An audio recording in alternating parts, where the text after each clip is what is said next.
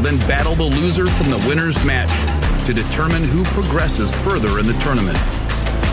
The 2 teams from each group move on to the playoffs, where 8 teams will compete via sudden death, single elimination, in a best-of-3. The quarterfinals and semifinals will be an exhilarating battle of skills, wits, and strategy to win through a best-of-3 elimination process. And finally, we reach the grand finals, where our final top 2 teams of the series will battle for glory through a best-of-5 elimination.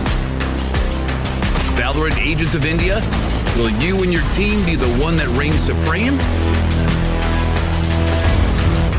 It's time to power up.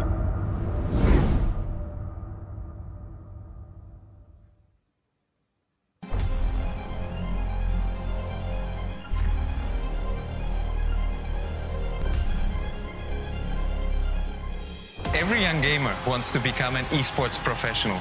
We make it happen. You just keep on winning.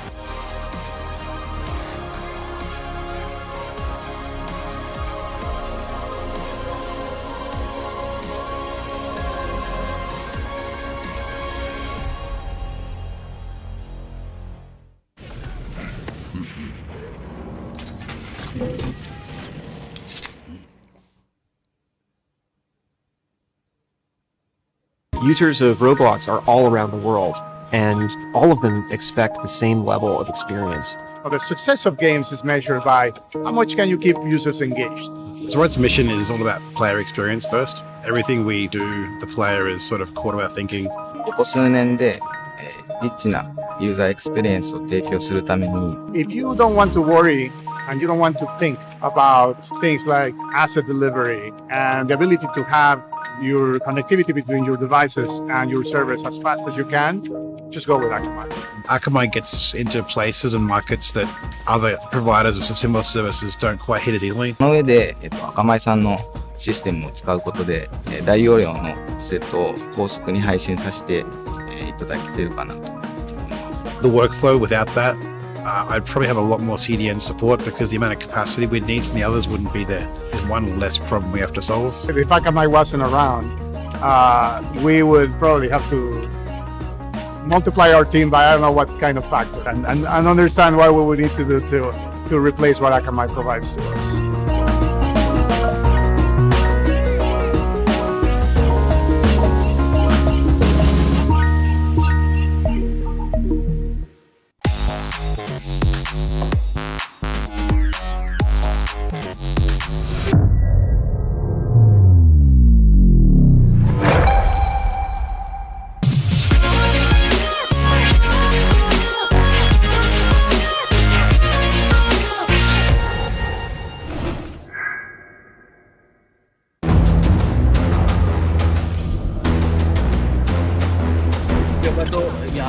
Look at that mid market पे भी यहाँ पे मोहित वाकले W1 1 kill 2 kill 3 kill he but I think can he do it? Can he get the ace? Can he manage to kill this? Yes he can. Mohiत Wakle lighting pass को down करते हुए double trade का scenario यहाँ पर बनता हुआ triple trade का सिनेरियो बनता हुआ स्किल दिस कार्गोट को एलिमिनेट करते हुए 1v2 की सिचुएशन है fake defuse fake it till you make it and he can make it yes he can निकाल दिया मेरे ख्याल से और ये एसके रोती का जलवा वहां पे देखिए he shot 2 people down through the smoke. This guy is insane. A relatively smaller map. Oh, he's going to get a collateral. That shot. यहाँ पर इधर की रूप ट्रेड निकालते हुए एक प्लेयर बचा हुआ है यहाँ पर 1v2 फ्री शॉट ये बहुत शानदार डबल निकालते हैं यहाँ पर डीएन किंग क्लच की बहुत करेगा यहाँ पर He's going to dig and get that ace. What a round.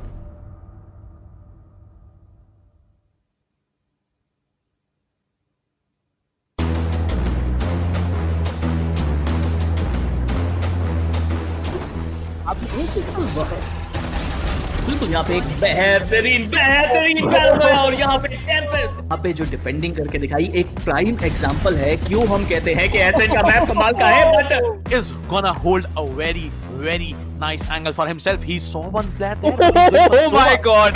Who's gonna knife him? Yes, he's gonna knife him. No! Wait a minute. Other player that's gonna be Stenos, who was about to use the showstopper. It's a 3v3 situation. No! Take one down. And it's the last one standing. इनके पास double satchel boost जरूर रहेगा. क्या वो use करना चाहेंगे वही एक बड़ी बात है. सेज काफी डिस्टेंस से आ रहे हैं, लेकिन कोई गलती नहीं होगी. दो प्लेयर को टेक डाउन किया जाएगा. तीसरा प्लेयर भी यहाँ पे आके आता हुआ बहुत ही शानदार तरीके से टेक डाउन किया जाएगा. And that's gonna be I am the hunter. That's gonna be Hunter's durability. Shannon gets taken down. Oh my god. And look at that ultimate. Brad with so much information doing the job out here. Yeah, maybe. Now you can see the Omen. He actually teleports onto the other side, but let me see how's it gonna be. The Brimstone is caught off guard, goes for the reload. Rina needs to come up front. That's a beautiful heading. That's a double heading coming in. But now he comes up strong. 3k already. This might be another round in the hands of the defense. And a 4k for Akku. Oh my god. Akku goes on. And he builds an ace for himself. What a ace play did this guy have.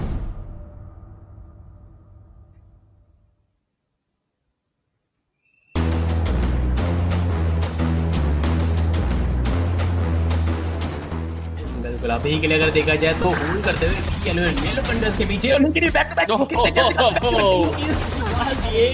यार ये काफी शानदार I guess क्या इस बहुत चीज है तो ये थोड़ा सोच समझ के आपको ऑपॉर्चुनिटीज का इस्तेमाल करना पड़ेगा अगर आप कॉन्फिडेंट हो तभी आप कीजिए लेकिन यहाँ पर जो लोग निकाल पाएंगे विद दैट 700 एचपी और मुझे लग रहा है सिर्फ ये चीज होना ही था get this spike or get the spike diffused and get those kills. He is being pushed from two sides. He will spot the Omen, get that kill. The recon dart is going to get taken out. 3 bullets goes in for that reload. 25 in the back.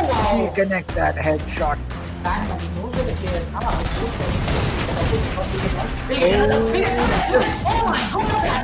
Out, but now it's all down to Dino as he will dink Antidote once and get that kill. He'll get another one onto that. No!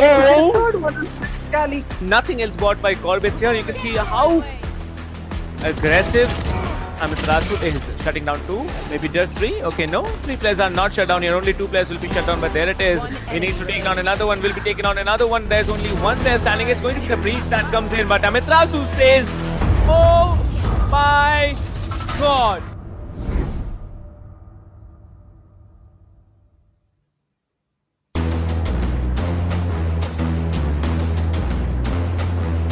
You will get the kill as well. Pasha साइल यहाँ पे एक अच्छा किल निकालता है खोली के ऊपर आगे जाने की कोशिश है. एक चीज मुझे अच्छी लग रही है ये देख के कि फैंस भी यहाँ पे एक साथ खड़े हैं, स्टैक अप करते आपको नजर आ रहे हैं. Cactus is too spiky. By the specters you can buy the shields here, but you can see the arena being very smart here, checking that corner where Prophet was holding, takes down 2. It's impossible for Team Playground Esports. They have been shut down all week from sight. What was that, dude? You can't do that. That is manhunt. This guy is an absolute beast, dude, going out there. He is pretty aggressive. Will he get the kill? He will get the kill. And right now, this guy is angry. He gets 3, and he might get even more. इतना ज़्यादा matter करेगा. बाकी हमारे जो neutral ये जो display दिखाया जा रहा है वो कमाल का है. स्मोकी यहाँ पे 2 किल निकालते हुए, that is really good. Smoky यहाँ पे 3 किल निकालते हुए. TOC Smokey is literally on fire. You can see the flames burning out of him, and he is just ripping things apart. अपने इसके लिए यहाँ पे बढ़ने की कोशिश नहीं कर सकते. ऊपर कितना रीलोड होती है किस ले लेंगे. Smokey is smoking. And Spiro थोड़ा सा डिफरेंस नजर कि यहाँ पर फॉर्म में नजर नहीं आ रहे अभी एम आई रियली प्रो, लेकिन कौन जब तक है यहाँ पर एक उम्मीद अभी भी रहेगी. केजीएल से यहाँ पर निकाल के बिल्कुल है यहाँ पर. And every time there was a nice just deleting him. Oh, okay, now someone else got deleted. Things are much hotter in the finals, as you can see. Every time someone peeks the operator and he headshots him in mid-air. And he's gonna get the third. Well, he's gonna get a 4th. वही काम अब किया जा रहा है the red syndicate के द्वारा. वो प्रेशर बनाना चाहते हैं अपने अपोनेंट के पास में, क्योंकि एक बार आपने माइंड प्ले कर दिया तो फिर माइंड प्ले से ओवर बहुत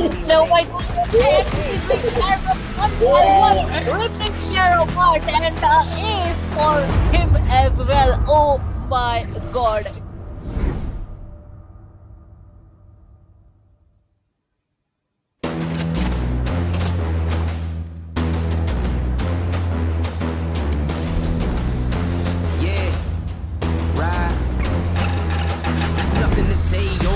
Nothing to say, I ain't have words, I erupted in thunder and rain. If you're mad strong, then why call me running away? It's just a game, but nobody coming to play. I bless.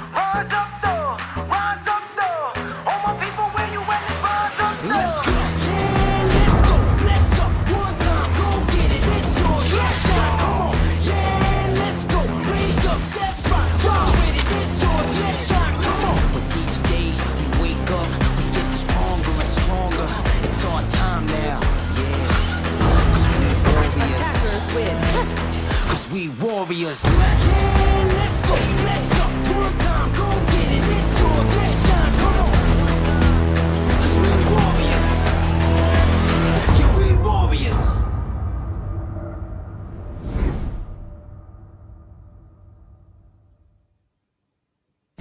Valorant Agents of India. Are you ready? The ESPL Valorant PowerUp Series is a tournament open to players of all skill levels. Whether you are an agent with competitive experience or not, this series is meant for you to test your skills and have fun.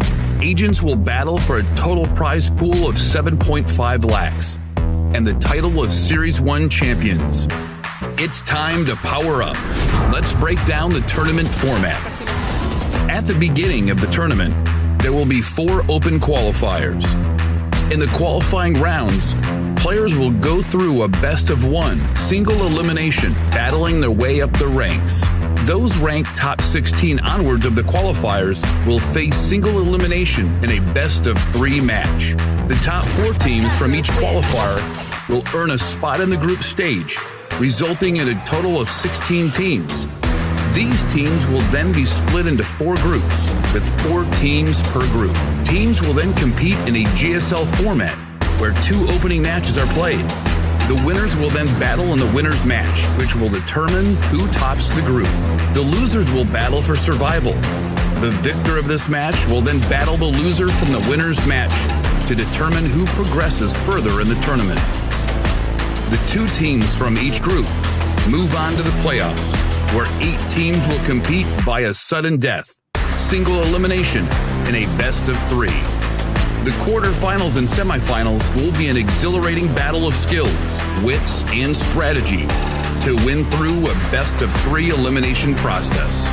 And finally, we reach the grand finals, where our final top 2 teams of the series will battle for glory through a best-of-5 elimination. Valorant Agents of India, will you and your team be the one that reigns supreme? It's time to power up.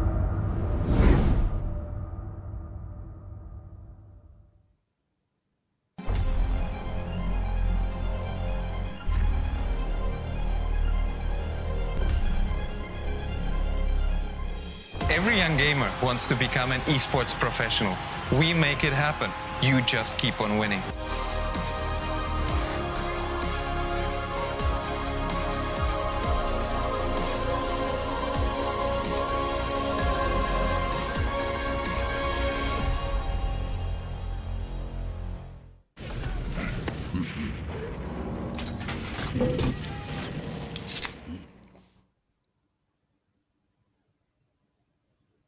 Users of Roblox are all around the world, and all of them expect the same level of experience. Well, the success of games is measured by how much can you keep users engaged. So RAD's mission is all about player experience first. Everything we do, the player is sort of core to our thinking. ここ数年で、リッチなユーザーエクスペリエンスを提供するために、 If you don't want to worry and you don't want to think about things like asset delivery and the ability to have your connectivity between your devices and your servers as fast as you can, just go with Akamai. Akamai gets into places and markets that other providers of similar services don't quite hit as easily. その上で、Akamai さんのシステムを使うことで、大容量のセットを高速に配信させて、いただけているかなと思います。The workflow without that, I'd probably have a lot more CDN support because the amount of capacity we'd need from the others wouldn't be there. There's one less problem we have to solve. If Akamai wasn't around, we would probably have to multiply our team by I don't know what kind of factor and understand what we would need to do to replace what Akamai provides to us.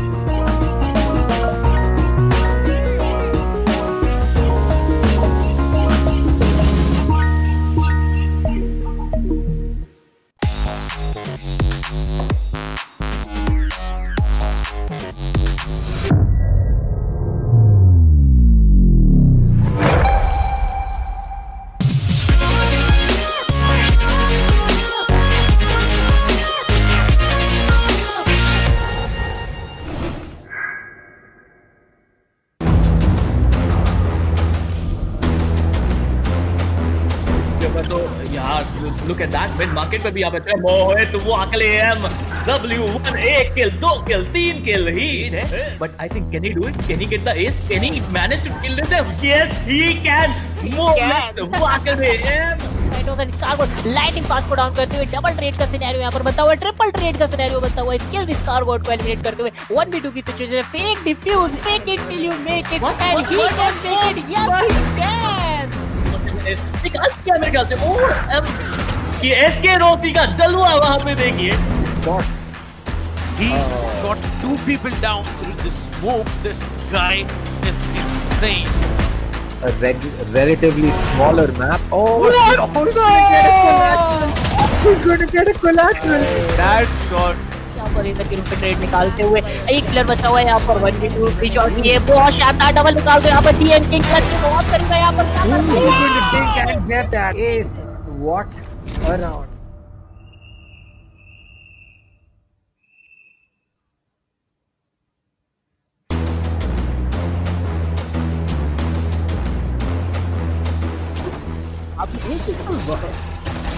बिल्कुल यहाँ पे एक बेहतरीन battle है और यहाँ पे Tempest यहाँ पे जो डिफेंडिंग करके दिखाई एक प्राइम एग्जांपल है क्यों हम कहते हैं कि ऐसे का मैप कमाल का है, but is gonna hold a very nice angle for himself. He saw one player there. Oh my god! Who's gonna knife him? Yes, he's gonna knife him! No! Wait a minute! Other player that's gonna be Thanos, who was about to use the showstopper. It's a 3v3 situation. No! Take one down, and it's the last man standing. इनके पास double satchel boost जरूर रहेगा, क्या वो use करना चाहेंगे वही एक बड़ी बात है। सेज काफी डिस्टेंस से आ रहे हैं लेकिन कोई गलती नहीं होगी, दो प्लेयर को टेक डाउन किया जाएगा। तीसरा प्लेयर भी यहाँ पे आगे आता हुआ बहुत ही शानदार तरीके से टेक डाउन किया जाएगा।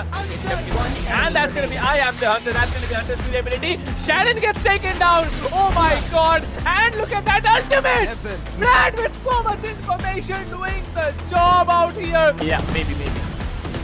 Now you can see the Omen. He actually teleports onto the other side, but let me see how's it gonna be. The Brimstone is caught off guard, goes for the reload. Rina needs to come up front. That's a beautiful heading. That's a double heading coming in, but now he comes up strong. 3k already. This might be another round in the hands of the defense. And a 4k for Akku. Oh my god! Akku goes on and he builds an ace for himself. What a ace play did this guy have?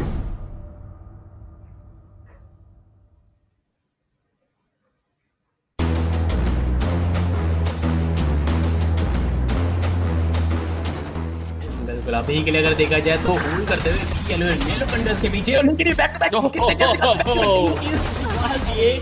यार ये काफी शानदार I guess क्या He connect that headshot.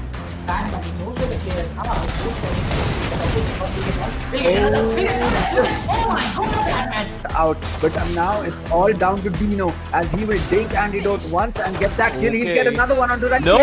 Third one on Scally. Nothing else bought by Corbett here. You can see how aggressive Amiterasu is shutting down 2, maybe just 3. Okay, no, 3 players are not shut down here. Only 2 players will be shut down, but there it is. He needs to take down another one. Will be taking on another one. There's only one there standing. It's going to be the breach that comes in, but Amiterasu says, "Oh my god!"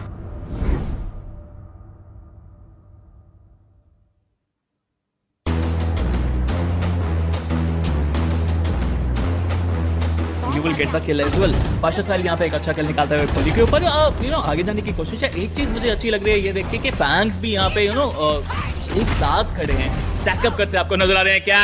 Cactus is 2 spiky. By the specters you can buy the shields here, but you can see the Rina being very smart here, checking that corner where Prophet was holding, takes down 2. It's impossible for Team Playground Esports. They have been shut down all week from sight. What was that, dude? You can't do that. That is manhunt. This guy is an absolute beast, dude, going out there. He is pretty aggressive. Will he get the kill? He will get the kill. And right now, this guy is angry. He gets 3, and he might get even more. इतना ज़्यादा matter करेगा। बाकी हमारे जो neutral ये जो display दिखाया जा रहा है वो कमाल का है। स्मोकी यहाँ पे 2 किल निकालते हुए, that is really good. Smoky यहाँ पे 3 किल निकालते हुए, TOC Smokey is literally on fire. You can see the flames burning out of him, and he is just ripping things apart. अपने इसके लिए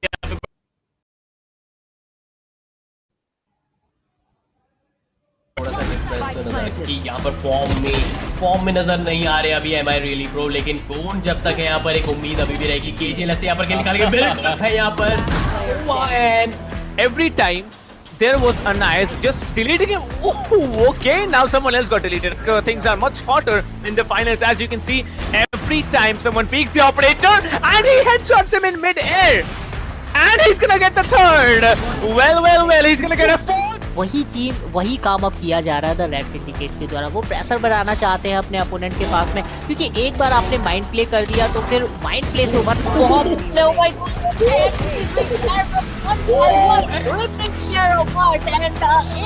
for him as well. Oh my god.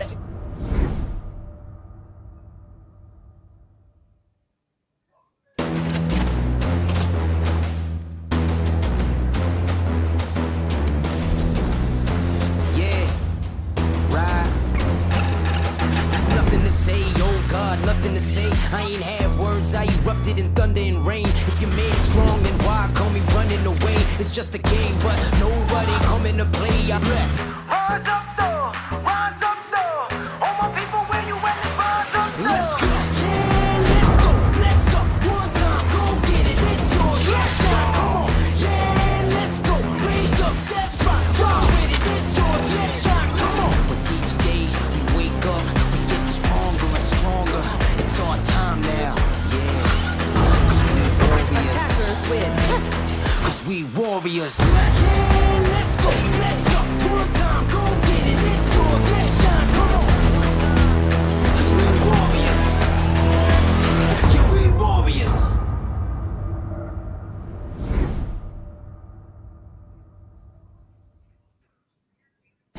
Valorant Agents of India. Are you ready? The ESPL Valorant PowerUp Series is a tournament open to players of all skill levels. Whether you are an agent with competitive experience or not, this series is meant for you to test your skills and have fun. Agents will battle for a total prize pool of 7.5 lakhs and the title of Series 1 champions. It's time to power up. Let's break down the tournament format. At the beginning of the tournament, there will be 4 open qualifiers. In the qualifying rounds, players will go through a best-of-1 single elimination, battling their way up the ranks. Those ranked top 16 onwards of the qualifiers will face single elimination in a best-of-3 match. The top 4 teams from each qualifier will earn a spot in the group stage, resulting in a total of 16 teams. These teams will then be split into 4 groups, with 4 teams per group. Teams will then compete in a GSL format, where 2 opening matches are played. The winners will then battle in the winner's match, which will determine who tops the group. The losers will battle for survival. The victor of this match will then battle the loser from the winner's match to determine who progresses further in the tournament. The 2 teams from each group move on to the playoffs, where 8 teams will compete via sudden death, single elimination, in a best-of-3. The quarterfinals and semifinals will be an exhilarating battle of skills, wits, and strategy to win through a best-of-3 elimination process. And finally, we reach the grand finals, where our final top 2 teams of the series will battle for glory through a best-of-5 elimination. Valorant Agents of India, will you and your team be the one that reigns supreme? It's time to power up.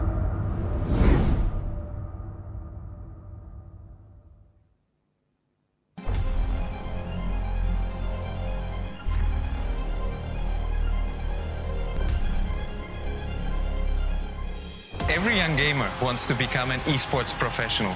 We make it happen. You just keep on winning.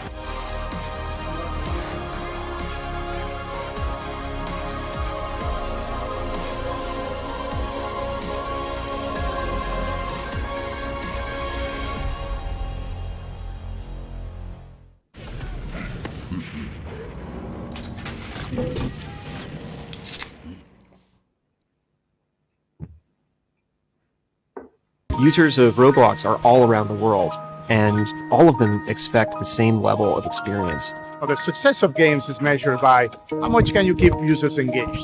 Zoroark's mission is all about player experience first. Everything we do, the player is sort of core to our thinking. ここ数年で、リッチなユーザーエクスペリエンスを提供するために If you don't want to worry and you don't want to think about things like asset delivery and the ability to have your connectivity between your devices and your servers as fast as you can, just go with Akamai. Akamai gets into places and markets that other providers of similar services don't quite hit as easily. その上で、アカマイさんのシステムを使うことで、大容量のセットを高速に配信させて、いただけているかなと思います。The workflow without that, I'd probably have a lot more CDN support because the amount of capacity we'd need from the others wouldn't be there. There's one less problem we have to solve. If Akamai wasn't around, we would probably have to multiply our team by I don't know what kind of factor and understand what we would need to do to replace what Akamai provides to us.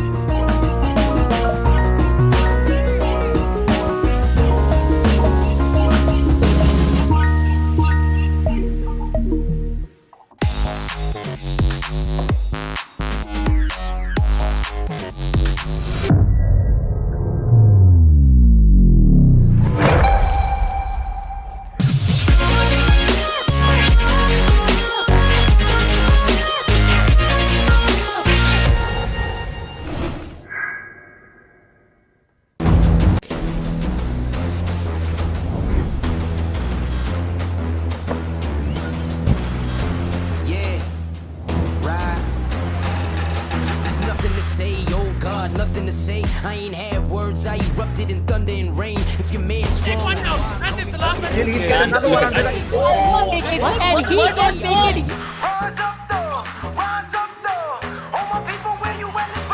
let's go. Oh my god, man. This is on fire. यहाँ पर एक OP निकाल के bill Moving on full by. Oh my, what? Let's go. Raise up that spot. Run with it. It's yours. Let's shine. Come on. Goes in for that attack. And Connect. Yeoman, what a shot! And then the Yes, full game for us. yes. Oh my god. Cause we warriors.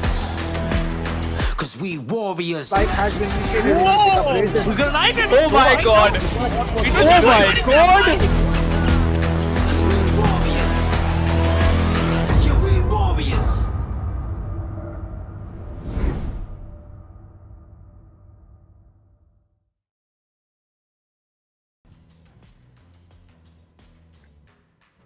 So, welcome everyone back to the ESPL India Valorant PowerUp. As this is me, Dr. Dang, and along with me, as usual, is going to be Captain Price. So, today we have the group stages of the Valorant PowerUp with us today. As it's been a great journey through the qualifiers, we saw a lot of well-known teams make their way through. We saw a lot of new teams join the party as well, and today it's going to be global taking on INGLU. Well, it's not just global taking on INGLU. We are gonna get back to who's gonna take on who in a little while. But let me just tell our audience what ESPL is all about. ESPL is a platform providing you with immense capabilities and workloads of tournaments that comes up to you every month. And starting off 2021 with the ESPL Valorant PowerUp, they have really stepped up their game and are working very hard in bringing to you the tournaments which can maybe rise you to the esports glory. But yes, that's not all. We have multiple partners in front of us. We have the tech partner as Akamai Technologies. We have the broadcasting partner as LOCO. The peripheral partner will be HyperX, and media partner TalkEsport, country partner PFG Esports, and production partner none other than SkyEsports India. Well, talking about the prize pool, 7.5 lakhs at stake. That is a huge amount of prize pool that comes in, and it is the biggest prize pool that has ever been showcased in an open tournament in the Indian region. Talking about the breakup, 4 lakhs for the first place, second place gets 2 lakhs, third and the fourth place teams walk away with an equal share of 75,000 each. So Kanav, this is a very, very big battle, because not just the prize pool, you will also be having the bragging rights and also winning the title of ESPL Valorant PowerUp Champions. So what do you think is more at stake, the prize pool or the title? I mean, today it's really going to be the title that's going to be at stake, because you don't want to start off group stages on the back of a defeat. You don't want to start off, the first day of the tournament when, you'll be at the back already on the back foot. But we have the group stages dates. They're going to be from the 13th, which is today, through to the 21st. and then we will be having our playoffs where the top 5 teams from the top 8 teams from the 4 groups that we have here will be making their way in and fighting it out for that prize pool. But that's going to be a week or two away. But right now we will be having, as we said, the group stages in front of us. We have the teams ready in the background as we will be just about making our way into the map veto, and then we will see who's going to be coming out on top. And as you said, the bragging rights, they are definitely at stake here today. Well, indeed. And, one more thing I'd really like to tell the audience is the group stages, it's a very, very vivid and a complicated structure. So if you haven't yet, figured out how it's going to work out, like the upper bracket matches, the lower bracket, who fights against who after the upper bracket and the lower brackets are over, for today, it's going to be the upper bracket and the lower bracket matches, happening this afternoon. And whatever happens, both of these, whoever wins in both of the BO3s in the first sets here, they are going to move up into the next set and play the upper bracket finals. Whoever wins here, they are going to move forward a little bit because there are many matches remaining. As you can see, it is an 8-day streak here from the 13th of February to the 21st. So yeah, today I believe is also a very important day for some people, and you know what I'm talking about, right? But still, let's move on. As you can see, there is also a grand prize of one set of Alloy Origins keyboard, Cloud Core 7.1 Pulsefire core, and Fury Ultra RGB gaming mousepad, keyboard, mouse, and definitely the Cloud Core 7.1. Those are the latest release that HyperX has come up with, and there will be only one set given away. That's the grand prize coming in. Else you can see there are tier 2, tier 3, and tier 4 prizes there as well. But yes, if you want a shot at winning this giveaway, definitely head over to the stream link and head over to the ESPL welcome gift giveaway link. You'll be switched over, redirected to the sweep widget link. Head over there, make your entries, and who knows, you might be lucky enough to win the grand prize as well.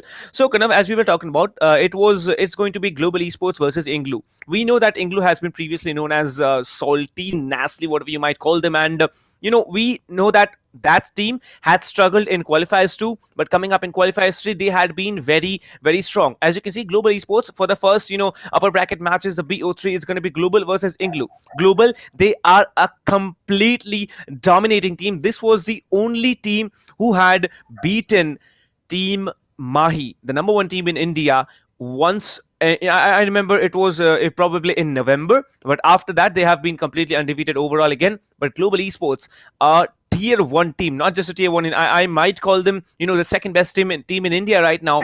They are gonna face against INGLU, a team who came out from the underdog world. Will the underdogs be able to put up a show against Global Esports? What do you think?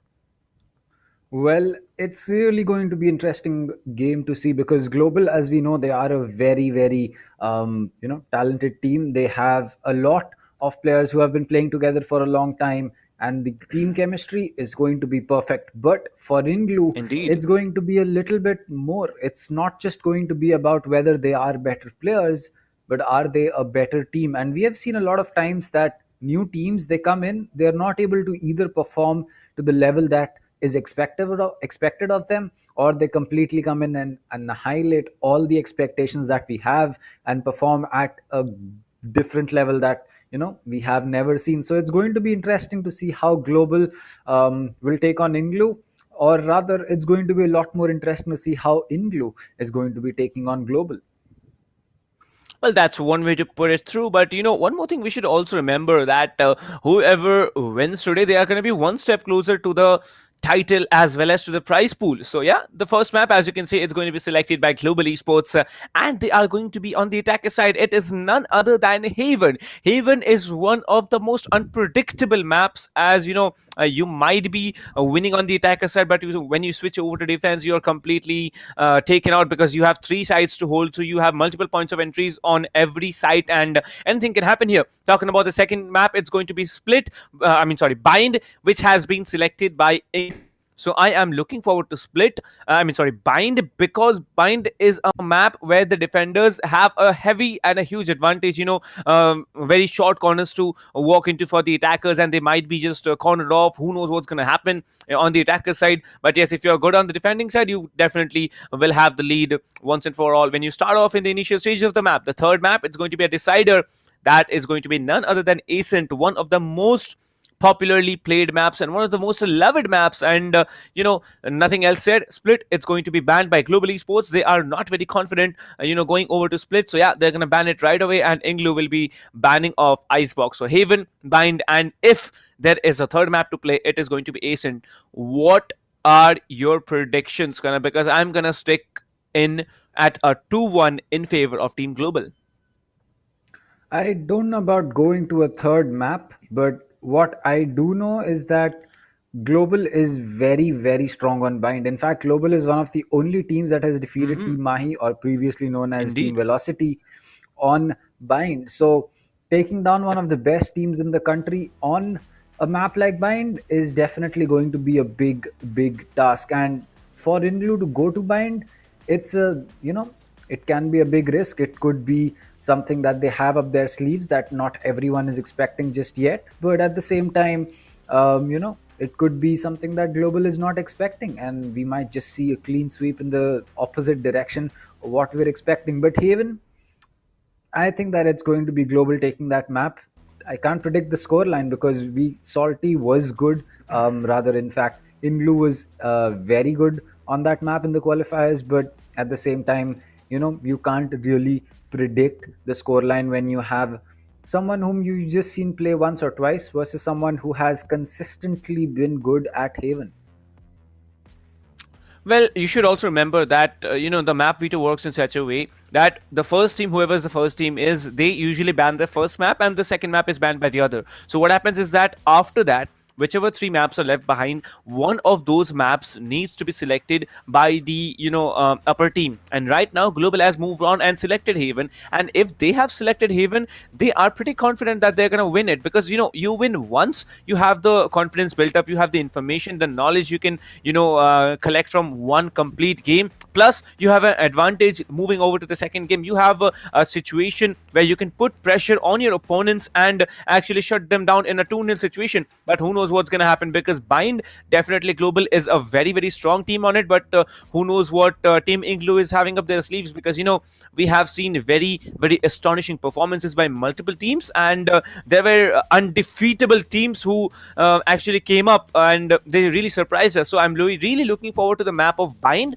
But yes, sticking on with Haven, I think it's going to be Global walking off with the first map. No hard feelings to INGLU, but you guys really need to perform at, I believe, 1000% of your capacity. That's the only way you're going to take down Global on Haven. That is definitely true for at least as far as Global Esports goes. On Haven, they're already starting on attack. You can almost expect a 9-3 or a 10-2 split coming in from their side. Unless INGLU is able to do something special.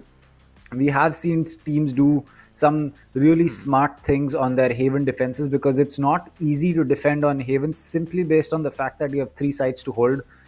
You end up usually leaving one free, which is usually B, but then according to the push that the attackers are making, you usually end up leaving C or B behind. So it really depends as to how Global's attack is going to be set up. But from what we have seen and what we have to go off the past, I think it's really going to be an interesting game coming in, because once the split comes in, once we are going to be changing sides and we will be seeing both teams switch up their roles, I think that INGLU will have some tips that they can work with, and maybe they might just be able to walk away with a surprise.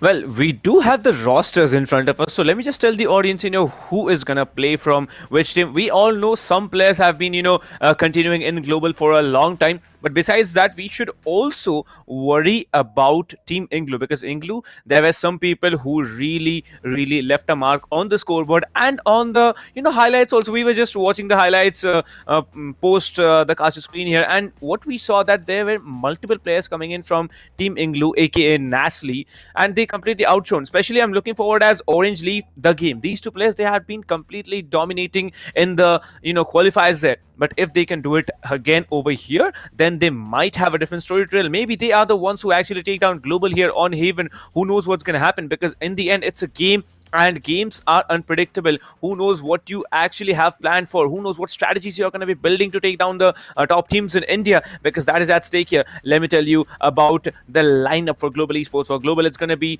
none other than Sunil, Skidosi, Lightning Fast, Skills, Hellranger, and Kappa. And Kappa, as we all know, is a god out here on Haven. But yes, I want to see who plays the Cypher. I want to see who plays the Killjoy, because these two agents are, I believe, the most important agents that you can possibly have in the map of Haven.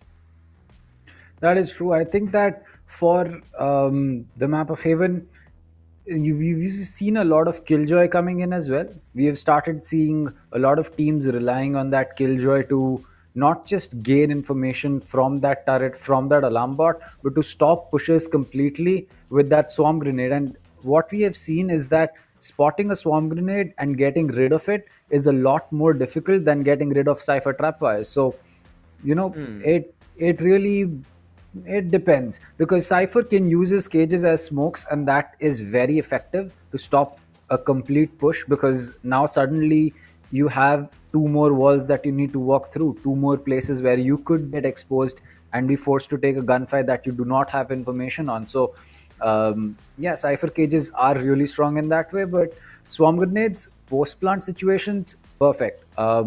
Stopping pushes, perfect. Using a swarm grenade along with an alarm bot to force someone to drop down, give their position away, and then get stuck in that, I don't know what to call it, the circle of death. But so Killjoy has really started growing on the community. We have seen a lot of teams make Killjoy strats, especially with a lockdown, either to make a retake, either to get the spike down, or just to gain some map control. And there are a lot of interesting ways that people have done it.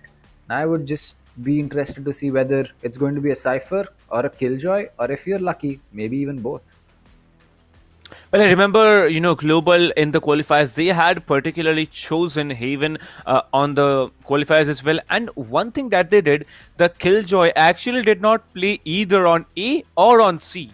The Killjoy was playing B default, and that's very surprising, because B is a very open space. You can actually breach up from A link or from C link. You may be just rushing in through mid here, but yes, if you are actually playing default, that's a very tricky position. You either get the round or you don't. Killjoy plays the turret up high on the boxes on the right side of B entry, place your nano swarms on the default plants there, and your alarm bot to get the information. Anyone walking in, double damage getting dealt because of the vulnerability. But then in the end, the Killjoy playing B is going to be a very hard one for the attackers and a very tricky one for the defenders to play with. You either do it or you don't. Talking about the teams here, the teams are going to get ready in a short while, and we're going to move on to the first game as well. Well, one more thing I'm really looking forward to is that attacker ciphers. Like you said, cages can be used as smokes here. One particular strategy I really like on Bind is that the Raze and Cypher usually walks up with a duelist on, the Raze is a duelist, but the other duelist also comes up from hookah here on B side. Now we all know B side walking down from hookah is probably one of the most crucial but a very important part you need to play. Walking up long, not such a big deal, but walking down from hookah is a very crucial thing to do. You use the Cypher cages to trigger them to cover off CT and maybe the corner of sight here. Just plant the spike default and get out of sight. Then you just play post plant. So yeah, Bind, when you move on to it, we're definitely going to see that. But talking about Haven, I think we might be able to see a 3 duelist play, because Team Mahi does it. So I'm really worried if Team Global, decides to walk off with 3 duelists. And since they're starting on the attacker side, I think they might be, actually choosing it and getting more and more rounds in their hands even before they move into the second half of the game. I think the reason that Team Mahi goes in for that triple duelist play is the fact that you can basically lock Excali onto that Rena, because usually you will be seeing him on that. You can lock Antidote to the Jet simply because he's the opper of the team. He's the person responsible for that huge sniper. And it just comes down to Amaterasu. If he wants to frag out, he's going to be on that Phoenix. And if you need Amaterasu to help out in IGLing duties more, a Breach, a Brim is something that he can definitely play. We even saw him play a Viper on Icebox yesterday. So it can really depend on the way that Team IE wants to play. But the triple duelist on Haven is simply based on the fact that you can dedicate one player with flashes or with a paint shell and a boom bot onto the side of every single site, which is A, B, and C. So it really helps out in attack, it really helps out in defense, and everything in between. Well, we also saw a lot of brimstones coming in, especially after the Omen nerf here, that the flash was, increased. The cost of the flash was doubled from 200 credits to 400 credits. Then there was the smoke duration, that was decreased. The smoke rotation was decreased as well, and so was the travel time. That's a huge change. Like, previously you just, press E, just press on left click, just drag down your smokes, then press E again, the smokes are deployed. But now it's basically like, I'd say, a brimstone walking. Like, that's the equal to the speed of the smokes right now from the Omen here. But the advantage that you get with the Omen is that your smokes are rechargeable. Every 30 seconds you use your smoke, one smoke comes back to you. But when you talk about the brimstone, it definitely has an offensive ability as well. Not just one, but two. The orbital strike, that's the ultimate from the brimstone. It can absolutely melt you if you are caught inside it. And also the molly, that molotov coming in from the brimstone can be a very, very crucial thing in the post plant situation. Plus you have 3 smokes to work with in the beginning. Smoke off 3 corners, just push into the side, plant the spikes, and get out of there. Stim beacon, basically I'd say a Reyna with no soul orbs is what a Stim beacon can get done for you. Simply your rate of fire increases, your movement speed increases, your reload speed increases. You simply get stimulated so much that you can absolutely deal huge amounts of damage onto anyone who's walking in front of you. Of course you need to aim, so that's another story to tell. But I believe any team who has come up here, the top 16 teams that have come up here in the group stages, they definitely have the skills, and that's why they are here. But yes, in the end it's going to be a team game, not an individual one. So the teams better, pull up their socks and function together, because that's going to be the end of the story. Your team functions, you do, otherwise you don't. That is true. Honestly, against a team like Global, you don't really have too much choice. You can't rely on that individual play. We've seen a lot of teams focus on one player trying to gain entry to site and then picking off players left, right, center.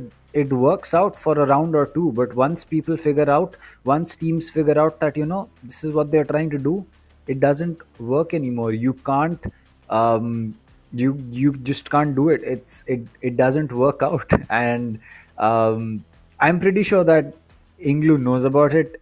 They have reached this level not by mistake. They've reached this place by actually going through strong teams and playing against them. So it will really come down to whether INGLU is ready and prepared. But if they aren't, then we'll have to see what happens on Bind, because Haven's then going to be a complete whitewash. Well, let me just remind the audience that today we are going to have the Group A upper brackets semi-finals and the finals. So yeah, 2 BO3s for the semis, and then for the finals we're going to have 1 BO3. Whoever wins from the first 2 BO3s is going to move on forward, and we are going to have a third BO3 later this evening. So yeah, it's going to be a very, very hectic afternoon for the teams who are going to play the first and the second games. Who know, it might be a 3-map setup coming in from the second BO3 there, and if it's actually a 3-map skill show, then it's going to be a really, really hectic show for them. But yes, I believe every team here really, really works out hard every day, so shouldn't be an issue for them. Of course, it's going to be a very tough challenge for both of us, Kanav and me. We are going to be there for the entire day in front of you, ladies and gentlemen, to entertain you to I don't know what levels. But yeah, hope we can keep up to expectations. So as we have got cued from League Ops here that the match is going to start in about 2 minutes, so Kanav, let's have quick predictions. Let's not talk about who's going to win. Let's just talk about what the scoreline can be, because this is Haven. You get the leads in the attacking half. You basically, have a walk in the park on the defender side. That is true. I think that for predictions, I'm forced to go for a 2-0. I don't want to have a 2-0, but I think that Global, just based on the maps, Haven, it's chosen, it's picked by Global.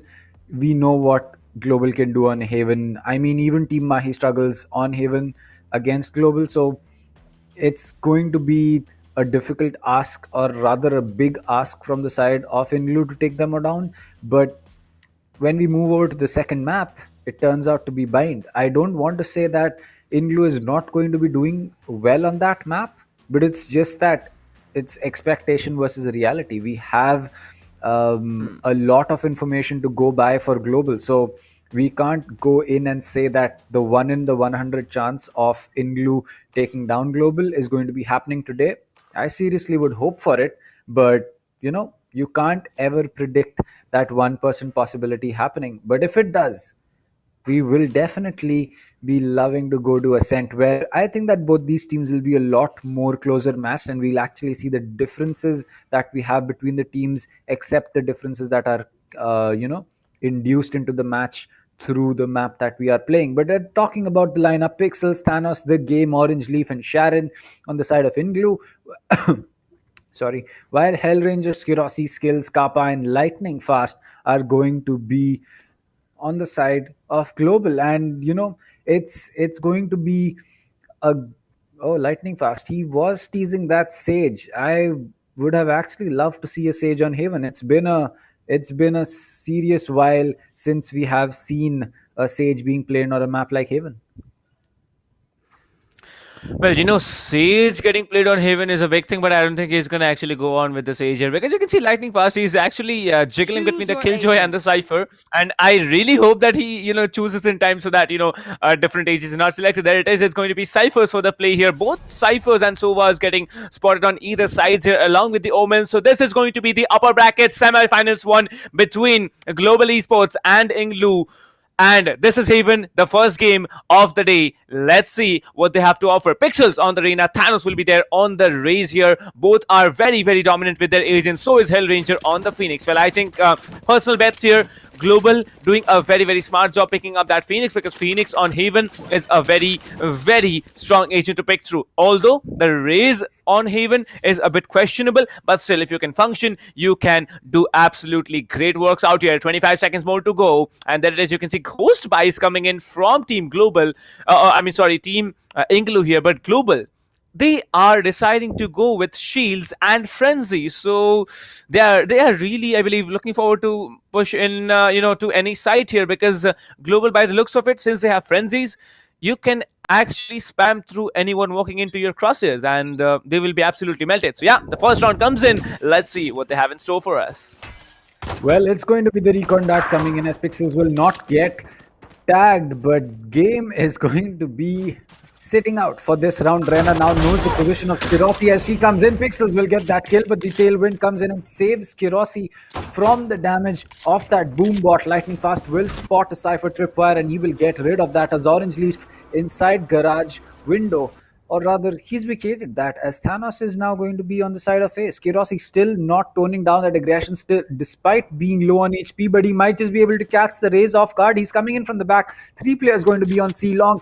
As Skirossi comes in, he might not have spotted Thanos, and yes, that will be an easy kill for the Raze, as the spike will get initiated in a 4v3. The Cypher has made his way inside the dark cover. As he baits cover, he'll get taken. No, the Classic will connect. It's going to be a C long plant, and every single player from the side of Global is going to be moving out. The curve ball comes in. It's going to be a flash for the Sova. He will not be able to defuse. The shock card will be coming in. A fake defuse again. This time Sharon is going to be coming in with the ghost. He'll get one. Kills comes in from garage. He'll pick one up, but Thanos is sticking to the defuse. He'll get that kill. The spray comes in from the frenzy, but it will not be enough as the bullets run out, and so will the HP of Skills. And with 9 seconds on the clock, it's going to be an easy defuse for the side of INGLU. Well, that's good. As you can see here, both the teams are looking strong here, because in the end it came down to a 3 versus 4. So I'd say, yeah, it was a good thing that came through. But in the end, Sharon again saving the day. I remember on Bind, there was Sharon using the Sova ultimate, the Hunter's Fury, and he actually took down 2 players alone with the Hunter's Fury in I believe 20 seconds left on the clock on A side here. So yeah, that's a different story to tell. And Sharing coming up, playing the Sova and getting 2 frags, not getting deleted. So yeah, good start for them. Global Esports, they need to pick up the pace because INGLU has had picked up the pace, and that's a very good prediction coming in from Pixels and the Rays as well. Going up A long, trying to get some information, trying the ultimate orb here as well. Everyone is going to push up short here, and as you can see, Hellranger will be leading the charge. Well, he is definitely the person who will have to initiate, as he is going to be the duelist in this situation. We might just see Skills use his paranoia though to gain access, because it's just a lot more longer to get that. But the hot hands has been dropped. The Rena Lirai will be dropped as well. The paranoia will connect with Hellranger, but no push as of now. This seems to be an all-A push, as unlike a lot of teams in the eco round, they are not pushing aggressively. Phoenix taking a lot of damage, but the game will just not land enough shots to finish him off. As the fake teleport comes in, the paranoia will connect again, and a counter here to stop the push from the side of attack. It looks like, lightning fast on the backstab, and we might just see, but there you go, the Stinger in close range. That's not something you want to take on. Stay down. Oh, I think you want to take on when you're Skirossi here, because Skirossi absolutely melts the Sova on the Stinger here. Well, Global Esports, they still have 4 players standing, but the Jet is very, very low. Lightning Flash in a very, very sweet position here, coming in with a Reina. Will be taking him down, but no, Reina will be overhealing, but Skirossi somehow trades off Thanos here. Pixels will be coming in, taking down Skills as well. It's a 2 versus 2 fight now. The spike has been planted default on the backside here. Pixels and the Omen need to work out. The smokes need to come through. Both the attackers are super low here. Hellranger will be coming in with a flash here, will be giving away the position as well. The Reina has been spotted off guard, but the spike is gonna get diffused. The Skirossi will be taking one down. 3k for him, but Pixels will be coming in a post-diffuse situation and pulling off a 4k as well. So yeah, that's a good start for INGLU. I didn't expect that Global was actually gonna give away 2 rounds, but it seems like, INGLU, they are functioning much stronger than Global is. Maybe it's a warm-up situation for Global. Maybe they come up stronger, but in the initial stages of the round, INGLU are leading in a 2-0 scoreline. Well, something really interesting happened. It was a force by last round coming in from the side of Global, and now they will be forced into an eco. Not the position that you would want to start your map off on, but 2 rounds, 3 rounds, 10-2, 9-3, we might just see Global come back. But right now, I'm really impressed the way that Sharon and Pixels have turned up. They have been going at it, and Pixels, in fact, playing it really smart. He has not picked up a shield, knowing that most of the players from the side of Global are going to be going in for an eco. You can expect them to bring a classic or a sheriff, because that's how usually eco rounds are placed. And with the Rena, 1 kill and you suddenly do not need to buy a shield. So I think it's smart, but it's really going to come down to whether that is going to play out perfectly or not, because a sheriff 1 tap is going to be an insta kill, irrespective of you have a full shield, no shield, or a half shield. So let's see how that plays out in terms of how INGLU is planning it. But as of now, how these 2 rounds have gone, it has to be Global who needs to turn the ante up. They need to show up for this map. It's their choice. They cannot expect to lose too many rounds, especially when they're starting on attack. It's not going to bode well for them in the later stages of the game.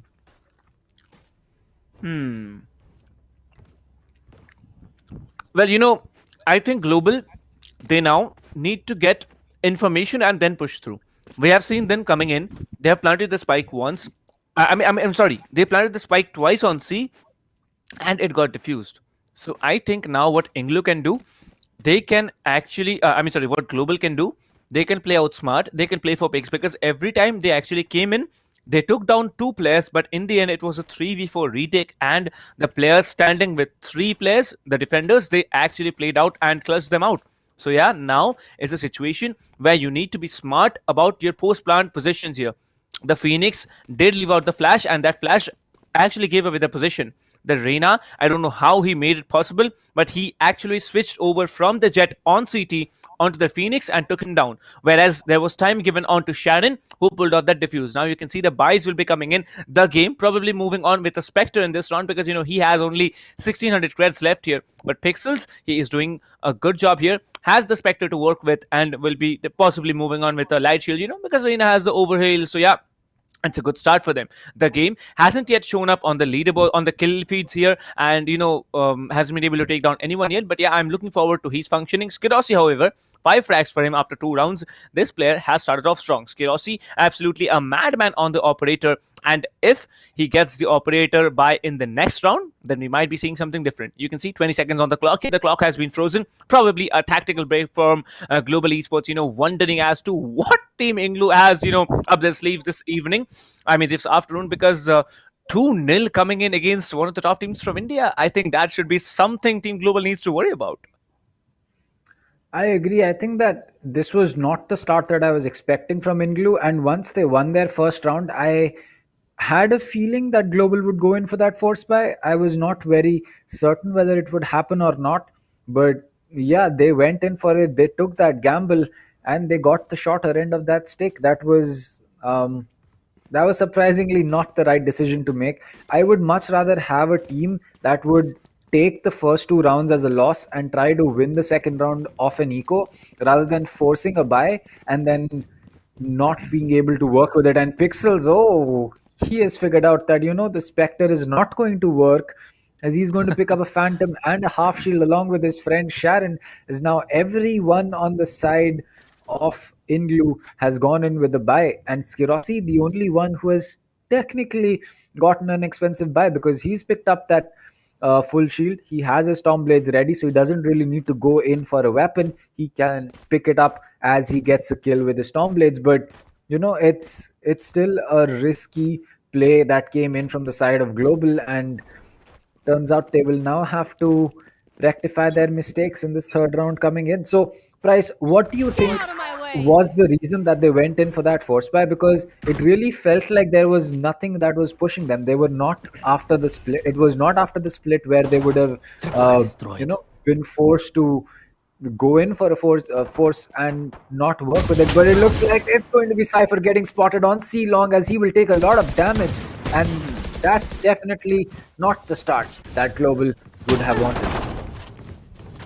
Many teams have an outlook of coming in and actually playing out on force by rounds here, because basically you lose the first round, you have a disadvantage, right? And I think that's the only thing that Global had been running in their heads here. Lightning Fast will be deleting Pixels, but Thanos will be trading it off. Now it's a 3 versus 4 situation where Sharon will be taking down Skirossi. Now it's going to be Hellranger coming in.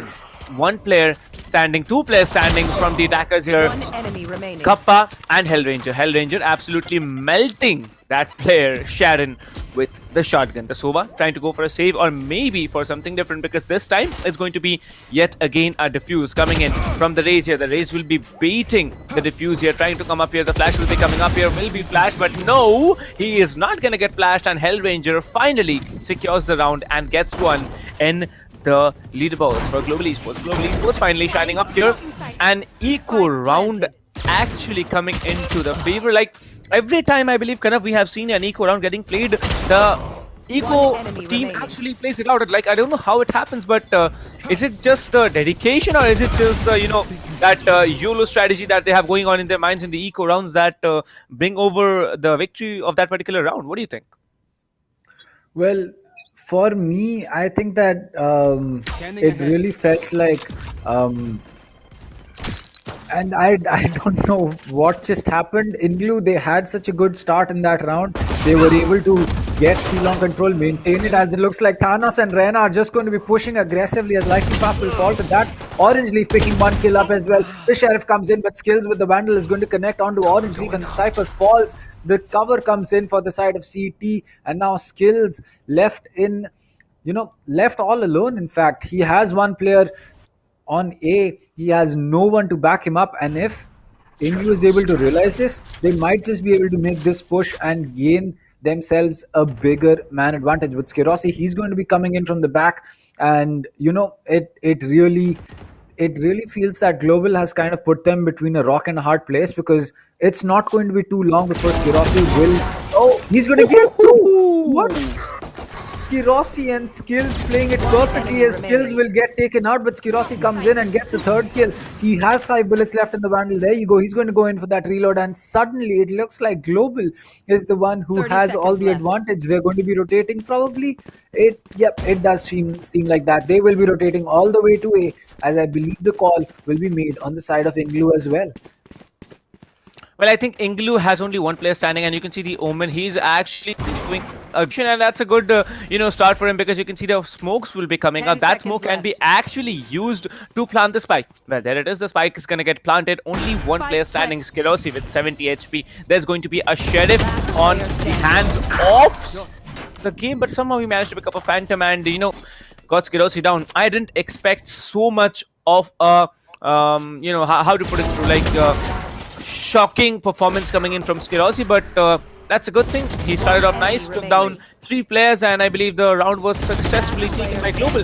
Now a 2-2 score line coming in, and a good start for them as well. I believe now we can actually see that Global, they have got the knowledge of how Team INGLU is functioning, and based on that, I think it's going to be a troublesome situation for INGLU, because now it's going to be a slow approach. It's going to be a play for pick situation coming in for Global.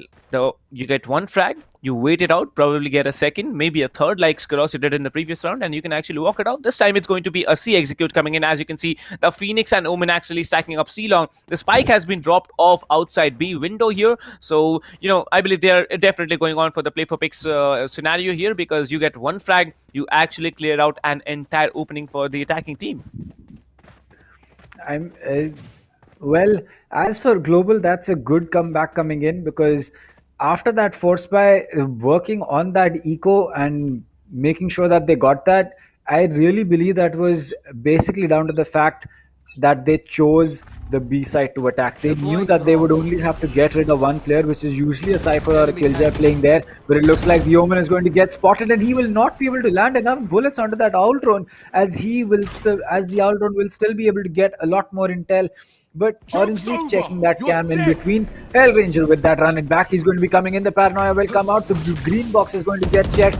No one there. But the game has moved in, as he will get finally taken out before Lightning Fast is going to get that kill, as Sharon with the Hunter's Fury will not connect with anyone. That's not really going to be the best use, but Skirossi, he's made his way in. He knows he has to check every single angle as the wall banks come through. He will make sure that he can fall back with a cloud burst or 2, as he's going to take a lot of damage thanks to that pin shell that came in from the side of the Raze, but it looks like he's just going to be a little safe right now, as the showstopper has been pulled out from the side of the Raze. Well, it looks like 2-1. Thanos is going to fall. Skills will get 2-1, 2-3, and that is going to be Sharon Orange Leaf falling, as Global are going to be coming back strong. Skirossi with that spray, but it's going to be Skills confirming those kills, and that's just a great way to come back into this game. As for INGLU, they need to figure out what they have left from the first 2 rounds. They need to figure out how they can get that advantage back. It's not it's not very difficult to work a 3-2 split to get it back into your favor. Maybe make it a 3-3, maybe a 4-3. But if that works and if that stays, then INGLU can really pull off an equal split on this map. What do you think, Price?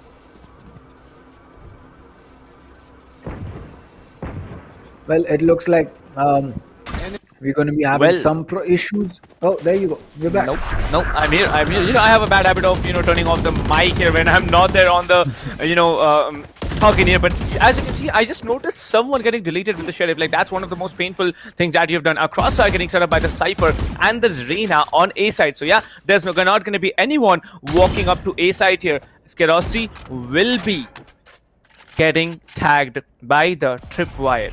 But now the Reyna decides to walk up A long, and this time they need to start a rotation, because 4 players standing on Haven, it is a tricky situation, but you can come back for it.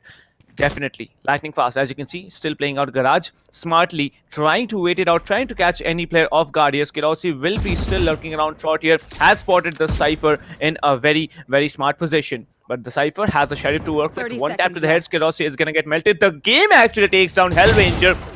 I did not see that coming. Kappa will be taking out Pixels. Lightning fast will be taking on the game as well. But now it's a 2 versus 3. 2 attackers standing. The Sova and the Cypher coming in. Lightning fast will be coming in, trying to get one. He does get one. The spike needs to be planted as quickly as possible. Kappa needs to take down one as well. Kappa will not be taking down one. Lightning fast versus the other Cypher. 1 on 1, and as you can see, he's going for the hunt here. Lightning fast will be coming in. The eco round actually playing it out really, really smartly here. I don't know how the players managed to do it, but every time there's an eco round, the eco team actually wins. Like, I don't know what to say. Like, the teams, if you are having a YOLO strategy and you actually do well, that's something really impressive. And looking at Global in the previous, I believe on the 3rd round, and then, you know, on the 6th round, we see INGLU doing the same, pulling out eco rounds. That's smart. But this time the game might be going off with an operator by, oh, there he is. He switches it to a Phantom instead. Both the teams are on full buys here. Skirossi topping the leaderboards with 9 frags. Orange Leaf this time deciding to play B here. Pixels will be coming up on A long, trying to get as much information as possible. But Skirossi will be taken down 1. But Thanos will be trading it off smartly. Hellranger comes in and takes down Thanos. Now it's an advantageous situation for Global. But will they be committing to A side or going on for a rotation? Kanav, over to you. Well, it will really have to be a rotation, because giving away your position off 3 or 4 players and then consistently trying to, push the brick wall is not going to help you. Sharon is going to ping one player with the outrun on C long. It looks like they're going to be playing a post plant position. The Sova recon dart is ready. The blaze wall has come in. No one from Garage will have any intel as to when people have crossed, but the shock darts are going to be coming in. They might just connect. No, it looks like Skills did take damage from one, but after that he'll be changing the position of his plant, as it's going to be a long plant coming in, and now 4 players all inside C. It can be dangerous, because if a flank comes in from long, they might just be surprised. But there could be a Cypher tripwire on that side, as there is a Cypher tripwire on the side of long, so they have that part can lock down for themselves. Lightning fast is going to get one, but it was Hellranger with that spray through the smoke, or rather was it Lightning fast, as it looks like the game will now just wait for some exit frags. Does not want to give up that gun that he has, and neither would anyone in that team, as he'll connect one headshot. It's just about time, as he will have to make a fall back, unless he'll fall to the spike explosion. Well, he's not going to fall, and the recent patch also added that deaths are not counted when the spikes are actually kill to the spike is not counted. But now this round was a very, very smart one taken down by Global Esports. Now Team INGLU, they can either move in for a buy, or they can actually go on for an eco round. I believe they're going for a force buy here. Sharon has to actually buy off shields, so maybe willing to go off with a Spectre and heavy shields, or maybe Stinger and light shields. Who knows what he's going to play with, but this time I believe Team INGLU needs to play a little bit passive. The quick rotations coming in every time is not working out, because this time we had people who were actually okay. I didn't expect that coming, but Pixels definitely gets Skirossi. Skirossi gets shut down right off the bat here. There are players lurking around mid. There are 3 players to be exact lurking around in mid, and this time Lightning fast. Like I said, the quick rotations will not be paying out, because there are players actually watching the flank. Cypher comes in, takes down the Sova now in a 4v4 situation. 3 to 4 rounds with Global Esports on the lead. The Cypher still waiting out. Smartly will be taking down 2, but Lightning fast, he's gonna finally take down Orange Leaf, and the positions of the defenders have been compromised. The flash comes in, the Omen and the Raze combine on C side here, coming in from behind. The game will be taking down Lightning fast. Only one player standing. Thanos will be coming in, and he snaps a finger, takes down Hellranger. 4 to 4. INGLU are giving a good competition. We weren't expecting this kind of a fight coming in from INGLU, getting 2 rounds in the initial stage of the first half, then coming in and having an equalizer. This is not the INGLU we saw in qualifiers 2. This is something different, and they have really have been grinding, and looks like the grinding has been paying off as well. That is true. I think that the grinding has really been paying off for the side of INGLU, because going 4-4 against Global on an attacker-sided map, especially on Haven, is a huge thing. They've already picked up the rounds that a lot of teams are not able to.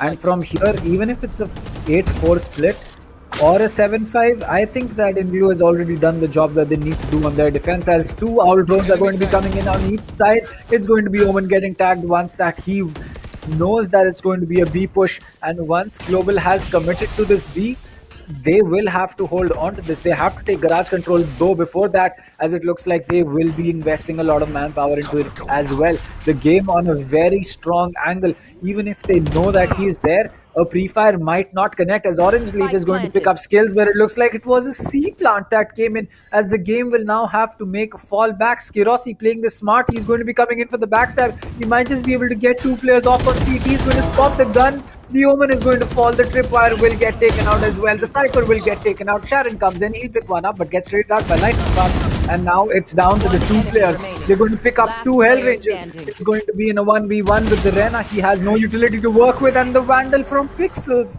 is going to connect.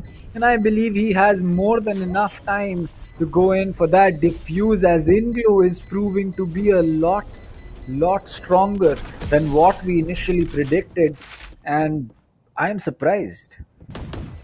Well, you know, if everything was allowed like the Assassin's Creed, what's it called, codes here, then I would have said like INGLU has been a really big pain in the peep there. But yeah, it's fine, right? 5-4 coming in on a map choice, especially from Global Esports. Like, INGLU, you are doing absolutely a madman's work here, pushing Global into Eco now, maybe getting another point on defender side.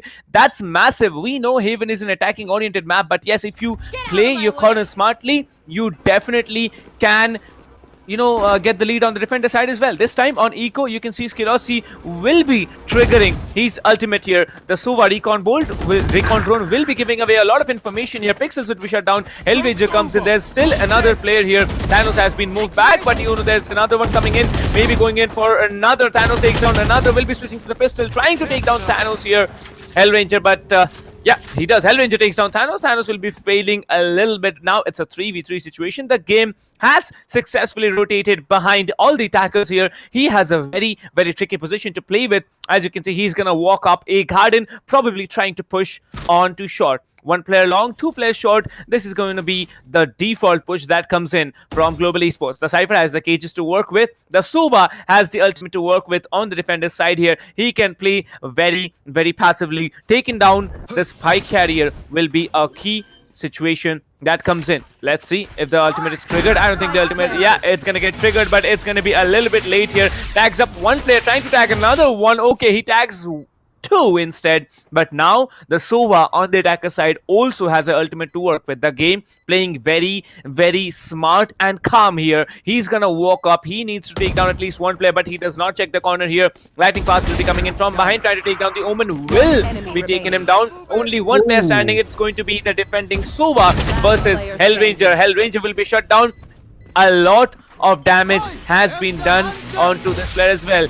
The ultimate gets triggered, tags 1 player, and he's gonna be taken down. I don't know why Sharon, like, you know, whether it was misinformation or he was a little bit careless here, because Sharon should be focusing that the Sova had the ultimate to work with. He could have baited. He could have actually, you know, gone in for a fake defuse there, and he might be able to have even pulled off the round here. But still, he decided to stick the defuse. And it didn't actually play out in his favor. He was taken down, and that's Global with another point in the bag. I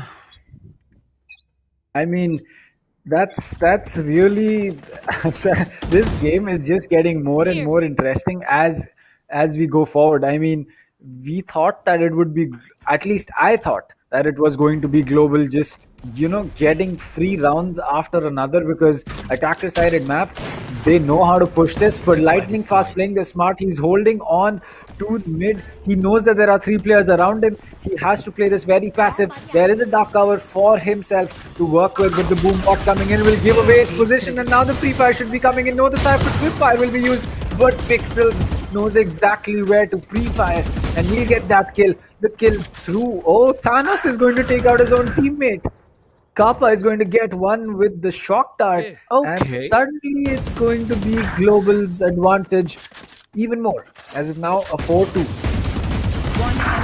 Well, it's not suddenly because the defenders were on an eco, and I don't know how Kappa actually pulled off the, shock dart kill onto the defending Cypher here. But yeah, it was a good thing. Like, I have seen a lot of average owners. Like, trust me, that guy on the Sova is absolutely a madman. I don't know how insane his lineups are, but Sova lineups, if Kappa is doing it today on a competitive map, using the Sova lineups to actually, take down players, then it's a very, very smart move, I believe. Now, another lead will be sticking into the favor of Global Esports here. 6-5, one more round to play. Let's see if the defenders can equalize it. I believe they have the potential to, but will they be able to is a big question, because Haven, as we all know, it's a three-sided attackers-oriented map. Let's see what we can, expect out of them. Well, what do you think? This round, crucial one, Global or INGLU?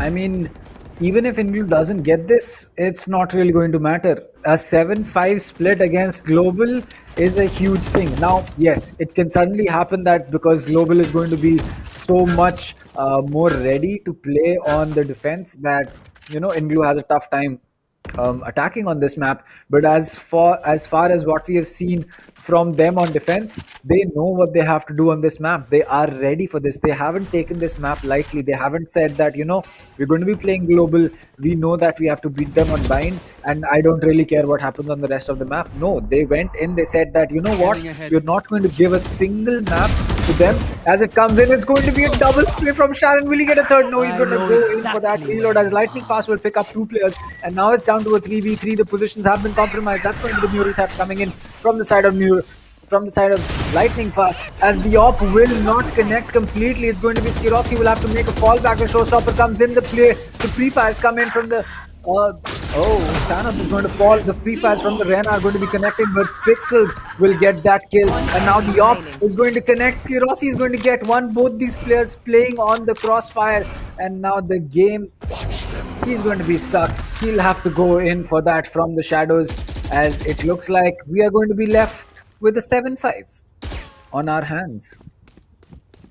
Well, I don't know what's happening, but the Omen actually, tried to come up here. I can see the chat getting popped up here. Well, you can see that's going to be Skiroski closing up the game and securing the round as well in Global Esports. I don't know what the game was doing, but probably, he had some network issues, maybe some in-game issues as well, because the way it looked through, the Omen was unable to move for a long time. Like, you can see, like, entire time the fight was going on, the defending Omen could not actually move here. Pixels triggered the ultimate and definitely took down 2 players, but that was not enough. Pixels now standing with 10 kills as the team MVP from INGLU. But Global Esports, Skiroski absolutely shining out here now. Skiroski has decided to move on to the defender side, because yeah, it's half time. The entire team of Global has decided on to, moving on to the defender side. They actually haven't decided. It's the default setup of the game. I'm just, messing with your minds here. But yes, 7-5, Global Esports with the lead. Moving on to the defender side. We all know that even as an attacking map, you can have a better chance of taking the lead and maybe winning on the attacker side. But yes, looks like the game is gonna have to, look on to his PC, because looks like the game really had some issues in the last round before the in the first half.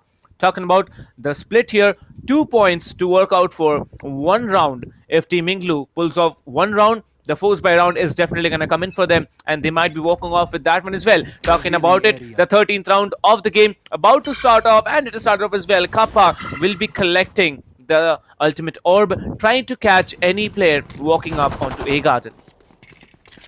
Well, I'm actually more interested to see the defense that Global will be putting up, because if you are comfortable on a map, usually the defender or the attacker sidedness of the map does not, make any difference, as Kappa is going to unfortunately run out of bullets in that frenzy, and that is exactly the problem that you have with that gun. But the spray is going to be coming in, and Skills and Skiroski picking up 3 kills each. Already gets that trade, but Skills with the frenzy is going to get another one, and now suddenly down to the game with 2 teleports, and his position on the flash is going to be coming in, and that's going to be an easy kill for Hell Ranger. But the frenzy really showing its advantage and its disadvantage in the same clip. Right here, it was Kappa running out of bullets when he faced two players and falling because he could not go in for that reload. But then Skirossi with that spray down onto the players lining up, really proving why the frenzy is so strong in these close quarter combat battles. And you know, it really just, what can you say? Well, I can say Global is having a good time now. You know, they were almost down and out. They did not almost have a plan to take the lead, but they almost, had been choking out. But they almost, I'm done with the almost here. Global definitely now starting to perform to the best of their abilities. Arena will be walking off, not checking the corner here. El Ranger will be shutting down one. Pixels gets taken down immediately as he tries to walk up onto B. This time, Kappa has to fall back. We know how accurate the Ghost is. Probably more accurate than having a Spectre, but this time the game coming in with a Sheriff. We have seen this player meddling with Sheriffs, but Skirossi on a very, very beautiful flank. I don't know how Global actually manages to walk off and go on with such a position, but I believe the backstabs coming in perfectly, because I can see 4 players now trying to breach up. 2 from Garage, 2 from Long here, and Skills and Skirossi are on a beautiful backstab here. Well, spotting one will be taking down one. Skills will be flashing one position, and there's only one player standing, and it turns out to be a flawless round. Absolutely mad flawless coming in for them. Nobody was checking the flanks. That mistake was getting done by Global in the initial rounds, but Global, they worked it out. However, INGLU, instead of working it through, they have actually, started struggling because nobody was watching the flanks there. And Skills and Skirossi, they walked out of B, rotated all along, spawn there from C long, and they just came in. That was it. They had the round, a flawless one, 9-5, 4 points lead in the hands of Global Esports. Well, I did not expect such a strong start coming in from the side of Global. Skirossi has already picked up that operator. Oh, that is, that's the... Oh, he's going to miss a shot. He's going to miss a shot, give away his position. But then, the Jet with a tailwind, it's really the reason why people use that op, is that if you miss your shot, it's really easy for you to have a quick getaway, getaway path, as he's going to be playing this very aggressive again. The boom bot will be coming in. It should be down to Hellranger to get that. Yes, it will. Yes, he will. The paint shell is going to be coming in. The Rena Lyra is going to be ready, as Skirossi does not know about this. Lyra will be coming in. The peak is not going to be held, as it's going to be raised, falling. Thanos will get taken out. Rena is still going to survive, but Shannon will take that kill. No, he will not. The game is going to get to and frag best all over the places. Finally, the op is going to ring out, and the game will, the game will end for the game in that round, and that's just a small fun to work with, The game will end in that round for the game. It's a paradox of words, but yeah, it's definitely an interesting performance coming in from Global. Looks like Global has done the homework, in the initial half of the round here, and they can now actually move on and obliterate out onto INGLU. But INGLU, now they are on an eco round, as you can see, 4 Sheriffs and 1 Frenzy coming into play. Well, you don't peak Skirossi with Frenzy. Are you serious right now? Well, one information I'd like to give out to the audience is that the kill box with an operator has been significantly reduced, with the recent... Oh, what? The kill box has been reduced, but looks like Sheriffs are still the OP in close range here, especially when you need to one-tap one player. There are 3 players now, and C-Long and 1 player in Garage will be taking down. 1 Pixels will be trading it off smartly. It's a 3 versus 3 now. 2 players just waiting up here, and it's going to be only the Cypher waiting up in... he was not waiting. He absolutely got deleted when I was saying he was about to wait up there. 11-5 Global Esports looks like they have started off really, really strongly here. 11-5.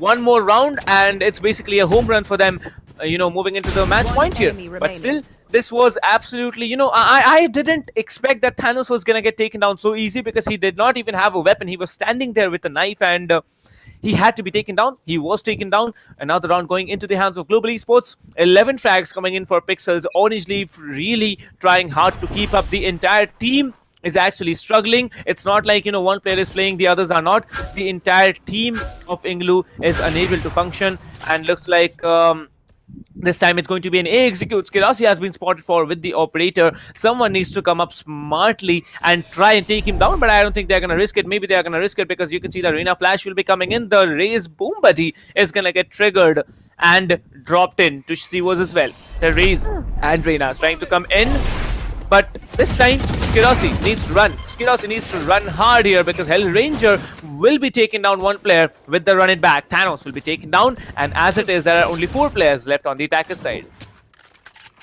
Well, it certainly now looks like that Global has a much stronger hold on the map once they are on their defensive side. And surprisingly, the Haven is not playing out to be an attacker-sided map. And again, I think that this is down to the fact that, these teams that are good on maps, they are good on those maps because they understand how the map plays, they understand the intricacies of the map. So really having just an attacker-sided bias is not going to be enough for the side of INGLU to get that kill, as Hell Ranger is going to pick up Pixels. The tag is going to be coming in onto the Omen as he goes in for that spike plant. They know that there are going to be 3 players inside. The Cypher has been spotted. Lightning Fast will take some damage from that Phantom, but it looks like he will just about be able to survive long enough to make sure that his teammates are able to rotate. As Kirasi will be coming in, he should be the initial entry for him, but he looks like it's going to be Lightning Fast coming in. He knows the other positions of the players. It's still going to be the Omen right under him, as Kappa will make sure that Lightning Fast does not jump into a pit full of snakes, as it's going to be match point for the side of Global. And you can just see, you can see the coordination that these players have. They are not waiting on each other just because they do not want to make the push. They are waiting because they're going to be setting up a picture perfect push, and when it eventually comes in, it's going to be flawless. I mean, the way that players were picked off from the side of INGLU one by one on C, it was beautiful. But still, INGLU, after having a man disadvantage, they still came up and planted the spike. The post-plant situation is really not working in the favor of INGLU here. Moving on, match point for Global Esports. The Cypher setting up C once and for all. It's going to be an A execute that comes in. The Raze has been spotted for and will be taken down. 70 HP still remaining. Now, Hell Ranger has a work to do. The Omen will be teleporting. Where has he decided to go? The Reina will be there. Has been spotted off for. The Crosshair completely trained on top of Pixels here. 2 players need to pick off from that smoke here. He takes down one but gets traded for instead. Pixels will be somehow taken down. Skirasi as well. It's a 2-4-2. Cypher will be coming in along with the Arena. 1 from CT, 1 from Long. This play can be very, very tragic and disappointing because no one was actually watching Long. It's going to be the Arena who stands, and Skills will be coming in, shutting him down as well. This is it. Global Esports with the victory of the first game on Haven. Now I know why they actually decided to pick Haven, because after some homework getting done, I believe it's a good round for them.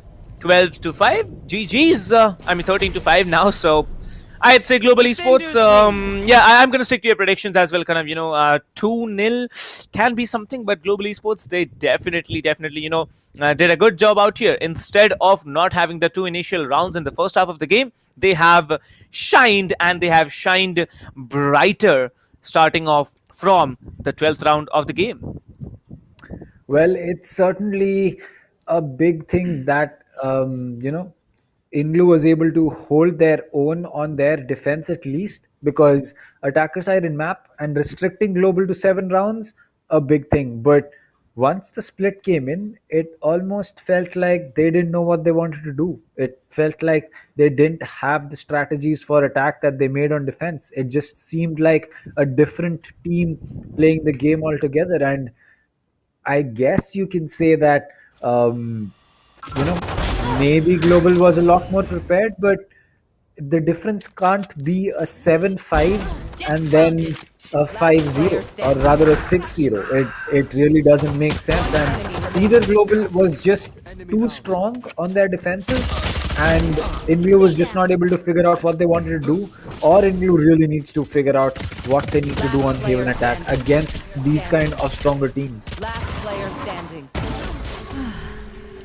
Well, I think personally speaking, Team Global, they have been not very confident with the attacks in the start of the game here, because what we saw, Global was getting taken down over and over again. It was to a point when we saw a 5-5 split coming in from both the teams here. I mean, from that point on, it was basically Global all throughout. We saw 5-5 and then it was 13-5. Not one round was actually given off to INGLU. That's something of a development that came in from Global Esports. Global Esports absolutely doing a madhouse work here.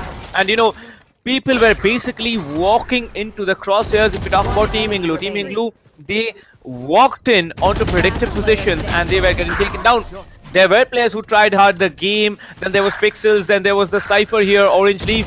They tried really hard, but no one was actually playing together. I felt, from Team INGLU, everyone was making the same mistake. You saw there in the back in the clip there, everyone was watching long, no one watching CT here. If you see in this one, there were players getting taken down here. Lightning Fast was the one here who actually had to, take on Orange Leaf 1 versus 1, whereas Orange Leaf just had to wait it out.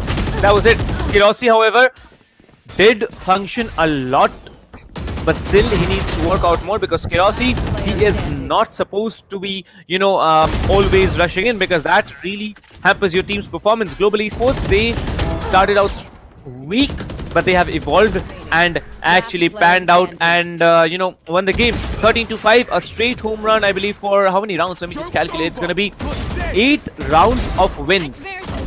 Thanos could have actually shown some trigger discipline here and, taken on multiple frags, but in the end, it looks like Global Esports, they were just a better team. And in Haven, talking about Bind, I think it's their map if we talk about Team Global. So, yeah, we might be seeing a 2-0.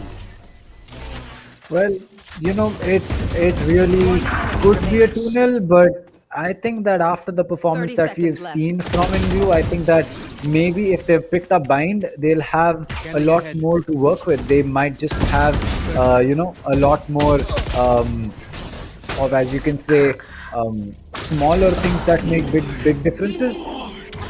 Like what we saw from Global was that they were able to set up pushes like exactly in the in the second last round, or maybe even the last round. It was them waiting on their players, 3 from CT, 1 from Garage, and it worked out perfectly. So maybe we'll see something like that come out from the side of INGLU once we head over to Bind. But as of now, it's going to be 1-0 in the favor of Global Esports. They have proven to us why they are the team that you do not take to Haven. And small mistakes like this, like Sharon peeking Skirossi with a frenzy, I get it. You wanted to have information whether there was someone holding that, but after a single peek, you know that someone's already there. Why do you want to initiate that gunfight with a frenzy when you know that the other player is holding an operator? It makes no sense. You do that with a Vandal, no problems. You do that with a Sheriff, no problems. You do that even with the Phantom, or in some rare cases with a Bulldog and a Spectre, but with a frenzy, absolutely not, my friend. Well, there were moments where then there were multiple mistakes getting done. Like, for example, in this round particularly, you should actually watch long here, because the spike has been planted for long CT. No one can walk up to you. You can just sit there in, under heaven, wait it out. But looks like, Team Global, they had a very interesting. Well, for Global, it seriously was. That's massive. There you go, you're back. Like, you see it, like, kind of there's only Kappa sitting down there with 10 frags less. Everyone is. Well, it looks like there is some problem with Captain's mic. But yeah, Skirossi having 21 kills and 11 deaths and 4 assists, an econ rating of 84, 6 first bloods, no plants and no diffuses. Lightning Fast close second, 17 kills. Hellranger 16 kills. Skills also at 17 kills. And then you have the majority of the team from INGLU. Pixels 13, Thanos 10, Orange Leaf 10, Sharon 10 as well, Kappa 10 as well, and the game at 9. So a clear distinction between the two teams, as you can say, Kappa being the only outlier for this, for the side of global esports, but really it doesn't really matter. He's a Sova. It's not his job to frag out. I mean, look at the plants that he has: 6 plants and 1 diffuse. So if he wasn't fragging out, he was making sure that his teammates could be going in and getting that spike down, or rather he getting the spike down and then his teammates defending it. So all in all, a great game coming in from global. On attack, they were a little shaky. They were not ready, or rather they were not prepared for what was coming from the side of INGLU. But it certainly feels that on defense they knew exactly what they wanted to do.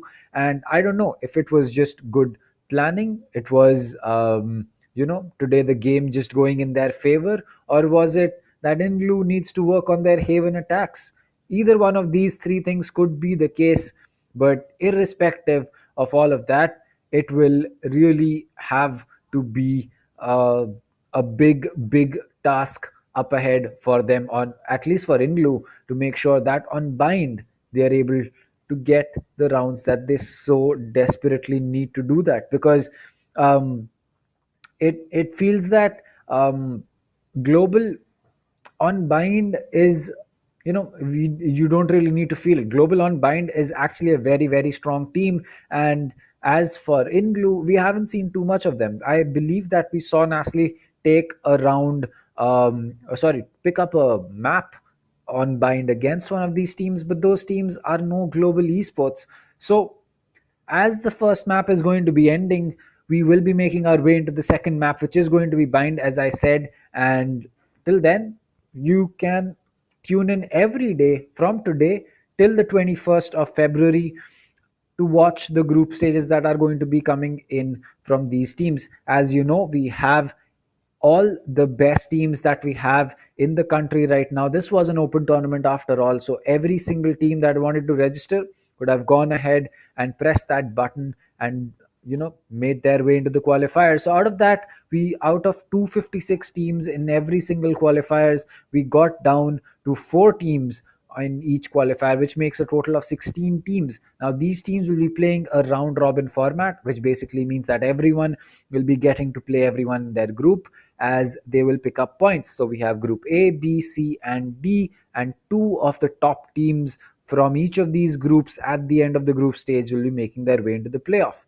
Now it's really these 8 teams are really going to present the cream of the crop that we'll be having here. And then we will be having our grand finals, the semifinals and so on. But we have the live stream giveaway, and you can go ahead and register yourself for it on ESPL.gg. The grand prize is going to be a set that includes the Alloy Origins keyboard, a Cloud Core 7.1, a Pulse Fire core, and a Fury Ultra RGB mouse mat. While for tier 2, you're going to either be getting a Cloud Core headphone or an RGB mousepad. Now, we have seen what happened on the map of Haven.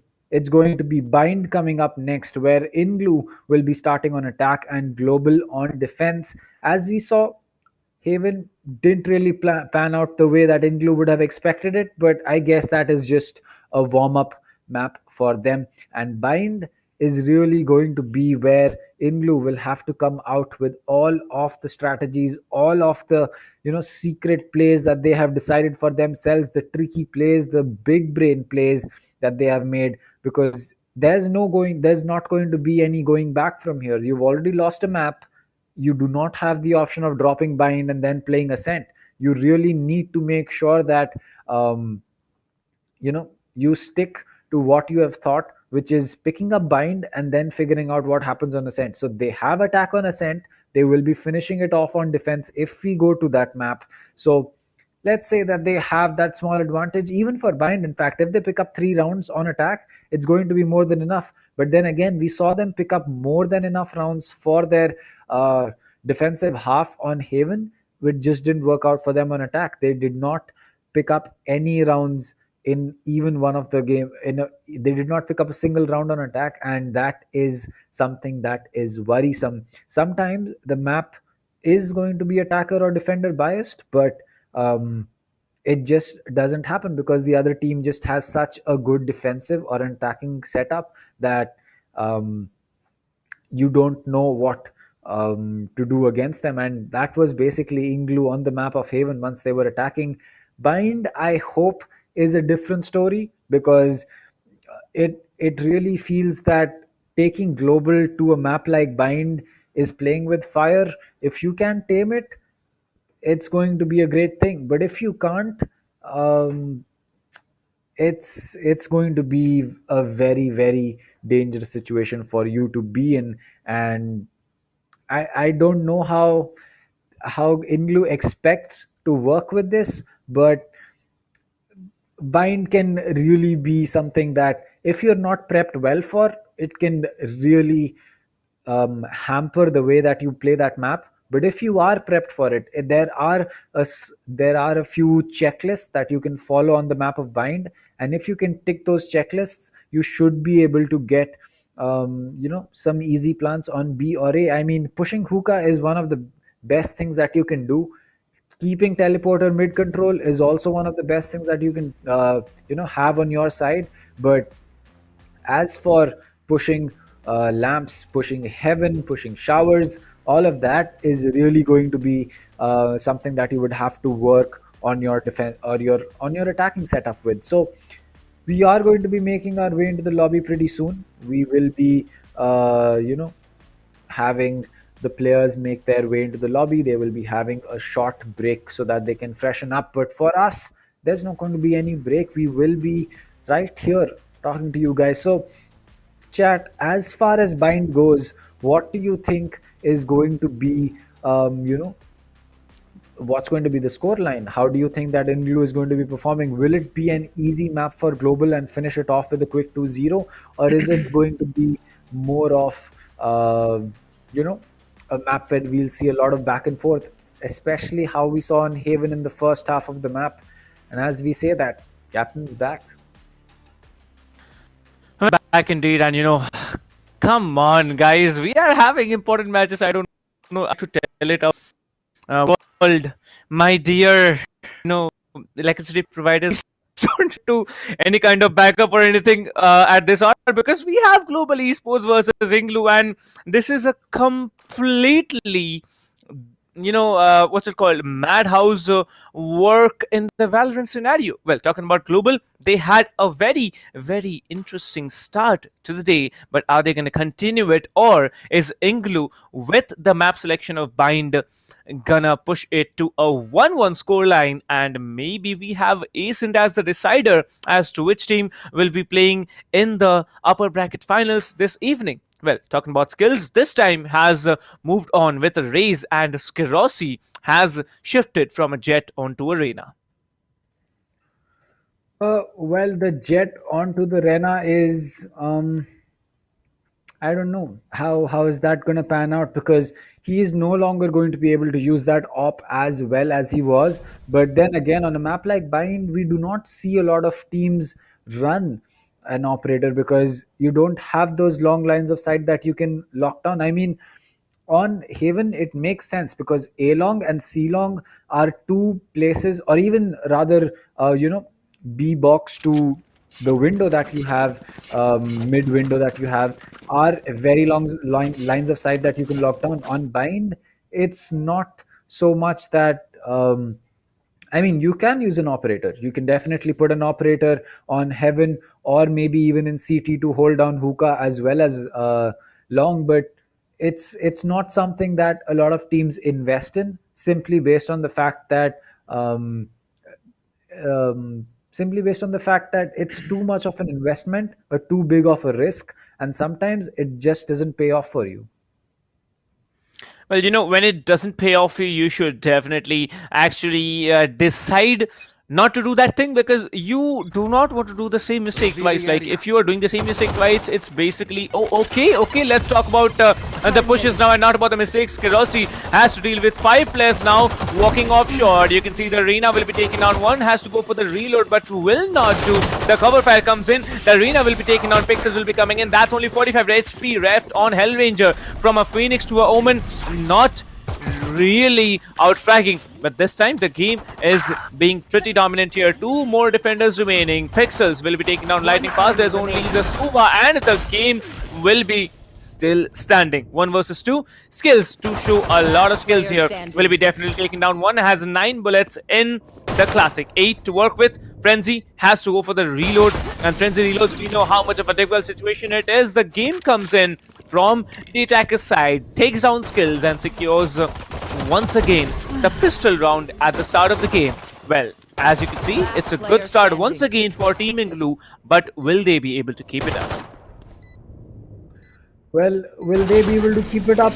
I don't know. They have been very strong in the first pistol rounds of the game, but after that, they kind of seem to have a pit that they fall into. And again, the half buy coming in from the side of INGLU, but surprisingly, no force buy coming in from the side of Global. And again, I don't know if that's really a surprise or something that we need to say, but or rather more of just just a difference in play from the last round. Well, I'd say it's basically a try-hard situation for INGLU right now, because they need to win the match whatsoever, and the game moving on with the Phantom actually shows you how much of a victory these players need. The defending Cypher very, very low on HP, but the Raze, Omen, and Sova can combine together and perform. Like Sova recon down to give away the information. Raze, Boombody, and Paint Shell if you have it left at all. Sharon is actually watching the corners, maybe taking down 2 here, but this time he has given off the position. Sharon was in a good position, but you know, the Raze will be coming in. Some damage done on there and will be damaging a lot more. Sharon has to switch to the pistol, and there's only 1 player standing. It is going to be the Sova, lines up for the recon bolt, and only 1 shock dart and a pistol to save the day. Well, he's coming in. Pixels has the Spectre to work with, but will he be hit with the right click of that classic? Let's find out. Well, nope. Thanos will be using the satchel to boost himself forward from the Sova's perspective, and he takes him down. 2-0 coming in from INGLU. Once again, a repetition, deja vu for INGLU. But if it's 2-2 for, you know, after the 4th rounds have been played, it's definitely deja vu. Who knows what's going to happen next? Because seems like INGLU, they are once again in the leading scenario. Well, that is definitely true. They have the advantage now. Let's just see if they can keep this advantage for themselves, because they haven't had the best time keeping their advantage to themselves after, you know,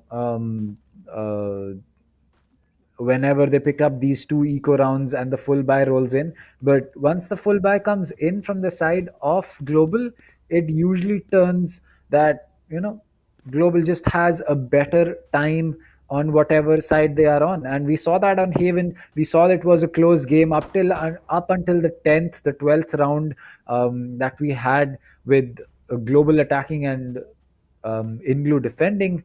But once that changed, it was a whitewash. So I really hope that that does not happen again. As we can see, Kappa as well as Kirosi are having some problem with their internet connections. Their pings seem to be fluctuating as 12 to 284 to blank. Oh. Well, not just blank. I think I saw something around of a 4,000 ping. Like, I don't know if that's possible at all, but still, a 4,000 ping is a lot here. Well, Kappa has definitely been struggling because of the internet. We really saw him doing that because, you know, he was the last man standing on the pistol round, and he really didn't function quite a lot. 400. Oh my God, it's so painful to watch here. Like, you know, even something above 50 is painful, but looks like Global has to deal with it as soon as possible because the match has been paused. The tactical break of 5 minutes will be given on to Global to fix the internet, or we are gonna just, you know, start off right off the bat here because that's tournament rules for you. Well, let me tell you, 28 seconds on the clock. This time, Team INGLU has already secured 2 rounds on the attack, and they are willing to commit all in the game with the Phantom. All other players are playing with Spectres and heavy shields here. They have utilities to work with. Sharon will be having the ultimate ready in just 2 frags, and so will be Pixels. And looks like the Reina is really, really trying hard here. Orange Leaf, however, he hasn't been able to show a lot of his skills this afternoon, but he is going to definitely show it on the defender side. And as we all know, Bind is a very, very defend-oriented map here. Pixels doing a smart job. Hellranger also trying out hard, but skills every time has to be shining along with Skirossi to do the heavy lifting. But this time it needs to be a teamwork, because Bind, we all know the rotations are quick. Then we have very immense little corners to walk into for the attacker side. So let's see how it works, because Kappa looks like he's still struggling with that internet connection. Well, yes, he is still. Oh, there you go. He is back as his ping is looking to stabilize. It is coming down. There you go. 16 ping. He is back to. Oh, there you go. It's going to vanish. So we can talk about this all day. Yeah, we can talk about the ping all day. Like, I mean, internet and power connections in the country, you can't really, say anything about them. I can feel the pain. Yeah. Like we both can feel the pain, right? Kind of like what's going on your end. I know what just happened to my end. Now look at Kappa. Like casters and the players standing beside us saying that you're not the ones who are actually facing the issues. We are also struggling. So that works out fine. But global. If you don't have Kappa, you don't have your recons coming. If you don't have Kappa, you don't have those post-plant ultimates coming. If you don't have Kappa, you don't have any information to work with. Let's see if he's back. Let's see if he's not, because looks like it's stabilizing again. So nope. Okay, I'm gonna keep my words in my pockets here, because every time I kind of we say that it's stabilizing, it's completely going away. I mean, it really shows you that when things are not in your hands, you can't really do anything about them. And even players from the side of global who have hours of power backup, have multiple internet connections, are not able to free themselves from these kind of problems that happen to everyone. So, I mean, it's just something that you can't really do anything about. It's it is what it is. Well, we can do something. We definitely can do something. We can, set up windmills on tops of our houses here. Like not, you can understand. Like, set up windmills on top of your houses if you have a big house like Kanav has, right? Or you can, actually, being a little cheeky, and then you can actually Rohit century. Okay, Dhruv Bhatt saying Rohit century. I don't know what you're talking about, but probably it's cricket, and I'm not a cricket fan. Don't tell anyone, but 0-2 still waiting for Kappa. As we all know, rules are rules. So if it's 5 minutes, then the match will be continued without Kappa's internet connection getting restored. Global will be having a very big setback, especially on the defender side, when you need to have the lead on a defender-oriented map here. Pix is looking out strong, doing a great work here, lightning fast. However, this time he is showing something. He has been showing something for the past 2 rounds. Just one frag, not a lot, but still, the Cyphers need to really outplay the duelists, because Cyphers are gods. Cyphers are everything, everyone you can possibly imagine to be, controllers based on the Cypher cages, the tripwires that can be used as, I'd say, sentinels, the cam used as the initiator. Then you have the ultimate also, you can call it as a semi-initiator thing, because it gives away the position, same as the Suva Recon drone and the Dart does. So let's see how it works, because looks like Kappa is having a really hard time getting back into the game.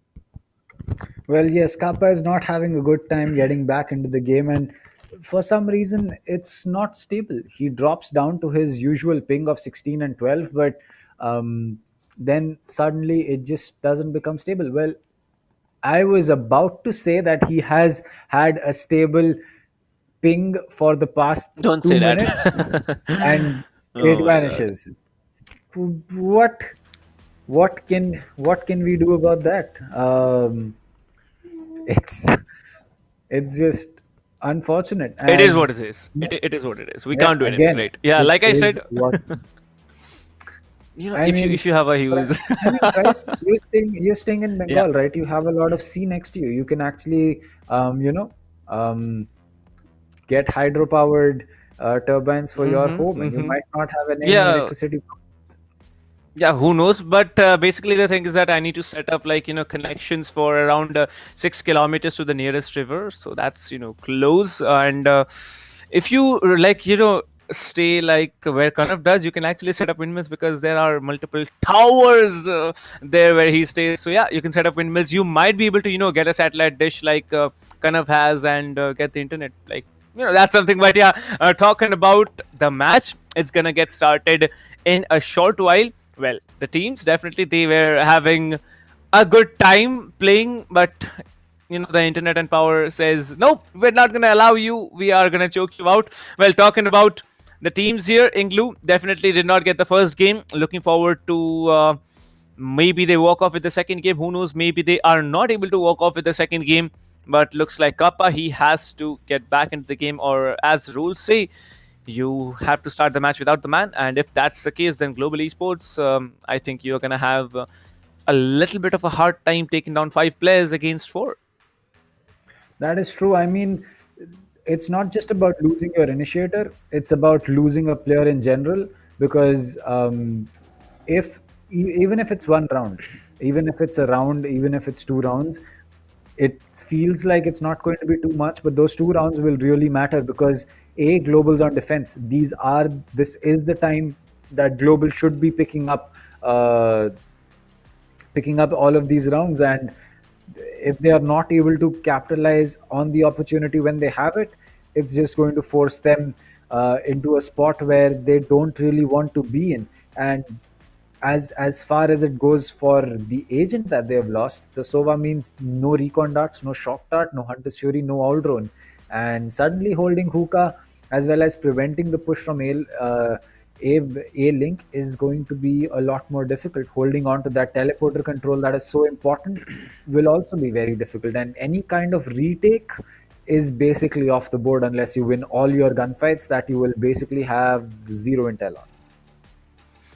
Plus one more thing, you don't have any extra frags, you don't have any extra hands as well. Like, you know, the information, that's okay. Sova's, abilities, that's okay. But one man down, like, can you imagine? And I don't know, I personally don't know who the IGL of Global is, but what if Kappa is? That is a very, very tricky position. There's going to be no one actually calling the shots. Like, you know, it might be a game server issue. We never know, because there have been multiple situations where the game actually, you know, does not get the data and it doesn't work. So who knows, maybe you might be sitting there in Discord communicating and there might be some game issue happening. You never know what's going to happen, because at the end of the day, it's basically internet, it's basically technology. No matter how much we advance, we are still basically, I'd say nothing about 90% without any of the, you know, current facilities that we have. That is true. I think at the end of the day, it is it's just electrons running in wires, and if they aren't, neither is your internet connection.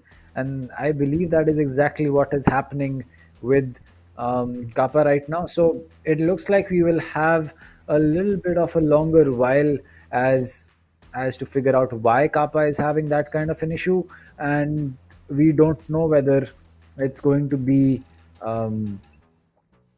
sorted anytime soon. But we can really just hope that he's able to make his way into the lobby, because a competitive game is something that we really want to see, and a 4v5, that's not going to be fun at all, especially not for Global. And to be honest, and it'll not be a great game for INGLU as well. They don't want to win on having a player disconnect from the side of Global, and you can't really do anything about it.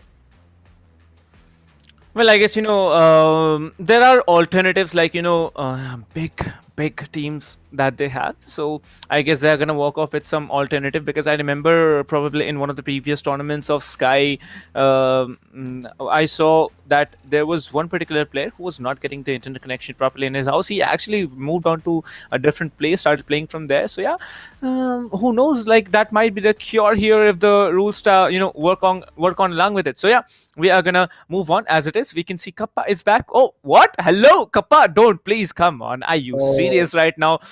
He is still struggling. It looks like he's not gonna have a good time out here on Bind. But rules are rules. 5 minutes over, and there it is. The match starts off. As you can see, lightning fast. I believe Global Esports now going on with a very, very aggressive push. It has been a full buy round for both the teams. Here's the Cypher.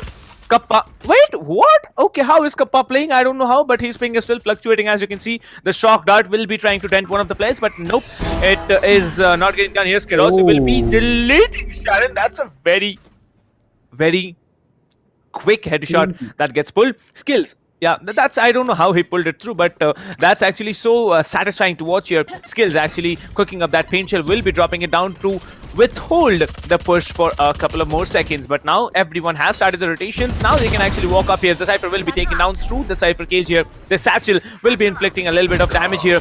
Now Thanos will be taking down Hellranger. Thanos will be taking down Skills. I don't know how that's possible, but Spectre is taking down Phantoms, and Vandals is not at all appreciable. Kappa coming in from behind, trying to do as much as possible with the instability here, but no one spots him down. Oh, someone does. Lightning Fast will be actually catching out the game. It's a 2 versus 3 retake that comes in. The Sova is struggling so hard here. Skirosi trying to get to 1 frag. The Sova will be inflicting a little bit damage. As you can see, the defuse needs to be pulled through, but this time Thanos will be taking down 1. The last player standing is going to be the Reina here. Pixels will be coming in. Kappa who has to go for the reload, but no!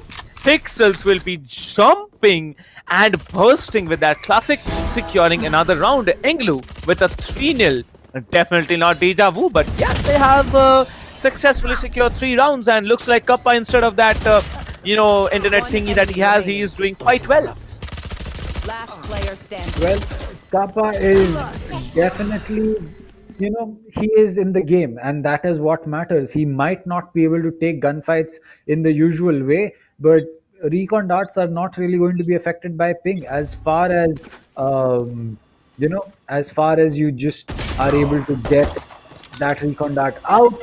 It's going to be useful, but Hellranger is not going to be useful anymore in this round, and neither will be Skirosi, as it looks like it's going to be a shock dart for Skills to take on. He will get that kill irrespective of the classic in his hand. The Vandal has been picked up. Will he go in for that peak again is going to be the real question. It's down to mainly these 2 players, but as the paint shell comes in, it will just about be... no, he can outrun the paint shell, but you can't outrun the game, as Orange Leaf will be coming in and finishing things off, and 4-0 for the side of INGLU. This is tough for Global. Well, I think finally Kappa has been able to stabilize his life in the game. So yeah, I guess this is going to be different. As Kappa decides to pick up an operator, he thinks that operator is going to be something a little bit more dominating when he can, actually decide to pull off 1 round, because 4-0 on attacker side. Global Esports, they are not looking strong. INGLU, although, is looking very, very strong here. 2 players walking up short here. The Cypher can get the information. Not just 2, I believe all 5 players are trying to walk up short. As you can see, the Cypher will be waiting for any kind of flanks here, but will be absolutely melted by the Reina. Coming in from behind, the Sova has been spotted for, the Omen has been spotted for, but the Omen will be taken down. So does Kappa here. Kappa will be traded off immediately. All 3 players now on site here. The fun begins. The Reina ultimate has been popped off. He is there in the elbow, but the Reina will be coming in, moving out of elbow, trying to take down 1. Then there's only the Ray standing from the attacker side. It is going to be Skirosi with the closure. Thanos will be taken down. With that, we have a round in Global Esports' hand. Global Esports, they definitely needed the win, and they got it 4-1. Will this be a start of a comeback story for Global? Well, they are really focusing on that initial pick, and if they can get that first pick, it will really go a long way. But as for INGLU, I think they were just not expecting such an aggressive play coming in from Skirosi, and he caught them off guard. But it's not going to be happening every single time. As I said, individual plays won them the round here, but it's not something that you can expect to do every single round, because you've had Skirosi pick up a kill on Orange Leaf and Sharon pushing B long twice. You can't do that again. You will not be allowed to do it again. So they need to figure out how they can get that first pick, and if they can, it's going to be well and good. But if they can't, then it's going to be a big thing. And there you go. It's going to be damage taken from Sharon as well as the Reina on the side of INGLU, but they now have man advantage, and Kappa is not having a good time with that ping. as Lightning Fast will be taking a lot of damage to that smoke. He'll get sprayed down by Pixel as he's going to be able to heal himself back up. So it's really only Orange Leaf who's a little low on HP, and 70 HP, that's still a lot.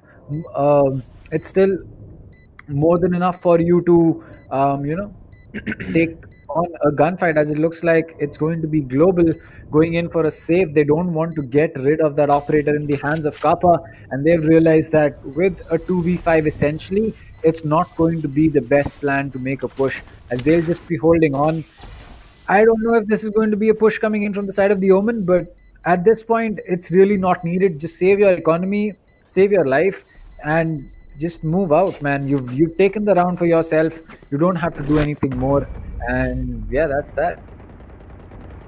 Well, the moment the spike was planted, I saw everyone from the defender side actually going in for a save, and it was a smart move, 5-1 on the attacker side. INGLU looking really, really strong, taking advantage of whatever possible. Kappa decides to go for an operator save here. This time he needs to melt someone. Kappa can actually play out A Heaven, because A Heaven is a position where you can actually look out with the op, take on anyone who walks up A short, maybe Charles, and slow down the push for a little while. But still, now as you can see, Kappa still standing and struggling along with Hellranger with 0 frags, and as it is, Team INGLU is taking heavy advantage of the map here on the attacker side. We all know defender side it's much more beneficial, but this time I don't know why the Cypher has actually decided to go on with a Guardian buy. Skills will be taken down one, but will be traded for by Sharon with that shock dart, and he gets closed. 4-4. A good retake situation can be created. The spike's initiated, but the spike is still getting rotated onto A side with the hands of the Omen and the Sova. Well, yes, that is true, as it just looks like INGLU has... They don't have the man advantage, to be fair, because it's going to be a 4-4, but they have the momentum with them. They have been able to take rounds where people have not been able to do so, and the paranoia comes out. It was just a fake, as it's going to be Skirossi who will now have to deal with that Hunter Fury, as he will take damage from one. He'll be able to dodge out the second one. Lightning Fast is going to get one with the Guardian, but it looks like the game will be able to finish it off. The Rena Empress has been popped, as now Kappa with the frenzy in his hand. There you go. He's going to shift over to the operator. He has a recon dart with him. He can use it. He's going to be looking to use it, as Kirossi is the person that everyone has to worry about. It's going to be Kappa getting one. Kappa getting two. Pick does not matter for this man, and it's all down to Orange Leaf inside Hookah. Hellranger coming in from that teleporter is going to make sure that Orange Leaf will be in a tough spot. He's going to get Kappa. The hard fuse has, I believe, been popped. The Cypher's head will get spotted as Orange Leaf will get that clutch. What? Oh! 1 versus 3. And it's Orange Leaf to save the day. No words. I was really hoping it was an easy round for Global, when, unless Orange Leaf did show up. He was low on HP. He actually switched onto the arena and melted him down with a one tap to the head. 6-1. Team INGLU really strong, and by the looks of it, I think Team INGLU, they might have a much better time on the defender side. Well, the attacker side is not yet over. There are still 5 rounds to play with. Global needs to get all the 5 rounds if they want to have a comeback chance onto the attacker side. But Sharon is actually watching the corner. Will be taking down Skirossi. Sharon working with so much information and taking such a crucial frag. This time, I believe the Raze has panicked a little as he messes up that, paint chill over there, and looks like it's going to be a B execute, because all the players are now trying to push onto B side. Oh boy. Skirossi. That was shocking. What? As Pixels will be picking up another kill, it's going to be Hellranger falling down. That's going to be the soul orb being used to get more health for himself. It's all down to skills. Kappa and Lightning Fast. Skills will start things off. Thanos will fall. He knows the position. He has to start to work with. He's going to connect with Orange Leaf, but the game is going to finish Skills off. Now Lightning Fast coming in. He has a Vandal to work with. He's going to spot Sharon. He will spray down from the back and get that kill. The Cypher Cam will come out, but his position will be given away now, as it looks like the Rena will just move in, but will get taken out. It's going to be Pixels falling. Last player left is going to be the game. The shock dart will be coming in. His position has changed though. As the peak comes in, this time Kappa will not be missing and finishing it off, as they have more than enough time to go in for that diffuse and water retake play coming in from the 3 players of Global Esports.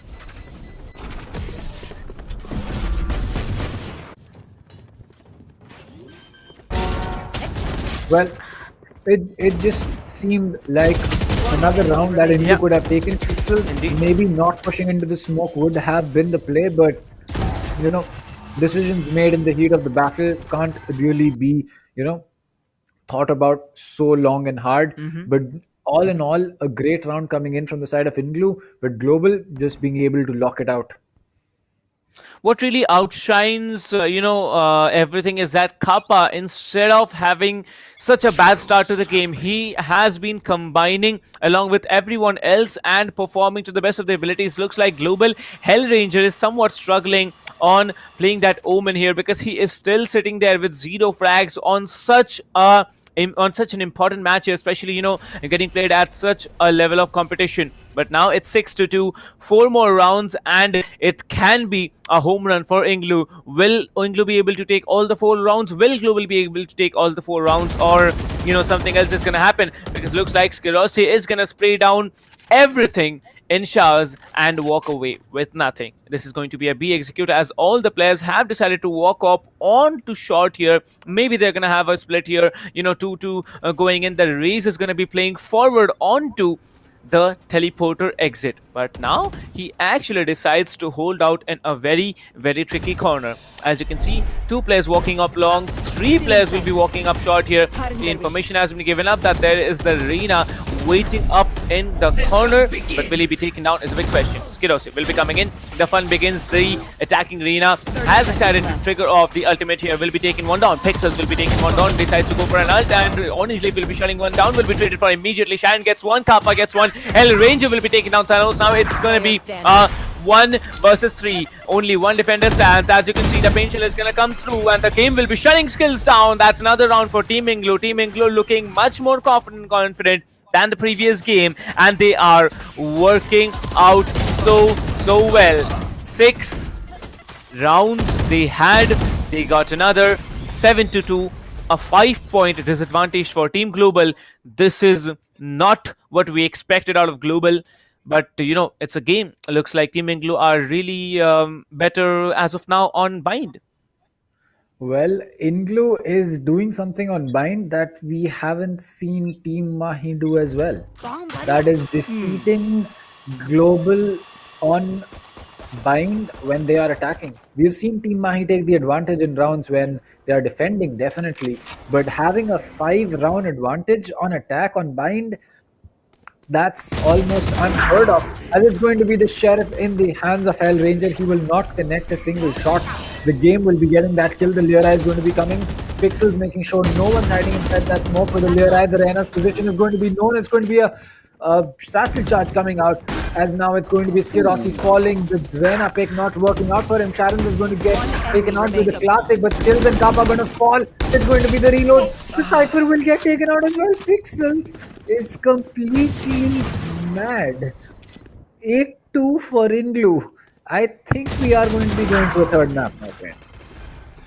Well, really kind of like, I even expect a third map coming right now, because like it's actually a dream. You're playing Haven, you're on the attacker side. If you get even an 8-4 lead, because there are still 2 points, 2 rounds to play with on this half of the game, like it's so much appeasing and satisfying for the attackers. But the defenders, they are gonna have some marks on their foreheads, because looks like they are so disoriented, they are so broken. And look at Team INGLU, they are looking to be so confident here. Skills can actually throw that paint shell there, trying to damage anyone who walks up in this position. But looks like Hellranger is going to assist him. Hellranger really struggling out, shifting from that Phoenix onto something else, because now Kappa will be tagging off one player, but he knows that there are multiple in here. The shock dart will be dropped in, but there is no one tagged as of now. All the players are still lurking around on the A link here, maybe willing to go for a rotation. As you can see, the Omen will be teleporting onto A Heaven to hold up A all on his own. Well, as you can see, the Cypher did, tag up the Omen, but looks like they can have a good time on A side, because yeah, the attacking Omen is already there on the side here. The spray through is gonna come on with that cage here. Lightning Fast will be coming in, but he will be taken down. Sharon gets him down, and as it is, the attackers are looking so very strong.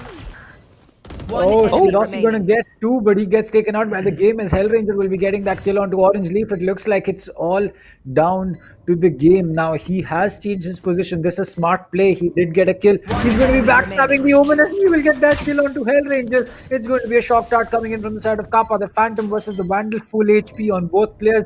He's going to go in for that half diffuse. No, it looks like, nope, yep, he's going to go in for that half diffuse. He knows the position of the player. The recon dart comes in. The peak comes in, but it's going to be the game with a 4K this round. And the split is going to be 9-2 on attack. Oh. Oh my god. Well, Kanav, if you were, able to talk to any of the players, or be it the owner of Global, what would your first question be?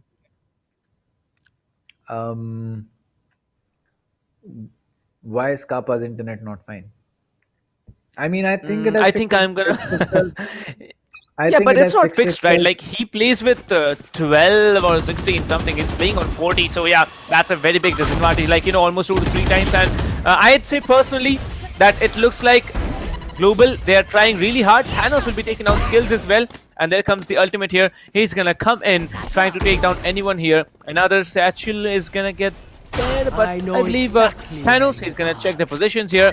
And the attacking Cypher has triggered the ultimate, and he knows the position of the defenders. Thanos will be coming in. The defending Cypher actually triggered the ultimate. Kappa will be taken down. With that, I believe there's just a 3v3 fight remaining, and now this is the last round, and if the attackers pull this off, it's going to be a 10-2. A very, very difficult outcome, but no one really expected it. If I were to talk to Global, I'd ask them, Bind is your home ground. Oh, please tell me he is not gonna be able to do that, because looks like, yeah, he's not gonna be able to do that. The defenders are a little low on HP. 2 players on 150 HP, 125 for Skidosi, having the light shield. The Empress has been triggered, but no one is gonna come up yet. The Empress is gonna wear off eventually as it comes. Lightning Fast. Hello, my friend, but he absolutely melted that player with a 1-tap headshot. Oh, Hellranger, no, not the time. But go, Lightning Fast comes in with that Guardian, and he makes sure at least the last round in the half is going to be going to the side of Global. So 9-3. That's going to be a very difficult split to work with for Global, especially on attack. But 30 seconds left. I don't know whether it's going to work out properly on attack for them or not. I hope that Global can, pick up some rounds, at least this pistol round, and then the half buy or the full buy, depending on how the economy is looking. It looks like they have spent all their credits in the first pistol round itself. Well, you can actually do that. Like, I didn't know that you could do that. But yeah, if you're going for buying pistols instead of utilities, you can definitely spend all your credits. But looks like this is going to be a B execute, because the Raze and the Reina are combining and pushing up from hookah. Like I said, the strategy before, you can actually use up both the duelists and the Cypher to push on to a B side here from hookah. But looks like all the players from the defender side are actually stacking. At least 3 players are stacking up B long here, and everyone is gonna fall back into the safe haven. As it is, I think an A execute has been pulled through, as the Raze and the Cypher are the only players who need to watch off the corners. Kappa will be coming in, 17 HP still remaining on his end. He can be 1-tapped, and that is it. He is actually 1-tapped, that due to the head here. The defenders are looking strong, but looks like Skills is gonna get one in his hand as well. The defenders are looking so disoriented. Only 2 attackers remain. It is going to be Lightning Fast who takes down one, indeed takes down another. The Cyphers are definitely outplaying everyone else here, and looks like This time it's going to be a 2v2. The information has been given out. Hellranger will be taking on, Pixels will be coming in, taking one. The game will be shutting down another 10-3. Global Esports now on a very, very tricky position. They need to win all the rounds from now on, or they are almost out of the game. Well, I mean, it feels that for global at this point, it's going to be better to not contest too much on the side of bind and save their energy for when they move over to ascent. But it's not any of our you know strategy that they need to use. It's just that in comp games, especially in a best of 3 or a best of 5, if there is a map that you are probably sure that you're going to lose, either definitely, or are going to be losing without spending too much effort, you should sometimes go in for that, because spending time on that map is going to make sure that you basically now have lesser energy, have more tired players to play with when you move over to your stronger map. And as we see that, it's going to be a flawless round coming from the side of INGLU, as Global is just not able to figure out what they want to do. They are just pushing into places without too much utility, without clearing it out, and it's not working out for them. Guys are so much. Well, I don't know what to say, but 11-3 coming in from INGLU is really, really surprising, as it is to the audience. Indeed, it's to us as well. Global, it is their map, but they are unable to function. Looks like Hellranger is really struggling playing out that Omen. Only 2 players are actually outplaying everyone else. Lightning Fast and Skills, the Cypher and the Rays really doing the heavy work here. Talking about the game, he is also a madman here, now deciding to go for a judge. It's time to judge them, as he has decided to go on with heavy shields and judge, and I really expect that he is gonna play up somewhere in a corner, trying to delete anyone who walks into the crosshair. As you can see, 5 seconds on the clock. This is the 15th round of the game, and if it's a win for INGLU, then definitely they are gonna move in and also move into a match point situation for themselves. Well, yes, exactly. It looks like INGLU is awfully close to getting that match point, as they know that there are players holding outside of showers. The paint shell will be dropped. It's going to be Hellranger holding in the right corner, as he will also fall back now. Does not want to, waste too much time, as Kirosi with 2 layer eyes going to be making his way in. It's going to be Riggs who's going to get that headshot taken, as it's going to be the Reyna falling again, as he will heal himself once more. Kappa holding on, he'll get that kill onto the game. It looks like Global might be down, but they're not out just yet, as Orange Leaf will be coming in from the back. He's going to be the lone player left. He has a stinger to work with. He has 50. He has a full shield and full HP to work with, but no utility, and not the best gun in a 1v5 if you ask me. Well, looks like Lightning Fast, he might actually... Oh, what? Hello, Lightning Fast? He didn't see the Cypher. Are you serious right now? The attacking Cypher did not check that corner. Like, imagine if the Cypher was actually looking in the direction where Lightning Fast is. Orange Leaf would have actually melted this player. He's going for a ninja defuse, but the Reyna hears it. I think the Reyna is going to come in. The defuse is not going to get done, as Kirosi will be shutting down Orange Leaf and saving the round, maybe, because I'm quite confused. 2 minutes and 2.23 seconds to work with. I don't think the defuse was going to get done, but still, he tried a ninja defuse, unable to do it. He actually... I don't know. I don't think it would have been a defuse. Yeah, I don't think it would have been a defuse. But still, the Reyna didn't decide to take a chance, so that's totally up to him. I mean, Skirosi, he had to go in to make sure that, that defuse did not happen, because in the rare case that it did happen, it would have been a huge, huge problem for the side of Global. I think the only place that it kind of helped out INGLU was the fact that they were able to get that Vandal and Shield off Skirosi, and now he'll have to go in for a buy again. So a small dent to the economy, but not something that they need to worry about too much, as it's going to be an eco coming in from the side of INGLU. They have 2 Buckies, they have a Stinger, they have a Sheriff, or rather they have 2 Sheriffs to work with, and 2 half shields as well on Sharon and the game. So every single player on the side of INGLU having a great game.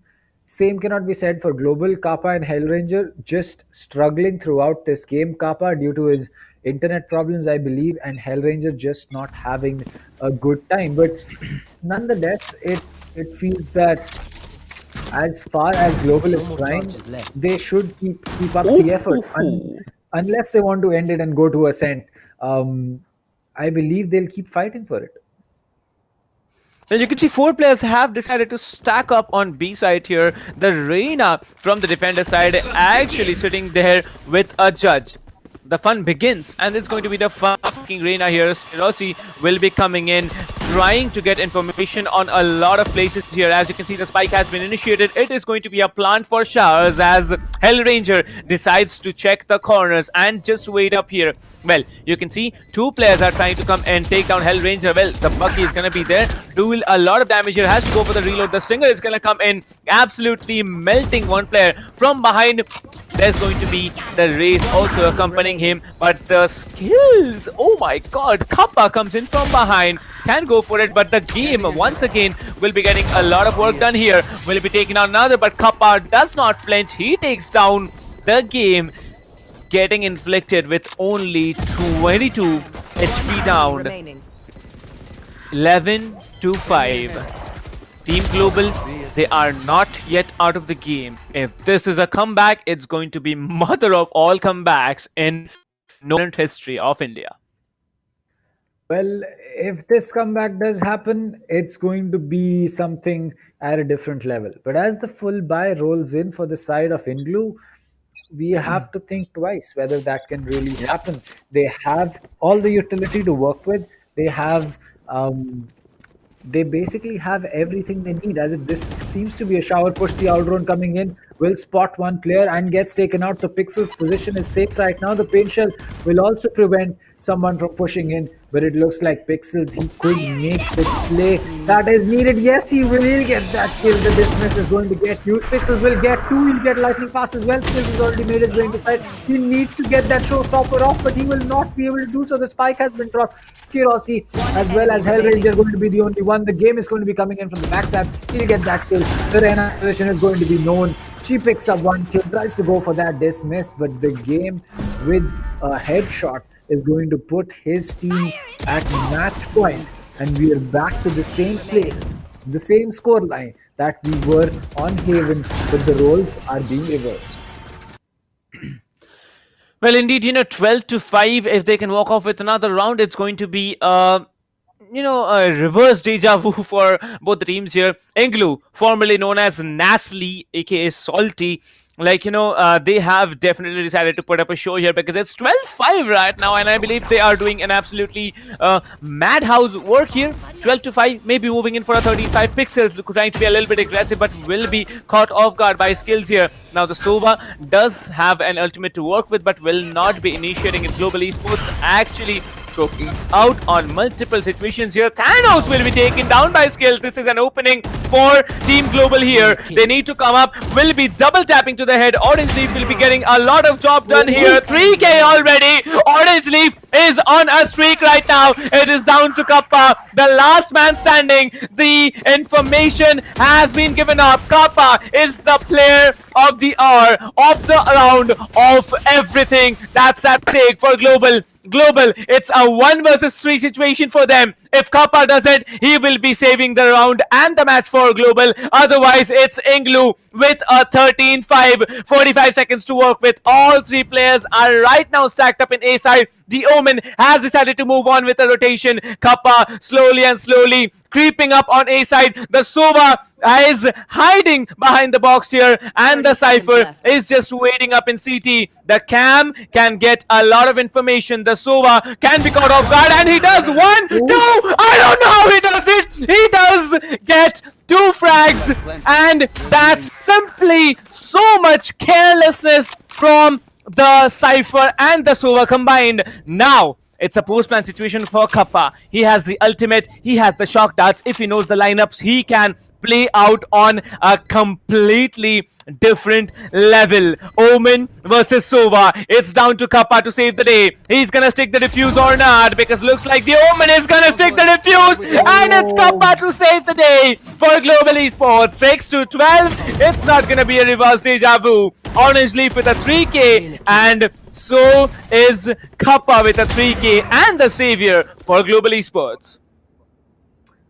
I have no clue how that Cypher Cam is not spotting the Sova just walking into sight. And Orange Leaf, a very good start to the round, but why were you looking in the same place that the Cypher Cam is?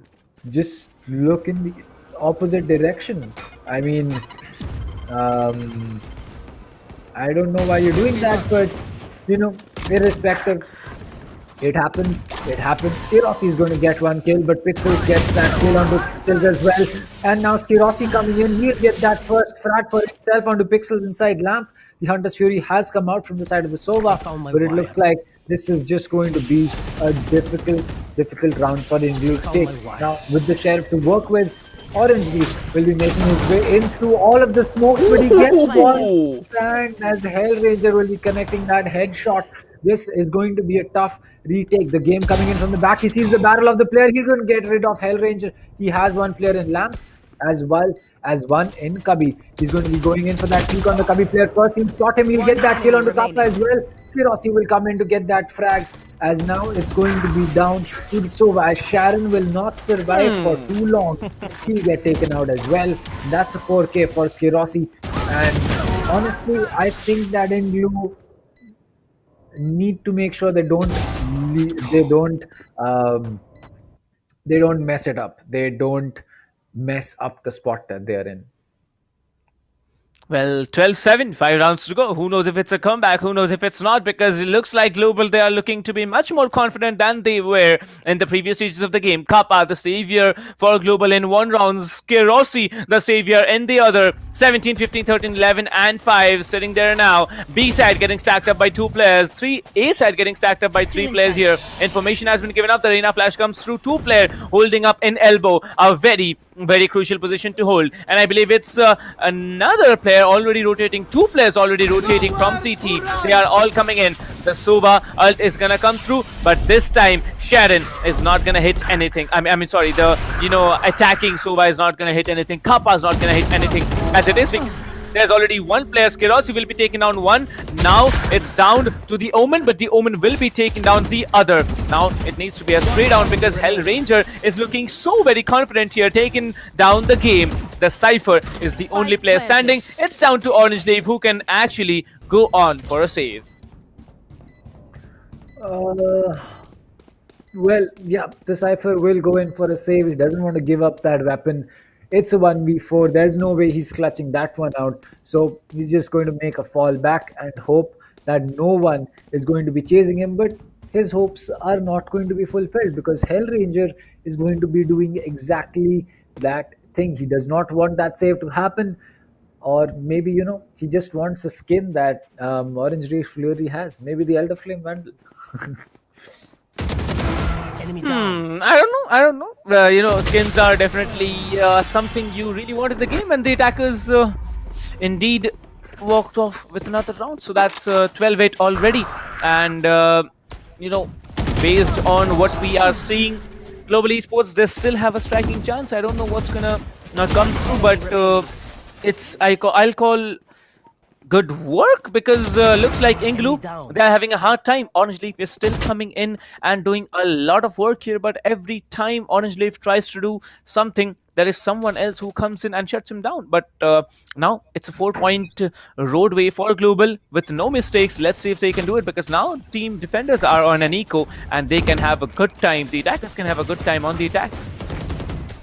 That is true. Attackers could have a good time on bind, but you can't ever count out INGLU. I'm pretty sure they're still reeling from that one round that happened, but you can't ever really say that the comeback will be completed, because now it looks like Orange Leaf has sneaked his way into Lamps as Hellranger is just holding on to the rotate, does not want to give up his position, as it looks like Orange Leaf will be left alone. He does not have anyone next to him. Hellranger is ready with that paranoia. It comes in. That's going to give away his position. But these players are now going to be having a tough time going in. It looks like Hellranger will pick one up. He sees the second, but Sharon with the Stinger is going to get that kill. And that will put us in a 4v4. Make that a 4v3 as Kappa is going to get rid of Orange Leafs. Kirossi with the Empress is going to be coming in. Yeoman should get spotted. But no, the game is still going to land that headshot before him. The game will land a second headshot onto Skills. Lightning Fast will get tagged inside of Showers as Kappa will now have to make sure that he can help his team clutch this out. It's down to a 2v2. Half the time has been dwindled down as Lightning Fast is not dying just yet, and that is very good play. He's playing around the board as Kappa is going to get one kill. That's going to be Thanos off the board, and Lightning Fast will get the last one as Sharon will fall as well. And 12-9 is suddenly the score. A comeback might just be on the cards here.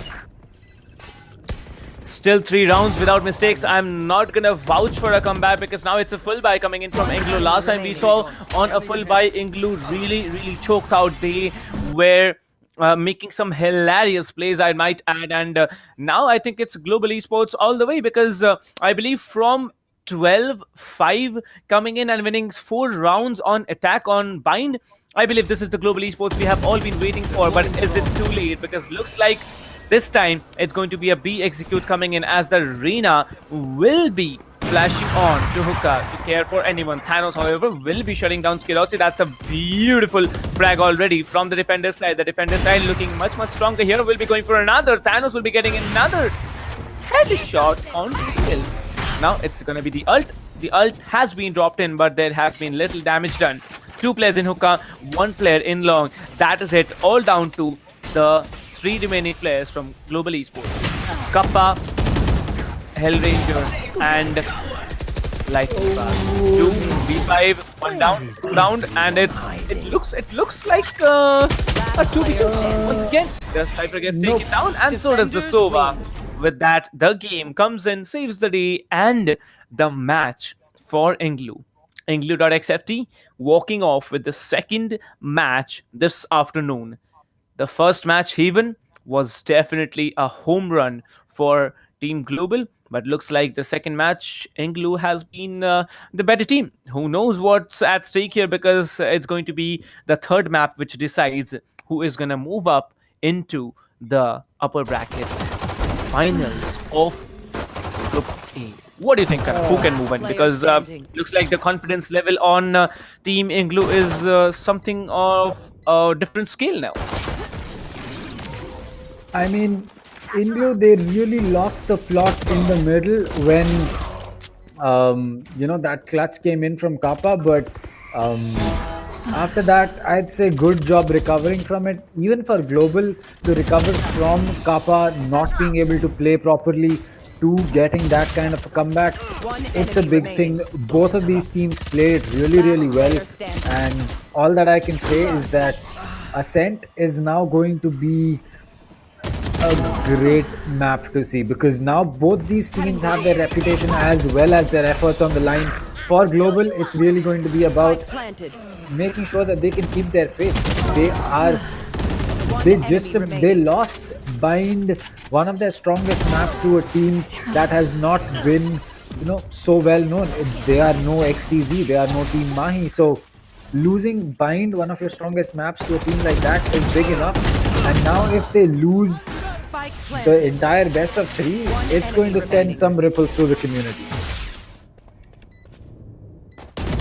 Well, I don't know about the community, but Global, they are definitely gonna have a dent on their, I'd say, what they have done, because looks like INGLU, they were this close to dominating them on a 13-5, a reverse deja vu. But, Global, since they are stronger, since they have more experience than the other team, they did really outshine everyone else. Well, I have seen a lot of players actually making the same mistake as the Reina did in this clip, like coming in, crouching immediately in front of the player, and that gives you a lot more advantage to get shot down because the movement speed is reduced to a lot of extent. But talking about this match, it was a home run for Team INGLU. Although, in the end, Global did decide to come back on a very, very hard note. It had to be a 13-9 in the end. It was a 13-9.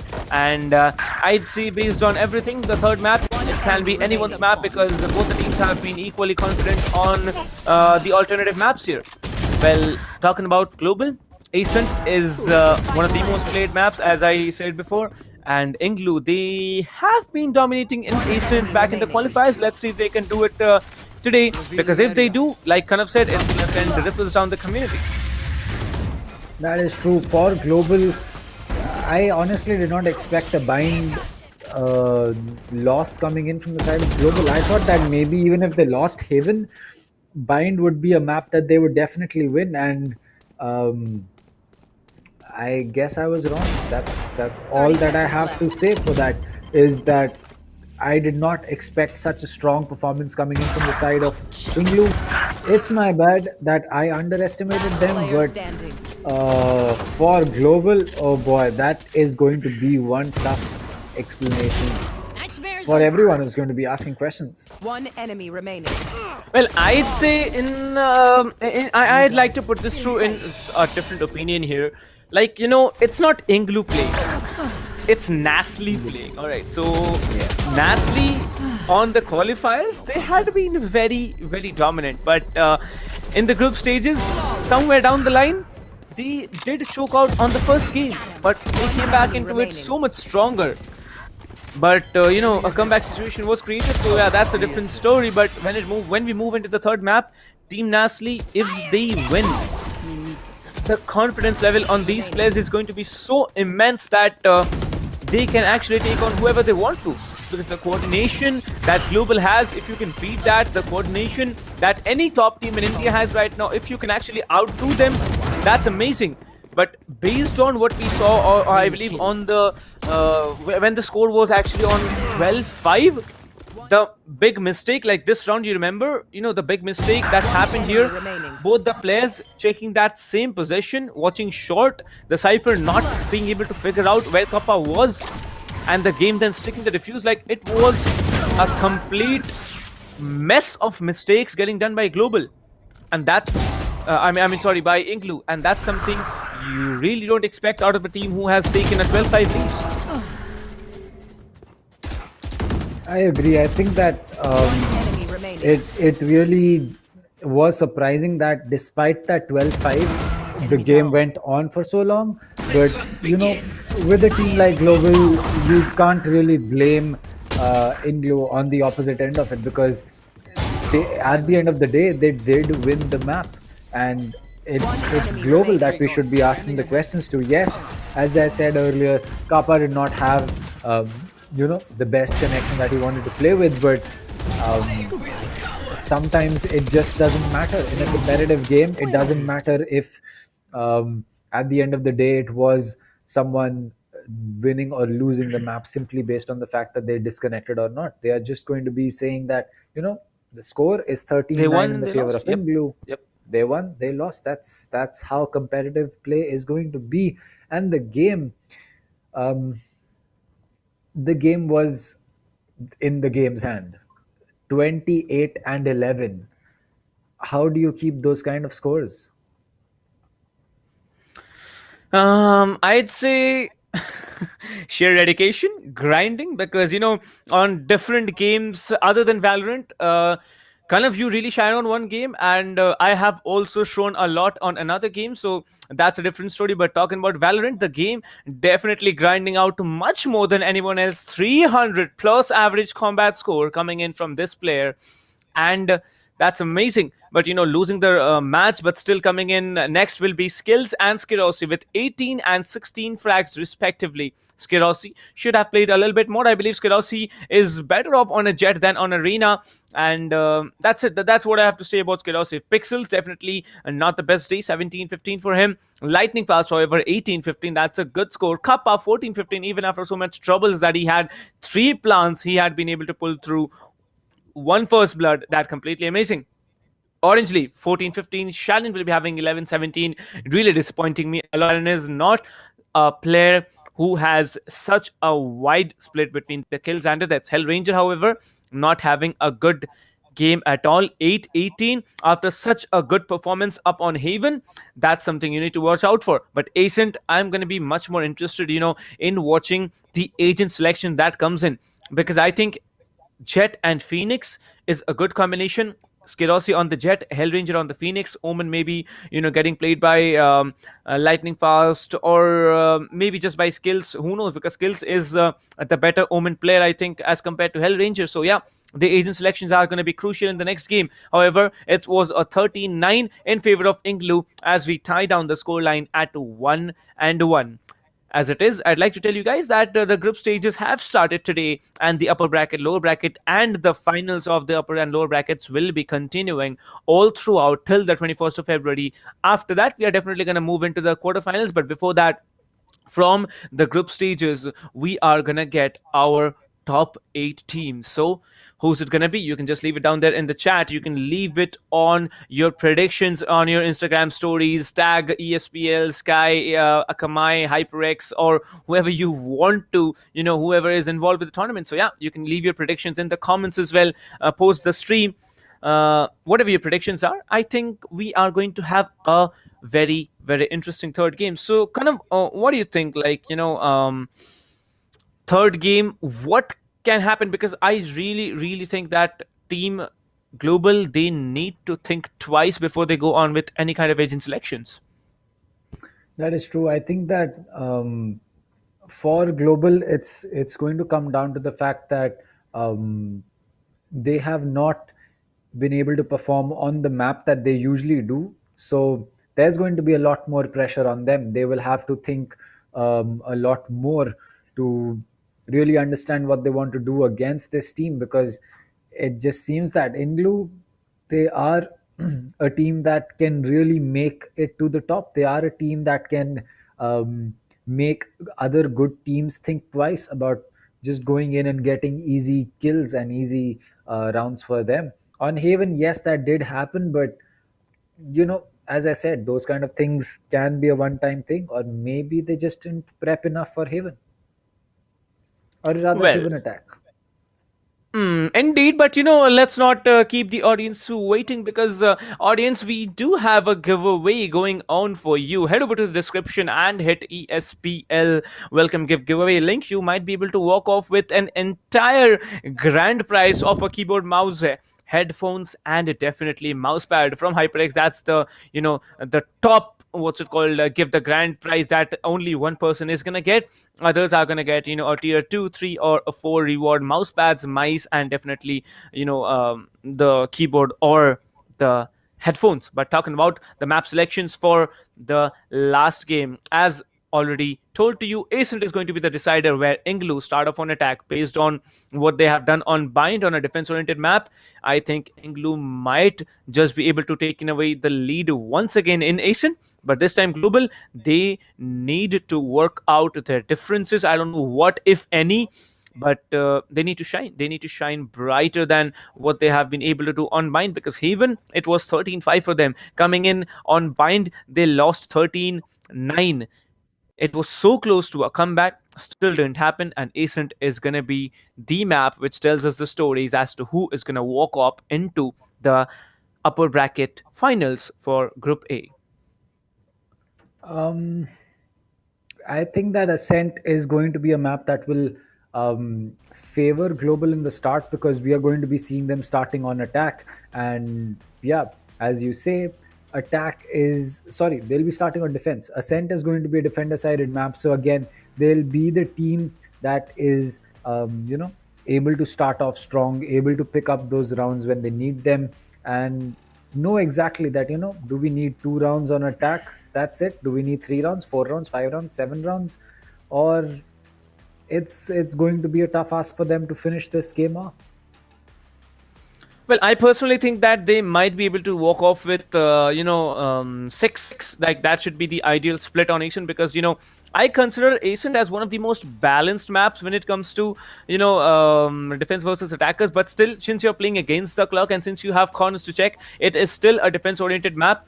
And personally speaking, 3 positions are going to be very crucial to hold down. the position from catwalk up to tree and then to A or A heaven, the position from mid up to mid market, then go anywhere, go CT spawn, you can even go up to A heaven, maybe onto B site, and these two positions, and also the position of top mid. Top mid is one of the positions that operator players usually like peeking off from, catching one or maybe more players from that particular position. That's something different. So kind of what do you think should be the score line in the final game? I think that we will be seeing something close to a 13-10, a 13-11, maybe even overtime. I think it's going to be close. Either actually, you know what? I think either it's going to be a whitewash from the side of Global onto either INGLU or INGLU whitewashing Global.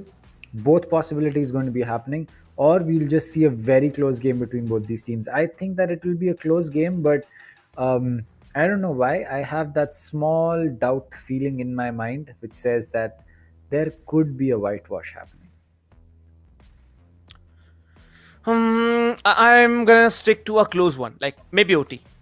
I'm really expecting an OT because the level of games that these teams have shown, that's completely massive. If it's an OT, then definitely my prediction is gonna work on. If it's a whitewash, I'd say it's gonna be Global.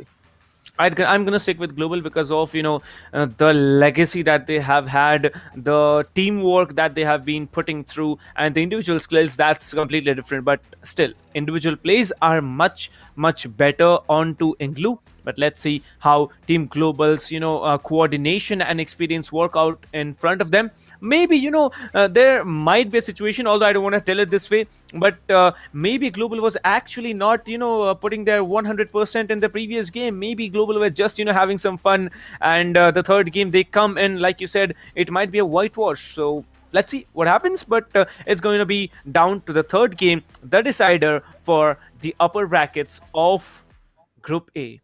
These two teams, they need to win this map if they are willing to go for the finals and face off against the other two teams that are waiting to play already. So this game is going to be an interesting one. Agent selection, I'd say Omen, Killjoy, Sova, maybe a breach, like you can actually walk off with anything. Raze and Reyna combination, or a Phoenix and Jet combination. Like duelist, if you are actually playing it, Raze Reyna or Phoenix Jet. That should be the ideal combination of the duelist. What do you think kind of will be the agent selections that come through? I don't know about what will come through, but a Phoenix and Jet is something that that I would really love to see. I think that the Phoenix and Jet combo is really good, simply based on the fact that Phoenix can flash, Jet can smoke off angles with Cloudburst. Phoenix can help you deny a certain push coming in, like with his Blaze Ball or his Hot Hands, and then the Jet can, as you say, capitalize on that position really fast. So Phoenix as well as the Jet really play out very well. The Reyna and the Raze, simply based on the fact that you can clear off a lot of angles with that clear, blind them, throw a boom bot at them, throw a paint shell at them, maybe jump your way into sight with those satchels. So it really depends as to how you'll be playing it, but I think that it's going to be an interesting matchup coming through. Well, I was watching a video yesterday on YouTube where I was watching outplays by three particular players who are right now, I believe, the three best, players on their particular agents. I believe it was Flights on the Raze, then we had Average Jonas on the Sova, and there was, I believe, Flex Ninja on the Omen.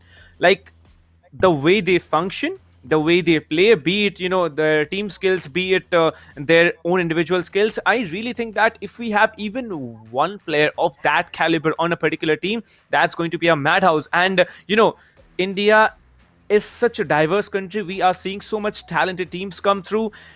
If Team India, like, if we have a Team India which, actually moves on and performs into the World Championships, that's you should be flexible to play 2 duelists, not just 1. And Thanos sticking to the race is going to be a big problem in the later stages of the game. Hellranger still sticking on to that Omen. I don't know why he is deciding to do that, but let's see how he supports his team. Skills will be actually playing out the Phoenix from the Global Esports, and rest all assured, I believe it's the dream setup coming in from both the teams. The only difference is the Phoenix and the Rays on either sides. Global Esports playing the Phoenix and INGLU with the Rays.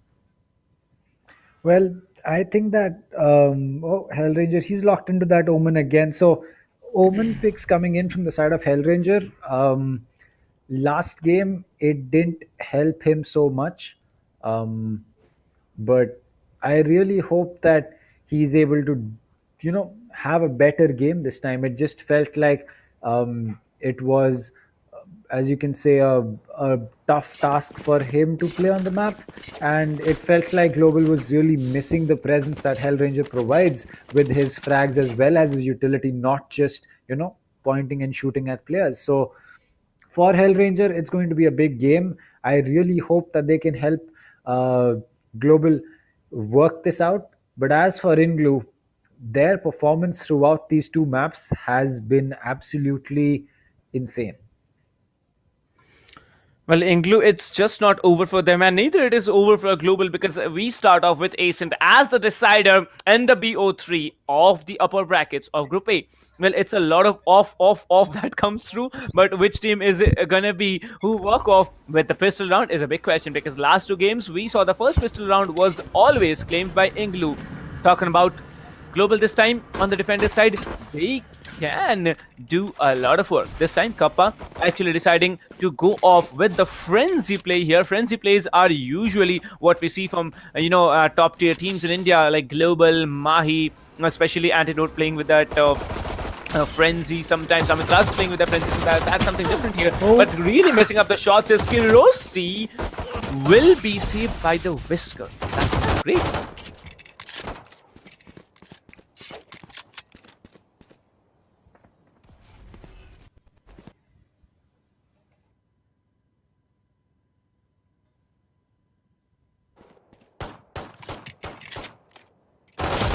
Enemy remaining.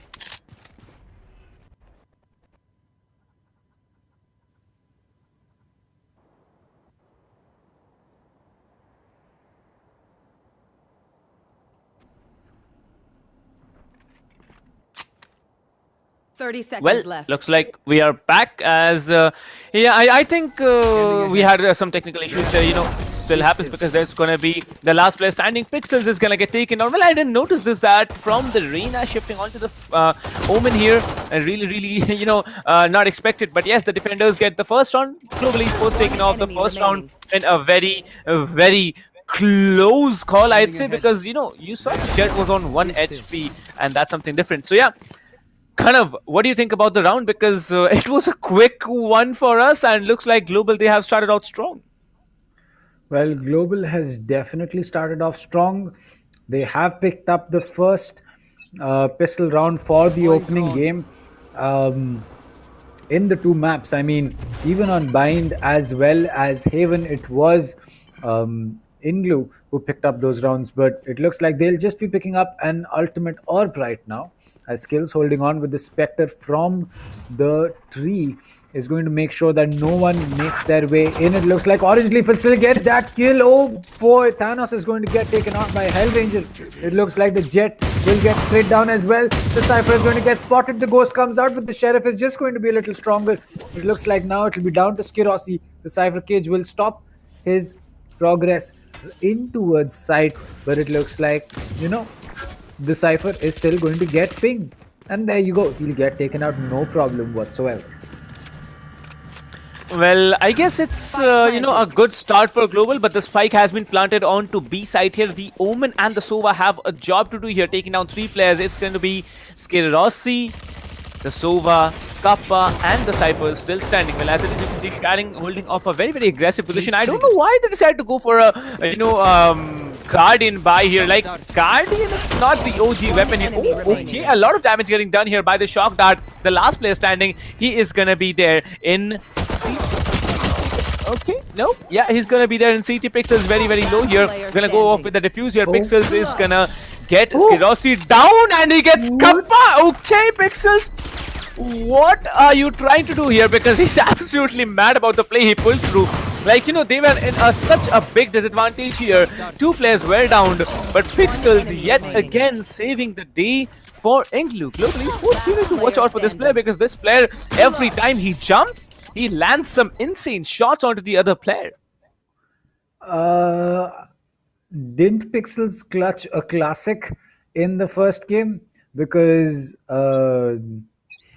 that is exactly what. Okay, the game is going to be coming in as he will pick up a kill of his own. There you go. He's going to pick up one more. It looks like Thanos will be finishing off skills that suddenly INGLU is looking like a team that you do not mess with. Picking up that eco is really helping them out right now. And I don't know how Global is letting this happen, but a 5v2 situation is what we have on our hands right now. Well, 5v2 situation with lightning fast on the Spectre. I mean, the Stinger here is not something great. Honestly, trying to watch off on any flanks coming in from A main here. 2 players standing, 1 in heaven. I mean, not still in heaven. He's, you know, trying to go up to heaven. Well, he has a Bucky in hand. Bucky is not something you would want to have here. As it is, you can see Thanos has been taken lightning fast down. That's only 1 player standing. The Omen will be coming in. They are trying to go for a save, and Kappa, I don't think he's gonna go on for a save because he might be going on for a save because there is absolutely no creds on them, and working on 1000 creds. Maybe he goes for a Stinger by, who knows, for the next round as well, because you know, on a very, very recent update, you save a round, you lose the round, you get only 1000 creds. 2-1, the lead again falls into the hands of INGLU on the attacker side. This is a very, very big challenge that Global has to face. INGLU is absolutely shining when they need to, and Team Global are being pushed into another eco round. That is true. Team Global, not the position you want to be in right now. With the Bucky, Sheriffs and a Frenzy, this is tough. But Kappa, you know, he can make that Bucky work out. And to be honest, it's not like the kills cannot come in from the side of the Sheriffs as well. But it looks like it's just going to be a quick spray down for the game on the Jet. 69 HP on him. He's going to just make his way in, but he might just get taken out. Yes, he will, and give a Phantom to Skirossi. And that is not what you should have done. But looks like Orange Leaf is just going to get that trade. The Phantom will now be left in the hands of Lightning Fast, as a recon dart will be coming in. It will not be pinging anyone's position. Kappa peeks with a Bucky. It's going to be a headshot connect, and that's going to be a ping coming in. Lightning Fast just about running for his life. He has a Phantom he wants to save. Will he be able to make that work? Looks like no. It's going to be a lot more difficult for him to save, as everyone knows his position. He's going to be stuck inside, and Pixels wide swinging is going to get that kill. No save for you, my friend. Well, indeed, no save for him. It's going to be a 3-1 in favor of INGLU. Now, it's going to be a full buy indeed for Global in the 5th round of the game, as both the teams have decided to move on with a full buy. Phantoms and Vandals into play. I believe the entire team of INGLU is playing on Vandals. Okay. Vandal is the OG, we all know, at infinite range. Vandal is basically 1 tap to the head. So, yeah, that's the OG thing. However, we have 3 Phantoms play coming in from Global Esports. Global Esports now looking to outdo their opponents. This is going to be the 5th round in the game. If this round goes in the hands of INGLU yet again, Team Global are going to get pushed into another eco round. Eco rounds are not something you can basically, you know, win every time, but winning an eco round, that's completely obliterating. Although Skirossi will be sitting up here in CT spawn, he needs to get any information onto mid, and you can see the Sova recon drone will be coming, getting the information onto one player holding up in 3.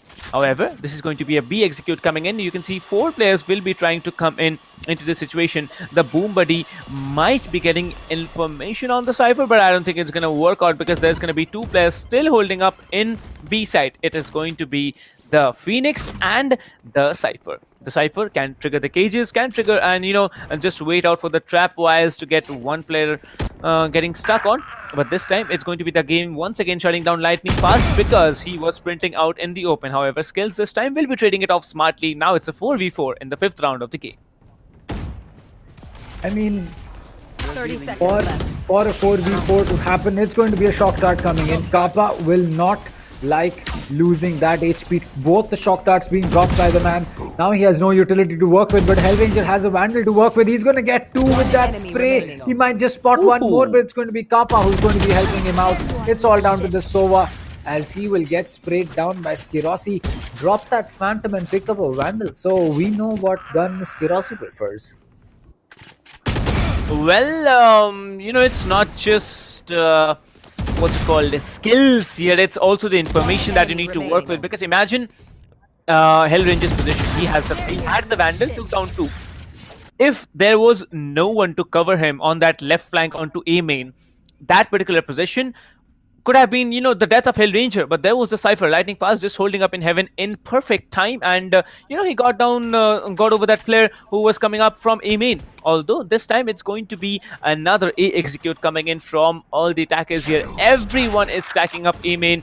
A very, very tricky position. Still waiting up in A lobby. Nobody's going to get aggressive here from Team Global. Global knows how crucial the rounds are. It's going to be 3-2 for now. But will it be a 3-3? It's just a matter of time. Because Team Global, they are now starting to move from their positions. They are trying to go somewhere. Looks like all the players, they are trying to go up in mid area, and Hellranger combining with Skirosi can do a lot of work here, taking down 2. That's beautiful retakes. And okay, hi, hello.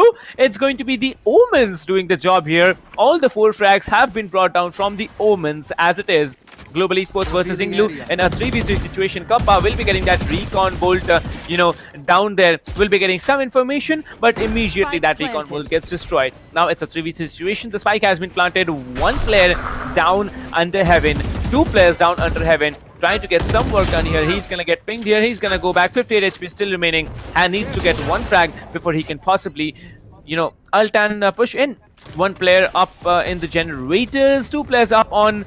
one player up in A main, 2 players in under heaven. That's a good position to hold. That's only 1 position getting holded out here. It's going to be Pixels with the responsibility, but Kappa will be absolutely melting him off the round here, and it's going to be a 3-3.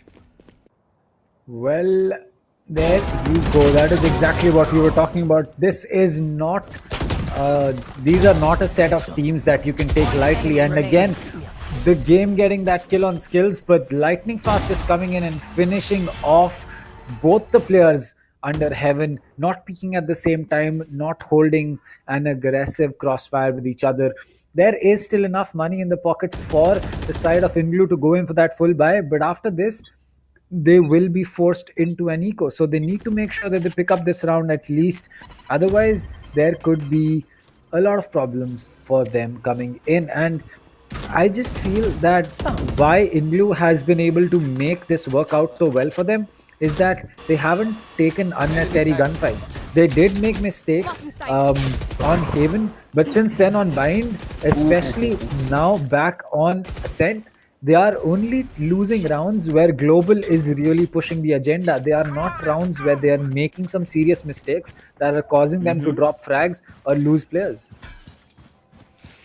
Well, indeed, and as you can see, Skills will be coming in, and he catches off the Omen in such a painful position. I believe the, one of the most feared ultimates is has been given to the race. That's the showstopper, and after that, it's the Phoenix. Like, if you hear a Phoenix ulting, joke's over, let's go. It's basically, joke's over, let's go and get out of here. Let's not wait here, because if you are caught in the Phoenix's ultimate, basically you're dead. You're almost dead if you're if the opponent Phoenix has the skills here. Well, now it's going to be another ultimate getting triggered here. It's going to be the race coming in with the showstopper. The showstopper can be fired onto anyone sitting up in Haven, but this time Thanos will be going up in Catwalk, just waiting up that position. Well, looks like it's not just Global and INGLU playing, as we have players from two teams in the chat as well, from Team Tamila's Lord Basura and Poking. So welcome to you guys to the stream here. Sharon, however, will be taking down Skirossi. Now, talking about lightning fast, he comes in, he tries to get some work done here. 3v3, the Cypher ultimate to work with, really low on HP though. Will they be able to have a possible retake, as the information has been given off here? As you can see, it's gonna get spammed here. The Cypher gets taken down, and that's another round for Team Global Esports. Global Esports come back with an equalizer and also get another round in their bags. Global Esports lead with a point advantage, and the scoreline sticks at 4-3. Well, Skills is seriously, a Phoenix that you will not want to mess with, knowing that Thanos had played just very, very passive on tree, gave up all of the control that they had from their players on attack. Thanos went all the way to Catwalk, and Skills just read into that perfectly. And somehow there is still enough credit for a full buy coming in from the side of INGLU. So that is interesting. But Skirossi picking up that operator is now going to be a big thing. So Skirossi will now have to use most of his cloud burst to make his way out, but it looks like Skills will be coming in to get that kill. The game will get taken out. The Stormblade not working out in his favor. Skirossi picking one up. The classic comes out. The op will get reloaded. He knows that there are two more players over there.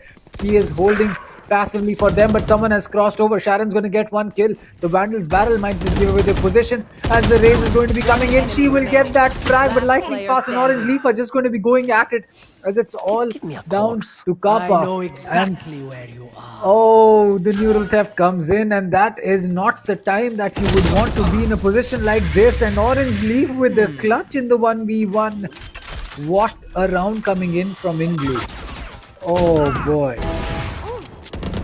Well, that's a good round, but I really expected Skirossi to function a lot more with the operator here, because by the looks of it, he just took down one player, and taking down one player with a 5,000, we can call it dollars, but that won't be cool. So yeah, 5,000 creds weapon, that's not appreciable. Skirossi again going for that operator buy. I believe he needs to pull some insane level of, put some insane level of skills into the game. So let's see how it works. Well, it's going to be 4-4 for both the teams here. Equalizers coming in yet again. Like I said, Ascent, it's going to be, a very, very close map, because both the teams, they have been dominating this map in the qualifiers. Let's see if they can do it once again.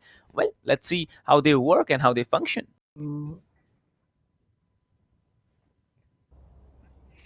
There you go. We're back. Yep. Well, a 4-4 to work with, as Skirossi. So Skirossi will be going in for a glass cannon, because he's not going to be picking up any shield.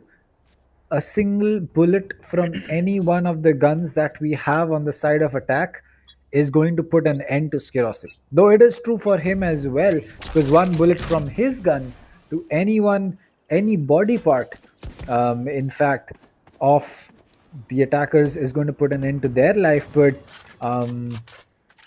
it's going to be difficult to see how this plans out, because from what we have seen right now, Global, they have been able to push the agenda and pick up rounds in their own time. But when INGLU comes in and decides that, we need this round, it seems that Global has not been able to take that back from them.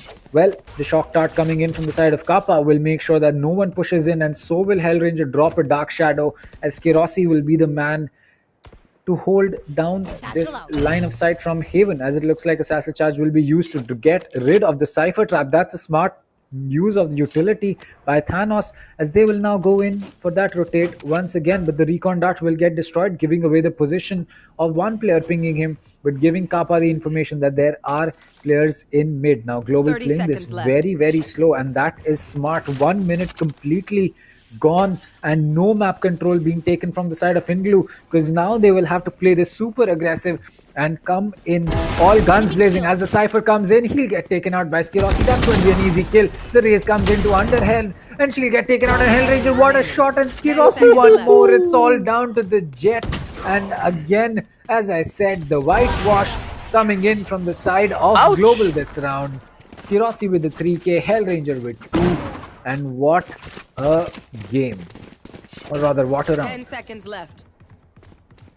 Well, looks like Skirosi is definitely pulling off those shots because, you know, like I was saying, like investing a 5,000 creds, investing on a 5,000 creds weapon and not being able to pull off the shots, that's not appreciable. And as it is, Skirosi actually answered me on the face here. Now, Team INGLU are on an eco round. The attacker side on an eco round is something very, very difficult to play down with. But in the end, it's an eco round, and eco rounds are so very fascinating to watch as all the players are trying to walk up mid. As you can see, all the players are trying to walk up mid, but Skirosi just waiting down there with the operator, trying to get one or maybe more. Well, picking up with the operator yet again. This time gets a shot. Sharon will be coming in and trading it off. That's now a okay. Orange Leaf will be one tapping skills to the head. And this is it. It's a 3-3-4 coming in once again, jumping in that position here. The side will be triggering that ultimate. Kappa will be coming in, getting that frag as well. The Jet remains. The Jet still waiting up in A side here. He's trying to get some shots connected, and he does. Kills you, made your point here. Yeah, he just did it. Just shoot. Just shoot. You're gonna get that kill. Just shoot. Yeah, he's gonna get the kill or not. I don't know what he's trying to do here, but look at the way the game is playing with the minds of the, you know, the Omen here, because looks like if he has what it takes, he can actually melt the place, but no, Kappa will be taking him down, and that's another round in the hands of Global Esports. Well, I think the game tried to go in for a 360, but didn't work out. But nonetheless, that was not a position that he would have survived for too long. You know, it just feels that it's going to be, you know, a difficult one for INGLU to keep themselves in, because there are two rounds left. They have picked up the minimum, though they can pick up one more and make it a 7-5 split, and that would really help them out.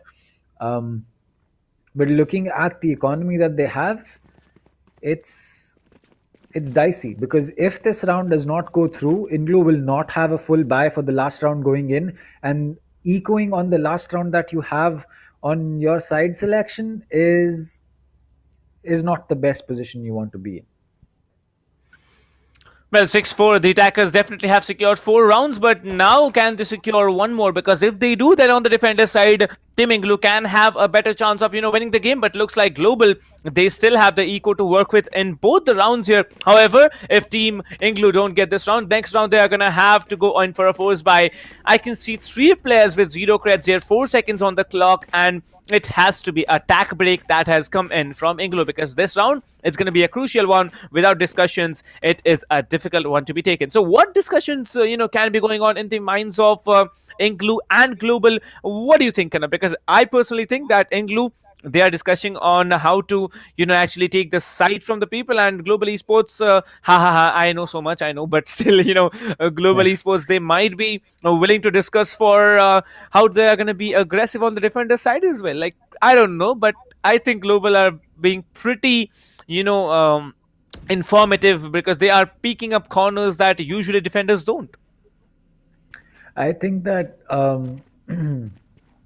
for I think for this to happen, to be fair, that I think that INGLU is just trying to figure out whether how they can get rid of Skirosi on that operator, because that's really been the point of contention for them last round when Skirosi was using the op as a glass cannon. He held on to Heaven from A, and he didn't allow anyone to push in. That worked out. And when the push eventually did come in, Skirosi just had to press left click thrice and get 3 kills for himself. So that happened. And then the next round, when they figured out that, you know what, he was Heaven, let's maybe push mid, the same thing happened. The crossfire that Global had on mid was just too strong, and it didn't allow any kind of push coming in from the side of INGLU. Yes, we did see Skerosi fall, we did see the op get taken out, but at the end of the day, it didn't matter. The initial damage had been done. So, yeah, and now I think that INGLU is just trying to figure out how they can either get map control without contesting that op, and if they do contest that op, how do they want to get rid of it? I think the one of the best things that they can do is that they do have pixels on that Omen. Figure out the angles that you would want to be smoked off. Save both your smokes for that. Smoke off two tough angles that possibly the opponent player could be using, and then use your recon dart to get information on the last remaining corner that you have on site. Possibly use a Cypher Cage or maybe a paint shell to get some chip damage onto the guy, but other than that, Skerosi picking up that op has really been a big boom for Global to play this map out well. As for INGLU, it's been a bad thing because they've not been able to push properly for the last 2 rounds. Well, indeed, and these 2 rounds are going to be very, very important. As I said, INGLU.XFT, like they did really not work out on Haven, but this time down the line, I think they should at least work on Ascent, because Ascent is a defense-oriented map. One more round, they have a huge chance of coming back into it, and with the legacy of winning pistol rounds, team INGLU, they can do a lot of work out here. Orange Leaf, however, if we talk about the scoreboards, let's just talk about the scoreboards here. You can see how evenly the kills are distributed. 9 for Orange Leaf, 7 for the game, Sharon with 6, 5 and 4 for Pixels and Thanos. Thanos not really outshining everyone else on the attack, but I think defense is going to be another story. Skills, however, this time I really wanted Skills to play out the Omen, but looks like Hellranger is doing absolutely fine here. 10, 9, 8, 7, 5. Well, where's the 6? Skills, one more frag. He could have actually, kept on with the sequence here. 10, 9, 8, 7, 5, 7, 6 would have been the sequence for Hellranger, Skerosi, Kappa, Lightning Fast, and Skills, respectively. Well, we have still got to go with 2 more rounds before the attacking half ends in favor of Team INGLU. So, let's have some predictions. Like, how do you think, Team INGLU is going to push through?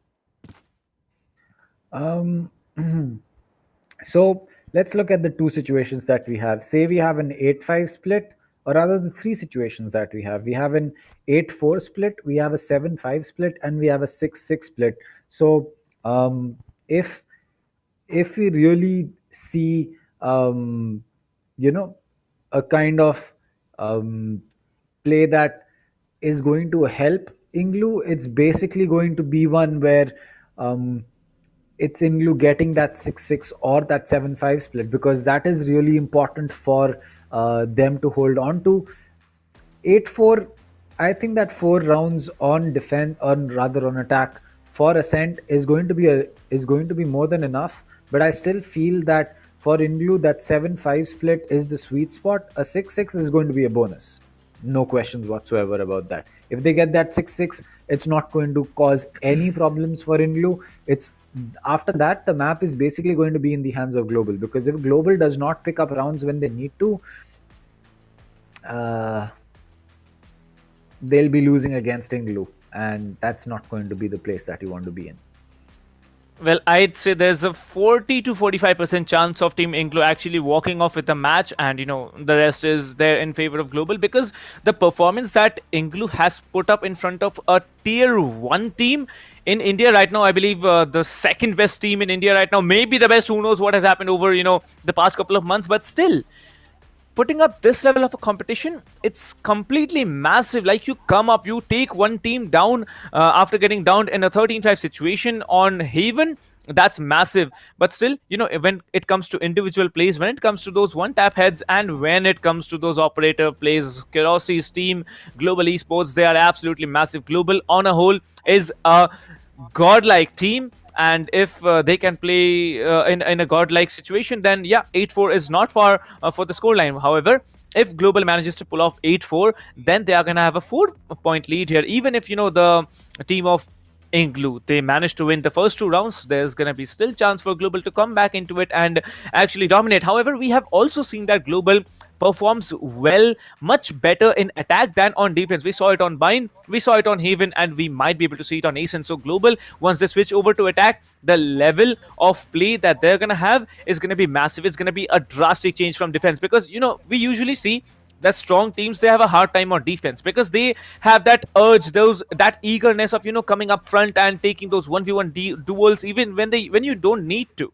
You need to just hold out your corners in defense. You need to just play passive, and that is sometimes not the case in the front of professional teams like Global, Mahi, XTZ, or like I can name a handful, but the logic's the same. They are massive, and they usually try to play in an aggressive style even on the defender side, and that does not work out in favor of team.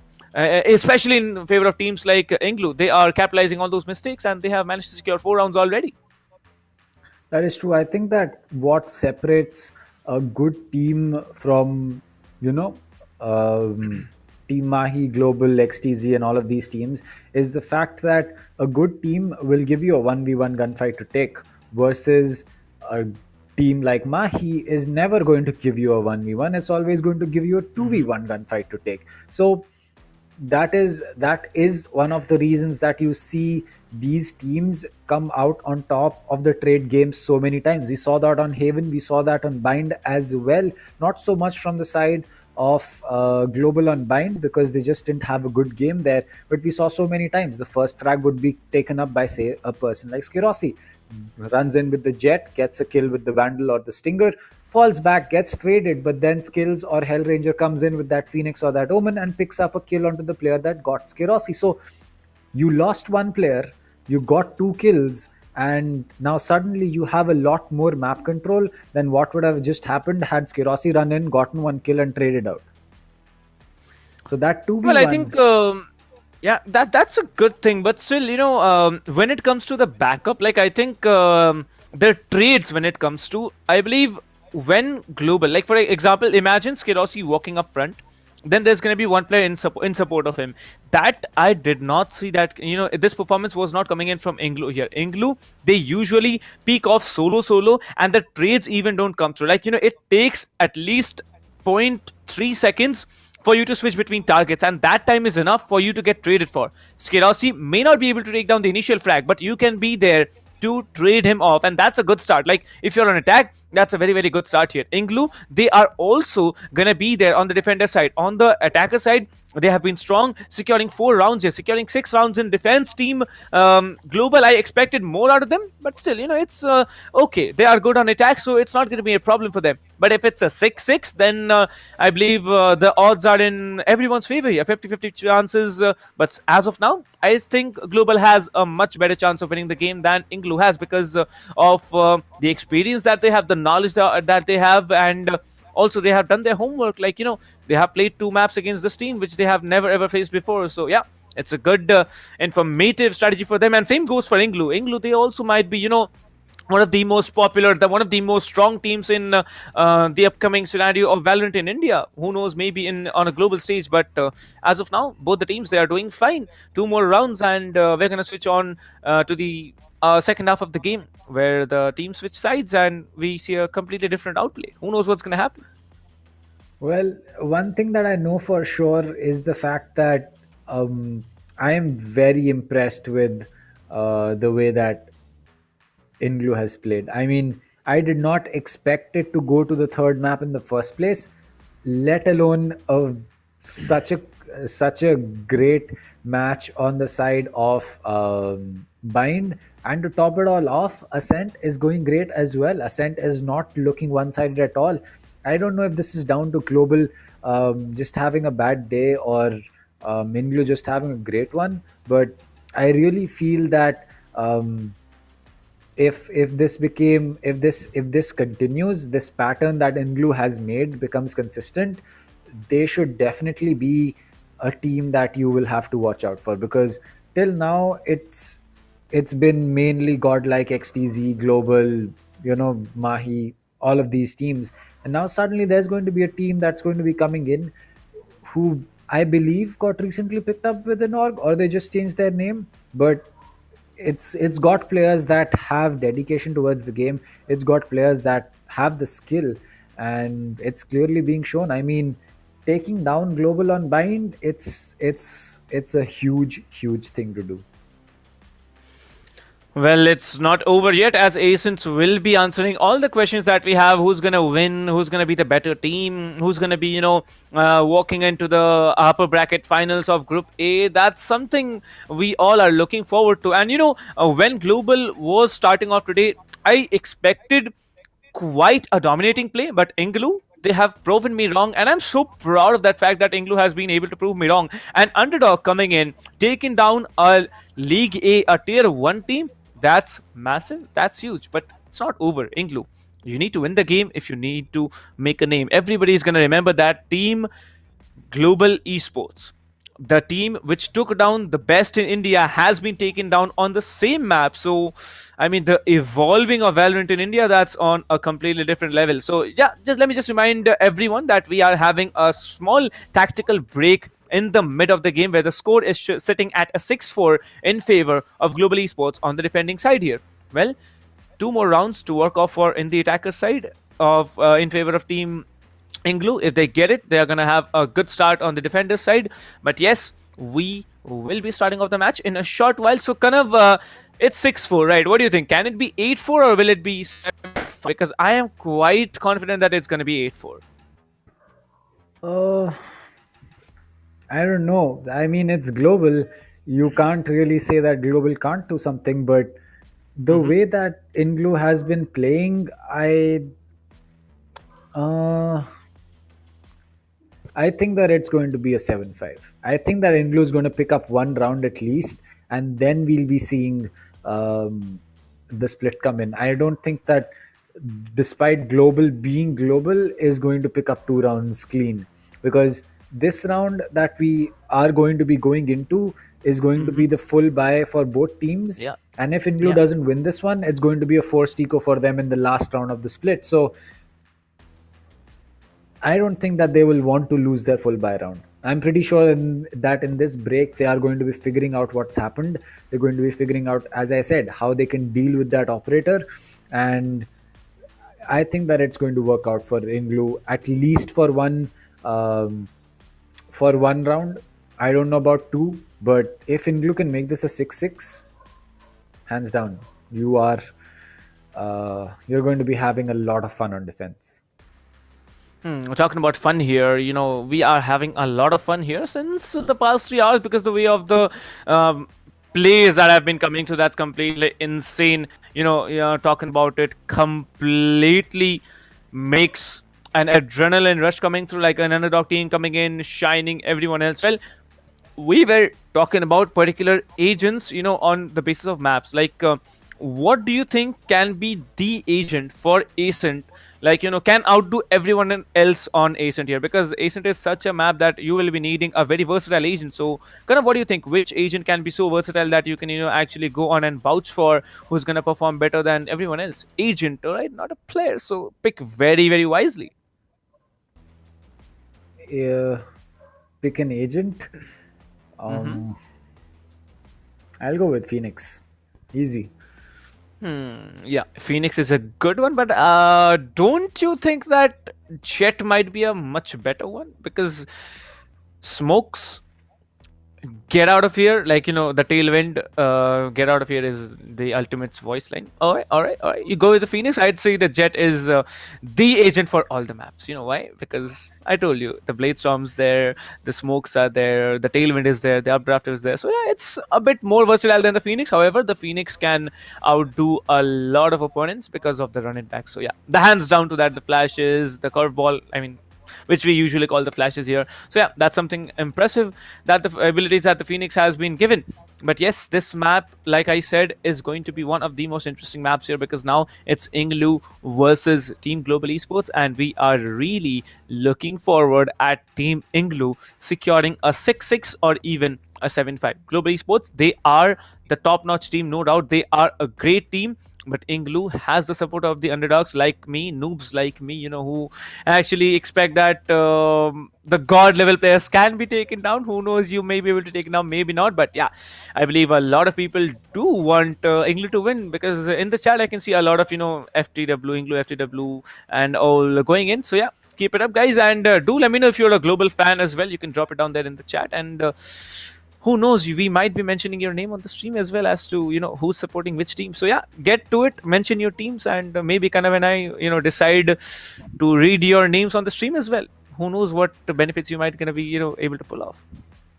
I mean, for what it's worth, I think that this best of 3 has been one of the best that we have casted in a long time, because hands down. Because first map, it started off strong thinking that it was going to be close, then it turned out to be a fuss, and it went easily in the favor of global once the split came in.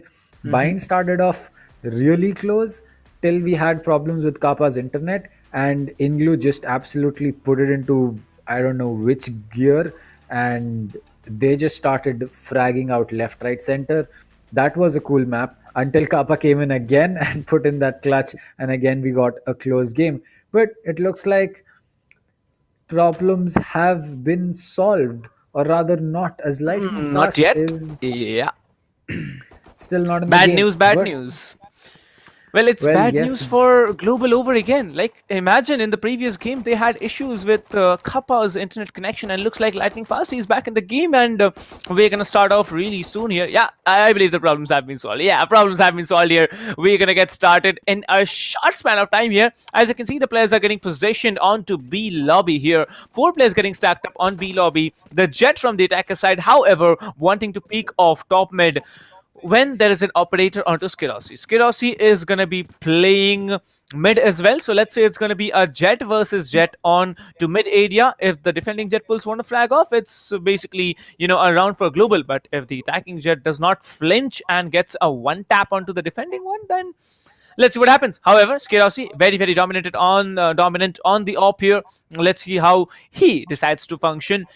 6-4 down the line, and let's go. Let's see how the things work out. Looks like Global Esports, they are going to have a good round, but I don't think any chances going to be given by INGLU as well. INGLU being very confident, very patient, and also have secured 4 rounds against Global. So yeah, that's a good start for Ascent. Well, yes, I think that as for INGLU, this round, as I said earlier, is going to be the deciding round for both these teams, because if Global get that 8-4, they will be able to fight it out on attack. But if they don't, it's going to be a difficult one for them to keep on attack, because for INGLU, I think that they're just trying to stretch out their blanket as much as they can, honestly, because 4 rounds, more than enough. 5 rounds, good. 6 rounds, you kidding me? That's definitely going to help them out. And once they move over to defense, I think that Ascent is a map that a lot of teams know how to play. I mean, even players that I go up against in competitive matchmaking in silver and bronze and gold lobbies know about how the angles work in this map. So asking professional players to play it out competitively is not going to be really that much of a problem.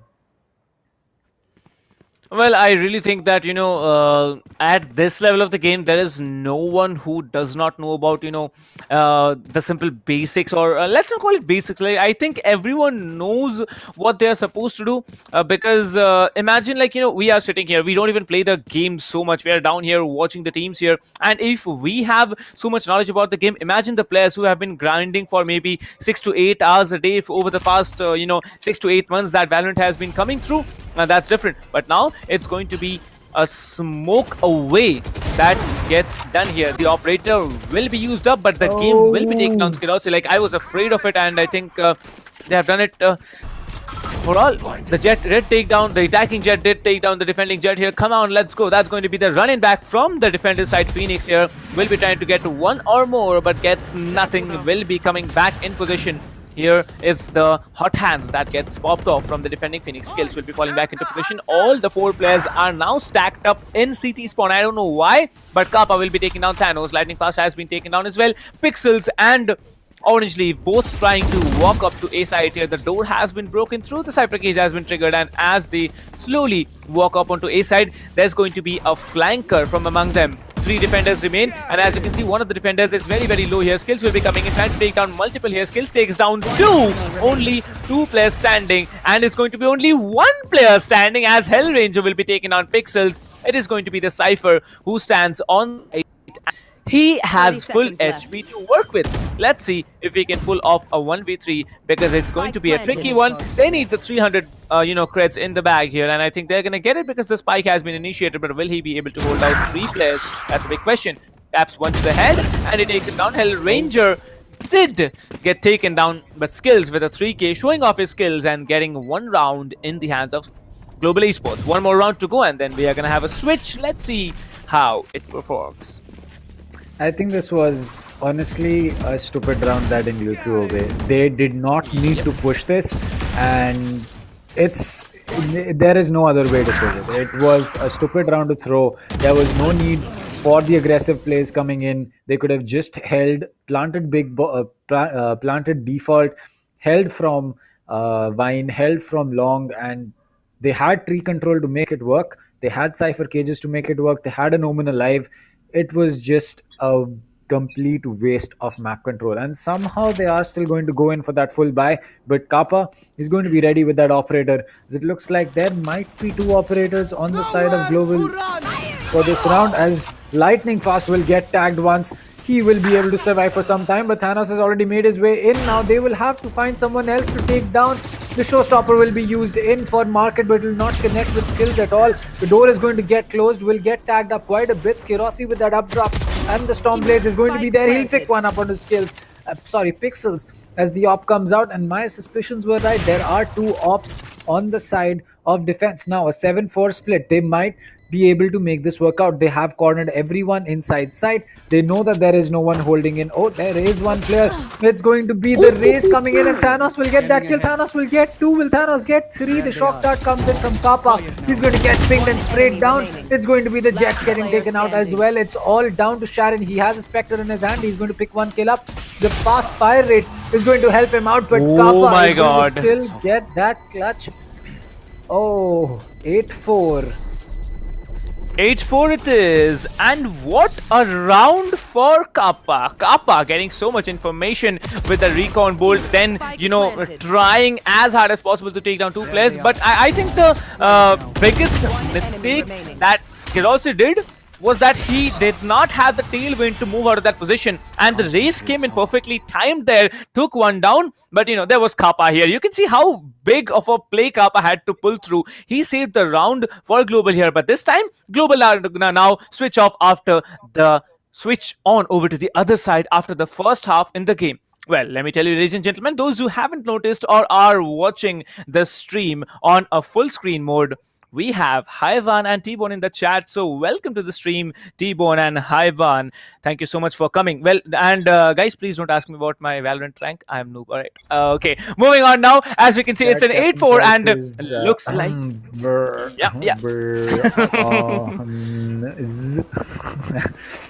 No worries, no worries. I'm not too far away. Okay, but you can see this push is going to be a very interesting one, it seems, because the Jet is actually going on into that smoke here, and there are 3 players trained with their guns just waiting out here. The Omen being very, very cheeky, holding out on the right-hand side corner over there. Thanos will be dropping the boom buddy, trying to get any information onto B main. Although unable to do anything, he has to fall back into market. Now they are not at all being aggressive. 1 minute on the clock. They need to make a push here, but where is it going to be? Everywhere I can see attackers present except the B main and B lobby, and I think it's going to be a tree execute that comes in. Well, that could be the case that is there, but it looks like Skills is going to be coming in with a frenzy, but Pixels with 3 before he gets traded out, as Skirossi is... What?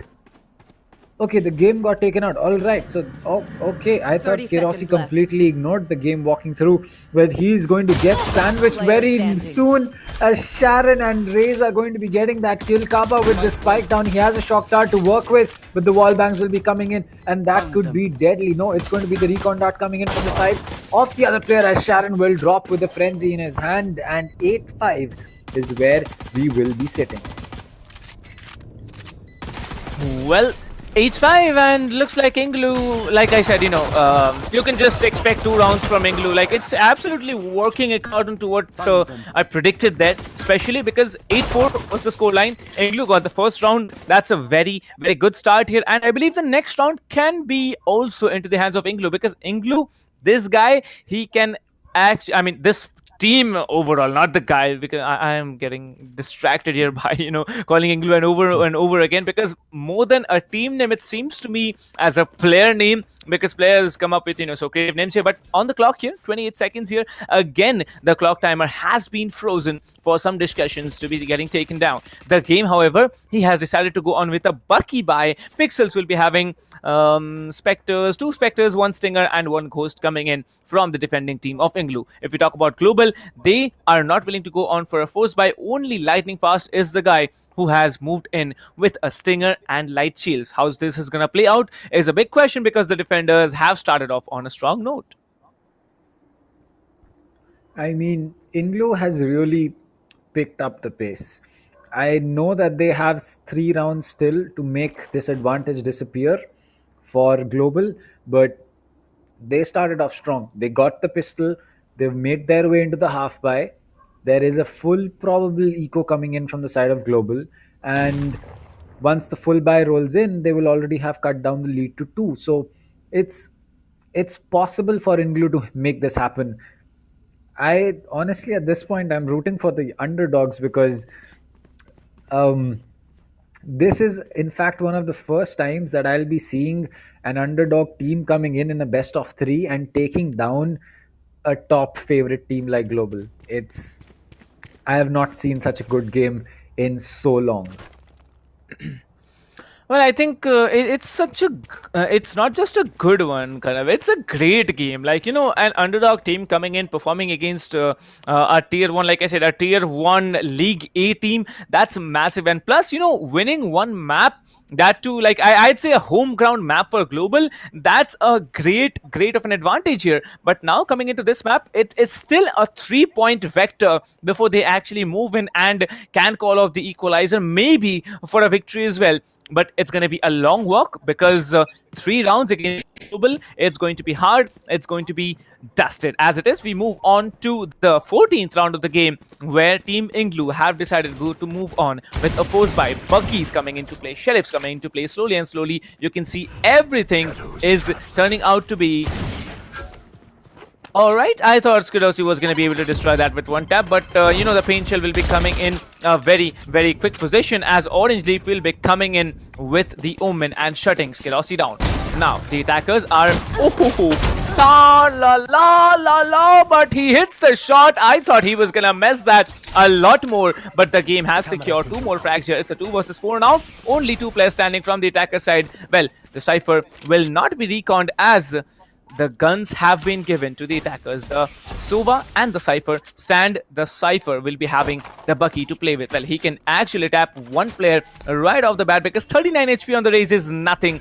And as you can see, Kappa will be using the recon drone here. The flash is going to come through, will be taken on 1. The Sova tries to run through, 9 bullets to play with. Is going to be a 1 versus 3 for the Sova. He comes in from behind. Orange Leaf will be also coming in. Well, Pixels is going to just jump and grab Kappa with that 8-6. It's now a 2-point lead for Team Global Esports. Well, it can be a comeback story or not, because now it's going to be a full buy from Team Global.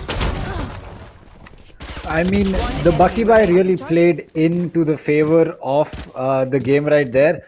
He was not able to survive it, but I think that at that point it doesn't really matter. And Pixels just being that rabbit, just going boink, boink, boink, and getting that kill to finish things off for his team. And now as the full buy rolls in, it's going to be an op being picked up by the game. So it looks like, oh, there you go. We heard the weapon. We heard the weapon ring out. I believe that was towards A, peeking from Wine Cubby, but Kappa did not drone out the race. The head is going to get spotted as he moves in. The skill will. Skirossi will still get that kill. And again, the 2v1 that I was talking about. It looks like Skills, despite not knowing that the Raze was playing in that position, is still going to get that trade for his team. And now suddenly it's going to be a lot more difficult for the side of INGLU to make this work out. So Kappa has allowed his teammate to go in for that teleport, as Skills will be healing himself up with that blaze wall. They know that there are 2 players towards market and 1 towards CT. As Lightning Fast, he'll be holding on to this backstab, and no one pushing from Arches or Fish Market is really going to be a difficult retake for them to take on, because Lightning Fast, he is ready with his cam. He might be able to give intel, as the Cypher is going to be peeking in the wrong corner. Skills is going to get one. It's going to be a complete flash, as that will be the game, who will now retreat with that op. He wants to save that, doesn't want to give away that kill. As he's holding in long, he's going to get one more onto Hellranger, and Skills will not contest it anymore, and neither will Kappa. They'll just make their way out. They don't want to lose too many bodies, just trying to get that off the hands.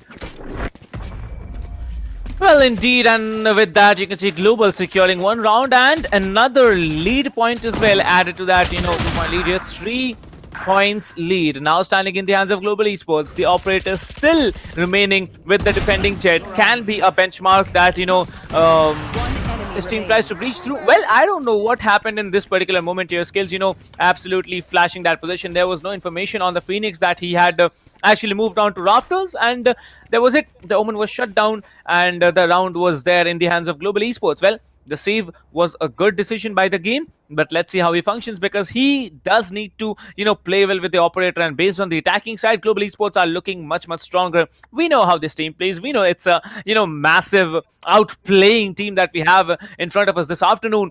But yes, they are also having problems at some times functioning, in front of this underdog team known as INGLU, aka Salty. But INGLU, now I have decided to move on for another tactical break. 5 seconds, the clock timer has been paused, and they have decided to move on with strategies more and more and more. Well, a lot of strategies getting discussed here. Like, personally, I think we have had the most number of breaks that we could possibly have in any match in this one. And that's it. Skills will be coming in, and we are going to be seeing a very, very aggressive A push. Well, Skills will be pulling out the Phantom. It's going to be the Phoenix who comes in, but this time the Flash will be actually sending 1 player back. Pixels will be deleting. Lightning Fast getting 2. Pixels will be traded off for finally, as there are 3 players up in the side. Okay, I didn't predict the Cypher would be there. I thought that really was the attacking Cypher, but looks to me now the information has been given up. As you can see, all the players are trying to come up, and the Sova unfortunately self-shocked. That's himself. 2 to 3. It's going to be the Jet who gets taken down. It's going to be only 1 as the attackers secure the round. Hellranger with 3k. Kappa securing the second last frag. 10 to 6, a 4-point lead for Global Esports.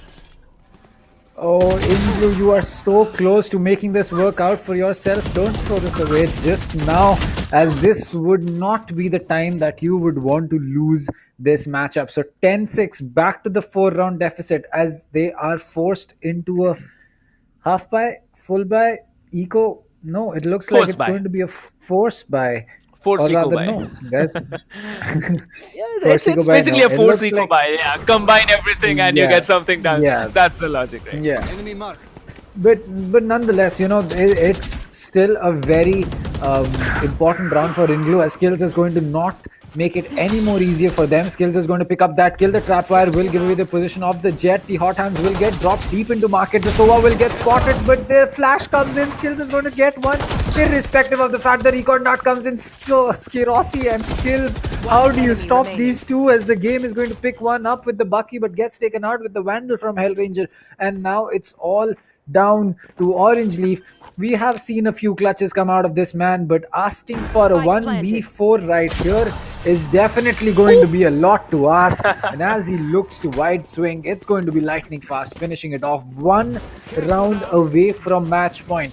INGLU has been having the game of their lives right now, but now they'll have to fight for it with their lives. They have not been able to put an end to the raw, raw aggression that Skirossi and Skills have been bringing together. And Global is just proving to us why the team game really matters. There's no two ways about it. Cage triggered. Well, we can see it otherwise as well. Well, the play that's coming in from Global, it's not just dominating, it's like, coordinative. You can see now, after 2 rounds of straight aggression, now this team decides to actually walk up on catwalk with 3 players here. Where Skirosi will be taken down, Pixels will be taken down, Orange Leaf as well. He dashes in immediately onto triple, pulls off the gun. The Sova will be there, trying to go for the frag, but Sharon is just better as the Phoenix will be shut down as well. Now it's 3v3 coming in. Well, this time Hellranger makes no mistake, hits the Paranoia, takes down the game. It's going to be a 2 versus 3. Hellranger can TP onto somewhere as he decides to go for a B plant. Everyone will be rotating, or does he decide to cancel? Okay, he does not cancel as the spike needs to be initiated. He does initiate the spike, but now this time the Hunter's Fury will be popped up, but the spike is not gonna get planted default. He is gonna plant it a little bit around the corner, and he does a smart job at it too. 2 more players standing. The spike needs to be defused here. He gets 1. No, he does not get 1. The Hunter's Fury can be used here as well, and it's a very, very tricky play. I think the spike is getting diffused. Well, I think the spike is getting diffused. Yeah, the spike is getting diffused, and Global absolutely disastrous play coming in for them. I don't want to say it this way, but yeah, it was indeed a disaster. After such a good round initiation, it's completely disastrous to see. There was no need for a rotation by the Omen onto B side, using that, from the shadows. And I think the loss of the round answers all the questions here. 11-7, 4 points to go for Team INGLU to make a comeback. Will they be able to do it? Let's see, because Global this time, they, I believe, actually threw the round. Well, I think what a better action would have been to keep the spike on Sova, ask Omen to go in for that ultimate, but cancel it and force the rotate coming in from their side. And in that time, it would be down to the 2 players of INGLU to either make up their mind that the rotate has come in or not, and keeping them guessing for just a second and a half or 2 seconds more would have been more than enough for Global to either pick up a frag or to get the spike down and pick up positions that they could use it to defend with. Well, the past is the past. The round has started. The game has picked up 1 frag, which was onto Lightning Fast as he got traded out by Skirosi. So Pixel's now inside the smoke. His position may be known. He's still going to survive long enough. Sharon is going to get 1. Skirosi is going to get 1 as well. Kappa comes in from the back, but Pixel's ready for him. The Paranoia comes out. The Jet is still going to get that kill despite the Paranoia just about connecting, as that will be a 3k for Skirosi. It's down to a 2v2 again, and Hellranger will be going in for that spike plant through the smoke as the paint shell will get dropped. Thanos will get 1, Skirosi will get 1 more. Is this the ace? No, it's not, as Sharon will come in and finish it off. The clutch comes in from the man himself. 11-8. This game just does not stop giving. Well, Skirosi, he had pulled off a 4K. We forgot to, actually create the hype there as to how Skirosi did perform, like coming in with the dash and taking that Omen down in spite of getting that Paranoia. That's completely massive. 21 frags for Skirosi now. Absolutely dominating the scoreboard. No one is even near him, as you can see. And as it is 11-8, the game keeps on going and going and going, as it's going to be a full buy coming in yet again for Global, but he has tagged up 1 player, and there's going to be the ultimate. Now this time he decides to dash up here, but no, Thanos will be deleting Hellranger. Tries to dash in onto side here. The Rage will be spotted as well, but Thanos will be melting Skirosi. 3 attackers, 4 defenders to work with, 2 ultimates on either side. The Cypher Neural Theft will be there along with the Hunter's Fury on the attacker side. I mean, sorry, not the Hunter's Fury, the Run It Back on the attacker side, on the Phoenix, and also the Omen having the From the Shadows on the defender side. Well, that, From the Shadows is a lot of information you can gather just faking it and getting any information onto where you want to, but this time it's going to be 3 to 4 players walking in. I believe the Cypher has been dinked a lot as well because the position has been inflicted. Kappa will be coming in along with the Cypher, who decides to support Kappa in the plant here. Well, 3 to 4, 3 to 2. It's still a takeable round, as I don't know how. What? Oh, he got the comeback. Yeah, the boom bot was destroyed, and that's it. One player standing, it's an easy retake, and it's 11-9. 2 more points to go. INGLU might have a comeback story to tell yet again. Oh boy, that was... Oh, Thanos. That was so unlucky. That was so unlucky. But it doesn't matter at the end of the day because it is still going to be a round that goes in the favor of INGLU. So 11-9 is what we have on the board right now, as it's going to be coming down to the wire. As I said, either it was going to be a whitewash or it would come down to a 13-9 or a 13-10. Well, looks like it might be coming down to a 13-10 after all, because INGLU, they need to get at least one more round if they want to have a story of, coming back into it. They are on defense. They are on a very, very good position, so as to say. But the Phoenix will be ulting and everyone just leaves the site here. Skills will be coming in.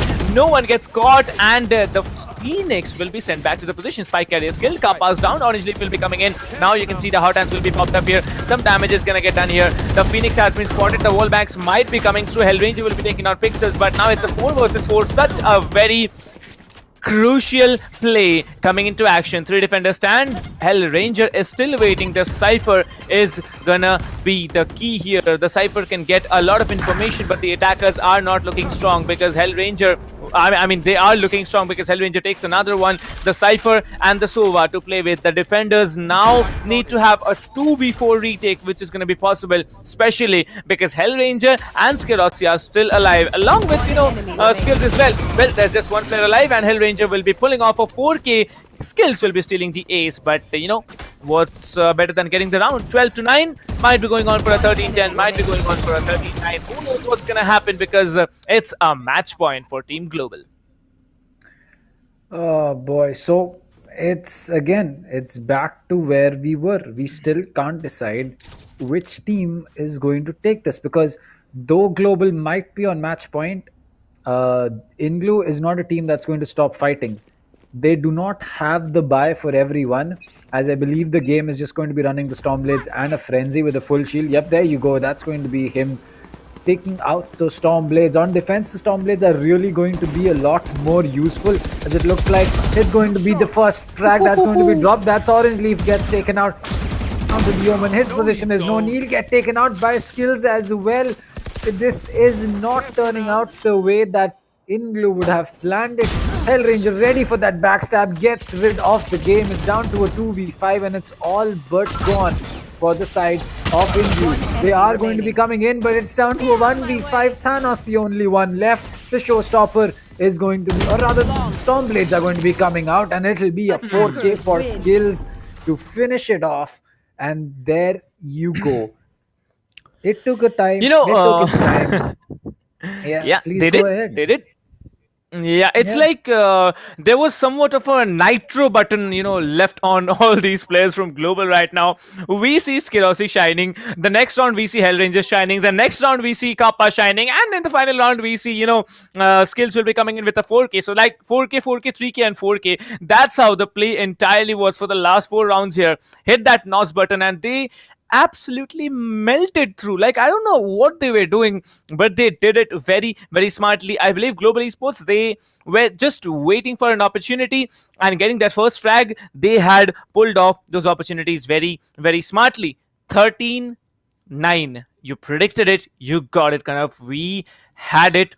A very, very close cut game in the beginning, but in the end, it was a straight 4-point victory for Team Global Esports. What do you have to say about the agent selection onto the defender side? Because, they had very impressive agent selections, but the raise not being able to function, I think that was a very, very big drawback coming in from INGLU. I agree. I think that for INGLU, it really made sense that they kept their cool, and I just feel that it's that small difference between playing for so long and being a new team that, I mean, for INGLU, as far as skill goes, I'd say that they really kept up to Global Esports. It didn't feel like they were outclassed in terms of skill or aim in any which ways to Global, but coming so close to defeating them, it's just a huge thing. And in a lot of situations, it really felt like it's INGLU who was taking the advantage, but then Global just came in and said, you know what, we have been playing this game for a longer time, we've been playing together for a longer time, and here's what happens when you play the game together. So, and that is exactly what happens. Kirossi and Skills pushing into market and mid together, it was exactly what I had predicted. They were not winning their 1v1s. It came down to the fact that they'd have to play for trades. And when they eventually did play for trades, it was perfect. They never gave a 1v1 to any player from INGLU to take. It was always Skirossi and Skills as a buy one, get one free deal. And INGLU was just not able to figure out how they wanted to break that crossfire. Well, I really don't know how to put it through, but INGLU, when they had a chance, they could have done far better than what they have, possibly done here. Maybe the results would have been different, but it's Global down the line. So yeah, that's almost what we had to expect. But let me remind you, I think when we had the predictions, even before we started off with the first game. You said a 2-0. I said a 2-1 if I'm not mistaken. So I think the predictions count, right? Well, yes, the predictions definitely do count because when we thought about what would be happening with INGLU, I initially felt that it was going to be a quick 2-0, but turns out it was anything but a quick match, and it was anything but a close, anything but 2-0. So I think we got what we had asked for. Well, I think in the end, it's all good to say that no one's going to remember the score you had. No one's going to remember the number of kills you had, because in the end, it's the score line that everyone remembers. And based on the score line, it's going to be Team Global Esports walking away with the victory of this upper brackets match in a 2-1 score line. That's good. That's impressive. That's really great here.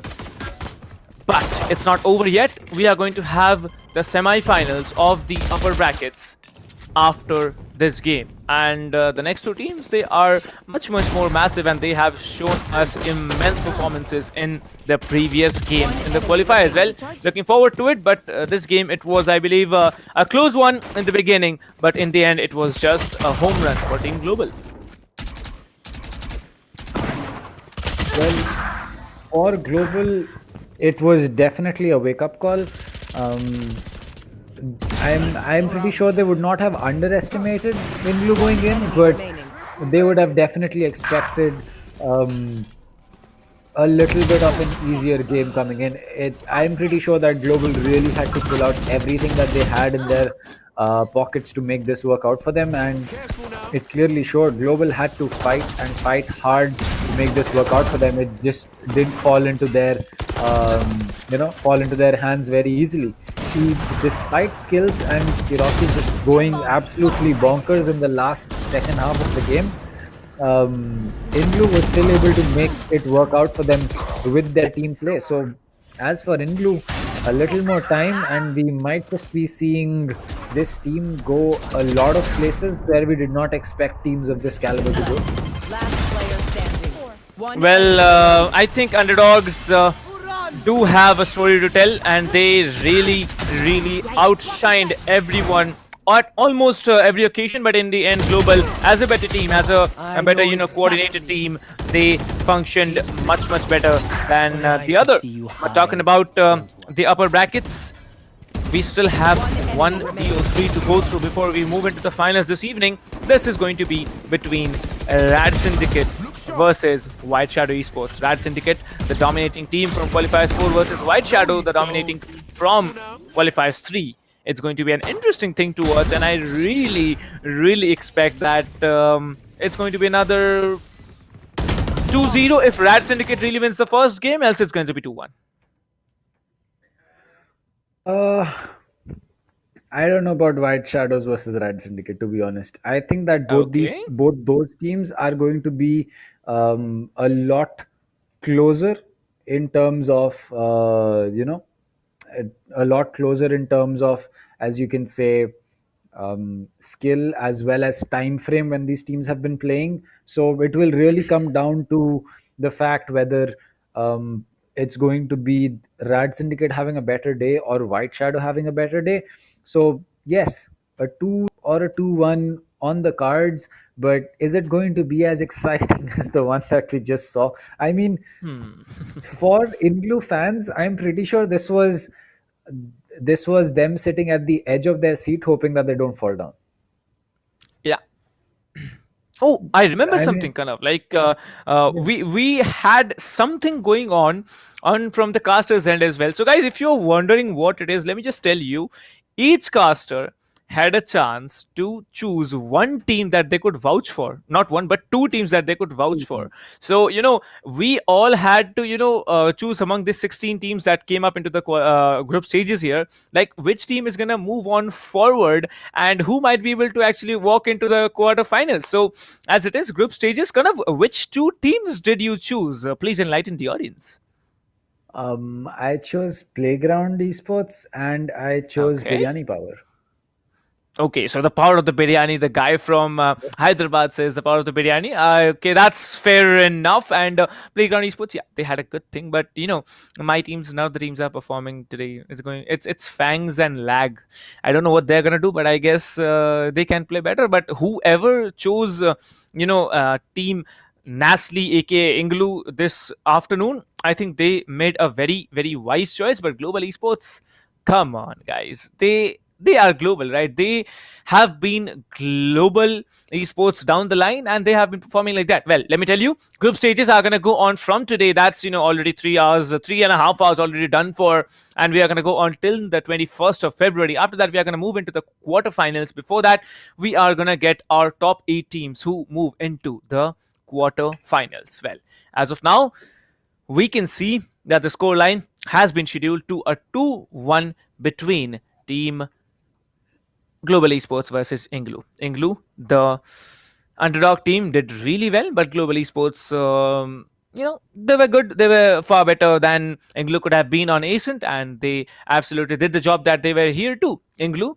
GG's well played. Next time, we need to see a much, much stronger INGLU coming up than this one, especially on Ascent here. So kind of what do you think about INGLU? Like, we have seen so many underdog teams that come up in every tournament, and what can be the outlook that INGLU has in the future? I mean, as for INGLU, I'd say that just stick together and keep grinding, because that's really the only way that they are going to be, they are going to get anything out of it. And if they keep grinding the way that they have for the past, I believe, 4 to 5 months that they've been playing together, but if they can keep that level of commitment up, it's going to be, they are rather they are going to be a team that these top tier teams are going to have to look out for, because it looks like the fortress that Global had built up has now walls that have cracks in them, and teams can exploit those cracks, because INGLU clearly showed us that Bind is no longer the all win it all for Global. Well, I'd say not just cracks in the walls. I think they almost walked up to the throne as well. If you talk about Global here, but that's something different to tell. But I can already see some, predictions coming in about RADSyndicate that they're going to win against White Shadow 2-0. Dhruv Bhatt says 2-0 for RADSyndicate. So let's see, Dhruv, if you are right, or maybe someone else is right. Maybe someone else actually says that White Shadow walk off with a 2-0. But I'm just going to stick to 2-1 for RADSyndicate. Who knows what's going to happen, because we never predicted Bind to be in favor of INGLU, but the map selection told us a lot of stories. That selection of Bind on INGLU, like INGLU, whatever it is, they really really played well. Talking about Global Esports, they are now gonna chill. They are now gonna sit up, watch the match between RADSyndicate versus White Shadow Esports in a little bit of time, because after the next BO3, the upper bracket semi-finals between RADSyndicate and White Shadow of Group A. These two teams, whoever wins from them is gonna face off Global Esports in the finals of the upper brackets Group A. Well, lower brackets are still, to be played for, but as of now, we are gonna have to wait for RADSyndicate between the match of RADSyndicate and White Shadow. So, kind of predictions for the first game, irrespective of the map choice, just for the first game, what can be the score? For the first map, I honestly, that's a very tough question because I know you don't really. All right, well, I guess my IIT mains were easier to crack than this question, but still, I'd say that I think that it's going to be RADSyndicate taking the first map, 13-8, and I believe that the first map's going to be Ascent.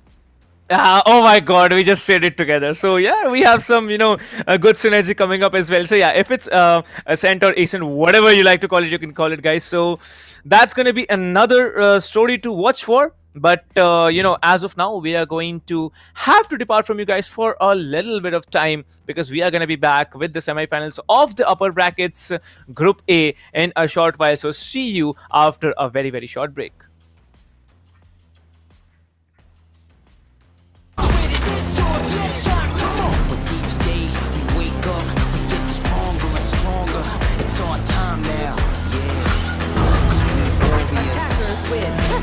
Cause we warriors. Let's go, let's go. One time, go get it. It's yours, let's shine, come on. Cause we warriors. Yeah, we warriors.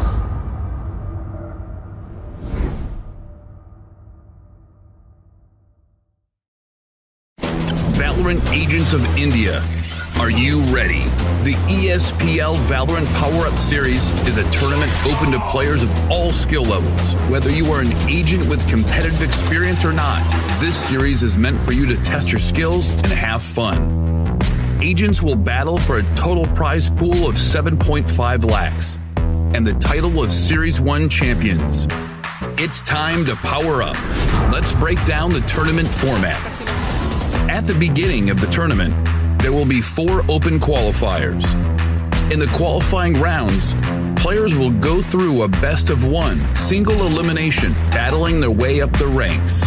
Those ranked top 16 onwards of the qualifiers will face single elimination in a best-of-3 match. The top 4 teams from each qualifier will earn a spot in the group stage, resulting in a total of 16 teams. These teams will then be split into 4 groups, with 4 teams per group. Teams will then compete in a GSL format, where 2 opening matches are played. The winners will then battle in the winner's match, which will determine who tops the group. The losers will battle for survival. The victor of this match will then battle the loser from the winner's match to determine who progresses further in the tournament.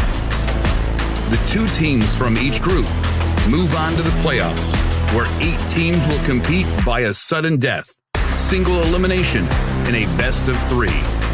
The quarterfinals and semifinals will be an exhilarating battle of skills, wits, and strategy to win through a best-of-3 elimination process. And finally, we reach the grand finals, where our final top 2 teams of the series will battle for glory through a best-of-5 elimination. Valorant Agents of India, will you and your team be the one that reigns supreme? It's time to power up.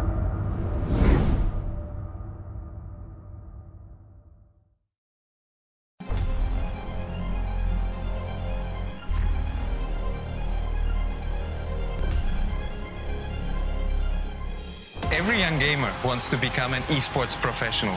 We make it happen. You just keep on winning.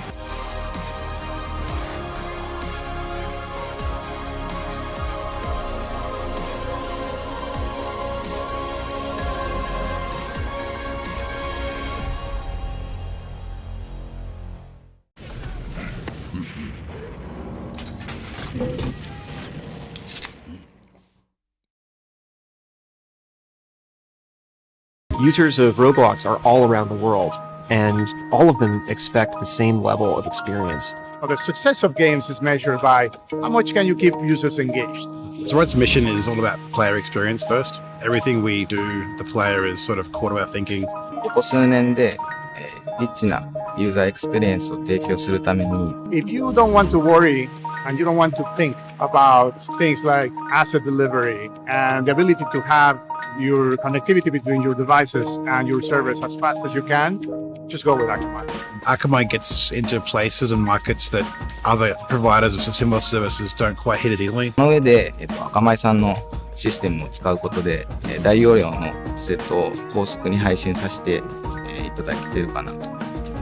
The workflow without that, I'd probably have a lot more CDN support because the amount of capacity we'd need from the others wouldn't be there. There's one less problem we have to solve. If Akamai wasn't around, we would probably have to multiply our team by I don't know what kind of factor and understand what we would need to do to replace what Akamai provides to us.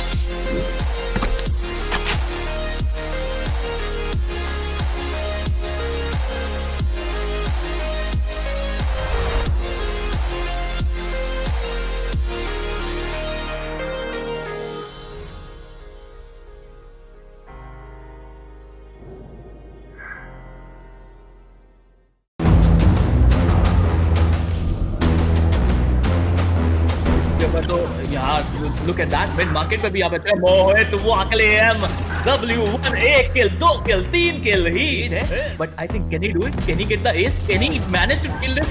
Yes he can.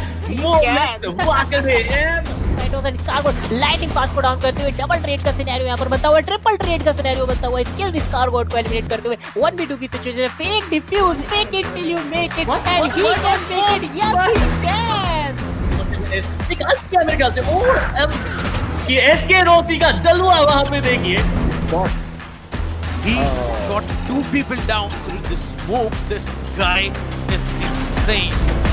A relatively smaller map. Oh, he's going to get a collateral. That shot.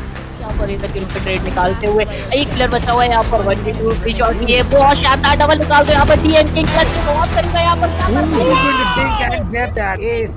What a round.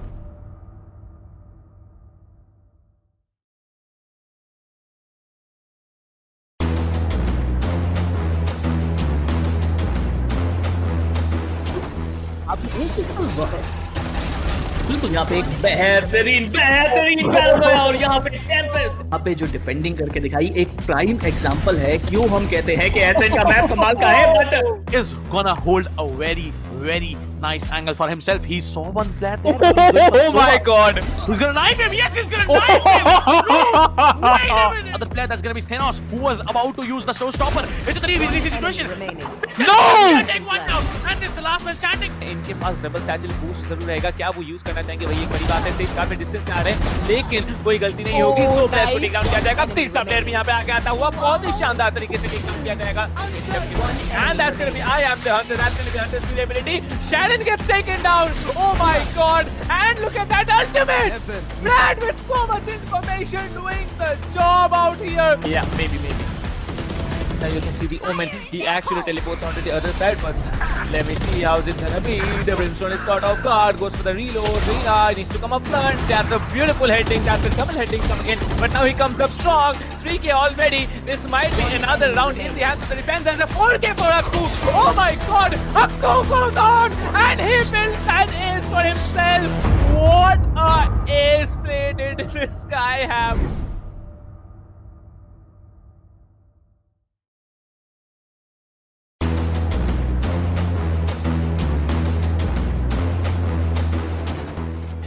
अभी के लिए अगर देखा जाए तो hold करते हुए yellow कंडर्स के पीछे और उनके back to back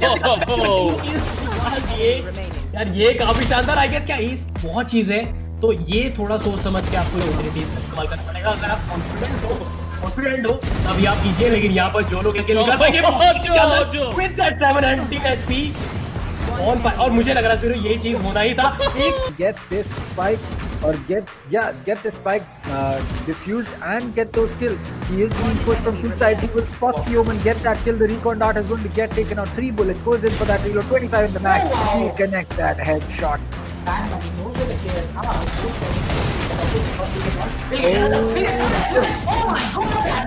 Out, but now it's all down to Dino as he will take antidote once and get that kill. He'll get another one onto that. No, third one on Scally. Nothing else bought by Corbett here. You can see how aggressive Amiterasu is shutting down 2, maybe just 3. Okay, no, 3 players are not shut down here. Only 2 players will be shut down, but there it is. He needs to take down another one. Will be taking on another one. There's only one player standing. It's going to be the breach that comes in, but Amiterasu stays.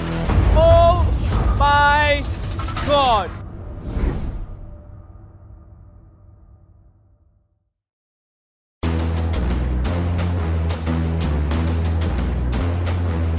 You will get the kill as well. Pasha Sahil यहाँ पे एक अच्छा किल निकालता है खोली के ऊपर आगे जाने की कोशिश है. एक चीज मुझे अच्छी लग रही है ये देख के कि फैंस भी यहाँ पे एक साथ खड़े हैं, स्टैक अप करते आपको नजर आ रहे हैं. Cactus is too spiky. By the specters, you can buy the shields here, but you can see the arena being very smart here, checking that corner where Prophet was holding, takes down 2. It's impossible for Team Playground Esports. They have been shut down all week from sight. What was that, dude? You can't do that. That is manhunt. This guy is an absolute beast, dude. Going out there. He is pretty aggressive. Will he get the kill? He will get the kill. And right now, this guy is angry. He gets 3, and he might get even more. इतना ज़्यादा matter करेगा. बाकी हमारे जो neutral ये जो display दिखाया जा रहा है वो कमाल का है. स्मोकी यहाँ पे 2 किल निकालते हुए, that is really good. Smoky यहाँ पे 3 किल निकालते हुए. TOC Smokey is literally on fire. You can see the flames burning out of him, and he is just ripping things apart. अपने इसके लिए यहाँ पे बढ़ने की कोशिश ले भी सकते हैं. ऊपर कितना रीलोड होती है किस ले लेंगे. Smokey is smoking. And Spiro थोड़ा सा डिफरेंस कि यहाँ पर फॉर्म में नजर नहीं आ रहे अभी Am I really pro, लेकिन कौन जब तक है यहाँ पर एक उम्मीद अभी भी रहेगी. KJL से यहाँ पर क्या निकालेंगे है यहाँ पर. And every time there was a nice just deleting him. Oh, okay, now someone else got deleted. Things are much hotter in the finals, as you can see. Every time someone peeks the operator and he headshots him in mid-air, and he's gonna get the third. Well, he's gonna get a 4th. वही काम अब किया जा रहा है the red syndicate के द्वारा. वो प्रेशर बनाना चाहते हैं अपने अपोनेंट के पास में, क्योंकि एक बार आपने माइंड प्ले कर दिया तो फिर माइंड प्ले से उभर बहुत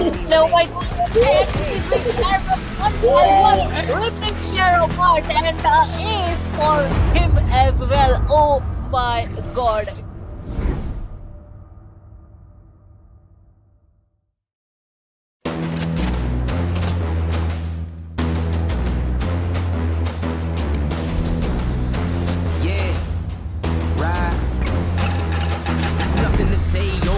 Nothing to say, I ain't have words, I erupted in thunder and rain. If your man's strong, then why call me running away? It's just a game, but nobody coming to play. I bless. Rise up though, all my people where you at, rise up though. Let's go, yeah, let's go, let's up, one time, go get it, it's yours, let's shot, come on, yeah, let's go, raise up, that's right, run with it, it's yours, let's shot, come on. With each day we wake up, we get stronger and stronger.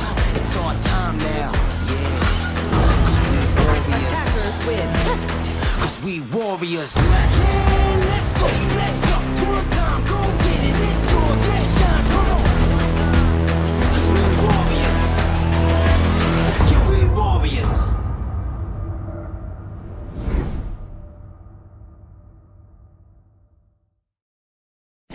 Valorant Agents of India.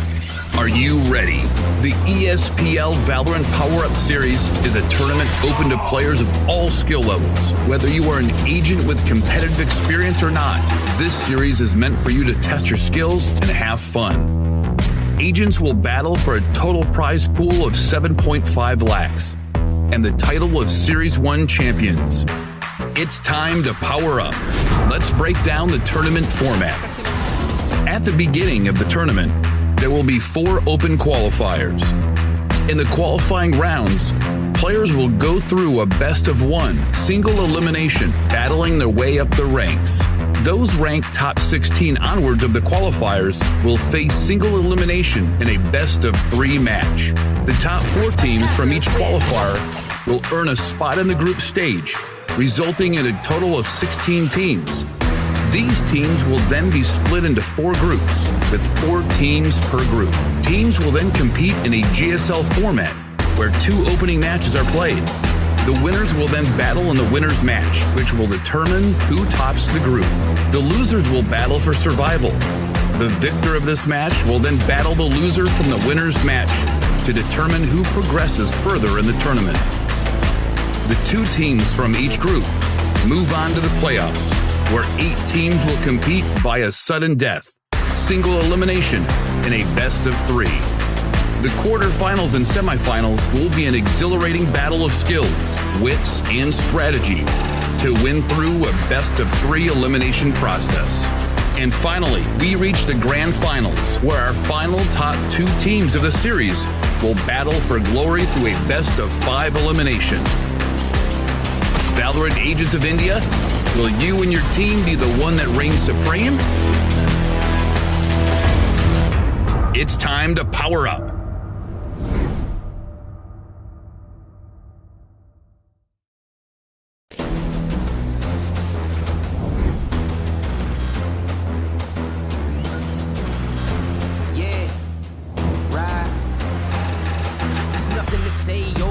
Nothing to say. I ain't have words. I erupted in thunder and rain. If your man's strong, one now. And it's the last one. He'll get another one under the And he can make it.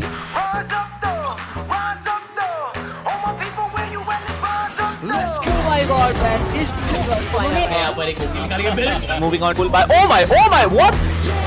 Let's go. Raise up. That's right. Roll with it. It's yours. Let's shine. Come on. goes in for that attack. Yeoman, what a shot! And then the 4K for a coup. Oh my god! Cause we warriors. Cause we warriors. Spike has been initiated. Whoa! Who's gonna knife him? Oh my god! Oh my god!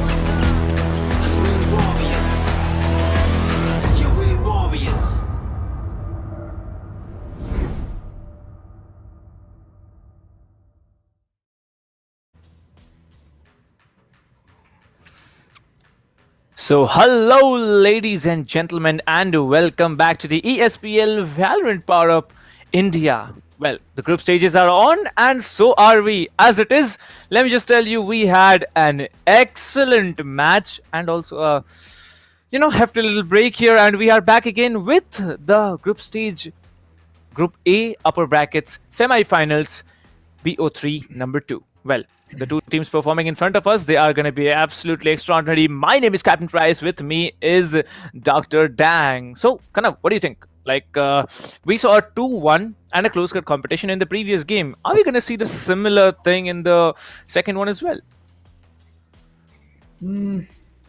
I'm not sure, because with Global and with INGLU or NaCly, we had a certain expectation that we could uphold from the side of Global. We did not know what INGLU would be doing. We had a general idea of how the gameplay would be panning out, but we didn't really know what was going to be happening, to be frank about it. So with what we are going to be expecting from the side of RADSyndicate as well as White Shadows, it's really all just a guessing game. We might be seeing a really special game coming out from both these teams, or we might just be seeing a one-sided duel. It is really something that we cannot predict, but I really hope that it's going to be it's going to go the long route. I hope that we get to see all three maps, possibly overtime.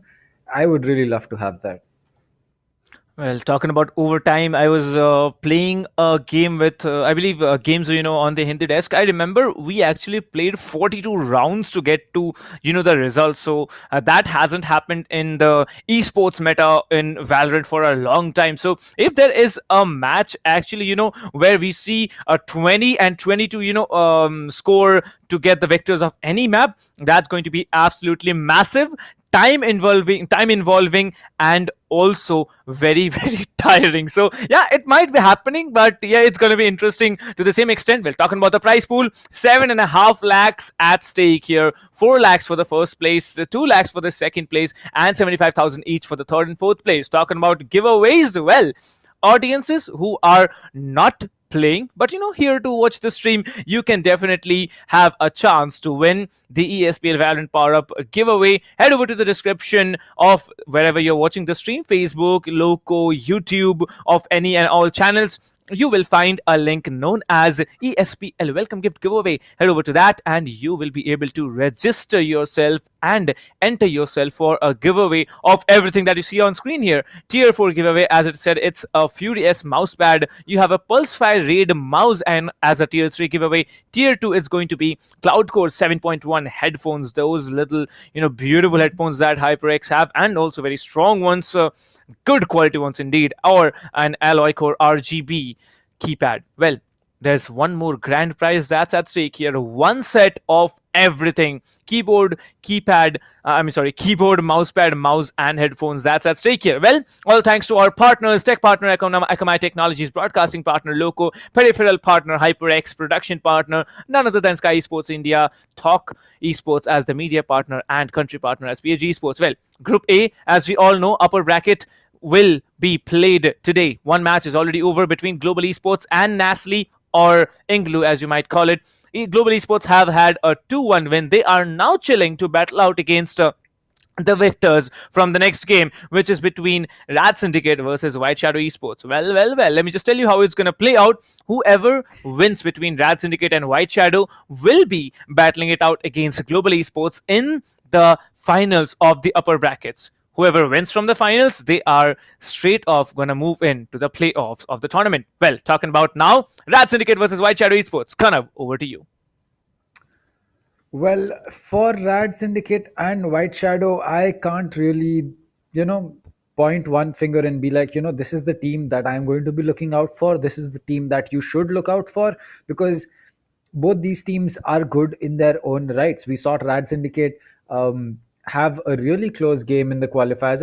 I forget the team that it was against, but I do remember RADSyndicate going the distance and making their way in. White Shadow, I believe they had to face Team Mahi, so not really the best outing that they had, but nonetheless, what we saw from them coming in against Team Mahi was also something that was great. We are slowly seeing these so-called tier 2 teams come up and have good games against these tier 1 teams, and it really okay, so I guess we both were wrong, Captain. We thought we would be seeing Ascent between White Shadow and Rad, and we'll be seeing Ice. Ascent is banned, bro. How does Ascent get banned? Explain me how this happens. Ask White Shadows, I guess. Interesting. But maybe it's not their strong point here, so they decided to ban Ascent, and Team RADSyndicate be like, okay, you're banning Ascent, we are gonna pick Icebox, let's take you to Icebox. And that's exactly what they have thought for. RADSyndicate will be going on to select the first map as Icebox, where they start off on the attacker's side. It is a little bit of a defense-oriented map, so not shocking if they have started off on the attacker's side here. White Shadow Esports, however, they chose the defender's side, so we expect a lead of a scoreline coming in after the first game. Second game, definitely White Shadow Esports, they have chosen the map here. Third game gonna be the decider, but it's all down to the first and the second games to play for. Kanam, what do you think? Again a 2-1 or a 2-0? Because RADSyndicate, they are a very, very strong team, and White Shadow, they had to work out a lot to get here, so it's difficult predicting, but still, what can be the scoreline? I'm going to go in with a 2-1.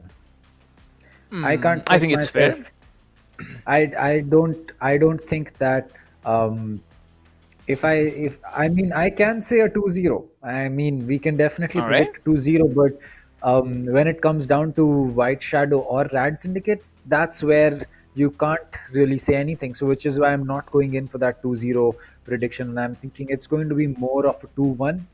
But Hey, if it's a 2-0, it's a 2-0. You can't really say anything about it. But we have the lineups. So we have Paradoxes, we have Fuse, we have Sway, we have ZBDF and Deoxys from the side of RADSyndicate, while we have Web I God, Dino, Jojo, Gorbits, and Pushy from the side of White Shadow. Now, keep in mind that all maps and all agents are allowed. So we might see a Yoru. We might see a Yoru. When there is that small possibility that we could see a Yoru play being pulled off. But and honestly, in the small time that I've been able to play Yoru, just in the range, it's actually been pretty cool. I'm just waiting for my contract to get finished with Yoru so I can start playing the agent. But yeah, in competitive as well as unrated. But yeah, I think he is going to be adding a lot of smart strategies into the game. You are going to be able to, you know, make some really smart plays with that agent. And if you know how his utility is going to work, countering him or using him to his potential is definitely going to be something that a lot of teams will be doing. Well, Yoru is one agent that you can actually play with, or you can't play with, because I've seen how Yoru functions. It's basically Omen and Phoenix combined, right? It doesn't have a heal, so yeah, we cannot call it as a Phoenix. But yeah, I think just because of the flash, that it has two flashes that it has, that's why I'm giving it a combination of Phoenix and also an Omen. Yeah, you have the teleport that comes in, but still there's no Yoru, so no point talking about it. As you can see, there's going to be a Sage coming in. Pushy will be playing the Sage. Sway will be also playing the Sage from Team RADSyndicate. Well, the Syndicate is one thing that the Mission Impossible franchise really, tried to outshine. Let's see how this inspired players from RADSyndicate actually perform. Well, I'm very curious to know what the full form of Rad is. Is it Radianite? Is it, something different? But we'll get to that eventually. As it is, the first round has begun, and you can see a slow A execute coming into play. The Sova Recon Bolt will be getting some information. The Cypher, however, will be holding off one player. You can see now the spike needs to be initiated. The Cypher case has been able to catch out one. Paradoxes will be trading off. Way by God, there it is. One more player has been spotted for. The spike has been initiated. The Omen comes in. The Sova will be climbing up from behind, but Jojo will be coming in from behind, securing one frag as Paradoxes is on a 3k already. Now it's going to be a 1 versus 2 for Paradoxes. Paradoxes still remaining with the Sova. Jojo will be standing with 150 HP to work with. Where is he gonna go? The Sova might be able to spot him. The Sova does spot him and will be inflicted with 48 HP damage. Paradox is already on a spree here. I want to see Paradoxes perform because the arena will not be doing anything as Paradoxes will be securing an ace. Start of the round, start of the game, start of the upper bracket, semi-finals 2, and Paradox is already starting to dominate the battlefield. That is true, and this is the start that you would want from, this is the start that you would want from a player, especially the one who is going to be on your duelist, as we see is already on that Vandal with the full shield. This is going to be interesting, and a force buy coming in from the side of White Shadow. So this could work out in the favor of Paradoxes. They know that Icebox, being a very defender-sided map, is going to be important to take all the advantages that they can, as the Sage will get spotted, get sprayed down with that Vandal, as now the Cypher will be coming in. He gets taken out as well, but there is no Sage left for the side of RADSyndicate, as that will be the end of Paradoxes. It's all down to Gorbits. He does have a Sheriff in his hand, but the Vandal now is going to be against him. He'll still get that kill, and the defenders will take that round, and it's going to be a force buy working in the favor of White Shadow. Well, White Shadow looking strong, but Paradoxes is unstoppable, as he will be. I don't know how to put it through, but Paradoxes is really struggling now. 8 kills already, and none of his team members have been able to frag. 1 death for him, and look at Paradoxes, like 8 kills in 2 rounds, 1 ace and a 3k. Now it's down to a 1-1 scoreline where team attackers are on an eco. So yeah, Paradoxes has triggered the ultimate as well. The Sword Storm, the Blade Storm will be coming in as Sway will be shutting down Jojo. Gorbits will be trying to take down Paradoxes and will be very, very successful. Dino will be coming in. White Shadow Esports now have a challenge in front of them. Well, he's going to jiggle up the ropes here. Has been spotting one player, goes up for it. Well, he's stuck in a very, very bad position here as Way by God gets deleted by Sway. Sway will be coming in. 4 attackers still remaining. 3 defenders to play with a possible retake situation. But this time, we have some people watching back end. However, ZBDF will be deleting Gorbits with the Sheriff here. Dino will be taking down Fuse coming in from behind. It's a 2 versus 3. As you can see, the Omen comes in. Sway will be taken down indeed. Alright, I was about to say Sway will be taking him down, but you know, Sway proves otherwise. It's going to be Pushy who does secure something, and you can see there is only 8 HP onto Pushy. Pushy needs to just hit 1 bullet, and there it is. He does try to go off for that ninja defuse. He might be able to pull out the defuse, and he does, as he will be saving the day and also pulling off that kill onto CBDF. 2-1 for the lead. White Shadow Esports are showing something to RADSyndicate. I don't know what, but I think it's a perfect answer to Paradox's ace in the first round. Well, I mean, that is going to be the start that White Shadow would have expected, because, you know, it's really going to be Gorbits on that op again. I mean, how do you convince yourself to do this, Gorbits? It's a very, very dangerous game that is being played by Gorbits right now, but if it plays perfectly in the hands, as Paradoxes will spot the head of Jojo, and that will be the end of the Rena for now. The wall has been made inside Cube, and that will prevent anyone from walking in without spending a lot of their mag. But whereby God with that Stinger is going to get 1 kill, gets taken out by Fuse. So the trade is still going to be favoring the attackers, the RADSyndicate, and now whereby Dino is going to be coming in from the side of CT. They know that there is a player on ramps, which is going to be the Sage. The slow out comes out. There's 1 player under rafters, and there is Paradoxes on the lurk. He's waiting to get his opportunity to make that flank his own. He's going to spot with the barrel of 1 player. He'll miss his shot, give his position away, but both of his teammates fall instead, and Dino will be the last one to fall. And there you go. It's going to be a good start for both the teams, as 2-2 is where we stand right now. Well, one more thing we should also remember, Kanav, is that once we saw a 3v4 retake happen, like the defenders, they were down to a disadvantage with a 1-man, disadvantage that came in. A 3v4 retake did happen in round number 3. But round number 4, RADSyndicate again giving it back to them. White Shadow now on an eco. An eco round on the defender's side is a very, very difficult one to play with. But Gorbits will be coming in very, very aggressive. Now trying to delete 1 and will be taken on. ZBTF will be smoking up, going back in to his safe place. Well, he's gonna move up in CT, probably trying to go up into rafters, because that is the position that Jets usually like to play. Fuse will be coming in along with the Sage here, trying to get inside side, but they are not gonna go. Gets for the revive, pulls off the revive successfully, and nothing done, to be very, very honest here. ZBTF has been revived successfully, and as you can see, the paint shell will be dropped out to inflict some damage onto the defenders. Well, from the shadows comes in, and ZBDF will be able to successfully use it. He's in a very strong position. The Jet is going to be coming in and will get taken out. That's going to be an easy kill for him. But now whereby God knows that there is someone right around the corner from him. The Rena will spot Paradoxes, but Jojo will get the shorter end of the stick again. ZBDF will get tapped by Pushy, as Pushy will be going in for that E by Paradox is going to get 1. Fuse will get 1. Fuse will not be able to get the second kill in that spray, as Pushy and Gorbit are going to be the ones to get those frags for themselves, as Sway will be in a 1v2 now, or make that a 1v1.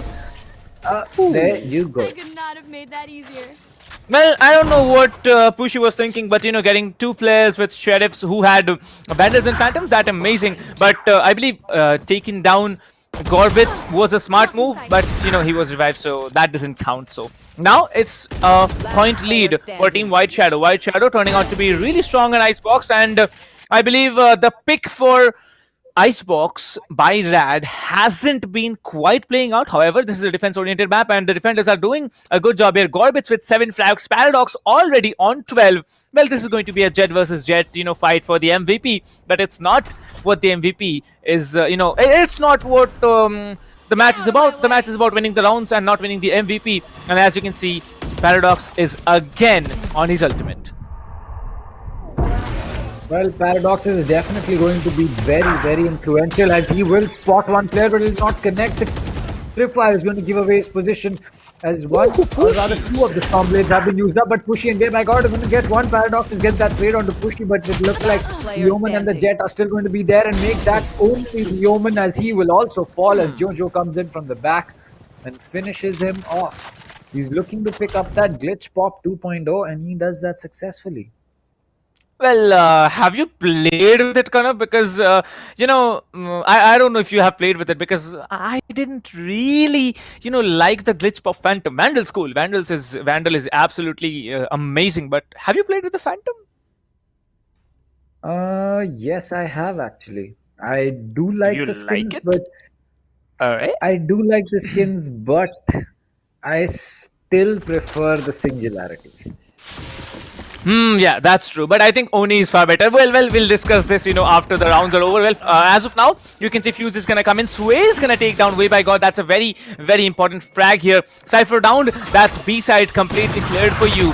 Now, it's going to be ZBTF who comes in and takes down Jojo. I believe Jojo's position was quite predictive. Paradoxes will be trying to take down Dino, but Deoxys will be already flanking and taking him down. Now it's going to be Gorbits taking down Deoxys, but Gorbits will be traded off for ZBDF. Last player standing, it's going to be Pushy who's going to get shut down. A round for Team RADSyndicate. 3-4. Good start for both the teams here. One more point. Team RADSyndicate might have a equalizer story to tell. RADSyndicate might just have a different story to tell, but right now the only story that we have is that White Shadow is still in the advantage. They have 3 of their ultimates ready. Pushy is 1 kill or defuse away from getting his own ultimate, as honestly on the side of RADSyndicate, it's really only Deoxys who is close. Sway and ZBDF will have to pick up 2 kills each to make sure that that happens. But other than that, it seems that right now it's RADSyndicate who is not in the better spot with respect to their ultimates and their utility, but still nonetheless the round could be in their favor as Rabbi God will pick up Fuse. Dino will pick one up as well, and that is the backstab getting completed. Sway is going to make that wall, make sure that no one walks in to get that spike planted, but it looks like Sway will get one, but as the spray comes out from the side of Pushy, it's going to be the Sage taking down the Sage, and there you go, it's another round for White Shadow. Well, I think we are very quick in judging as to, what's going to happen next, because White Shadow, every time we have predicted a comeback from Rad, White Shadow in an eco round even, they function so well. Now looking at the economy, White Shadow, they have the eco to play with in the next round as well, but Rad, they need this round in, I don't know how many possible ways, because as you can see, Guardian buy coming in from Paradoxes. Paradox is really trying to, work with the eco here, but will he be smart enough? Gorbits is slowly just creeping up the corner. He's gonna delete one, dashes out forward, will be trying to go back, but Paradox is gonna get him with the Guardian. Slowly, Dino's gonna come in, Pushy gonna take Sway as well. The ultimate from the Sova has been popped up here slowly, and I can see Paradox will be taking down Jojo as well. Well, the Sage does have the revive to work with, will be reviving Jojo immediately. As you can see, players are gonna come in slowly onto B side. 2 more players remaining, both on green, are trying to rotate backwards, but the Cypher is still waiting. The Cypher can be a nail to the coffin of RADSyndicate for this round. As you can see, he has spotted one player. The rotations are going to come through. The Cypher has set up all his traps on A side. If they try to come A, they're dead. If they try to come B, they're dead. If they try to come mid, they're dead. But where are they gonna go? ZBDF still lurking around in green. The Sage, I believe, is the most tanky player that I have seen, Pushy playing it out on B side. And Pushy gets taken down. The tankiness doesn't work. ZBDF pulling off 2 frags already. 78 HP to work with now in a 2v2 situation. Well, one more player standing. Kind of over to you. Well, it looks like Uh, it's going to be a 1v2 or make that a rather 2v0 because it's going to be White Shadow picking up that round as well. I mean 6-3. It's not surprising that this round is, or rather this map is going the way that it is, because Icebox, there are so many angles that defenders can hold and attackers just need to check so many, and most of them there's going to be pixels that you will have to hit. So you can't really blame RADSyndicate for not being at an equal scoreline right now, but I think that maybe an 8-4 split will allow them to play this map out a little better. But let's see how that pans out. Well, it looks like it's going to be a mid push coming in again from the side of RADSyndicate. They are forced on an eco. So okay, Garbage. Okay, my friend, you have just removed some hope from the side of RADSyndicate. Well, Pushy is adding to it as well. Oh, what? No! There's hope. There is hope. Hope is real. Well, you can see that Jet is being very confident. Now, Paradox is one player that they need to watch out for. Dead Paradox equals to gone round. I think that should be the simple, ideology here. The Sage is still walking up mid. The attacking Sage is walking up mid. 2 more players standing. Jojo can get information. He did get information. As you can see, the Sage will still be...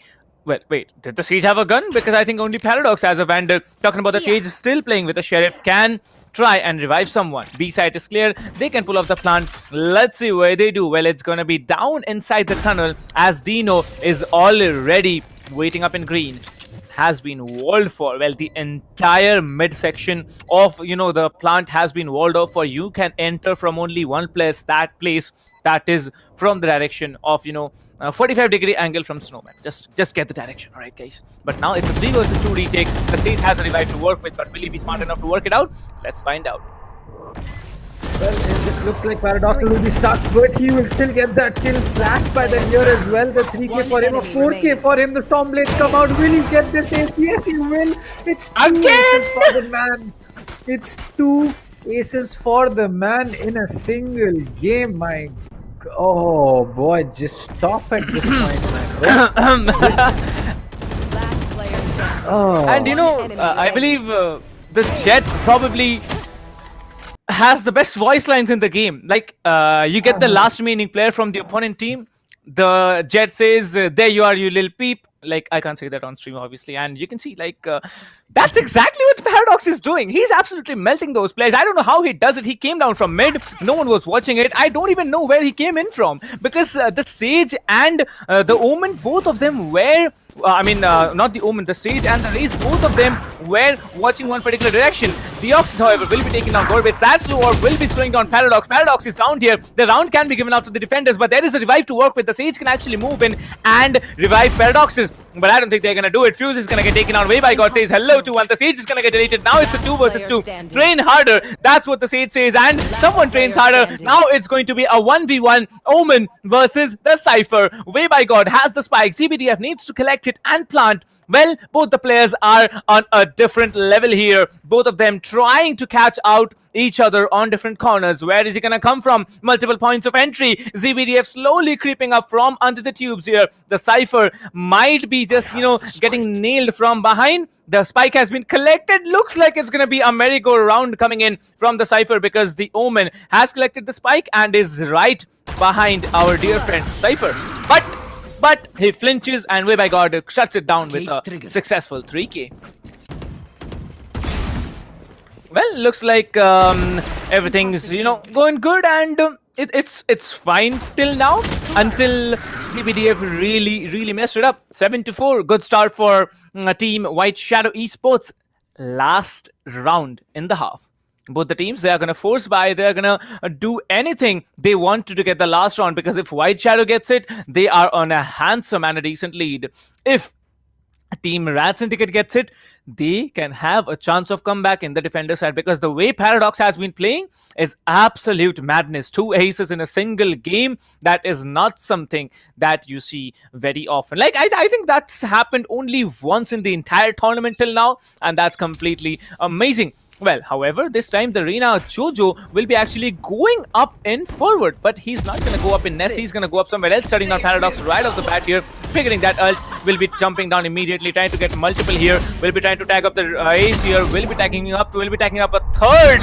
Now he's on a spree here. The Omen's Paranoia will be slowing down Jojo. As it is, you can see ZBDF has also the ability of using the ultimate, but he does not use it. However, Sway will be getting shut down from behind by Dino using a Bulldog, and as you can see, the round goes away to Team White Shadow Esports. Well, this is not something I expected, and neither did Kanav, as it's a 4-point lead for White Shadow Esports on Icebox. A long story to tell, no issues about that, and it's also a very, very crucial one, because I don't know how this team does it, but they do it smartly. 8-4, 4 points to go with. It's an amazing work that Team White Shadow has done. But look at the frags here. Paradoxes, he has 20 frags in total.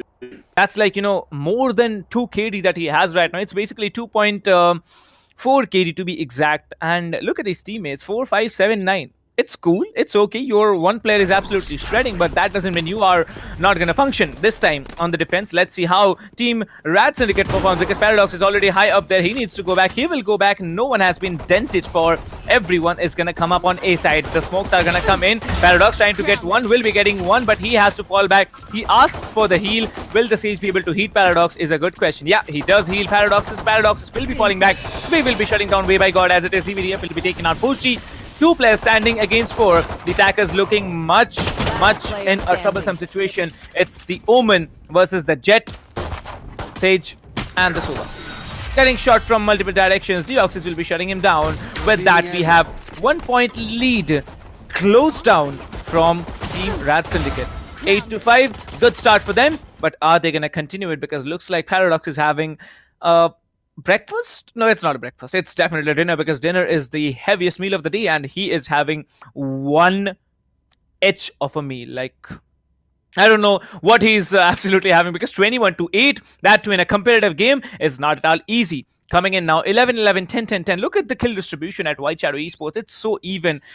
11-11, 10-10-10. And talking about RADSyndicate, take down Paradox, you take down the entire team. Fuse now holding up front here. Paradox trying to come in with a Bulldog, will be thinking the Sage really hard. Anyone walking down that lane will be basically dead. Jojo will be taking out Fuse. I don't know how he does it. Deoxys will be taking down one. Sway will be taking down Pushi as well. Now it's a 3v3. Dino will be taking down one. Deoxys will be taking down one. Jojo will be trading it off. Now in a 2v2. Well, Sway's remaining, the Omens left, RADSyndicate, Paradox is down. Now, they can actually pull up the plant here. Spots one, will be taking down one. It's a 1 versus 1. Way by God versus ZBTF. Where is the Cypher gonna go? He's gonna climb up. He's gonna climb up smartly, because now it's another time the Omen can actually outplay the Cypher. Last time, he wasn't able to do it, but will he be able to do it in this time? Because this time, it's going to be a much more tricky plant to pull off. It's planted default. It's planted for, I don't know, everywhere. To be very honest, he's gonna smoke up and he is gonna sit down with that defuse. The Cypher has to come up. He's gonna go down. He might be able to just jump down, and yep, he does it. Like I said, he might be able to just jump down. He did jump down, and he gets the frag. White Shadow Esports again getting another round. A force by round coming in very handy for this team now. As it is, you can see 9-5 coming in on the scoreline. 14 rounds have been played. Let's see what the next round comes in, because I think it's going to be a full buy coming in from Team White Shadow. Yep, there it is. The full buy has come in. Well, let's move on now. Well, we have so many people, in the chat here. Well, I really want to see how things work, because 9-5 is not something we see very often on Icebox. But yes, Team White Shadow, they have done very wise job. But Jojo this time will be taking down Fuse, will be taking down another one. RADSyndicate absolutely getting melted. Jojo, I don't know how he does it, but he gets 2 frags right off the bat. Well, hopes are still there, because Paradox is still alive, and this guy has been a machine in the end. Well, I believe the Bulldog buy is from Paradoxes, and where is the last remaining player? Well, he is still okay. It's not a Bulldog buy, it's a shorty buy, and he's sitting up in the smoke off site. And see, that long range, he's not going to be able to do it. The Reina has spotted him, a 4K for Jojo, and he secured it successfully. Well, that's a very good round that came in, and it's amazing to watch how things are working out.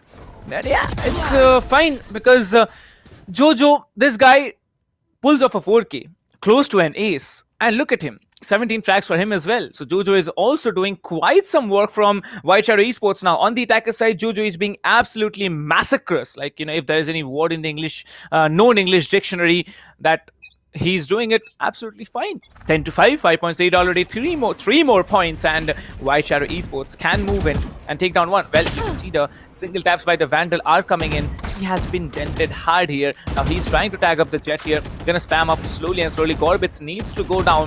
Paradoxes has been dented very hard here. The Sova has been dented as well. Now multiple angles of approach here. You can see the shock dart is gonna come in. 92 HP still remaining. Paradox gets taken down as this is a very big opening for the team. The heal is gonna come into the Sova here. There's one player still playing B. Rest, all the players are waiting here.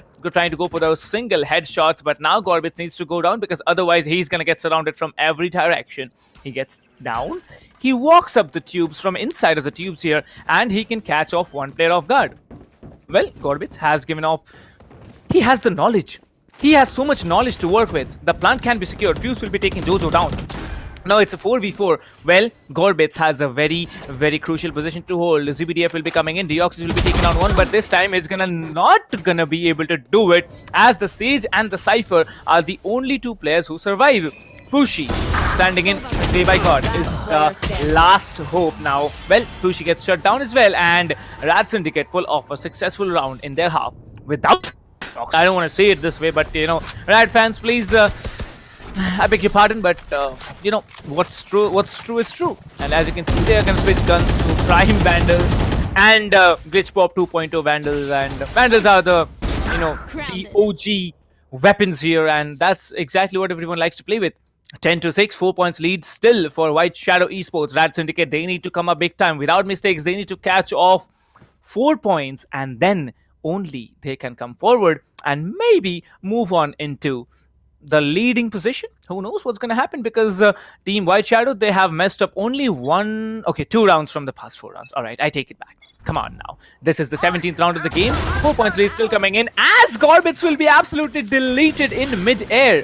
The Hunter's Fury ability will be popped up as well, and you can see this time Pushy is trying to get one frag. He gets one frag, he gets the orb, and he can actually revive one player. Fuse is going to play very, very passive on B side, slowly coming in. Paradox is going to come, but will he be smart enough to catch one player? Because Paradox's position is a very, very smart one. Paradox, you can see he's just waiting up in the corner. You know that there's one player mid. How are you going to perform here? Jojo can be caught off guard. Coming in from behind is also Pushy. Pushy is a threat to the entire existence of players on B side here, but Paradox, his information has been given. Now, no one can rotate because of the position that Paradox is holding. Sway is now playing on B side, but now Sway gets taken down. Pushy can get the orb and also revive Gorbits here. Well, I think they are going to go for it because, you know, that's the ideal thing to do. But he's going to revive. Yeah, he's going to revive. And you can see the Sova will be getting information onto anything that walks up down the line. Well, that's one quick headshot coming in. 3 taps coming in. Burst fire guns are actually outplaying Vandals. Okay, Paradox, crouch with it, ADS, and then just, you know, shoot them through. Well, as you can see, Way by God will be coming in, trying to dink the Cat here. Nothing done. Raze is gonna come in 1 versus 2, but he is gonna absolutely melt everyone. Fuse getting Pushy and Way by God getting them shut down. Another round in the hands of RADSyndicate. Well, if it isn't a home run for Team RADSyndicate. Now they are looking much confident. As you can see, this is like, you know, I don't know how to put it through, but RADSyndicate, look at the functioning of the team. Paradox alone is doing such a strong heavy lifting. Because Paradox, this guy is absolutely mad on this map. I don't know why they chose it, but I think now they know why they chose it, because Paradox is melting people. 10 to 7, still 3 points to go, and Fuse is gonna try and get another play if at all possible. You know, but still, Gorbits is gonna come in slowly with Jojo. Jojo now buying a stinger, trying to take down one. He does not take down Fuse, instead inflicts a little bit of damage. Paradox is gonna come in. Fuse is gonna get covered by Paradoxes. As you can see, he's gonna delete one. Gorbits will be taking down one. Fuse will be taken down way by God. Now it's a very difficult round for the attackers here. Let's see how they do, because Gorbits did take down one. Fuse on a 3k already. Can he go for an ace? Well, Paradox does not give him the ace. It's gonna be Dino with the stinger trying to come in as Paradox shuts him down. 3k for 3K for the Raze, Fuse, and also 2K for Paradox. Paradox, he does not stop fragging, does he? Because look at that painful, 2K that came in the end. Well, 10-8, 2 more points to go. Full buy coming in from Team RADSyndicate and also from White Shadow Esports. An operator coming in from Paradox. Paradox really wanting to dent White Shadow Esports now, but it's still a little bit away because 2 more points. White Shadow is on a match point. Let's see how they work. Paradox is on 26, Jojo on 17. Well, Paradox is gonna go aggressive, gonna peek off from A-long. Anyone watching out that direction is gonna get deleted. Well, they have information that, someone might have ziplined here because, spotted, and here comes the party. It's going to be the Raze triggering off the ultimate push. Will be coming in. Dino will be taken down once and for all. It's going to be still 4 players standing from the defender side and also a revive to play with. Well, the Sage is going to be very, very aggressive at this point. You can see how he's holding off everything all on his own. Pushi can be a very, very painful player to deal with from White Shadow Esports. As you can see, his position, it's a very, very beautiful one. Paradox is coming in slowly. He does get Paradox trying to get the Sage as well. Well, he needs to peek off, and it's going to be only the Sage remaining where Jojo cleans up, and Team White Shadow Esports on another point. 11-8. Good start to this team. What a great job by the team. 11-8 is a good score, but it's not yet over. 2 more points are needed for the victory. Whereas RADSyndicate 3 points now, again to close up from. Sorry about that. Well, 11-8, 10 seconds on the clock here. Paradox is gonna come in slowly and slowly. 26-13 is the score line. The kill death ratio coming in from Paradox is absolutely 2.2. If you count the assists, it's a little bit more. But as you can see, it's going to be a very, very aggressive, mid push coming in. The recon bolt will be giving away a lot of information as Paradox will be deleting Pushi. Well, still pulling through. Everyone's gonna walk up mid. As you can see, there's gonna be no one actually, watching off that corner. Now Serena comes in, but tries to go for the Sova. He does get the Sova as well. There's gonna be one more player in A side here. The spike area has been down here. Gorbis will be taken on ZBDF as the plant has been initiated. Paradox still has to work with, and you can see the Reina has the ult to work with. The Omen has the ult to work with. Fuse is gonna come in from backstab position. Fuse is gonna get melted absolutely as the Omen teleports into a very, very difficult position. Where does the Omen go? He doesn't go anywhere. He just waits up on top of, I don't know what that's called, but I know what that's called. Like, it's called Nest, right? So yeah, he's gonna wait up on top of Nest as the Reina will be coming in, taking down Paradoxes and securing another round for Team White Shadow Esports. 12-8. Is this what we expected of RADSyndicate? Definitely not. I really look up to this team because this team actually took me down in qualifiers too. But leaving those aside, White Shadow Esports doing an absolutely fantastic and a madman's work here. Jojo coming in with 22 frags, almost catching up to Paradox. If he gets only 5 kills and closes up this round, then it's all in the way for White Shadow Esports as it comes down to this last round. Well, the Sova Recon Bolt, he has excellent lineups here. Paradox is going to peek in again. Let's see if he gets the frag because the operator is going to be something. Paradox actually runs and guns the Sage. Okay, that's appreciable. There's no issues about that. As you can see, the Sage will be deleted off the board. Well, he has to go. Let's go for the reload slowly and slowly. Deoxys will be coming in, trying to get as much information as possible. Jojo now already on B side. He can actually go in for a very beautiful backstab here. Fuse is going to be playing up in B side here. Paradox is going to playing up in B side. Jojo needs to be careful as to where he's looking because his position is a very, very crucial one. He can go up to A side and A side is completely clear here. The Sage is the only one who's watching mid. There's going to be the Sova walking in, will be deleting the Sova and has to hit the ultimate as well. Well, 26 bullets to deal with. Well, he's not going to go for the reload and there's going to be the Omen who comes in. Well, the Omen will be shut down. That's a very, very beautiful frag. The Sage will be taken down. Maybe not. Sway has the revive to work with and it's going to be only Gorbits who stands. Paradox with a 3k already. The operator in the hands of Gorbits here. Sage can go for the revive or he can just play it out. Well, let's see how he does because the operator scope has been opened for. The Sage is on the other direction. He gets one. Maybe going for a double, but no. Fuse is going to come back from behind and he's going to get the frag as well. Now it's 12-9. 3 more points for an OT. We saw this happen a little while ago in Ascent. Will this be again happening on Icebox? A 13-9 or a 13-10? maybe it's a 12-12. Who knows what's going to happen, because both the teams, they still have the buys to work with. And I believe, both the teams, they are deciding to go for something so that they can work up with in the later stages, because Deoxys, his economy is dented. He goes for a Bulldog buy instead of a Phantom or a Vandal, does not invest everything, because if they secure this round, they have to work with more. And if they get taken down, it's game over. Well, this time Paradox different, coming in from a different perspective, but I don't know how Gorbitz predicted that, and that was such a good play coming in. Like that's the elo of the players. Like, these players, the amount that they have been grinding every day is absolutely massive. Sage will be walling off that position here. The Omen still up high, can take down 2 players if he wants to. He's hiding in that smoke here. He will be spammed here. Well, he does moan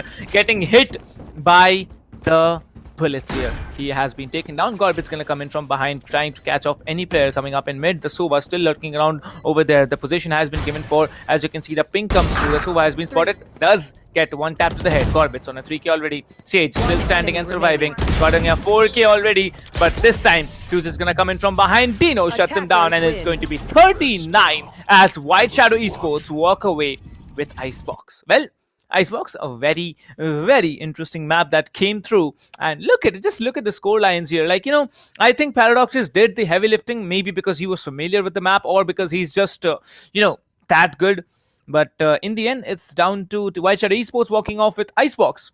Well, the pick was from White Shadow, RADSyndicate, and that's a decent start to White Shadow Esports' scoreline, but let's see what happens, because last time we did see Team INGLU almost close up to the doorstep of RADSyndicate. White Shadow Esports now performing absolutely brilliantly, securing the first match in the game of in the BO3 of semifinals to upper brackets, group stage, Group A.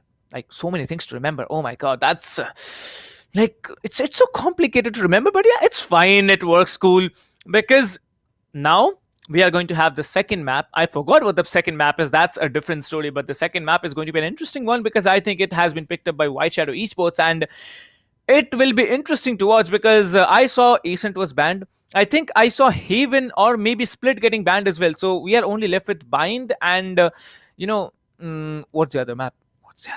Well, I forgot. Bind, we're left with Bind, we're left with Icebox. We just had Icebox, we have Split to work with. So yeah, we'll just see the, GFX is gonna come up on our screen here, the graphics is gonna come up on our screen here. But remember this ace from Paradox here, he is absolutely massive. 2 aces, like, that's Paradox for you. No one else other than Paradox can do it. Like, I have seen excellent jet plays coming in from Antidote and others, but Paradox's, this guy is absolutely massive. He gets frags like he's absolutely, sure of outplaying them. And remember this defuse from Pushy. Defuse pulled out the pistol, right click on Omen, and that was it. He pulled off the very possible round. Well, if the Omen had walked in, maybe it would have been something. Well, moving in, if we talk about this map, it has been an interesting one. It has been an overwhelming one, but we still have time to move on to the next one. So let's see how they work, because it's a long story to tell. Last player standing. Well, as you can see, it's going to be 2-2. Last player standing. Okay, I just forgot that the match was over. Well, I just forgot that the match was over. It's so hilarious. Like, I'm just feeling that the match is going on right now. Paradox he's coming in every time, getting players over and over and over again. Gorbitz, you see how he was taken down. Like, that position, he was so very confident, like, to dash back, to just use the tailwind and move back in the safer position. But he didn't do it, and that was it. Well, Gorbitz was taken down multiple times over and over again, but when the time came, he was just waiting up there, trying to get multiple players down over and over again. Talking about Team RADSyndicate, they are going to perform. They're going to perform better. Just the thing is that, we need to know if they are going to get away with the next match, because if they do, RADSyndicate, we are going to have a 3rd game. And as kind of said, we might be having 3 games for each and every match that we have. Well, you remember this audio queue, like, I believe the ace audio queue, like the default ace audio queue is a beastie. Like, it's so beastly. Like, you hit someone, especially when you're playing a jet, you right click with your blade storm and delete someone, and then there it is. Jojo, look at this Jojo's play here, right before the round switch. Like, remember this Jojo came in, he took down 3 players right off the bat. The Omen came in, tried to take him down. 8-4 did play out. But still, after that, it was RADSyndicate performing good. But in the end, the better team turned out to be Team Wild Shadow Esports. And that's it. Well, watch the highlights, ladies and gentlemen, because there were multiple occasions where you could have, you could get information. Like, I personally have used so much of game knowledge or strategies to play in my own competitive games, like in-game competitive games. I'm not worth playing in the tournament. I just tried it out. You should have also, but the registrations are over, so you can't try it. But now, talking about the games, yeah, you can definitely use the strategies, like how to be calm, patient, consistent. That's totally true. How you're gonna play it out, that's completely up to you guys. But this play coming in from Fuse, just switching the spray onto the two players, getting 2k immediately. Gorbits, every time he comes in, he tries to get one frag or the other. That's it. That's for it. Pushi, however, he was an absolutely miraculous stage here, and he did it so well. Like, I think Pushi is probably one of the best stage players I've seen on Icebox, and that's a good thing that he has. Icebox is an unpredictable map, and if you are playing stage on Icebox, it's completely amazing. Many people don't like to play this map, I'll be honest, but Icebox is something that you can really work out with. Well, Jojo has also been a significant player, because every time he gets a frag, he tries to trigger the ult. Well, you remember this play, right? He got 2 frags right here. Then there was another coming in. He could not get the stage down, but then it was down to all these players, and they secured the next round and they won it as well. Gorbis, you see how positioning, how the information was given off, and you got it. They got it smart. They got it smartly. The last player was there, and the ace was denied to him. But there it is, 13-9 scoreline coming in from the first match. White Shadow Esports versus RADSyndicate. A good start to a great BO3. Why for White Shadow Esports? Obviously, RADSyndicate, they still have to work out a lot more if they are actually willing to go on and win the second game. Because if they win the second game, that's the only way they can move into the third, and they might be able to do something as well. Because if they don't win the second game, RADSyndicate, they are basically not going to move up to the finals of the upper bracket.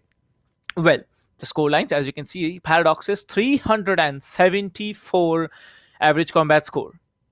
Like, if this was an in-game competitive match, people would have said otherwise for Paradox, but he's just, a god. Paradox is a god here, and he absolutely has played godly. As you can see, the next game, it is going to be split in a short while, but still, you can see Jojo, 24 frags for him. Gorbits coming up at 21. Fuse, 15. Pushi, being the Sage, still having 15, as equal to a raise on the other side of RADSyndicate. Talking about Sway, 13 frags for himself as well. Way by God, 12. Dino, 13. Deoxys will be having 9. ZBDF, 13. ZBDF definitely has evolved with his Omen plays, but disappointing to watch Deoxys sitting down there at the bottom of the leaderboards. Well, it's someone's good day, it's someone's bad day, and Paradox has had 2 aces, so it has been a great day for himself. 13-9, White Shadow Esports with the match win on Icebox. We are going to move into the second game in a short while. Till then, let me just, explain to you guys how the functioning of all these group stages is going to be. Well, we are going to have 2 days of group stages every day. The 13th, right? So 13th, 14th, we are going to have Group A group stage matches here. We are going to have 15, 16, we are going to have Group B stage matches here. Well, talking about the group stages, like you can see it on the screen here, 13 to 21st February is going to be the dates for the group stages. Stay tuned to all the channels you are watching the streams on. Do leave a like, and if you are willing to go for a giveaway, just head over to the description of the streams. You'll be finding the ESPL welcome gift giveaway in the description. There's going to be a link, followed by a colon. Just head over to that and you can enter for the giveaway. Well, we are also going to announce the giveaway winners as to who won what in the registration processes, and we also will be announcing that in a short while after the finals are over. So stay tuned. Maybe before the finals are over, maybe after the finals are over. Who knows when we are going to announce that. That's up to the league ops. But yes, the next game is going to come up in a short while. And like I was saying, we are going to have 2 days of group stages, right, for every group. Group A, we are going to have it on the 13th and 14th. Group B, we are going to have it on the 15th and 16th. We are going to have on the 17th and 18th Group C, and on the 19th and 20th we are going to have Group D. So that is an all down the line play, 13th till the 21st of February here? Well, let me just tell you guys that Global Esports, they did fight it out against Team INGLU, if I'm not mistaken, aka NaCly, formerly known as NaCly or Salty, and they are now chilling, waiting to play out against Team RADSyndicate or Team White Shadow based on whoever wins the upper bracket matches that's going on right now. Whoever wins from the finals of the upper brackets, they are gonna chill. They are basically into the playoffs, but it's not over for whoever has lost, because whoever has lost in the previous game, for example, we saw a 2-1 loss coming in from Team INGLU. Team INGLU, they are going to play it out against either White Shadow or RADSyndicate, whoever loses from them. Both of the teams, they are going to fight it out tomorrow in a BO3, exactly, in a BO3, and then you're going to move in, and whoever wins from that game has to play against the losers from this afternoon's finals losing team. So whoever loses in Global Esports versus to be decided from this match, they have to actually fight it out against tomorrow's victors for the first BO3. Then both of the teams, they are definitely going to fight it out, and whoever wins there fights it out against and then we are going to have two teams by default who move in. Well, as you can see, the giveaway is still going on for the viewers. Whoever is watching the stream, you can definitely move on and definitely get yourself to the giveaways of the ESPL Valorant PowerUp. You might be lucky enough to win the grand prize of one set of Cloud Core 7.1, Alloy Origins keyboard, Pulsefire Core, and Fury Ultra RGB. Everything is going to be there at your doorstep. Just what you need to do, head over to the description of the streams, register yourself with the ESPL welcome gift giveaway, and you have a chance at winning this. Plus, you have another giveaway along with all this, the tier 2, 3, and 4 giveaway, Alloy Cloud Core 7.1 or Alloy Core RGB. That could be yours if you win it. But yes, the next game is going to be Split, and then we are going to have Haven. So yeah, Bind and Ascent went banned. I forgot that.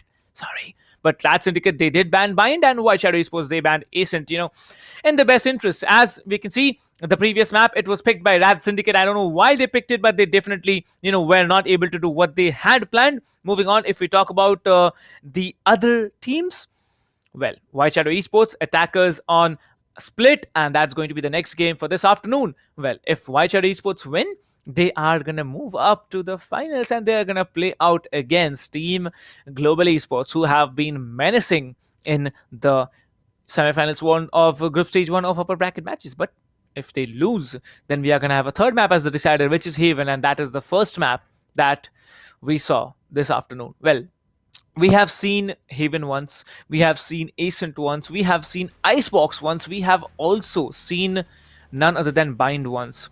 We just saw Icebox. Next, we are going to go and see Split.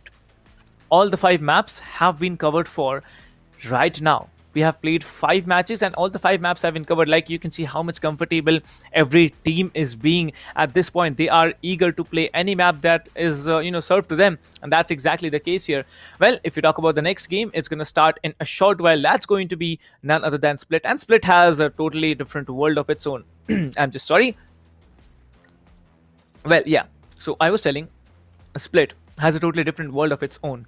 Firstly, the recent changes that came in, decreasing the corner spaces on the defender side, decreasing increasing the entry space onto B side here, then extending the platform of the plant here on B side, then increasing the space on vents. Like, those were massive changes that came in. Also, there was another increase in mid link of the spacious position. Like, you could see more down to the other side. That's a different story. But yes, we are gonna move in and move into the game right away in a short while, because it's RADSyndicate versus White Shadow Esports. White Shadow Esports 39 victory for them, and I believe Kanav predicted it somewhere similarly. So yeah, it works for me. 13-9, good start for White Shadow Esports, but RADSyndicate, they need to come back, and will Split be the reason that they come back? We are about to find out. Well, I really want to know from the chat as to which team you are supporting, because it's necessary to know, right? You need to tell us which team you are definitely supporting, because if you don't tell us, then it's a different story. But yes, we're gonna have the next match in a short while. For Split, I think the best agent selection could be Breach, Raze, Omen, Killjoy or a Cypher, irrespective. I think Killjoy, personal opinion. And what else can you have? What duels can you play? You can play a Jet or Arena. It's with both suits, right? It's fine. But Phoenix on split is a bit tricky because the rotations can be, coming in. The flanks might be coming in. So if you leave your body on a very, very tricky position and ult, especially on the attacker side, someone might be coming in from behind, taking down the savior of your body and yourself as well when you come back to your position. But yes, that's going to be it. I think Reyna, along with Raze, Breach, Omen, definitely. If you're playing a Brimstone, that's fine. No issues about that. And in the end, you definitely can go off with a Sentinel, maybe a Killjoy, maybe a Cypher. Killjoy, personal opinion. But yes, if it's Killjoy, he's going to play B side. If it's Cypher, he can play A side. So Cypher can definitely play B side as well. But that's a bit tricky to play. But we're going to move into the next game in a short while, and I think White Shadow Esports, they are going to have a hard time stopping RADSyndicate, because RADSyndicate, as far as I know, this is one of the strongest maps that they can possibly play. We're talking about the giveaway. The giveaway, winners will be announced later during this stream, so stay tuned, and whoever wins the giveaway, you just need to come back and message ESPL.India or ESPL official on Instagram with your details, and you'll be getting the gifts. What details you need to send to get the gifts: address, phone number, etc., verification that you are that user, etc. This is just the giveaway for the players who have registered and played. Rest assured, the viewers are going to get an equal opportunity, and for that you just need to head over to the description and get the things done. They're making entries, making those logins happen, watching the stream daily, coming in, and plus the advantage is that you can have multiple entries on every day. You can come back and have a re-entry into the giveaway. But we are gonna slowly move into split here. Split on like I said, it's a different world on its own, and I'm very eager to see which team performs and which team does not, because if White Shadow wins, they are gonna move in and battle it out against Team Global Esports after this game, obviously, if they win it. If they don't win, then we are gonna have a third map, which is very interesting to watch. Well, Peripheral partner HyperX, tech partner Akamai Technologies, production partner SkyEsports India, talking about country partner PFG Esports, media partner TalkEsport, and definitely broadcasting partner LOCO, presenting to you the ESPL Valorant PowerUp India. And this is just the group stages. We still have the playoffs, we still have the semi-finals, we still have the finals to play with. Well, the finals is a long way yet. It's just the 13th. We are going to have the finals on 28th of February, and who knows what's coming in the finals. Maybe it's a different team fighting it out against a underdog team. Who knows, it might be two underdogs. Who knows, it might be something different. So yeah, that's something to wait for, and definitely we are going to see something much more interesting in the later stage of the game. However, the next game, it is going to be split, and it is going to start off in a very, very short while. My name is Captain Price, and I'll be staying with you for the rest of the evening. And as it is, as we saw in the first game, White Shadow Esports, Icebox completely getting the better of hand White Shadow. Paradox, he tried really hard, but he was not able to do so much as the other team did, because the other team, they were much more coordinated. They played out really, really strongly, and they have had the better hand. However, it's not over. That's why you have a BO3. You lose once, you have a chance to come back, but that is just one chance you have it. Will RADSyndicate be able to use that chance is a big question. Let's find out if they can actually use it. Well, let me just get info from League Ops here. Well, League Ops says the match is going to start in 2 minutes, so don't worry about that. All right, guys, we are going to start off. Well, let's have some votes here. Which team do you think is going to win? Personally speaking, I think White Shadow Esports, because of the momentum that they've built up, they can actually win. But RADSyndicate, based on the close quarter combats that they can pull through, split is one map that Team Rad can actually walk away with. And if they walk away with the map, as you said, as I said, and as you all know, we are going to have a third map as well, which is going to be Haven. So let's find out what it's going to be, because it's going to be a very, very interesting factor that we have in front of us. Well, let's see what split brings us. Let's see what the scoreline can be. Personal predictions. Let's talk about, I'd say 13 and 13-10 or 13-6. Maybe 13-7, but yeah, I'm going to stick with 13-7 and 13-10. That should be the scoreline. Whoever wins, I don't know who's gonna win, because both the teams are equally capable. Both the teams are here. One of the teams has been better in one map, but who knows, in the other map it might be completely reverse deja vu. It might be something that we were about to see on Ascent. Let's see what we find out here on split between these two teams, because these two teams, they are going nowhere. They are going to be there in front of you, and they are going to be there at least for one more game until White Shadow actually wins it, or we're going to be there for at least two more games until White Shadow does not win this one, and someone from these two teams will be winning off the next one as well and facing off Global in the end in a BO3 in the upper bracket finals of group stage Group A. Let's find out what we have. Well, we are going to start off in a short while. As it is, I can confirm with the League of just got me that informed, so that's cool. Well, if we talk about a lot of changes are going to come from the picks here, I think Paradox is going to stick to the Jet. Paradox shifting from the Raze to the Jet main is a very, very drastic decision, but it's really playing out for the team. But the rest of the players, they need to also step in and perform along by his side. Otherwise, it's... I'm very disappointed to say, but otherwise, it's not going to be worth it. So yeah, that's a different story. Let's find out what happens. Well, talking about it, we have the agent selection on our screens now. RADSyndicate coming in, White Shadow Esports also coming in, insta-locking. Oh my god, Reina.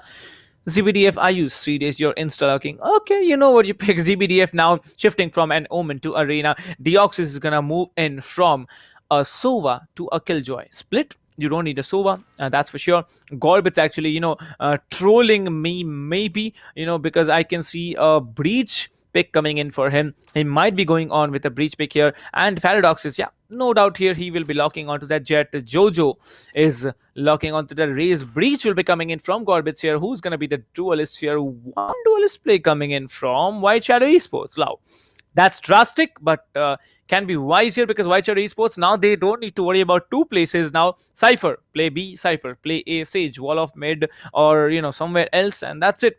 You don't need to worry about anything else here. Well, talking about the other side, Jet coming in, Viper pick coming in from Save. I am very, very shocked to see a Viper in a competitive game. How is the Viper gonna be able to function? RADSyndicate, it's a gamble that you have had. Two duelists to play with, no doubt. One controller, no. There are two controllers that come in. The Viper and the Omen. If you know how to play a Viper, if you know the lineups, if you know the one ways, then Viper pick, it's going to be a madhouse pick for RADSyndicate. Well, it's going to be interesting. Let's see what happens.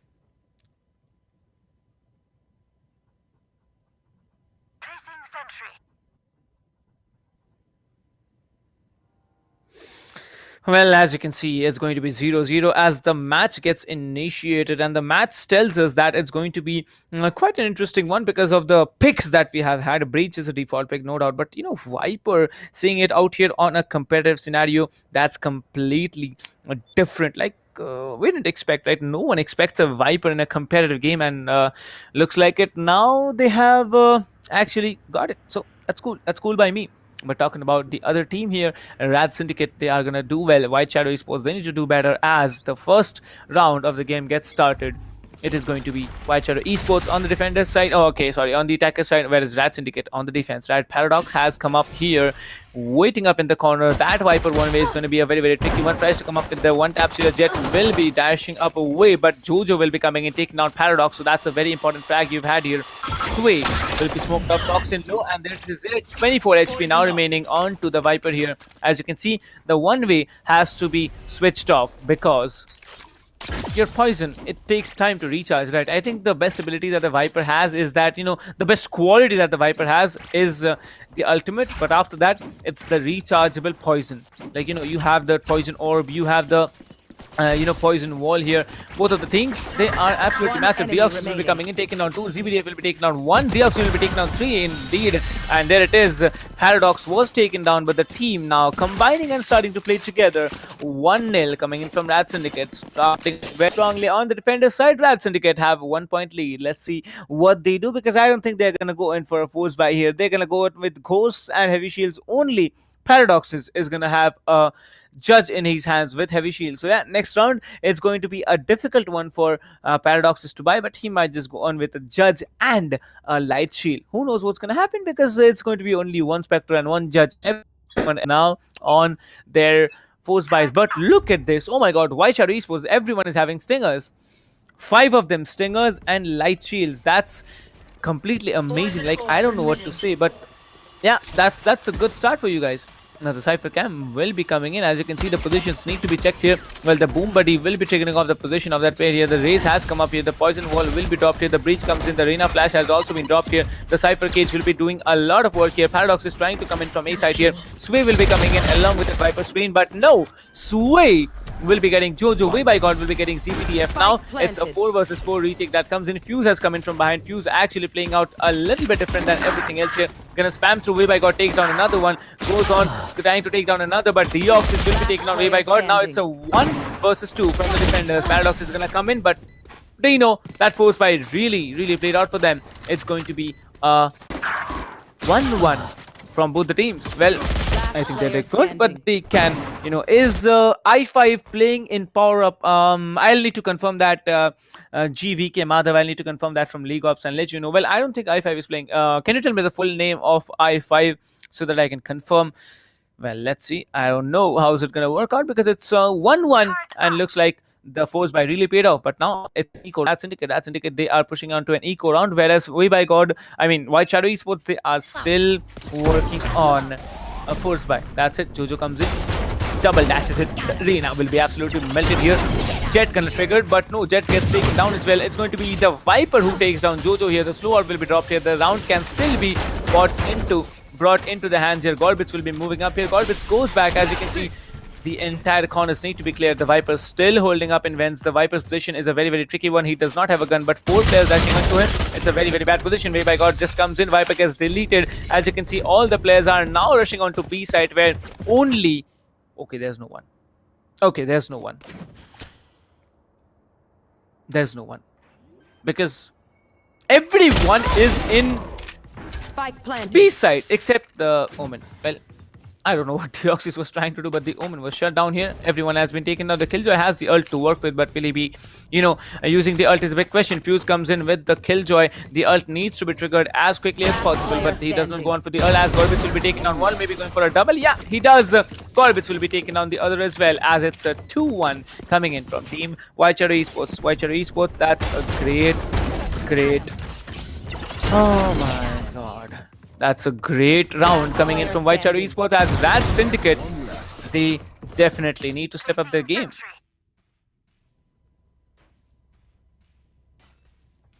Well, as it is 2-1 coming in, RADSyndicate definitely outplaying, getting outplayed over and over again. A full buy coming in from RADSyndicate, and as you can see, there's going to be only one Phantom on the hands of Jojo here from White Shadow Esports now. Paradox, he was... Here. He almost was concussed, but it worked out. Paradox will be spamming through the smoke here, but he's gonna get spammed instead. As you can see, the Viper will be delaying a lot of things up on B side. The Viper one way absolutely doing a great job here. As you can see, 2-1, a good job done here by this team. Sway will be coming in. Paradox also comes in to his assistance now. It's a 5v5 play coming in. Let's see how the attackers perform, because everyone is slowly walking on to A side. And by the looks of it, Paradox is in a very sweet position. The Viper one way has been triggered for. The stage has been spotted for, but no one gets taken down here. Everyone has rushed up onto B side here, onto A side here. ZBDF in a very sweet position. Deox is also on a very sweet position, and you can see the Killjoy ultimate will be triggered here. As it is, the Killjoy needs to be taken down, but no, Deox will be taken down. Dino, the Breach also gets taken down. The defender lockdown will be getting popped up. The lockdown gets destroyed. Jojo will be taken down one. He does hit the ultimate. 25 HP on him. It's now a 3v3. The Jet comes in. Jet will be taken down. Paradox gets taken down. It's going to be 2v3 as the Omen dashes in. He's going to take down one, but where is the last player? It's going to be the Raze, who's on a different position. He gets taken down. The Omen is now just waiting up to get taken down. He's so low on HP. Even a flick of the wrist can do the job for him. The Omen is just behind him. Well, it's a 1 versus 2. I'm sorry, it was not a 2v1. It was a 1 versus 2 as the defenders combine and take away another round. 2-2. Now a full buy round can be coming in from Team White Shadow Esports as well.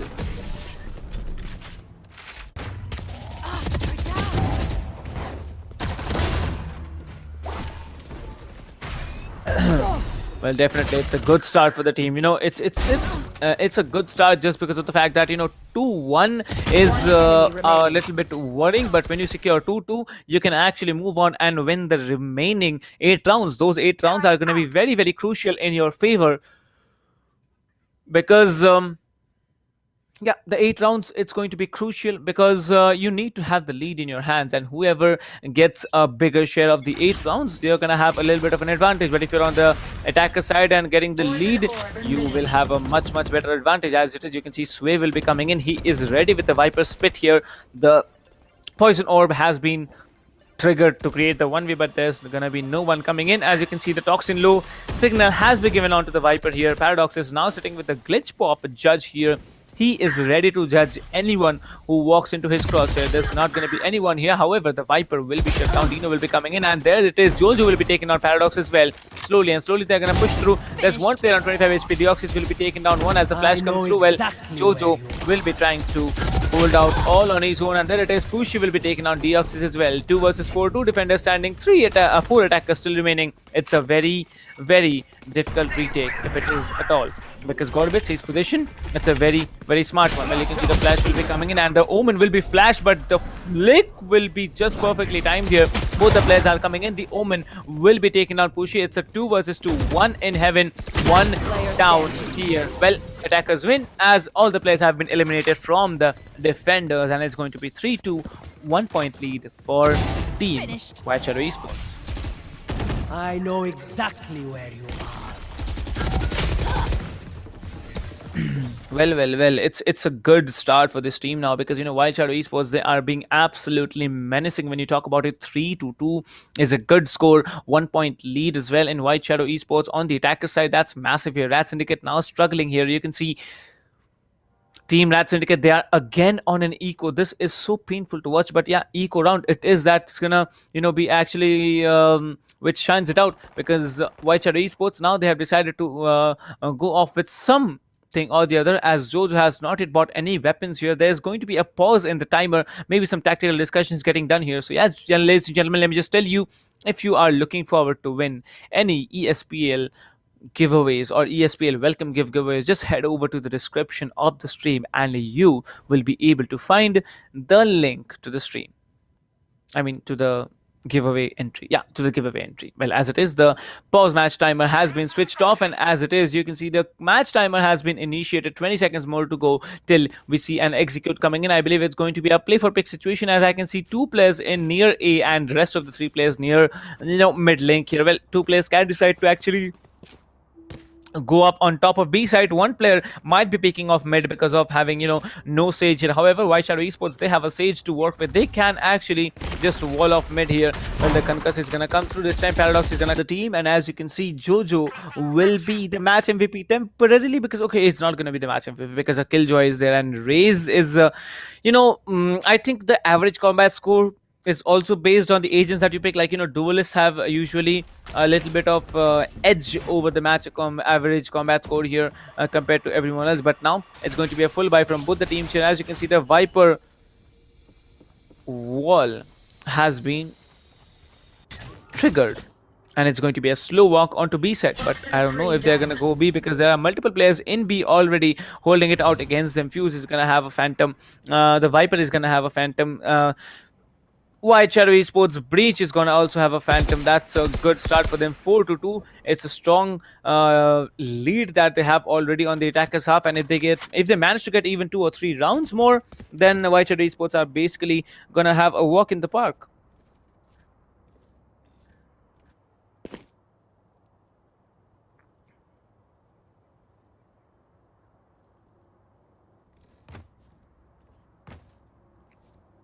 Four to 2. 42 seconds on the clock here. They might be able to push through, but 5v5 plays are very, very difficult when you don't have the spike planted. And as you can see, all the players are trying to go up onto A site as they are stacking here. The Killjoy has been waiting here for a long time. Deoxys has the information to work with. The position he's holding in is a very tricky one. Paradox is going to come in. As you see, he triggers his ultimate here, trying to come in, and he's going to get taken down as well. Fuse is going to come. Fuse is going to get done.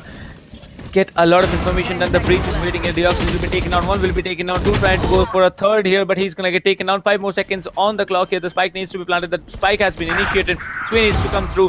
Plant has been created. It's going to be a 2 versus 2. Sway has come in. The information has been given on. Both the players are now in elbows. ZBDF still waiting. I don't know what ZBDF is doing, but looks like it's going to be a very, very tricky play for him. It looks like ZBDF is disconnected, and as you can see, the Viper ultimate, the most annoying part of the show. Smoke integrity, it shows return to fuel, so you need to get into the smoke once again if you actually get something done here. Well, as you can see, the Viper ultimate has been, taken down. As the Viper gets taken down, now it's going to be only the Reyna remaining, who seems to be disconnected up near CT spawn. So yeah, that's a very, very tricky position to hold through, and by the looks of it, I think Team White Shadow are going to get another round. So it's going to be a 5-2 and a 3-point lead for White Shadow Esports.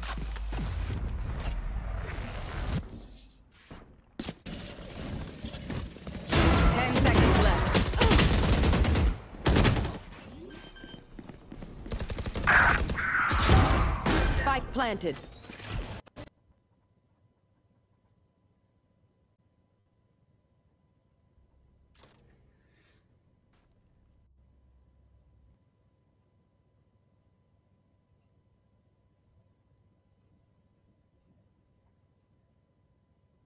Well, as it is, the 3-point lead will be still.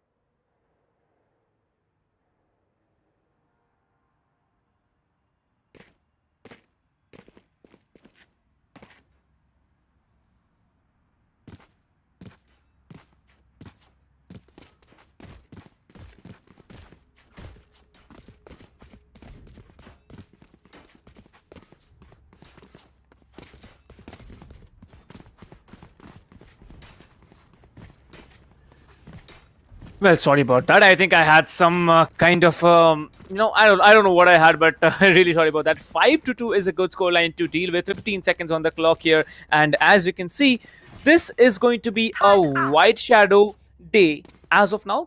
3 more rounds to work with, and they can actually work it out. Well, 13 seconds to go. White Shadow Esports, they are on a very, very good lead. As you can see, it's going to be a B site execute that comes in. Every player from the attacker side are now moving on to B. The Cypher cam has been left up on A site. You can see one tripwire and the cam has been left there onto A site, as you can see. And they... okay, what is... hello? You just paused the timer and... okay, it's back.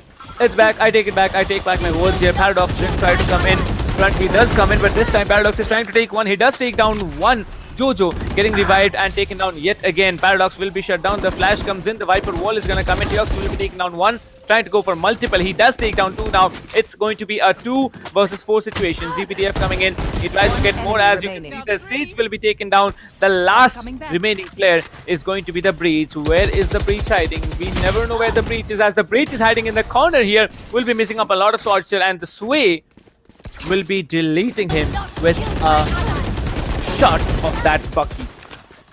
Alright. That's a very, very smart play coming in from the Breacher. I don't know how he managed to go up there, but yeah, his possession, if he had a little bit more time, he could have, moved in and outperformed everyone else. 5-3 is a good score line for White Shadow Esports. 5 rounds already in their hands, 2 points lead. And moving on the defender side, like I said, Cypher and Sage, you have 2 places to control all by yourself. As you can see, the Viper will be, emitting that poison orb. And as you can see, its activation means that you get a 1-way. But this time, the Raze Boom Buddy will be giving away the information. 45 HP to work with. He needs to get out of the situation. And there's the Pain Chill that comes in. Viper has to come front. Dino will be shutting him down. As it is every player now trying to rush in onto B side here. As the Omen will be taken down. That's a very, very mad push that comes in and you can see Paradox is gonna come in. Paradox trying to get one. The classic spray does come in, but Jojo this time will be, getting one. Well, Deoxys is getting another one indeed, as it's going to be a 2 versus 4. The Reina comes in. Reina gonna get deleted. It's going to be the Killjoy, but here comes the party. The party does not begin. As you can see, the spike has been initiated, and Dino will be shutting down Deoxys. With that, we have a 3-point lead back again onto White Shadow Esports. 3-6. What a game this is being. Oh my god, this is something very, very annoying. Because you can see how White Shadow is functioning. The way that they are playing is massive. Deoxys, he really needs to, I don't know what he's doing, but I haven't seen Paradox from the last game. Look at Deoxys. They have won just 3 rounds. Deoxys is at 15 frags. Can you imagine the level of, how to just tell it to you guys, like the level of despair that he has. Fuse will be coming in, taking down 1. This time Dino will be shutting down Fuse. ZBDF sitting down with the operator. Sway will be taking down 2. The last player, Omen, now lurking around in heaven. Paradox still waiting, will be shutting 1 down, and there it is, another round in the hands of RADSyndicate. Well, White Shadow Esports, the full rush really worked out on a little while ago, but now I believe this time it was predicted where they are going. The Omen pulled off a very beautiful smoke here, just waiting down there on top of rafters, and he got a very, very important round. This was so very needed for Team RADSyndicate that I can possibly not tell you how important this round was, because they know how important it is. If you are understanding the gravity of the situation, then it was a very, very important round for Team RADSyndicate indeed. You can actually have a 6-6 because 6 rounds are already in the hands of White Shadow Esports, and by the looks of it, they can possibly slowly get even a better off. But who knows what White Shadow Esports have up their sleeves, because Fuse again shutting down V by God is an advantageous position for RADSyndicate. RADSyndicate trying to come up here, and you can see the Killjoy will be calling back the turret, as you can see 2 players will be waiting. A Paradoxes will be taking 1 down and immediately dashing back into cover. 1 more player still in garage. He's gonna take down Paradox instead. Deoxys actually looks towards this direction. He's just, oh, your body's here, my friend. But no, it's going to be 2 attackers still remaining. The Omen has the ultimate to work with. He is still lurking around in mid. He's trying to get information onto anyone who walks up to him. Well, the Killjoy actually throws the Phantom outside so that no one collects it, and he gets the Glitch Pop 2.0 in his hands. Well, it's a good move because you know that the economy is dented on the attackers and you don't want to give away a weapon to them. 2 players still standing. Viper still playing up in that little corner onto B Heaven. Poison's off. The Killjoy now can be a little bit aggressive, but the Killjoy does not be aggressive. The Raze instead comes in and takes down Sway. Swarm grenade has been detonated, and it's going to be a 2 versus 3 situation. Well, the Satchel comes in. Jojo trying to walk up onto A side here. There's going to be 1 player. Omen's going to be there. Fuse is going to shut 1 down. Now it's all down to 1 player, where Dino gets 1. He moves onto the side here. He can pull off a plant, but will he be able to? I think he's going to go on for that plant here. The operator will be there in the hands of the Reina. CPDF will be coming in, absolutely messing up the shot, and you can see that's desperation. That's despair. And he's going to run out of sight. Yeah, he's going to just move out of sight because he knows where he has planted the spike. He cancels in the wrong time, as Deoxys will be getting the frag and also saving the day for the team. Well, 5 rounds already. RADSyndicate, after this round, they're going to have 5 rounds in the bag, and it's a good start for them. Well, can be a 6-6, can be a 7-5. Let's see what they have in store for us.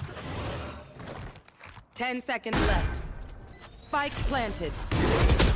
Last player standing.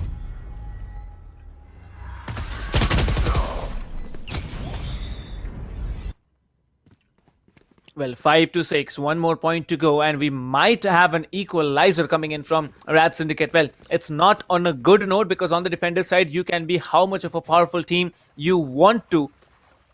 But on the attacker side, it's difficult to play. And White Shadow Esports, they have already collected that lead in their hands. 6-5. What a great game it's going on here. Let's see if it's an equalizer, because this time the Killjoy decides to hold somewhere else, and there it is. The ultimate will be coming in onto B Heaven here. Everyone's gonna get sent back, and as it is, you can see Sway will be coming in, trying to ring a lot of players here. He's gonna go back. The Jet ultimate also comes in. He's gonna get a lot of damage onto himself. He's vulnerable. He has been inflicting with 2k damage here, 2x damage here. the ultimate gets popped off, they now need to clear every location possible here. The Killjoy has been spotted, and you can see Way by God will be shutting one down. Now they need to take down the lockdown as well. The lockdown has been taken down. The Omen comes in, and you can see everyone is walking in to that position. Well, the positions have been revealed. Now it's going to be Gorbis who takes down 2, and it's Gorbis with the 3K and the savior of the round for White Shadow Esports. White Shadow Esports looking really strong now. The breach pick absolutely madhousing this team, and now they have a 2-point lead. They are almost close to winning this match, and I believe if they win this one, you know, what's it to believe? They already won the first one. So yeah, if they win this match, they definitely are going to move on and perform against Global Esports in the finals of Group Stage Group A upper brackets. So it's a wait for it. Well, 20 seconds on the clock. I'm going to have some water, and you can have a look at what weapons, you know, these teams are going to have. Shields coming in, Frenzies, Ghost, and definitely there has to be classics. Without classics, this game is not a game, right? So yeah, have a look at them till I have a, you know, a sip of water.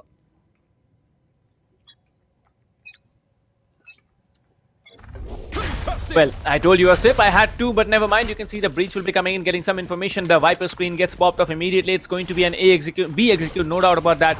And you can see all the players are now dashing in. The Jet has come in. The Jet will be taken down immediately as it is. The spams comes through, and Gorbits is actually coming in with the heal. Well, the stage has been inflicted with a little bit of damage. One player has been pinged for. As you can see, every information has been given up. The Reina might be able to spot one, but the Reina will be taking down one. It's going to be 7-5. It's going to be a 1 versus 2. Last defender standing. It's going to be Omen Reina versus the Sage. Kushi still waiting, trying to get the Reina down, but no. CVDF will be taking him down, and that's it. That's basically over for Team White Shadow. White Shadow, you are giving away rounds in the defender side. Breach, check your corners, bro, because I think if you had that corner, the round would have still remained in their hands. Well, 7-6, one more point to go. We still have a long way to walk because it's just 13 rounds. You need to win at least 12 rounds on 13 rounds on either side if you want to win the match, that too with a 2-point difference. So that's going to be a little bit tricky situation, but both the teams moving on with the force buy. As you can see, Paradox will be using a fake tailwind. The information is given off, and you can see everyone is rushing into side here. Paradox trying to get one. Paradox does get one. Way by God will be tagging up Paradox, and Paradox is absolutely giving away position, baiting all the players into his crosshair. Well, let's see how it functions, because there's going to be one player out here in two corners. Well, the Reina gets taken down. Gorbits coming in. The Killjoy turret will be giving off information, but the Jet's position is also a very vulnerable one. 2 versus 2. Killjoy in a post-plan situation is a god basically, but where's the Killjoy? He has the Vandal to work with. He will be one-tapping Pushy, and that's it. It's 7-7 for Team RADSyndicate. RADSyndicate definitely a very strong team now. They have been able to function a lot more than they had done in the previous game, and like kudos to the performance. Like this is the RADSyndicate we actually were, you know, waiting to see for such a long time. 7-7, good time. Let's see what we have in store for us.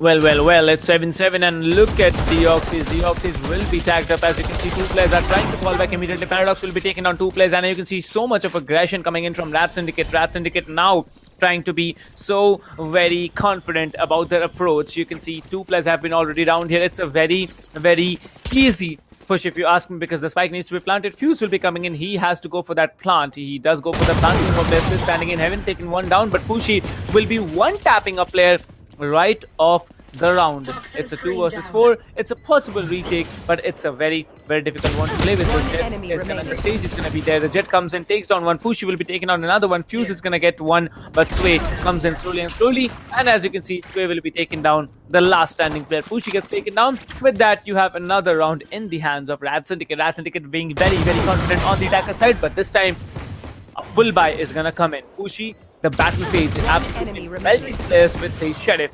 And let's see what more he has to offer, because now it's a full buy round, and I bet they can perform a lot better when they are on a full buy round as well.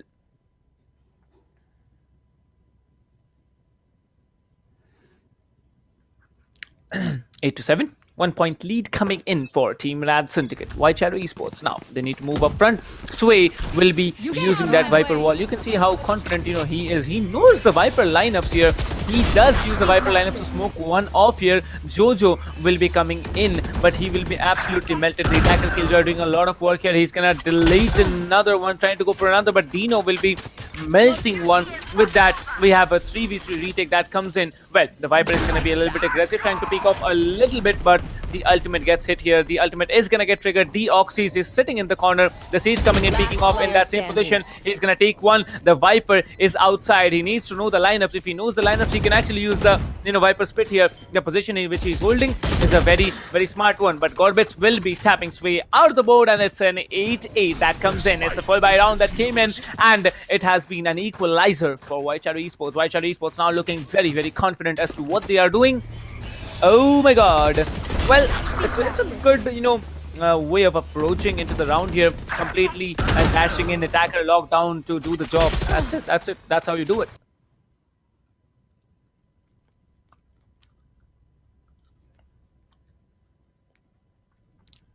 Well, talking about it, 10 more seconds on the clock, and we have a lot of answers to get, back to us, because Way by God, he is requesting for a gun. The match timer has been paused due to some reason, and I believe the teams are going to have some discussions.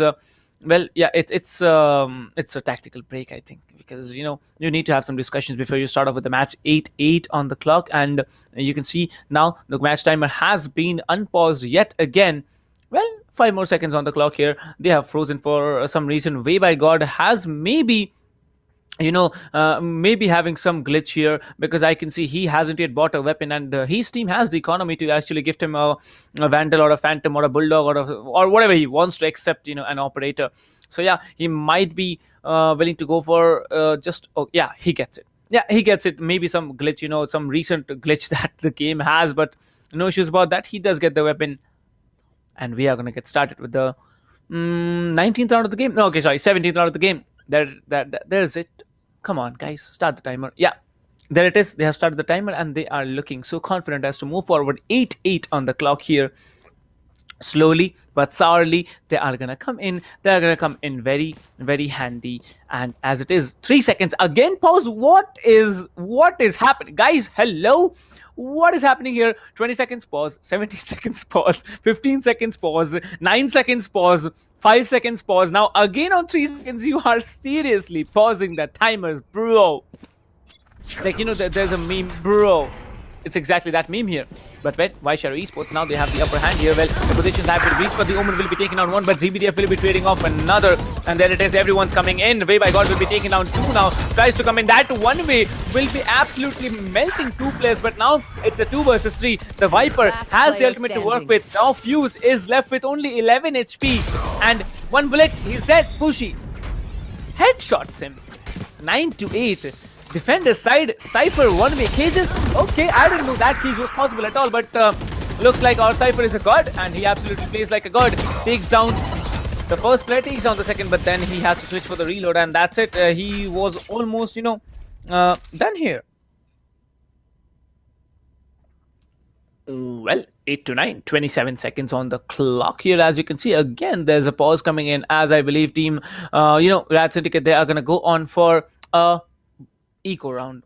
An eco round is important at this point, but an eco round means you're giving away a round, and if you are unable to get the next round as well, you're basically doomed, because White Shadow Esports 1 point lead already on the defender side. They are doing smartly, they're doing it very confidently here. Well, they are trying to go for something that they can work with. Paradox actually has the Spectre to work with. There's a stinger on to ZBTF. The duelists are not playing up to the mark, I'd have to say this way, but Deox is absolutely a madman. 21 frags for him, 13 deaths only instead of being a killjoy. Jojo, however, you can see the kill distribution on the side of White Shadow Esports is much more even than everyone else. So yeah, that works.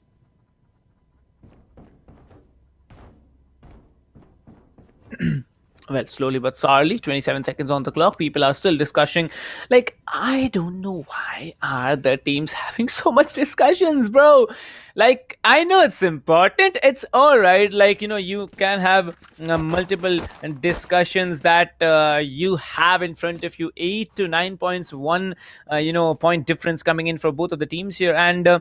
It's good. Let's go Rad. Harshvardhan and Nangare says let's go Rad. Yep, let's go Rad. But Rad needs to have a very very good game if they're gonna actually want to win and move on forward and face off global esports. But still, it's Rad. You never know what they're gonna come up with. Rishikesh Mohole says hi. Hello Rishikesh Mohole. You welcome to the stream, sir. Well, I can't read all the chats, so yeah, we'll be slowly reading multiple chats. Although 8 to 9, 27 seconds on the clock. It has still been paused. It is still kept paused as it is. And as you can see, White Shadow, they are good. They're looking good on the economy. They are looking good on their buys, heavy utilities, heavy shields, full utilities, heavy shields coming in, Phantoms and Vandals into play. To be exact, only one Vandal into play. Rest all are Phantom Gods here. Jojo, the Raze, is doing a very, very good job out here. So yeah, it's a good thing for them.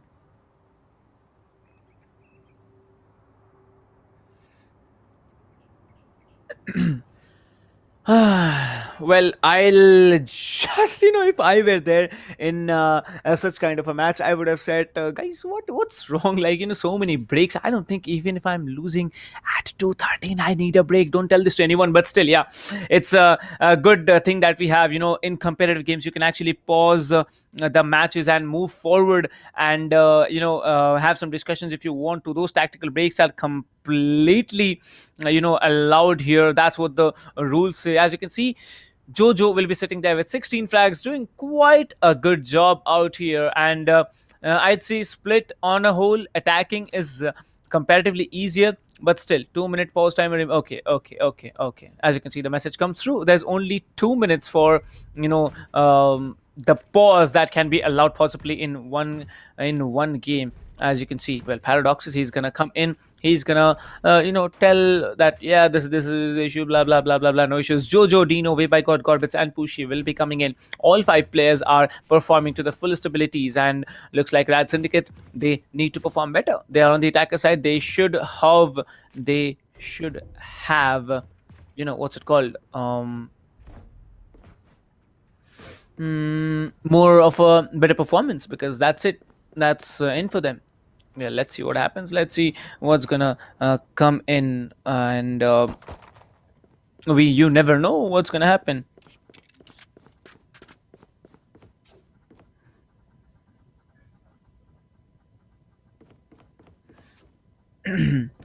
Well, still waiting, and as you can see, well, I remember a song, I don't remember, it was probably from the cartoon show Phineas and Ferb. Like, as you can see, there's a whole lot of stars. Yeah, it's absolutely here. A whole lot of stars are performing here in front of us. There's Paradox, there's Way by God here. These names are gonna be remembered for quite some time, because you look at RADSyndicate. RADSyndicate is probably one of the top 10 teams in India right now. And there's White Shadow Esports coming in, winning the first game, and also almost on the way to win the second one. Who knows what's gonna happen, because as you can see, Jojo, he's doing good. Dino is doing good, but a Cypher and a Breach coming in and having almost equivalent frags as to the duelist here. That's amazing. Pushi, however, we saw a lot of Pushi in the last map here on Icebox, but this time it is a little bit difficult. So let's see what happens.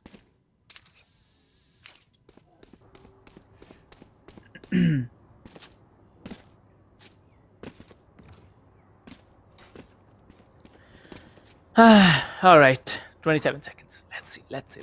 It's difficult to actually say 27 seconds are here on the clock. And how many times have I said 27 seconds, guys? Like at least 7 to 8 times I have said that 27 seconds are on the clock here. And as you can see, slowly everything's getting turned for multitasking. Akshay Gopal, someone explain me how Paradox is playing a CSGO tourney and a Valorant tourney at the same time. Bro, they are different people. Akshay Gopal, they're different people. Let me just write it down, right? They're different people. Yep, so let's see. As you can see, now the match needs to be started ASAP, because Well, the Viper wall has been triggered. As you can see, the Viper wall on A side means that it's going to be an A execute, and all the players are actually rotating A side. Only the Sage is waiting up there in B.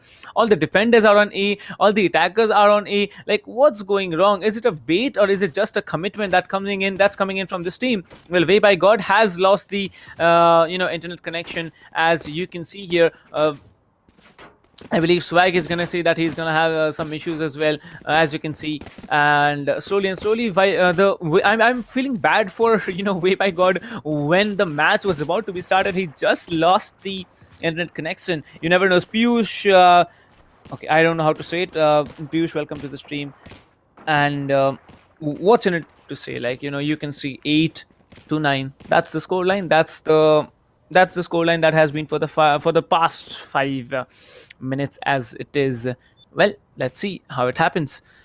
And as you can see, White Shadow Esports and RADSyndicate, they are now looking strong. Let's see what happens. Well. Let me just okay, let's assess something. All right, let's assess something. Like, we have done a lot of assessments throughout the game. Let's assess something more. Well, the Sage has 8 assists. All right, Gorbits has 8 assists, and Way by God has 9 assists. Let me tell you how the assist works in favor of Cypher, Breach, and Sage. For example, if you are talking about a Sage, if you heal someone, all right, and that player actually takes down another one, that is counted as an assist. If you revive someone, that is counted as an assist. If you actually put a slow orb and one player gets taken down in the slow orb, and that too from your teammates, one of them takes him down, you get an assist. That's how Sage assist work. Talking about the Cypher cage, tripwire, anyone trapped in the tripwire, anyone tagged with the what's it called, that recon bolt from the spy cam, those are all assists for you. Breach, flash, concuss, anyone stuck in it, that's it, that's in for you. Well, Jojo now coming in will be playing a little bit passive on the corner of the wall here. The Sage will be a bit confident as well, but this is going to be an all-out A brawl here. As I told you, the Viper screen will be triggered here, and everyone's just coming in. Paradox will be taken down 1, Dino will be taken down 1, Deoxy will be taken down. Way by God, as everyone dashes onto site here. They are coming in slowly. Sway has been given a Spectre. As it is, it's going to be a 3v4 retake, and there is the Viper AR that gets popped in immediately. Well, the Sage gets taken down as well. It's going to be now a 2 versus 4 play coming in. Breach and Raze versus everyone else. Enemy remaining. Breach is coming in. Breach gets taken down. It's going to be the Raze who lives. Where is the Raze? The Raze is still up. Okay, I thought the Raze was in heaven, but Raze comes in, and you can see Jojo needs to get the information. The Boom Buddy will be coming in. Paradox.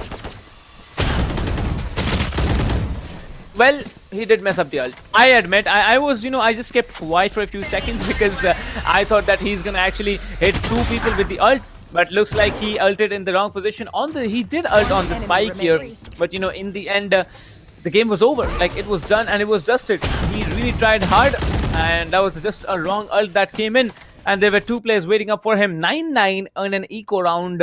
It's a good start for RADSyndicate after that huge pause that came in.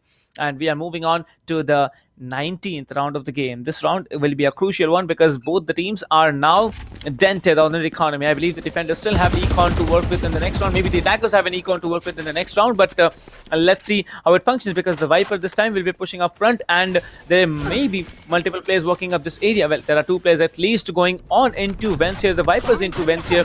The Killjoy is trying to come in on B heaven, but now the Pain Shield comes in, the slow orb comes in. Jojo will be shutting down Deoxys as there's a man disadvantage that comes in. The Omen will be still there. Omen will be trying to get in. Okay, I thought the Omen was going to get taken down, but nope, he was not going to get taken down here. Way by God still waiting here. Triggers the cage for, extra intel here. Trying to come in, but no, he misses up the shot. He whips it, and there's a disadvantage on man number once again. But no, Gorbits will be taking down the Reyna as well. The plant can be successfully pulled up on A side here, and based on what we see from the defenders now, the defenders of the spike now, is that they have the release to work with. 13 seconds on the smoke.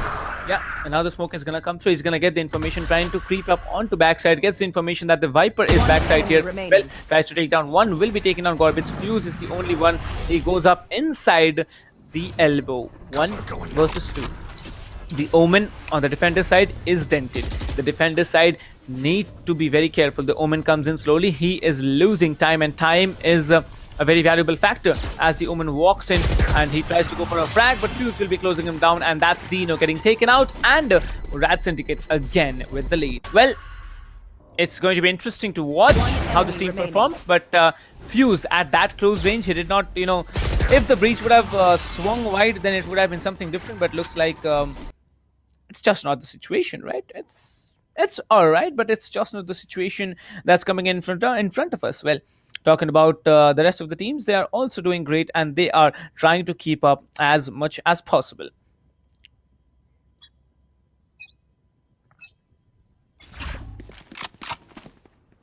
Well, the 28th round into the game, Sway comes in, and Sway will be trying to walk up mid once again. There are 4 players in A, alright. I didn't know that there were 4 players. There were 5 players in A actually, and they have decided to play on for a B retake. The Cypher comes in slowly. Sway will be coming in. The Cypher might be able to do something here. Well, Cypher will be taken down. Sway has been taken out. Paradox takes down 1, but will be traded for. The Reina has ulted here. The Reina will be trying to do something, and the Reina will be going back. They need the rounds here, and they are not at all giving any chance to get any rounds here. The Omen comes in. He has decided to go up, and the Omen will be shut down. Jojo gets taken down. Dino gets taken down as well, and that's 1 round. That's another round for RADSyndicate. RADSyndicate, they almost were out of the game, but this time I believe RADSyndicate, they have really stepped up, and they're performing absolutely brilliantly, because the way that these teams are performing, oh my god, like RADSyndicate, they were almost down and out, but you know, after that break, they did the strategies, they worked out where they were doing mistakes, and they absolutely are melting now. They are being so very confident, they are being so very dominant, and looks like RADSyndicate, they have a 2-point lead now. An eco round did come in from Team White Shadow Esports. Now on the defender side, they have a full buy, and you can see Paradox is gonna dash up onto heaven here. Well, the raise can be getting deleted. He didn't let me say that even. And Kushi will be coming in. He has a revive to work with. Will be reviving Jojo immediately. The plant needs to be pulled through wide. Okay, White Shadow Dino will be taking out Fuse. Now it's 1 player. He also takes down 1. Will be whiffing a little bit, and that's a round for defenders. All right, defenders. I'd say the defenders still have a chance. Yeah, I'd say I thought Rad will win 2-0. Werewolf. Yeah, you thought, but that's not the situation. Like, White Shadow Esports is also a good team, and they are playing absolutely brilliantly.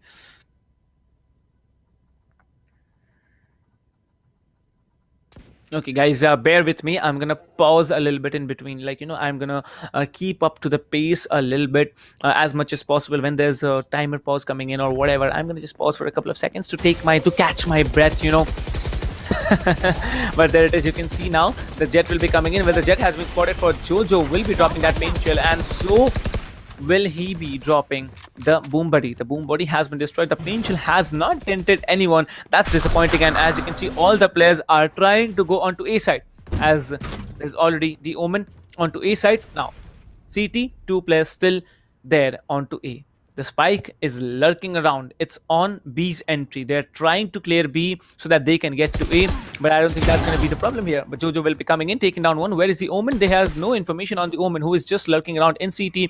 The race is gonna run down. Viper comes in, takes down the breach. Gorbits has been taken down. They can actually go on for an A execute, but I believe the Spike is down in B. Reina and Omen still down here in B. RADZBDF will be taking out 1. Jojo will be taking out another. Now it's a 2v3. It's a 2v2 now. The Viper comes in from heaven. Can be a very, very bad nail in the coffin for White Shadow Esports. Where is the Viper? ZBDF has no information where the Viper is. Okay, the Viper is on the team here. Both of the players are lurking around in CT. Both of the players have the information to work with. Now they have a chance to plant the spike. They will be planting the spike here, and you can see the poison orb will be giving away a lot of information. Well, the race comes in. The race will be covering the position here.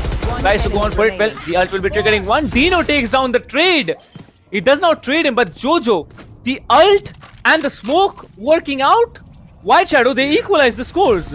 I almost thought Rad is gonna just walk away, match point and win, but since the full buy came in, it's been a different White Shadow Esports.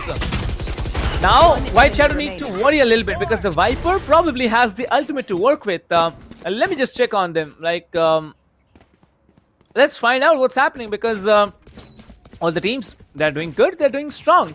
Well, let me just tell you, live stream giveaways are still going on, and if you want a chance, if you want a shot at winning the giveaway, you just need to head over to the description, head over to the ESPL welcome gift giveaway link, and you can make your entries. Well, this time it's going to be an A execute, as all the players are coming in, and the breach can be a very, very tricky agent to play on A side now because of the ultimate, which is ready. Well, I can see ultimates ready from the Cypher and the breach on the defender side. However, the attackers, they are falling short here. They need to be careful. Dino playing up in elbow. Now, this is one mistake that usually many players make. They take pre-peak positions. Like, if you're a god at aiming, it's good. Otherwise, you're not. Godbits now coming in, taking down ZBDF is a very, very important kill here. The Reina getting taken down is an important frag. Now, talking about the attackers, they have started the rotations. The Viper actually has been trying to come up from mid, if I'm not mistaken, but the Siege is there to check the corners. Well, there are multiple players. Well, you can see the Concuss is going to get built up there. The Concuss will be coming in,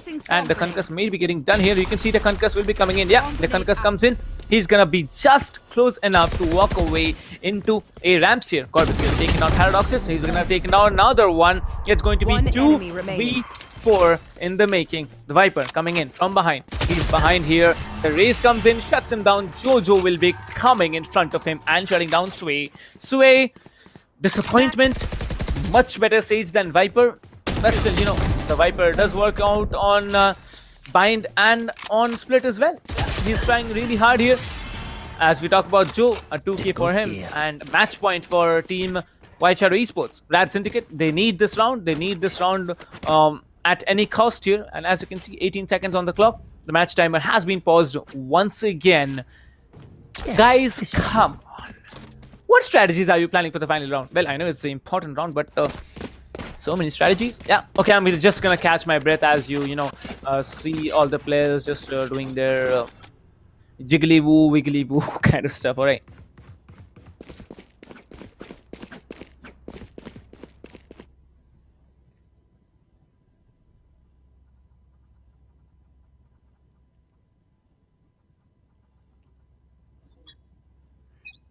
There it is. The timer has been started, and we are on match point for White Shadow Esports. They are now trying to come in slowly and slowly. Whereby God will be coming in, trying to move up forward. Here, Paradox is gonna walk up front. Paradox trying to get information.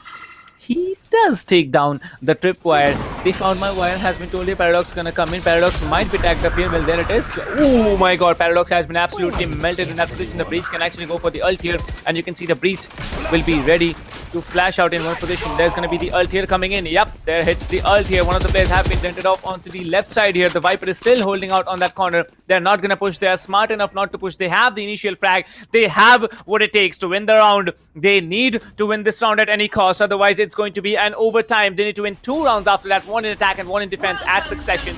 Well, there's going to be the Viper ult coming in. Well, he's going to just walk up, taking down the Viper. It's going to be a 3v4. Still quite possible. ZBDF taking down 1. Deoxys will be taking down 1. It's a 1 versus 3. The attackers only. The Omen is left. Fuse and a 1v3 has been dented for. 89 HP still remaining. Omen lurking around in the smokes. Will be coming in. Will be shut down by God.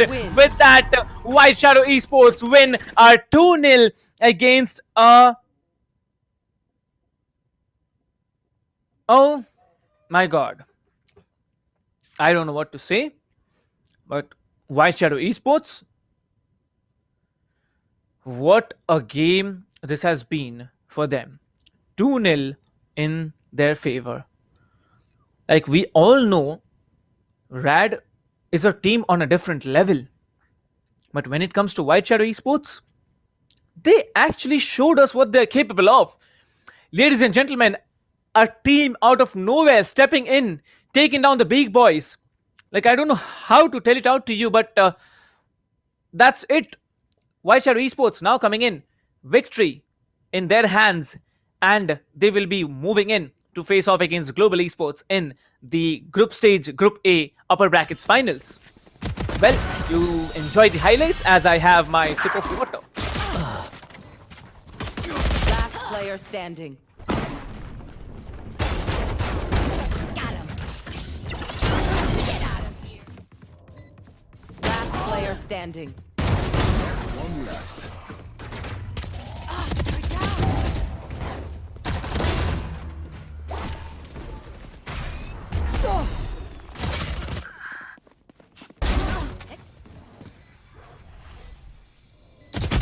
enemy remaining. Well, it was an interesting match. For once I thought Rats were gonna win. For once I thought White Shadow's gonna win. Then I again thought Rats gonna win. But looks like the defenders are still the defenders and split here. And well, that's a good start for this team. RADSyndicate, they really tried out, but like you see, Deox is performing. Deox is really stood up in front of everyone here. Spike planted. And by the looks of it, they did an absolutely brilliant job. Paradox is, remember this frag here, he was just 2 HP. He came up in front, taking down multiple players from that little corner here. Bulldogs coming into play. Like, I haven't seen Bulldogs coming in for a lot of time here. And Bulldogs into play are absolutely amazing, to watch. 3-5. That was the score at one point. Then it was 11-13. I mean, sorry, it was, I believe, 11-9. Then 2 rounds right off the bat for RADSyndicate. They did 1 eco, I believe, team White Shadow Esports. And then 13-11 was the scoreline. Team White Shadow Esports win it yet again on this thing. And imagine the situation. 4-6. What a good job they have done. 10 seconds left. Spike planted. Last player standing.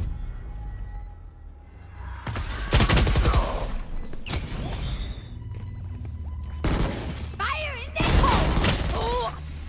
Toxins. Last player standing.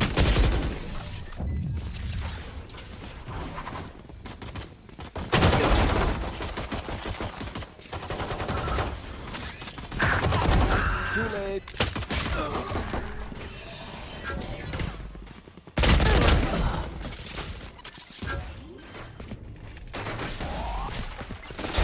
Return to dust. Last player.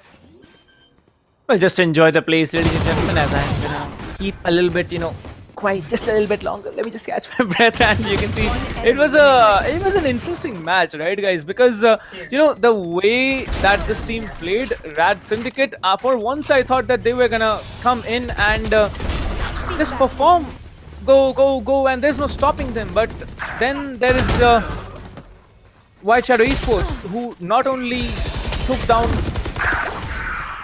RADSyndicate once, but twice. Imagine this play, like the Cypher, way by God, the one-way cage actually played it out. Fuse, if not for Fuse, then this round would have also gone for the defending team. But one enemy remaining.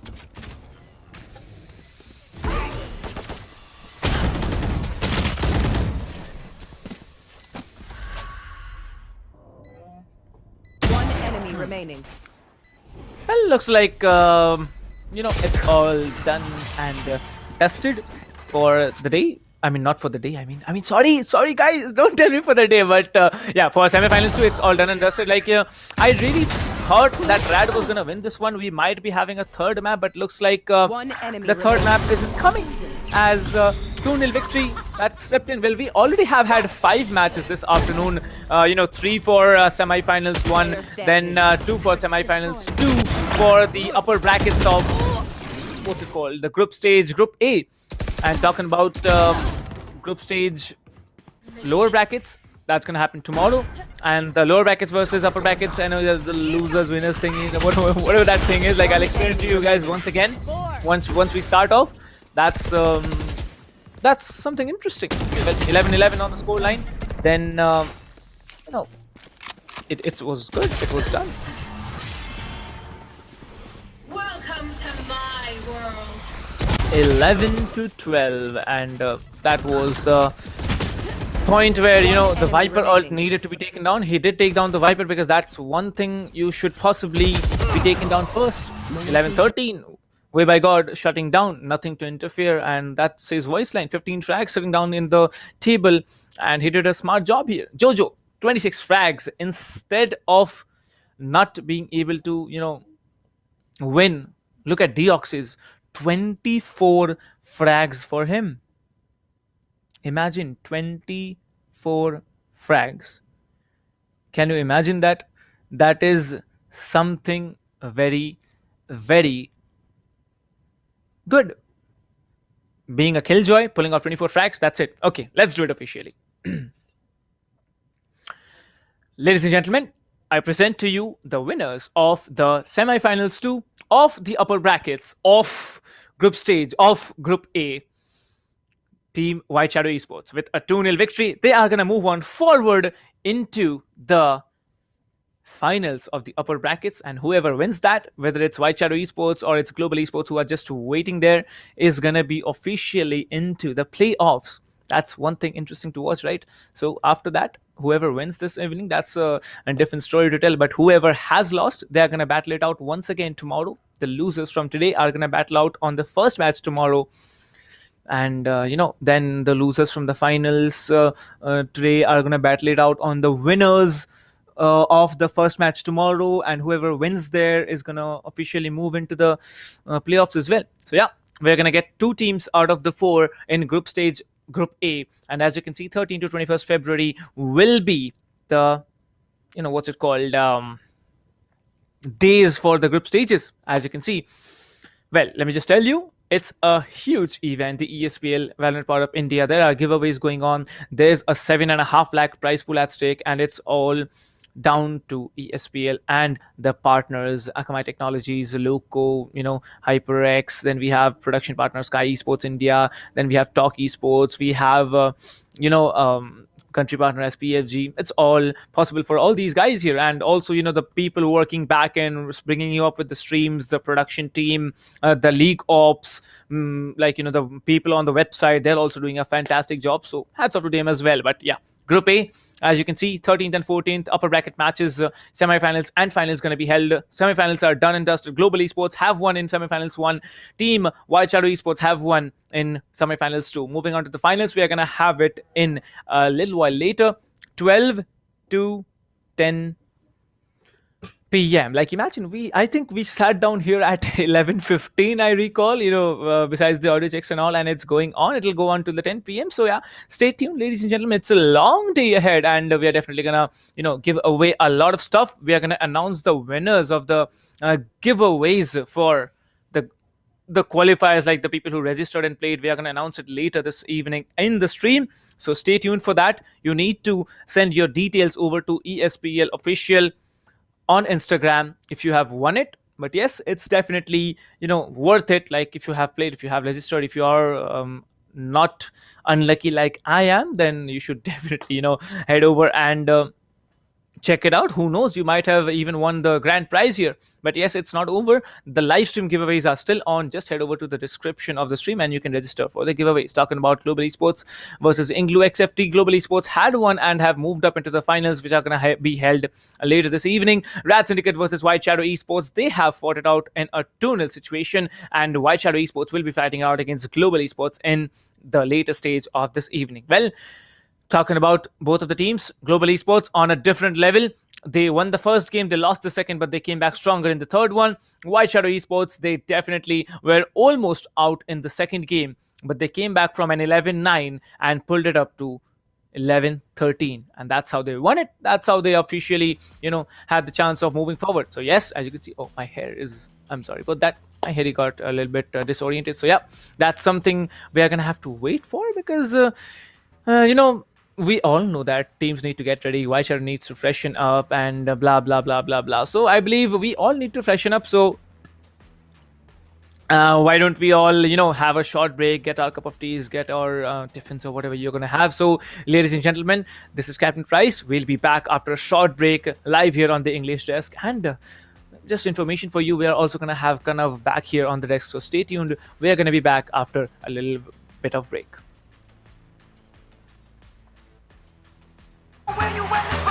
Let's go, let's go, let's up one time, go get it, it's yours, let's shine, come on, yeah, let's go, raise up, that's right, go with it, it's yours, let's shine, come on. With each day we wake up, we get stronger and stronger, it's our time now, yeah, cause we warriors, cause we warriors, yeah, let's go, let's up one time, go get it, it's yours, let's shine, come on. Warriors.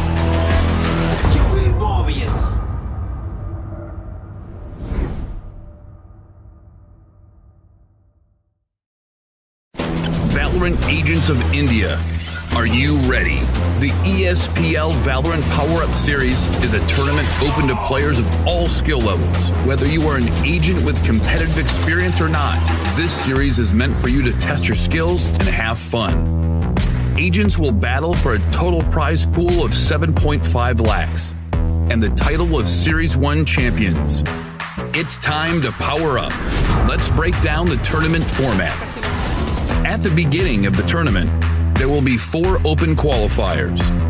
In the qualifying rounds, players will go through a best-of-1 single elimination, battling their way up the ranks. Those ranked top 16 onwards of the qualifiers will face single elimination in a best-of-3 match. The top 4 teams from each qualifier will earn a spot in the group stage, resulting in a total of 16 teams. These teams will then be split into 4 groups, with 4 teams per group. Teams will then compete in a GSL format, where 2 opening matches are played. The winners will then battle in the winner's match, which will determine who tops the group. The losers will battle for survival. The victor of this match will then battle the loser from the winner's match to determine who progresses further in the tournament. The 2 teams from each group move on to the playoffs, where 8 teams will compete via sudden death, single elimination, in a best-of-3. The quarterfinals and semifinals will be an exhilarating battle of skills, wits, and strategy to win through a best-of-3 elimination process. And finally, we reach the grand finals, where our final top 2 teams of the series will battle for glory through a best-of-5 elimination. Valorant Agents of India, will you and your team be the one that reigns supreme? It's time to power up.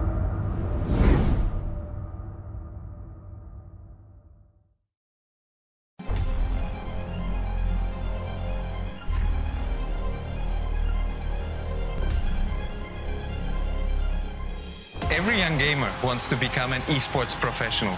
We make it happen. You just keep on winning.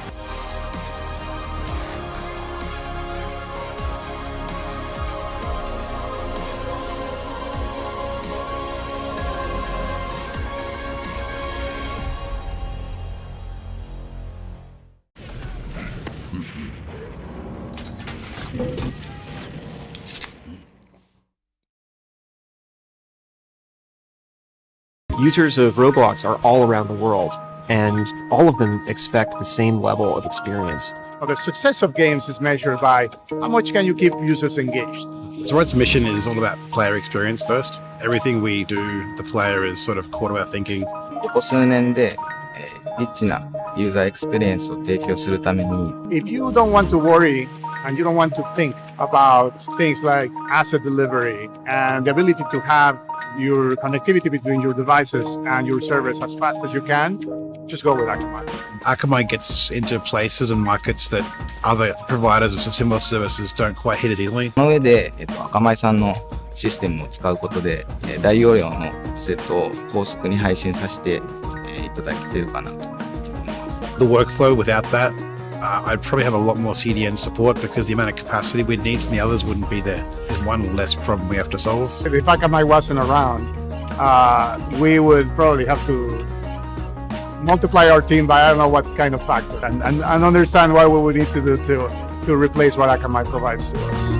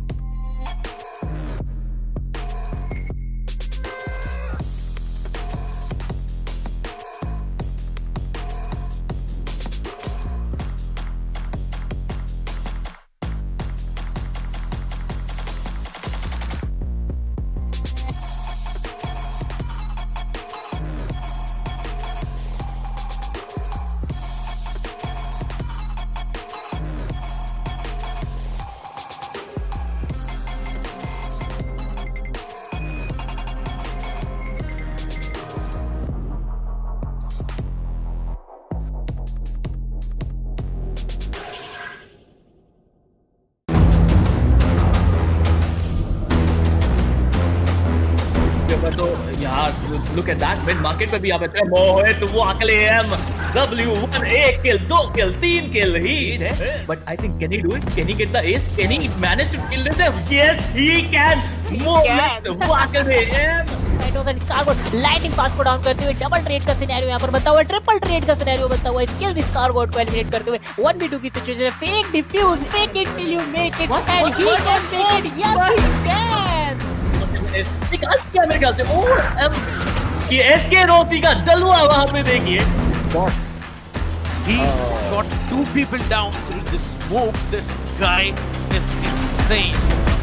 A relatively smaller map. Oh, he's going to get a collateral. That shot. यहाँ पर इधर की रूप trade निकालते हुए एक player बचा हुआ है यहाँ पर 1v2 फ्री शॉट ये बहुत शानदार डबल निकालते यहाँ पर डीएन किंग क्लच के बहुत करीब है यहाँ पर क्या करते हैं? He's going to dig and get that ace.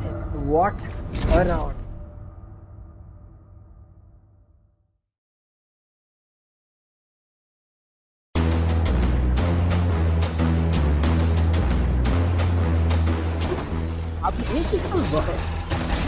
बिल्कुल यहाँ पे एक बेहतरीन बैटल है और यहाँ पे टेम्पेस्ट यहाँ पे जो डिफेंडिंग करके दिखाई एक प्राइम एग्जांपल है क्यों हम कहते हैं कि एसेंट का मैप कमाल का है but is gonna hold a very nice angle for himself. He saw one player there. Oh my god. Who's gonna knife him? Yes, he's gonna knife him. No, wait a minute. Other player that's gonna be Thanos, who was about to use the showstopper. It's a 3v3 situation. No! Take one down, and it's the last man standing. इनके पास double satchel boost जरूर रहेगा, क्या वो use करना चाहेंगे वही एक बड़ी बात है। सेज काफी डिस्टेंस से आ रहे हैं लेकिन कोई गलती नहीं होगी, दो प्लेयर को टेक डाउन किया जाएगा, तीसरा प्लेयर भी यहाँ पे आके आता हुआ बहुत ही शानदार तरीके से टेक डाउन किया जाएगा। And that's gonna be I am the hunter, that's gonna be Hunter's durability. Shannon gets taken down. Oh my god. And look at that ultimate. Brad with so much information doing the job out here. Yeah, maybe. Now you can see the Omen. He actually teleports onto the other side, but let me see how it's gonna be. The Brimstone is caught off guard, goes for the reload. Rina needs to come up front. That's a beautiful heading. That's a double heading coming in. But now he comes up strong. 3k already. This might be another round in the hands of the defense. And a 4k for Akku. Oh my god. Akku goes on. And he builds an ace for himself. What a ace play did this guy have.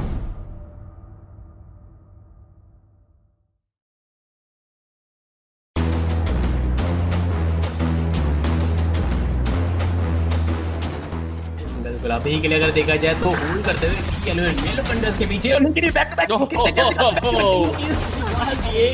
यार ये काफी शानदार I guess क्या इस बहुत चीज है तो ये थोड़ा सोच समझ के आपको ऑपॉर्चुनिटीज का इस्तेमाल करना पड़ेगा। अगर आप कॉन्फिडेंट हो तभी आप कीजिए, लेकिन यहाँ पर जो लोग निकाल पाएंगे विद दैट 700 HP और मुझे लग रहा है ये चीज होना ही था।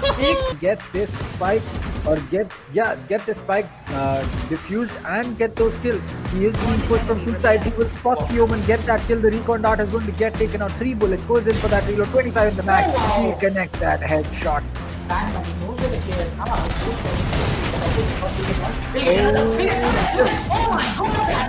Out, but now it's all down to Dino as he will dink antidote once and get that kill. He'll get another one onto that. No! Third one is Scally. Nothing else bought by Corbett here. You can see how aggressive Amiterasu is shutting down 2, maybe just 3. Okay, no, 3 players are not shut down here. Only 2 players will be shut down, but there it is. He needs to take down another one, will be taken on another one. There's only one player standing. It's going to be the breach that comes in, but Amiterasu says, oh my god.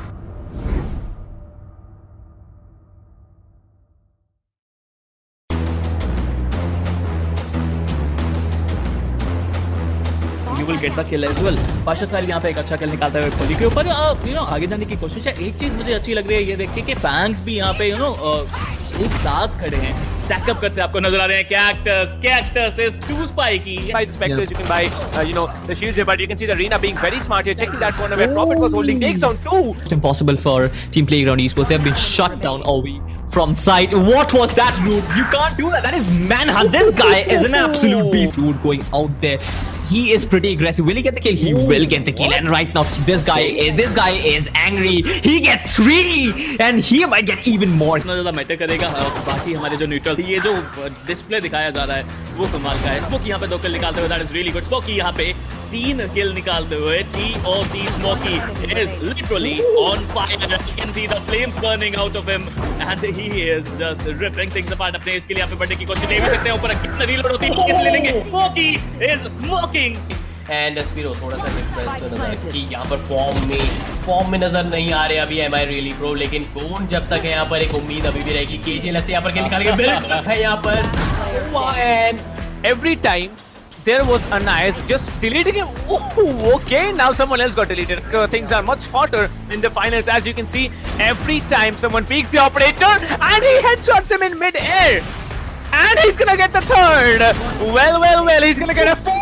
वही काम अब किया जा रहा है the red syndicate के द्वारा. वो प्रेशर बनाना चाहते हैं अपने अपोनेंट के पास में, क्योंकि एक बार आपने माइंड प्ले कर दिया तो फिर माइंड प्ले से उभर बहुत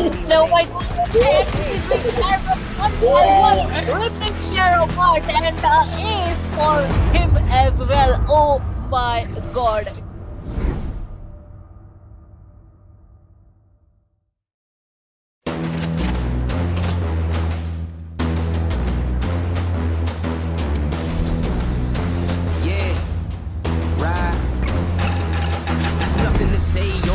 Nothing to say, I ain't have words, I erupted in thunder and rain. If you're mad strong, then why call me running away? It's just a game, but nobody coming to play. I bless. Rise up though, all my people where you at, rise up though. Let's go, yeah, let's go, let's up, one time, go get it, it's yours, let's shine, come on, yeah, let's go, raise up, that's right, ride with it, it's yours, let's shine, come on. With each day we wake up, we get stronger and stronger.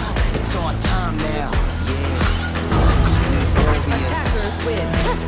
Cause we warriors. Yeah, let's go, let's up, one time, go get it, it's yours, let's shine, come on. Cause we warriors. Yeah, we warriors.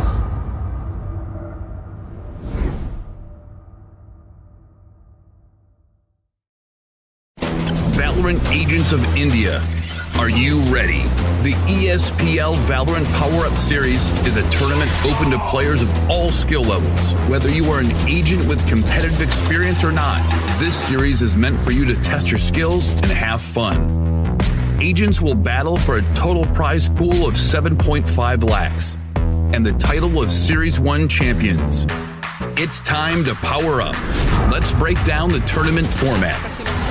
At the beginning of the tournament, there will be 4 open qualifiers.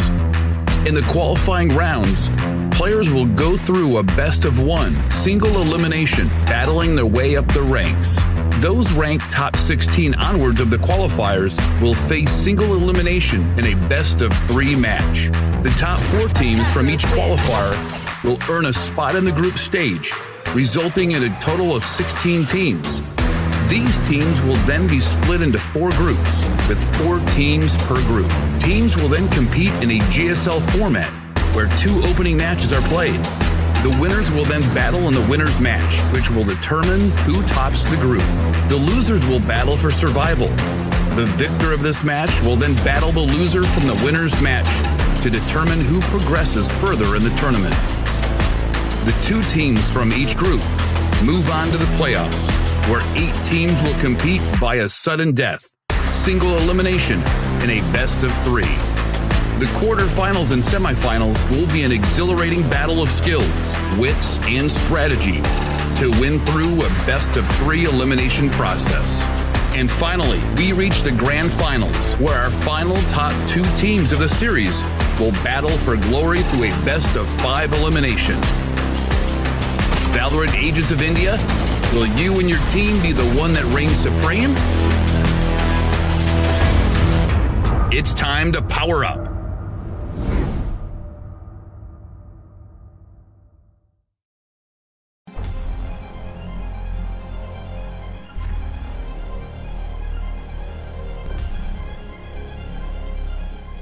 Every young gamer wants to become an esports professional. We make it happen. You just keep on winning.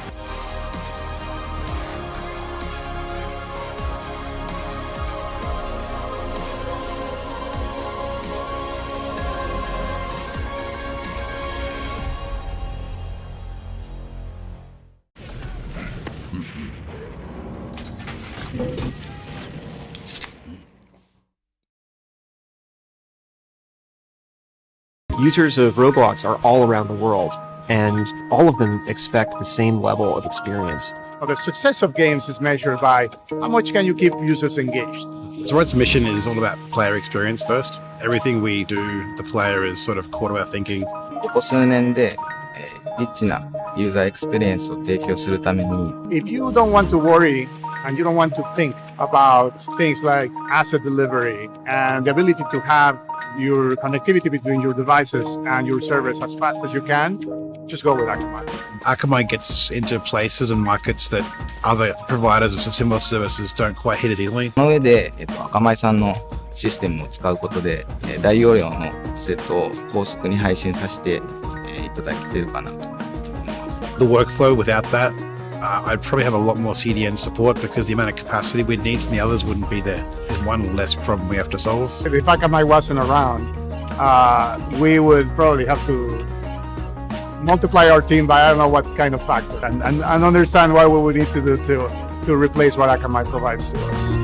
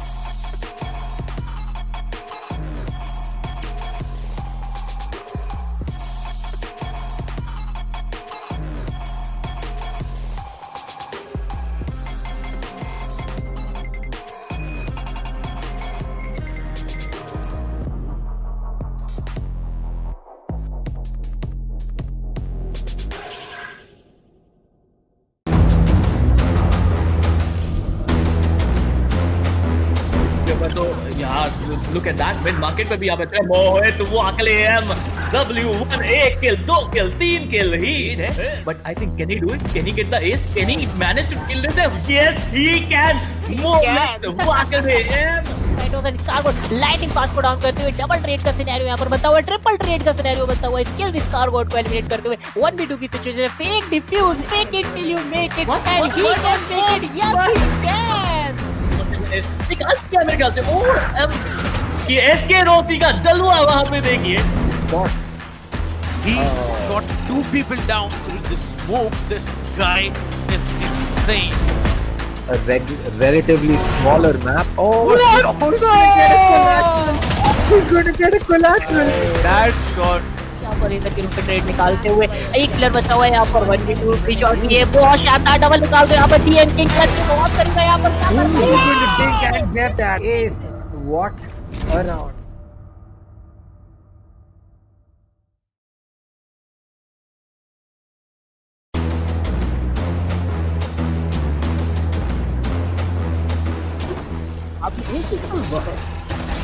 बिल्कुल यहाँ पे एक बेहतरीन battle है और यहाँ पे Tempest यहाँ पे जो डिफेंडिंग करके दिखाई एक प्राइम एग्जांपल है क्यों हम कहते हैं कि एसेंट का मैप कमाल का है but is gonna hold a very nice angle for himself. He saw one player there.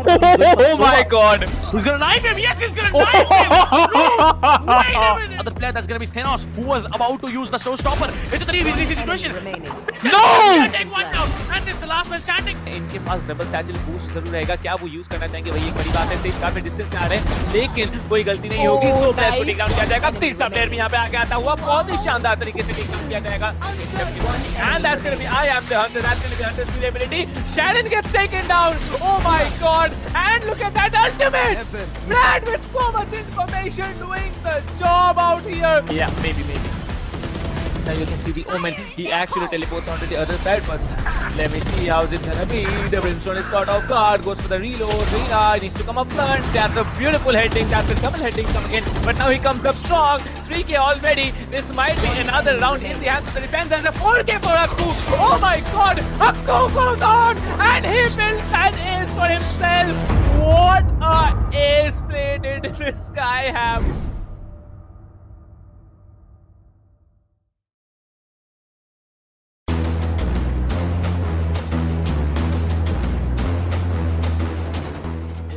अभी के लिए अगर देखा जाए तो होल्ड करते हुए येलो कंडर्स के पीछे और उनके लिए बैक टू बैक यार ये काफी शानदार आई गेस क्या बहुत चीज है तो ये थोड़ा सोच समझ के आपको यूटिलिटीज का इस्तेमाल करना पड़ेगा अगर आप कॉन्फिडेंट हो तभी आप कीजिए लेकिन यहाँ पर जो लोग निकल पाएंगे with that 700 HP और मुझे लग रहा है ये चीज होना ही था get this spike or get the spike diffused and get those kills. He is being pushed from two sides. He will spot the omen, get that kill. The recon dart is going to get taken out. 3 bullets goes in for that reload. 25 in the mag.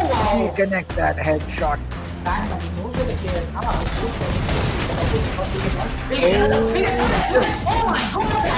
Out, but now it's all down to Dino as he will dink antidote once and get that kill. He'll get another one onto that. No, third one on Scally.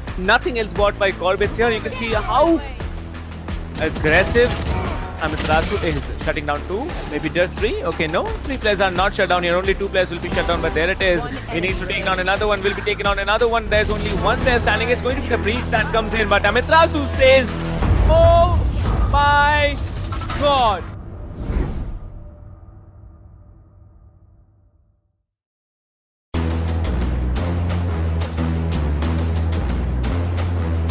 You will get the kill as well. Pasha Sahil यहाँ पे एक अच्छा किल निकालता है खोली के ऊपर आगे जाने की कोशिश है. एक चीज मुझे अच्छी लग रही है ये देख के कि फैंग्स भी यहाँ पे एक साथ खड़े हैं, स्टैक अप करते आपको नजर आ रहे हैं. Cactus is too spiky. By the specters, you can buy the shields here, but you can see the arena being very smart here, checking that corner where Prophet was holding, takes down 2. It's impossible for Team Playground Esports. They have been shut down all week from sight. What was that, dude? You can't do that. That is manhunt. This guy is an absolute beast, dude. Going out there. He is pretty aggressive. Will he get the kill? He will get the kill. And right now, this guy is angry. He gets 3, and he might get even more. इतना ज़्यादा matter करेगा. बाकी हमारे जो neutral ये जो display दिखाया जा रहा है वो कमाल का है. स्मोकी यहाँ पे 2 किल निकालते हुए, that is really good. Smoky यहाँ पे 3 किल निकालते हुए. TOC Smokey is literally on fire. You can see the flames burning out of him, and he is just ripping things apart. अपने इसके लिए यहाँ पे बढ़ने की कोशिश ले भी सकते हैं. ऊपर कितना रीलोड होती है किस ले लेंगे. Smokey is smoking. And Spiro थोड़ा सा डिफरेंस नजर कि यहाँ पर फॉर्म में नजर नहीं आ रहे अभी एम आई रियली प्रो लेकिन कौन जब तक है यहाँ पर एक उम्मीद अभी भी रहेगी. केजेएल से यहाँ पर निकालेंगे बिल्कुल है यहाँ पर And every time there was a nice just deleting him. Oh, okay, now someone else got deleted. Things are much hotter in the finals, as you can see. Every time someone peeks the operator and he headshots him in mid-air. And he's gonna get the third. Well, he's gonna get a 4th. वही काम अब किया जा रहा है the red syndicate के द्वारा. वो प्रेशर बनाना चाहते हैं अपने अपोनेंट के पास में, क्योंकि एक बार आपने माइंड प्ले कर दिया तो फिर माइंड प्ले से उभर बहुत for him as well. Oh my God.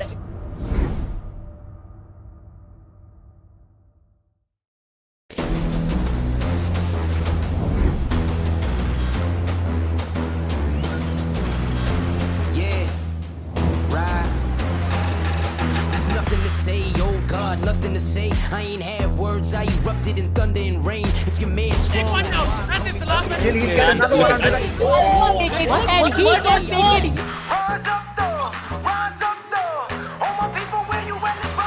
Let's go. Oh my God, man! This Moving on, pull by. Oh my! What?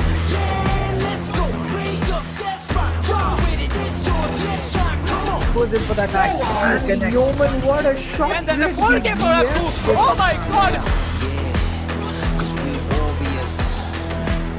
Cause we warriors. Spike has been initiated. Whoa! Who's gonna knife him? Oh my God! Oh my God! Cause we warriors. Yeah, we warriors.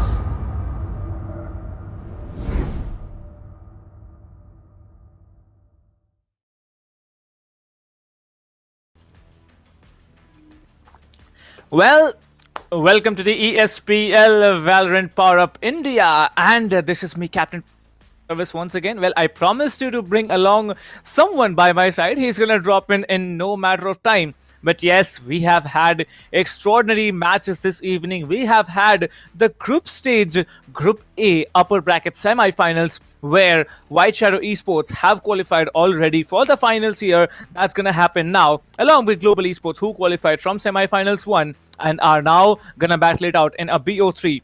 Whoever wins is going to move on forward into the playoffs. Whoever loses have to play one more BO3 tomorrow, but we are going to come back to that later on. Well, obviously, we have a lot of partners with us. We have broadcasting partners LOCO, we have tech partner Akamai Technologies, we have the Peripheral partner as HyperX, country partner PFG Esports, media partner TalkEsport, and production partner none other than SkyEsports India. 7.5 lakhs at stake, ladies and gentlemen. 7.5 lakh, a dream to become the champions of the ESPL Valorant PowerUp India. And talking about the break of the prize pool, 4 lakhs for the first place. Second place gets a handy amount of 2 lakh rupees Indian national currency. Definitely that has to be followed there. 75,000 each for third and fourth places. Well, we have had a lot of work, in the previous 2 games. So I expect no less competition in the upcoming game as well. Well, everyone who has turned up for the finals, thank you so much for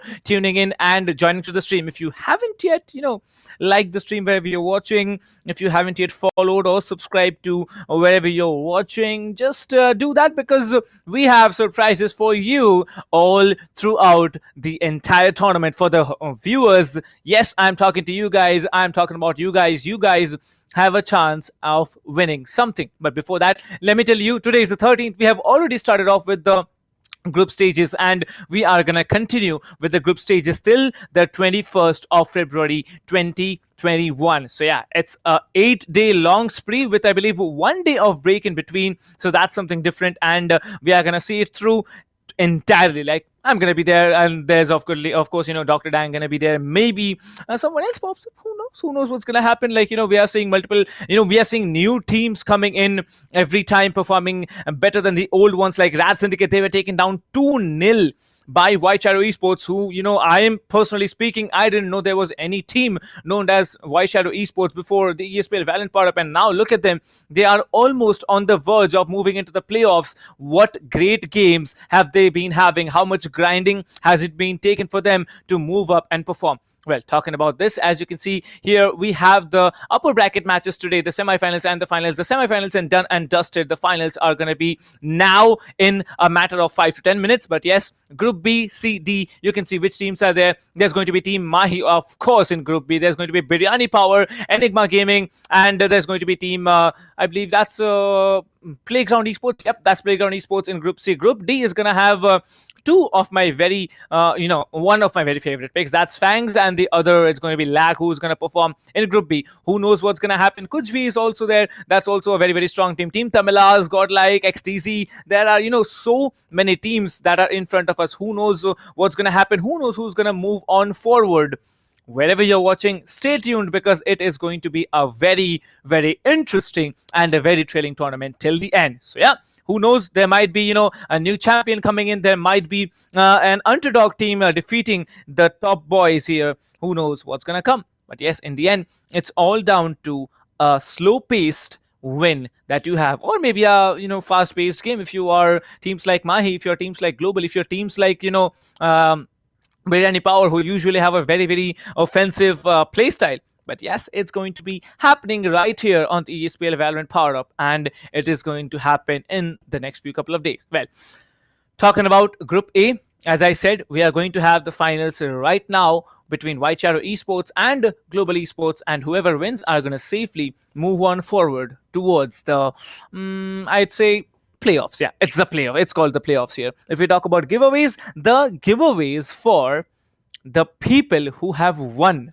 the people who have registered and who have actually won something out of that huge set of giveaways that we have here. We have the Cloud Core 7.1, we have the Alloy Core RGB, we have the Pulsefire Raid mouse, the recently launched HyperX gear. You have a chance at winning that, and the winners, those who had registered and played for the tournament, amongst them will be announced right after the first match of this finals of Group A upper bracket finals here. Well, it's what's it called? good deal of enthusiasm for the players, for just not the players who are gonna win something. It's a win-win situation for the viewers as well, because we are also having a viewers giveaway right down here on the streams. Head over to the description, you will be finding something called ESPL Welcome Gift Giveaway. Just head over to that, click on the link, sweep widget link will be redirecting you to a website. Head over there and you can make as many number of entries as you want to, but it's limited to a daily basis. So yeah, for new entries you need to have at least a 24 hours gap. Well, talking about the teams here, Global Esports and INGLU battled it out, and Global Esports surprisingly lost one match to INGLU, formerly known as NaCly, aka Salty. And Global Esports, they did win 2-1. So yeah, it's what the wins count, and the wins have got them to the finals here of the upper brackets. Talking about RADSyndicate versus White Shadow Esports, RADSyndicate, very very dominating performance from Paradox in the first game, but then in the second game maybe something went wrong, maybe something was off, maybe he wasn't so much confident about the map. You never know what happened, but overall a switch of plays between all the players in RADSyndicate really hampered the game, and White Shadow Esports, they have been qualified here. Well, talking about the finals here, right down the table, Global Esports as the attackers on the first map choice. According to them, it's going to be Haven. Very smart move by them. Global Esports have decided to go for Haven because that is the map that they actually won against the other team out here. That was team NaCly, or it's INGLU right now. All right, and talking about team White Shadow Esports, they have decided to take Global to Bind. Now we all know that around 3 to 4 hours ago, Bind was not the god factor for team Global. And that's exactly why White Shadow wants to take Global to Bind, where they are starting as the attackers. White Shadow Esports starting on the attackers. If they pull off 6 rounds, defense is going to be nothing for them. And one more thing, we also saw a very dominating play on Icebox here, where White Shadow Esports was the victors in the previous semi-finals we just saw. So yeah, the third map that decided it is going to be Icebox, banned by Global Esports, is going to be split. Yeah, they don't want to play it, right? All right, and White Shadow have been banning Ascent all through the day. So yeah, that's it. Haven, Bind, and Icebox. The first map is going to be Haven, Global Esports choice, where they start off on the attacker side. I'm impressed to see that the teams have taken so much knowledge and decided to go on with a veto. But let's see what gets done. Well, okay. Okay. I just got information from League Ops that we are going to start the match very soon. So yeah, you don't have to wait like you have been waiting for a long time already. So why make you wait for much longer? Because we are going to start off the match in a short span of time. So leave your predictions in the chat as to whoever actually is going to walk off and win this match.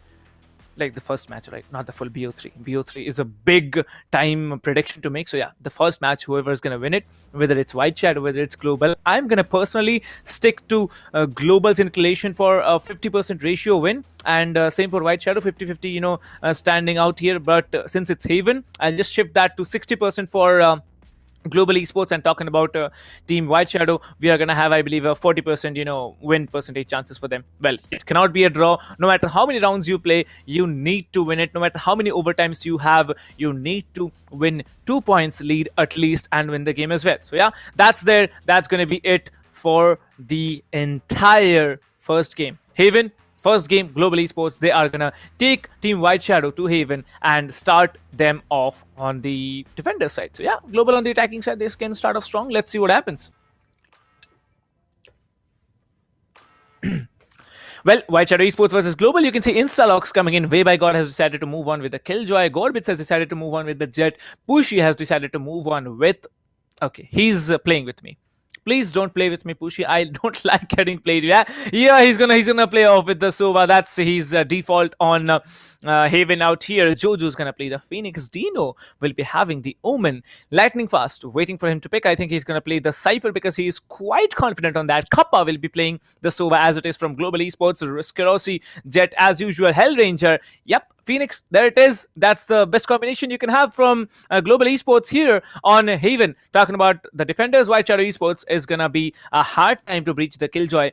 Will they be confident? Will they be able to do it? Is now a big question.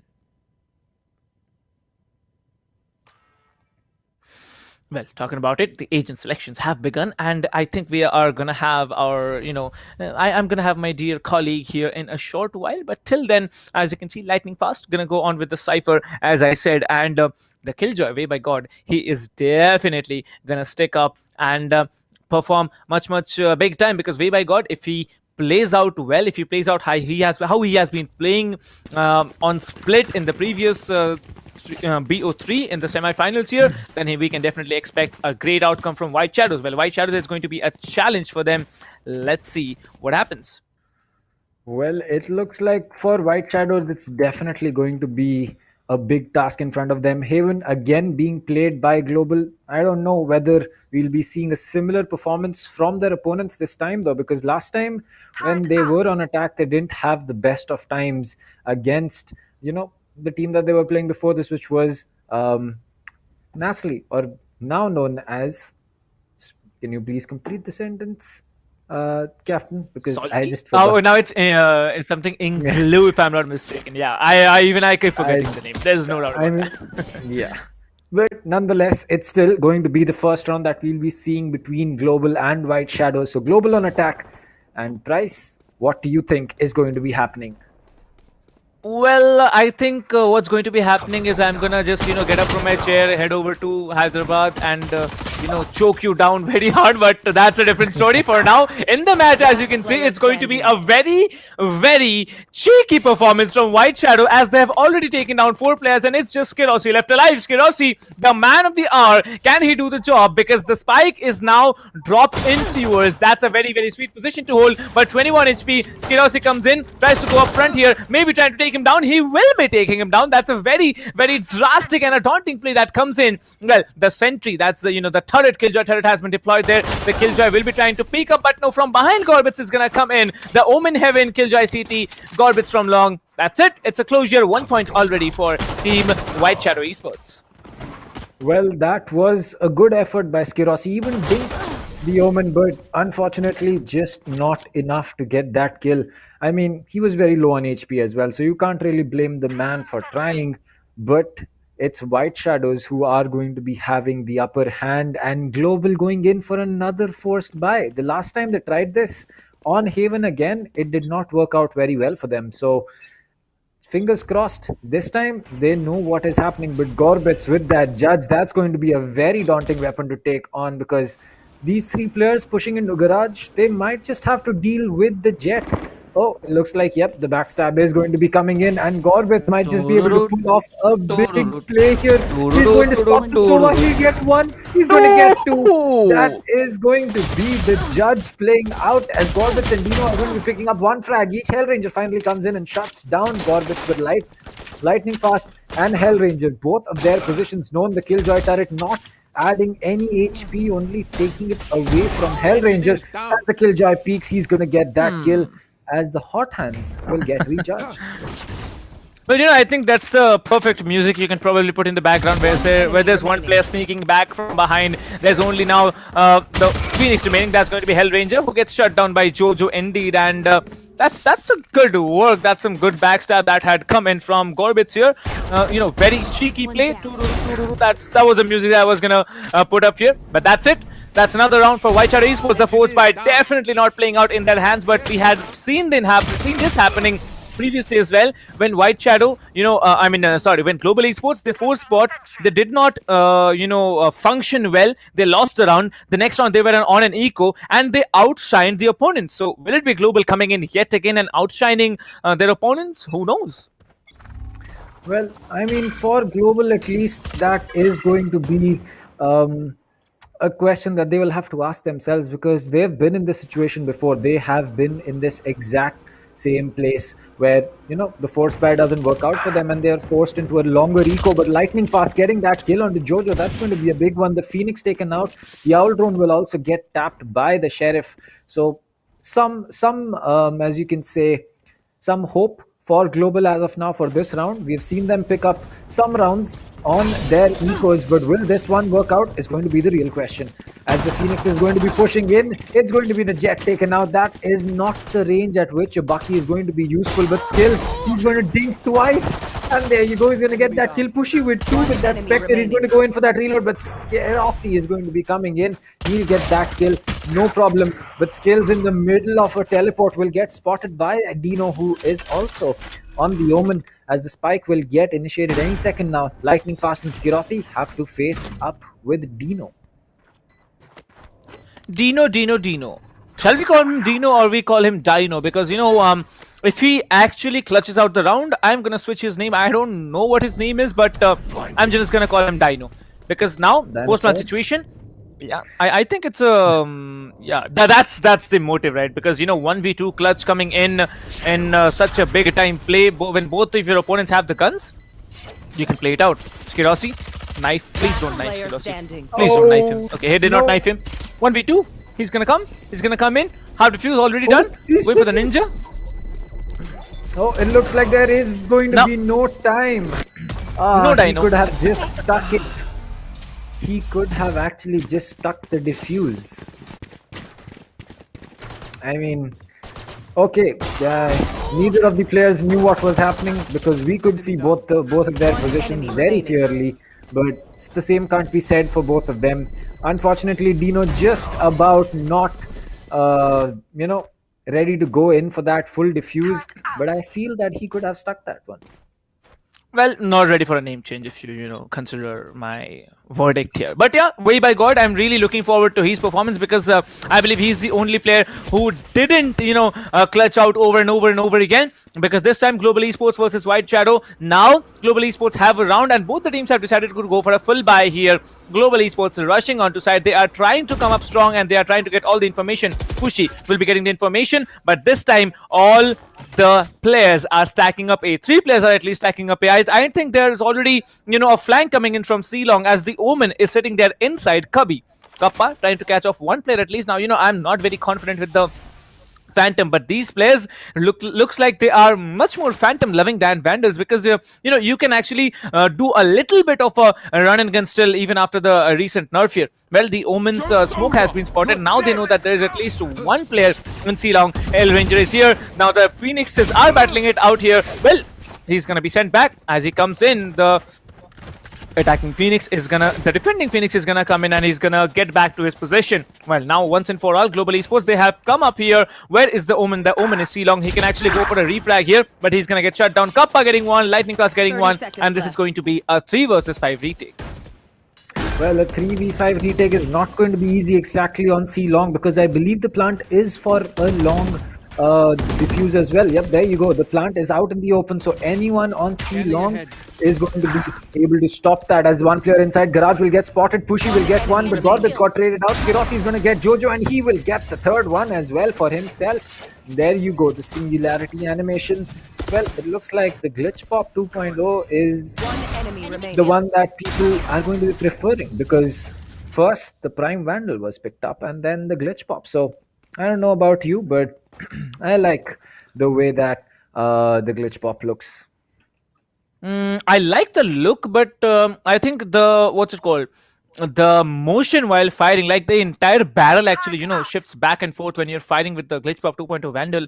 And that's completely amazing. Not just the Vandal, like all the Glitch Pop 2.0 weapons. Well, now we are into an eco round for the defenders. As you can see, the ultimate from Gorbitz has been popped up. Global Esports giving a very hard fight to White Shadow, not giving them a full run here. And like I said, they do perform out on the eco rounds and they are absolutely doing that. Well, that is true. As the Phoenix comes in, he will run to his death. As Jojo thought that he could catch the Sova off guard, but trust me, that is not something that he would have wanted to see. Skills as well, or rather, was it a Hell Ranger? Was it? No, it was Skills and Skirossi staring down with oh, there you go. It was Hell Ranger. Well, there you go. Hell Ranger is going to pick up another one, as that will make them have a 2-man advantage now. And there you go, the B plant has been established. The Omen is going to teleport out of the position that he planted in. The recon that coming in, Skirossi's position not known, and what a clean shot coming in with that Vandal. There is one more player, his position called out, and what a tap coming in from Gorbit. It's going to be down to the Sova. He will get that kill, but Hellranger is right next to him. And again, Global just playing that crossfire game so well that it's almost impossible to get any kind of 1v1 battle with them. Well, I guess that's Global for you. Already 1 point lead shining up on their scoreboard here. 3-2, 1 point lead for Global Esports, and they're doing pretty good as they have buys, not just for one round, I'd say for the next 2 rounds as well. That's what their economy tells me. But now it's a full buy coming in for White Shadow. White Shadow, they have also gone for, multiple ecos back in split when we were facing off against team. Okay, which team it was? I forgot. Whatever it is, RADSyndicate, yeah. So RADSyndicate, they were actually, playing out well. But this time, you can see Gorbitz has actually decided to move on with an operator by 7 frags already for him. Hellranger standing down with 6 here, along with Kerosi. It's going to be a competition for the MVP as well. You can see both the Jet and Phoenixes are topping the leaderboards from both the teams. And as you can see, the timer has been paused. Well, guys, seriously, you still need break? Because we don't need breaks here. We are sitting here from, I don't know when, but still, okay, it doesn't matter. But still, White Shadow, they have a very, very, difficult way of approach when they are on the attacking side, and it's usually not possible to stop them on the attacking side. But defense looks like Team Global Esports, they have done the homework on Haven already, and now they're functioning. Starting from the eco round, they have taken 3 rounds straight down the line, and now they are also at a 1 point advantage. That is true. I think that for White Shadow, they need to really think about that op buy. There is still some time for you to sell that op Gorbitz and choose a different line, because it's one thing to choose that operator, it's another thing to make it work. And I'm not saying that Gorbitz can't make it work. I'm just saying that if it doesn't work, that's a very, very big risk that you will be taking for your team. Not to mention that you will probably end up giving that op in the other team as well. And Kerosi is going to do the same thing, a full shield and an operator, while Gorbitz, he's going to be a kind of a glass cannon, no shield for him. So it's a dangerous game that they are playing. But it looks like, irrespective of the fact that there's no shield, Gorbitz is going to roll with that. He has no ultimate to fall back to. So let's hope that he is going to be having, a decent enough crossfires around him, because a classic and a operator, not really the weapon choice that you would want to roll with if gunfights get a little closer than what you anticipate. Well, you never know what's going to happen, because, both the Jets and operators, I really wanted to see a 1v1 Jet play, with operators, but that's not going to happen because the defending Jet is on C, whereas you can see Kerosi will be coming up long. Now, Kerosi's play, we have seen him absolutely, pull off mad level of shots here. There's no one on A except the Killjoy. The Killjoy is coming up in heaven, trying to get information onto the site here. Well, the smokes come in, the CT has been smoked, I believe the rotations have begun, and there it is, the Killjoy will be peeking in, and there it is, Kerosi will be beginning things for them, and it's going to be already 1 player down from the defenders. The defenders are going to come in. The plant has not yet been initiated, so the Omen can successfully pull off the plant. It's a plant for long, it's a plant for short, it's a plant for heaven. So wherever you are, you can actually play it out nice and smart. Well, yes, Kappa knows that the backstab is going to be coming in, which is going to be Dino, the Omen. As will he peek? Yes, he will, but what? Kappa missing too many shots, not placing his crosshair perfectly, as Dino's going to get that kill. That will put a lot of pressure on the players inside site, as that's going to be the Jet, and Kerosi missing a lot of shots. Kills at 7 HP, extremely low. The Jet and the Omen could just about make this work, as that will be a flick that comes in. Skills will get one, but he will get a trade, and it's Hellranger to finish it off. The man can be trusted to finish things when they are needed, as he will go and pick that op up. And yeah, that's going to be a big thing, because now suddenly it's going to be a very tough round for White Shadow. Well, you can see one thing, right? Like, imagine Team White Shadow not being able to function, because for the 4 rounds they haven't been able to. And Hellranger, his name, Hell and Ranger, combined together to, put out what he wants to bring it out for the opponents. Kerosi still has the operator to play with, but Kappa will be coming in, trying to take one down. Gorbitz will be actually taking down Skills. This time the first frag has been given off. to Team White Shadow Esports. Now they are slowly coming into C-side, but C-side, the Killjoy is there. Killjoy, probably one of the most annoying agents you can possibly have over here. As it is, you can see the turret has been smoked for. The turret will not be doing a lot of damage. The Killjoy is still on site here. There is no information as the Phoenix will be trying to pull off the plant. There's going to be 2 here. Gorbits will be taking down 1. Kappa will be coming in as Way by God gets taken down by Lightning Fast. It's a 3v4, a possible retake coming in.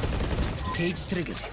Well, there you go. That was the hot hands being dropped, and that will take a lot of HP from that Phoenix. But it looks like Dino knows exactly what he needs to do. All 3 players getting pinged. Skirossi getting Jojo. That's going to be an important kill, as it looks like the Phoenix is able to get some HP back into him. But Skirossi is going to get taken out by Dino as Lightning Fast gets that trade. It's down to the 1v1 between the Sova as well as Hellranger. But you know what?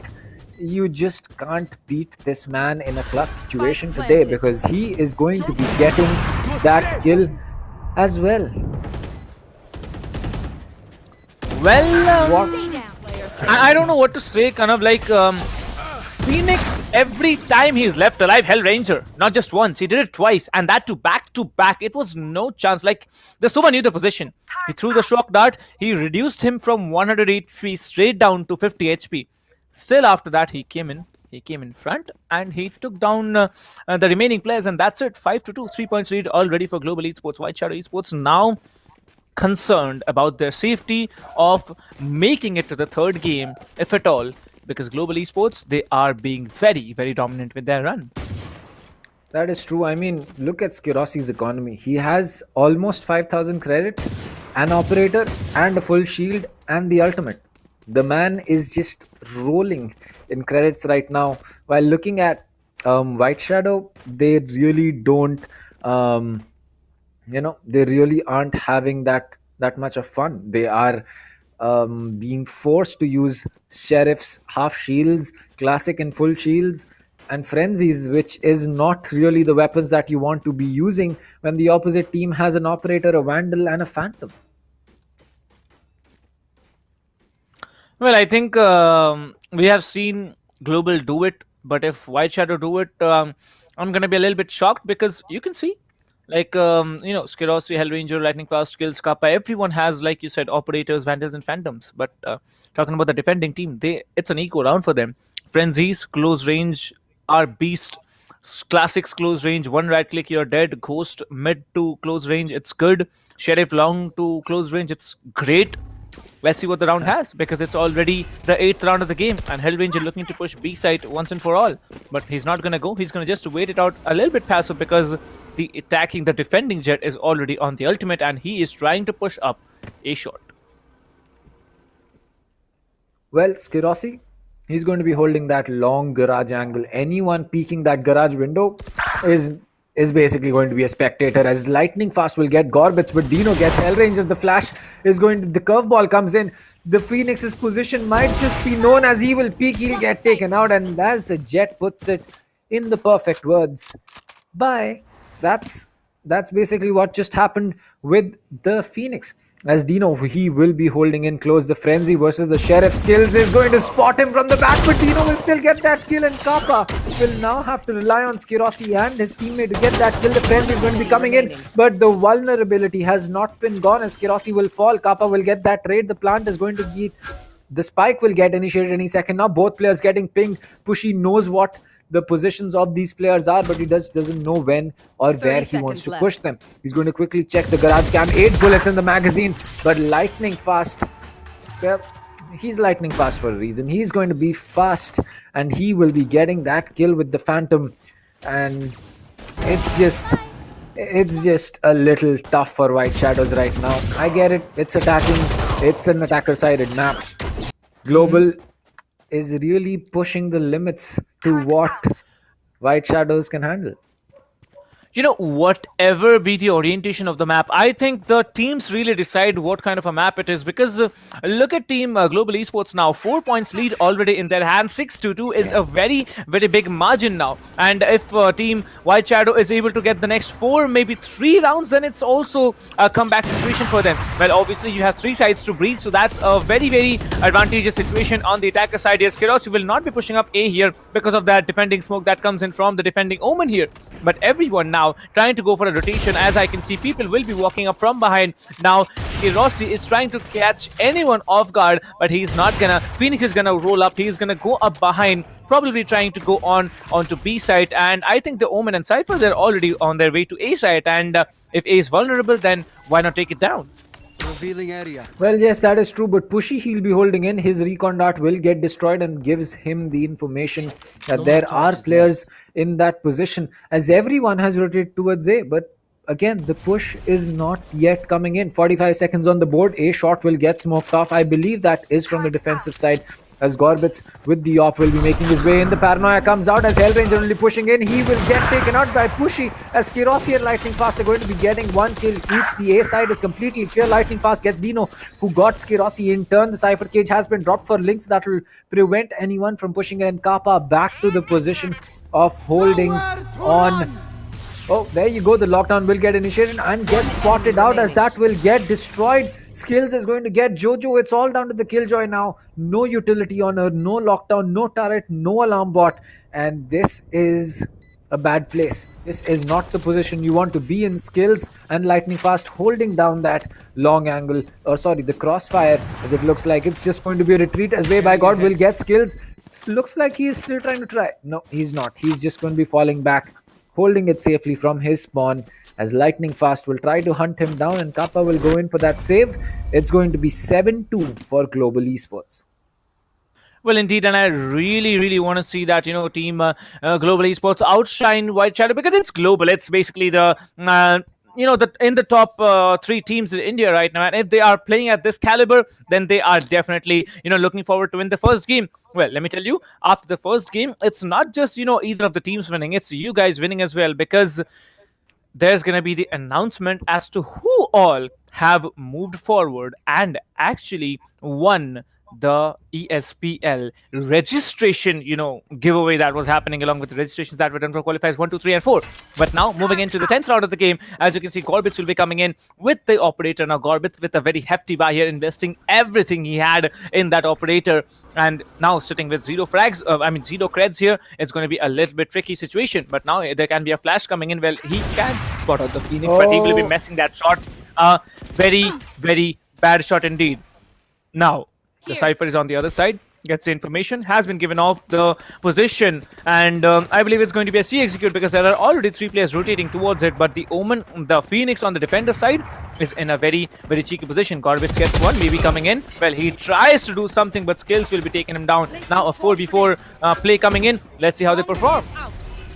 Well, yes, as the push comes in, Skirosi knows exactly where to aim. He'll be getting that frag, no problem, as it looks like Hellranger will be just dropping that hot hand to make sure that he can get some HP back, or rather 60 HP. As the push comes in from Pushy, he will connect that headshot through the wall. He will get 1 kill. Pushy is going to get 2, as he's looking not to stop. Well, Hellranger, he'll be at 100 HP, as 1 player coming in from Garage. That's going to be Skills. He'll spot 1, he'll spot 2, but he won't get that kill, because Dino can flick 90 degrees to his left and get that kill and get that operator as well, or rather the Reaver operator for his teammate. And Skills, a great effort coming in, but 1 bullet, and that was all that was needed.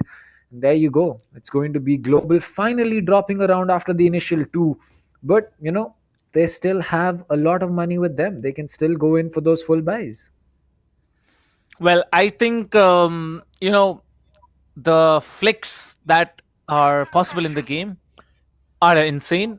I know I can't do them, so I hate them. All right, whatever be the case. But talking about the game, it's the 11th round of the game now. 3 points for Team White Shadow. That's a very less number if you talk about everything. But the gun has been spotted. He can take the shot here. He will be trying to tag up one here. Skirosi will be coming in, dashing in with that operator here, trying to destroy. Oh no, Gorbitz, you don't take something out.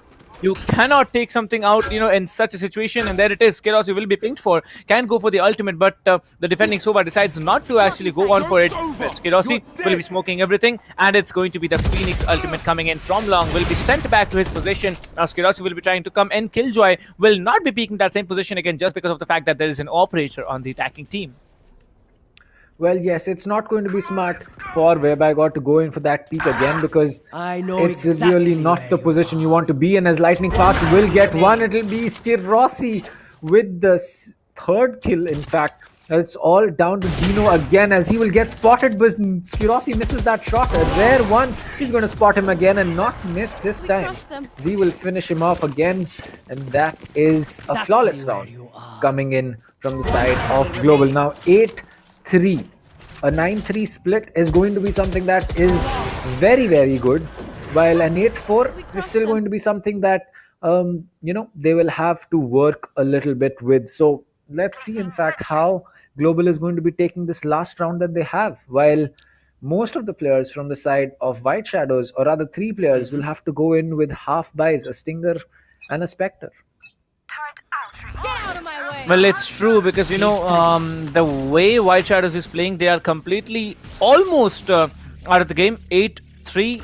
Now it's a big scoreline here. Lightning Fast, on his left, there's a player here. He does not spot him. Jojo will be coming in, taking down Lightning Fast once and for all. Now it's a 4 versus 5 play coming in. Jojo will be taking down another, as another one gets traded off. Kappa will be taking down Gorbits, and now it's a 3 versus 4. Everything is at stake here. The defenders are now stronger with a one-man advantage, but how long is that going to last? Because Skirossi, with the Operator and also with the Blade Storm, is looking to be much more confident than others.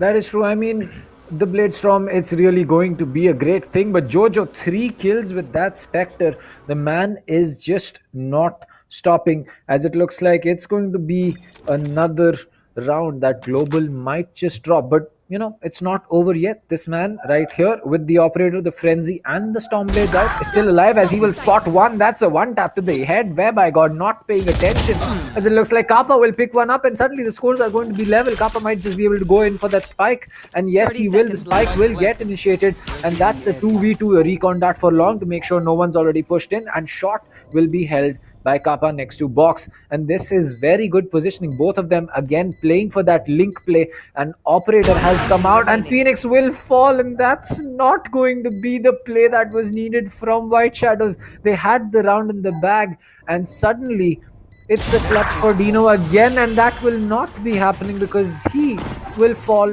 to the 3rd kill that Kappa is going to be getting in this round. And what a play coming in. White Shadow, why are you not paying attention to the one site that you have left empty, which is A? Have one player, have one piece of utility that will give you some information whether the players have made their way in, and B, Link just not being held, whereby got a free frag for Skirossi, and after that it was just a matter of time to get the next frag and get the round for themselves. Well, I think that's Global for you. 9-3, 6 points lead. A very, very decent scoreline that I was, quite confident about. I said a 13-7 to a 13-10 victory for either of the teams. So let's find out, even if it's, a 13-7 coming in. That's a long story to tell. But now we move on to the 13th round of the game, the pistol round, which is usually, taken by the underdog team here. Well, I think Jojo is pushing. He takes down Kappa. Well, I might need to work on my astrological powers here because skills will be taking down Gorbits, and slowly it's a 4v4 play coming in. Skills will be shut down. Pushy will be coming in. Way by God will be taking down skills. Now it's a 2v4 here. He gets burnt to death here. Jojo's Molly, Jojo's hot hands will be killing Hell Ranger, and with that there's only the Cypher left alive. Where is the Cypher? He's playing in CT? Yes, he is. He's gonna slowly try to peek up any corner, trying to walk in. There it is. Killjoy gets taken down, waiting another one. A possible retake now, maybe coming in. Both the players, one side, both sides here. Pushy will be one tapping him to the head. As I said, the underdog team usually takes the pistol round, and they have kept on with the legacy. The pistol round again going to White Shadow. The underdog, somehow, Global Esports have made a legacy of not winning the pistol round. I don't know how, but yeah, they do it. Yeah, it used to be, but that's the conclusion, right? They are not being able to do it, and they need to work it out because at higher stages, after at a later stage of the tournament, that might be the nail in the coffin that sends them out of the tournament, and they might not be able to go even to the point where we are all expecting them to. That is true. I mean, every single round in comp play is going to be important. As Jojo just playing the super fast, he's going to be already making his way in. The flash has come out. Gorbitz will get flash. Jojo has already made his way in. He'll get that kill onto Kappa. He will drop the hot hands. Make sure that if anyone pushes in through the smoke, they will get taken out. And this eco round that is being forced upon for Global has not gone the way that they would have wanted it to. Just now, there are 4 players inside Heaven. What is Global doing? Lightning Fast drops down with a shotgun. He will get 1. Jojo just spray down is going to get 3. Skiros is going to pick up that Spectre, but he will fall to that shock dart. And I mean, that was a smart play coming in from Global, but it just didn't work out. The weapons that were there were perfect for the situation and the positions that White Shadow was playing in, and that spray down by Jojo, my man, you are special. Well, it's a good thing to see that, Skirosu is outshining everyone, which he wasn't able to do on Bind. If we remember correctly, because, we saw him choking a little bit. But talking about Skirosi, doing a great job. Will be reconned for one of the positions. 2 of the positions will be given on. The flash comes in, and Skirosi, how does he do that? I don't know how he made that happen, but he really predicted that position, and he predicted it correctly. The flash came in, and immediately he was there to, one tap. I mean, it was not a one tap definitely, but he did it fine. He did it absolutely great here. White Shadow Esports, they have been slowed down once again, and as you can see, Jojo will be coming in, trying to get a lot of information. He has been sent back to the position. The cam can still be played with Gorbitz will be sneaking up from behind of A. You can see here, Skirosi versus Gorbitz. It's going to be a long-range fight where Skirosi is absolutely gonna melt Gorbitz because of the weapon that he has. Well, the shotgun will be coming in. Skirosi will be deleted somehow. And now it's a 3v4. That's just the judge being used as kills. Is going to pick up Gorbitz. That is going to be Kappa getting that kill on whereby got the lineup working, but Kappa finishing it off with Jojo on the backstab. There you go. It's going to be Hellranger finishing off that defuse, as we will be seeing a 10-5 scoreline for Global. So finally picking up some rounds that they need to do on their defenses.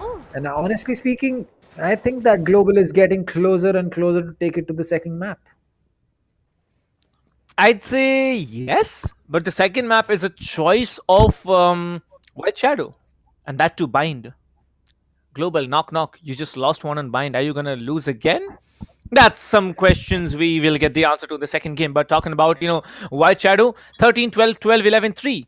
Where is We by God? I have not seen the Killjoy wake up in the entire match here. Rest all the 4 players are playing very predictive. A recon bolt coming in. The position has been given up. And as you can see, there are shock darts coming in. There are flashes coming in. The curveball will be coming in. Some damage has been done by the shock dart, but just not enough. They are just trying to hold off A. They are trying to hold off peak A.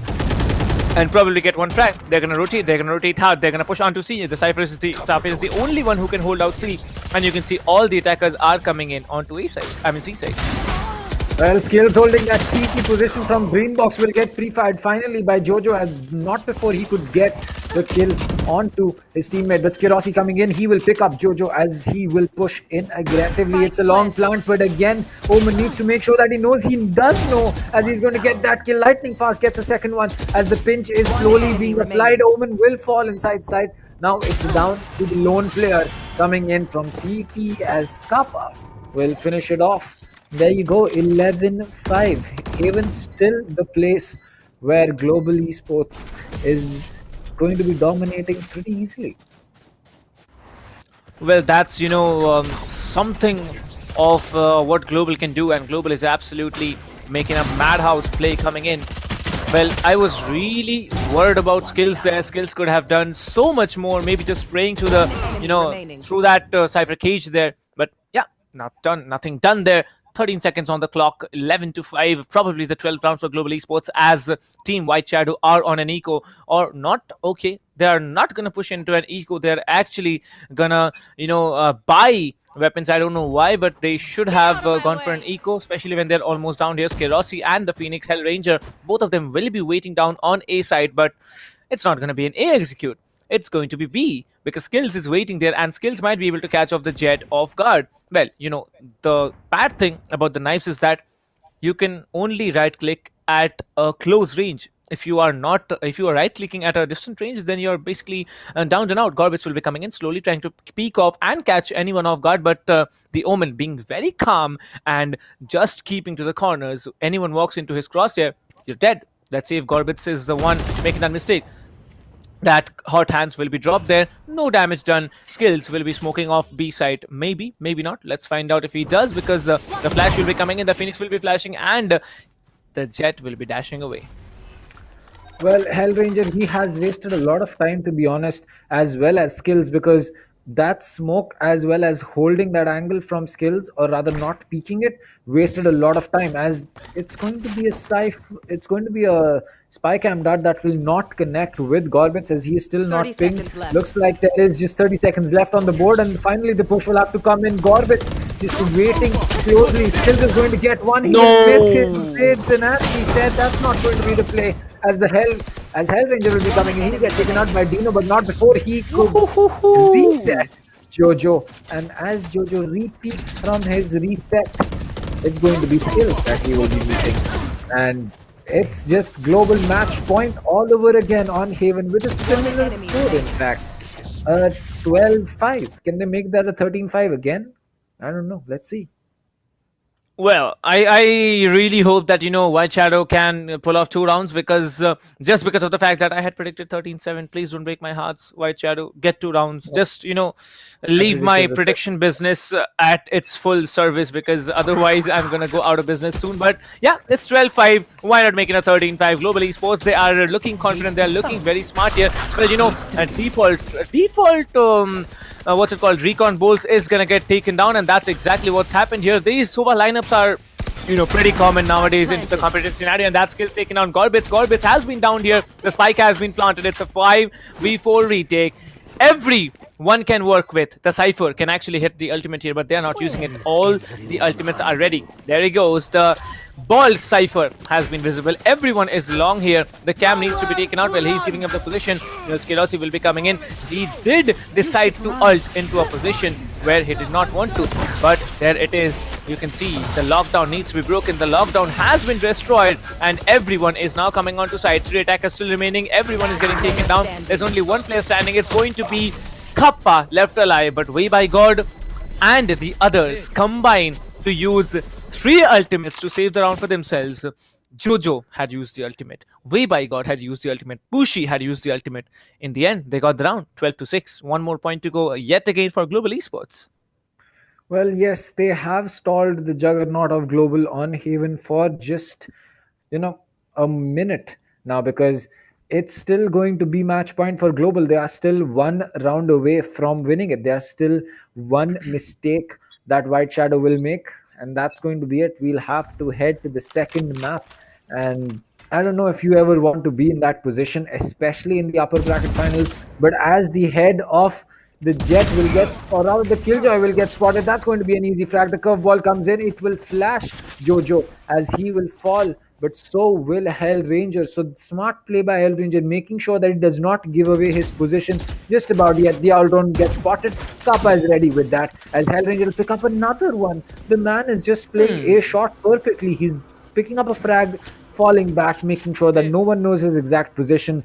And that's just playing out perfectly for him, as the Jet is going to be the next one he's going to be taking a gunfight with. It's going to be 2 players pushing in from the side of short. Jojo will be getting that one curveball, or rather both the curveballs. Kappa will get spotted. He'll spray down the player who's going to be coming in. Gorbits will get Hellranger finally. So that's the Phoenix off the board. But Skills, he already knows that someone needs help, and that is going to be Kappa. As now both these players are going to not be playing anymore, because Kappa got taken out by Gorbits coming back from a shot. And again, it's just Global playing around White Shadows. The second White Shadow gives any information as to where they are looking to push, Global just surrounds them completely. They push into aggressive positions. They hold their angles when it is needed. And yeah, it's just Global all the way. And probably that is why the defenses are being so, as you can say, effective. Well, I don't know about the defense, but surprisingly, White Shadow Esports have secured the plant here. Some damage has been done here. Skills will be coming in. There's going to be a 1 versus 2, a 1 versus 1 now. The attackers versus the defenders. Lightning Fast versus the attacking Jet.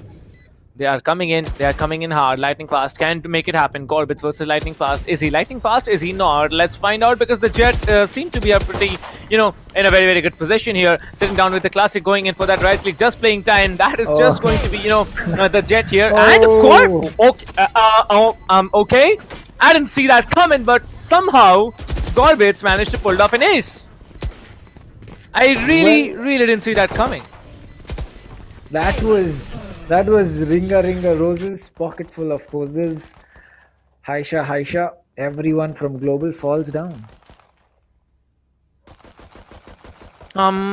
Yeah, I think Gorbits did a good job. Gorbits definitely did a good job, but still, it's 12-7. Will it be 13-7? Like, am I gonna get back my profession, of astrology here? Because it looks like it. It looks like, there's gonna be a win for Global Esports, because every time I have seen White Shadow coming in with a full buy, they haven't been able to pull off rounds. Who knows if they are unable to, pull off this round as well? You never know. I'm just speculating. My speculations are pretty accurate, and so are yours. So what do you think? This round or not? I mean, this is an important round for Global, simply based on the fact that after this they're going to be forced into an eco, because Skirossi doesn't have cash, Lightning Fast doesn't, Skills doesn't, Hellranger might just be able to get something done with the creds that he'll get, but Kappa, again, no buy for the next round. So they either need to finish it here or forced onto an eco, and then possibly be forced. Oh, Skirossi is going to get that kill, and that will make sure that is an important one. Jojo coming in with that run and back, knows that there are some players here. He's going to spot Lightning Fast, I believe, inside the smoke, but he will get reset. Well, Skirossi has taken a lot of damage. The hot hands will get dropped. Lightning Fast standing right next to where the hot hands got dropped, as whereby God will get that spike down. This curve balls should be coming in from the side of Jojo. Skirossi going in for that peak, but Hellranger is going to get rid of Pushy, and that's an important frag. Skirossi is going to be completely flashed as Jojo will pick that kill up. He's going to be peeking for Garage, as Hellranger in turn is going to be coming in with that run, and back skills will get Dino, who will get raided out by Jojo. So that's an important frag. It's down to Kappa. Jojo, he's going to be on a 3k. He might just be able to make this work out. The defuse is being popped. He might have to push. No, the half defuse is going to be done as Jojo will fall. It's match point done. It's going to be a win for Global, and it looks like it's Price's prediction that really came true.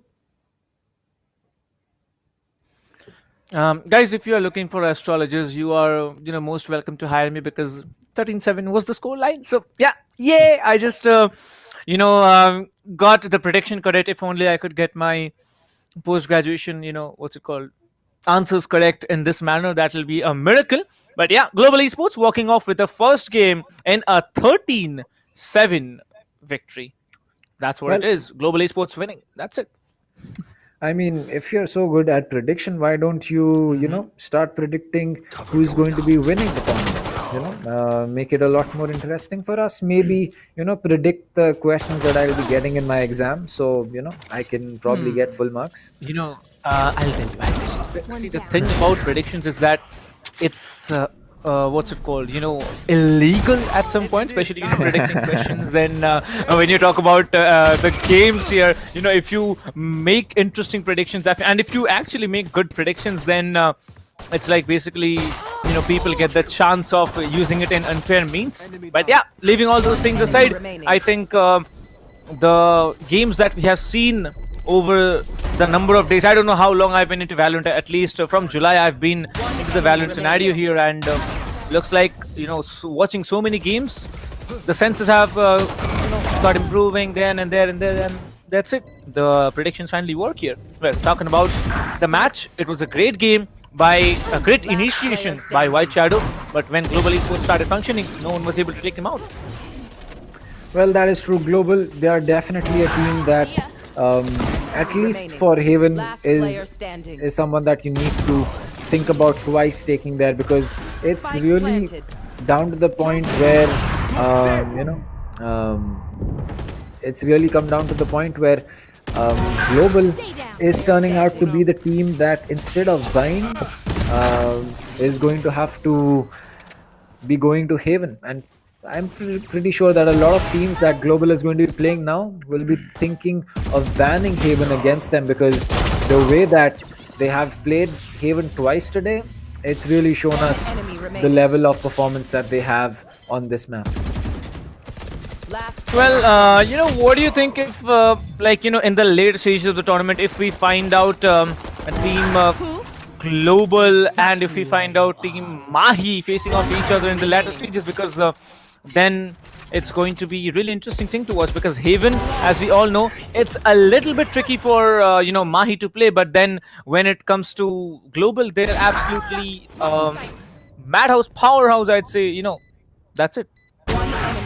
That is true. I think that Global is definitely, someone that you need to, Global was already a team that you really needed to think twice about taking them to any map, but Haven is slowly becoming one where you have to think twice, because we've seen them play this map twice. We've seen them getting, having some problem against INGLU, but against White Shadow, it was just an easy split for them. I mean, 9-3, that's not a split that you see every day. Remember this shot, man. It just keeps on ringing in my head that how these players make it happen. I believe that's, just the thousands of hours of playtime that they have had in the game.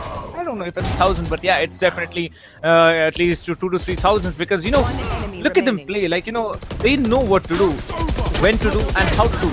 But Gorbitz, this player, we know how powerful he is, we know how capable he is, but missing up those immense shots, that's not something we expect out of you. Well, it was in the end 13-7 to close it all up for the map win for Global Esports. Well, White Shadow, they have a chance of coming back. That's what the BO3s are, that's where the BO3s are, actually beneficial, when you have a chance of coming back. But yes, it's only one chance, because if you lose today, if you lose here, you need to fight it out yet again tomorrow. And whoever wins here, they're gonna chill. They're gonna move in, and they're gonna just, wait off for Group B, Group C, and Group D teams to come up and perform in the playoffs.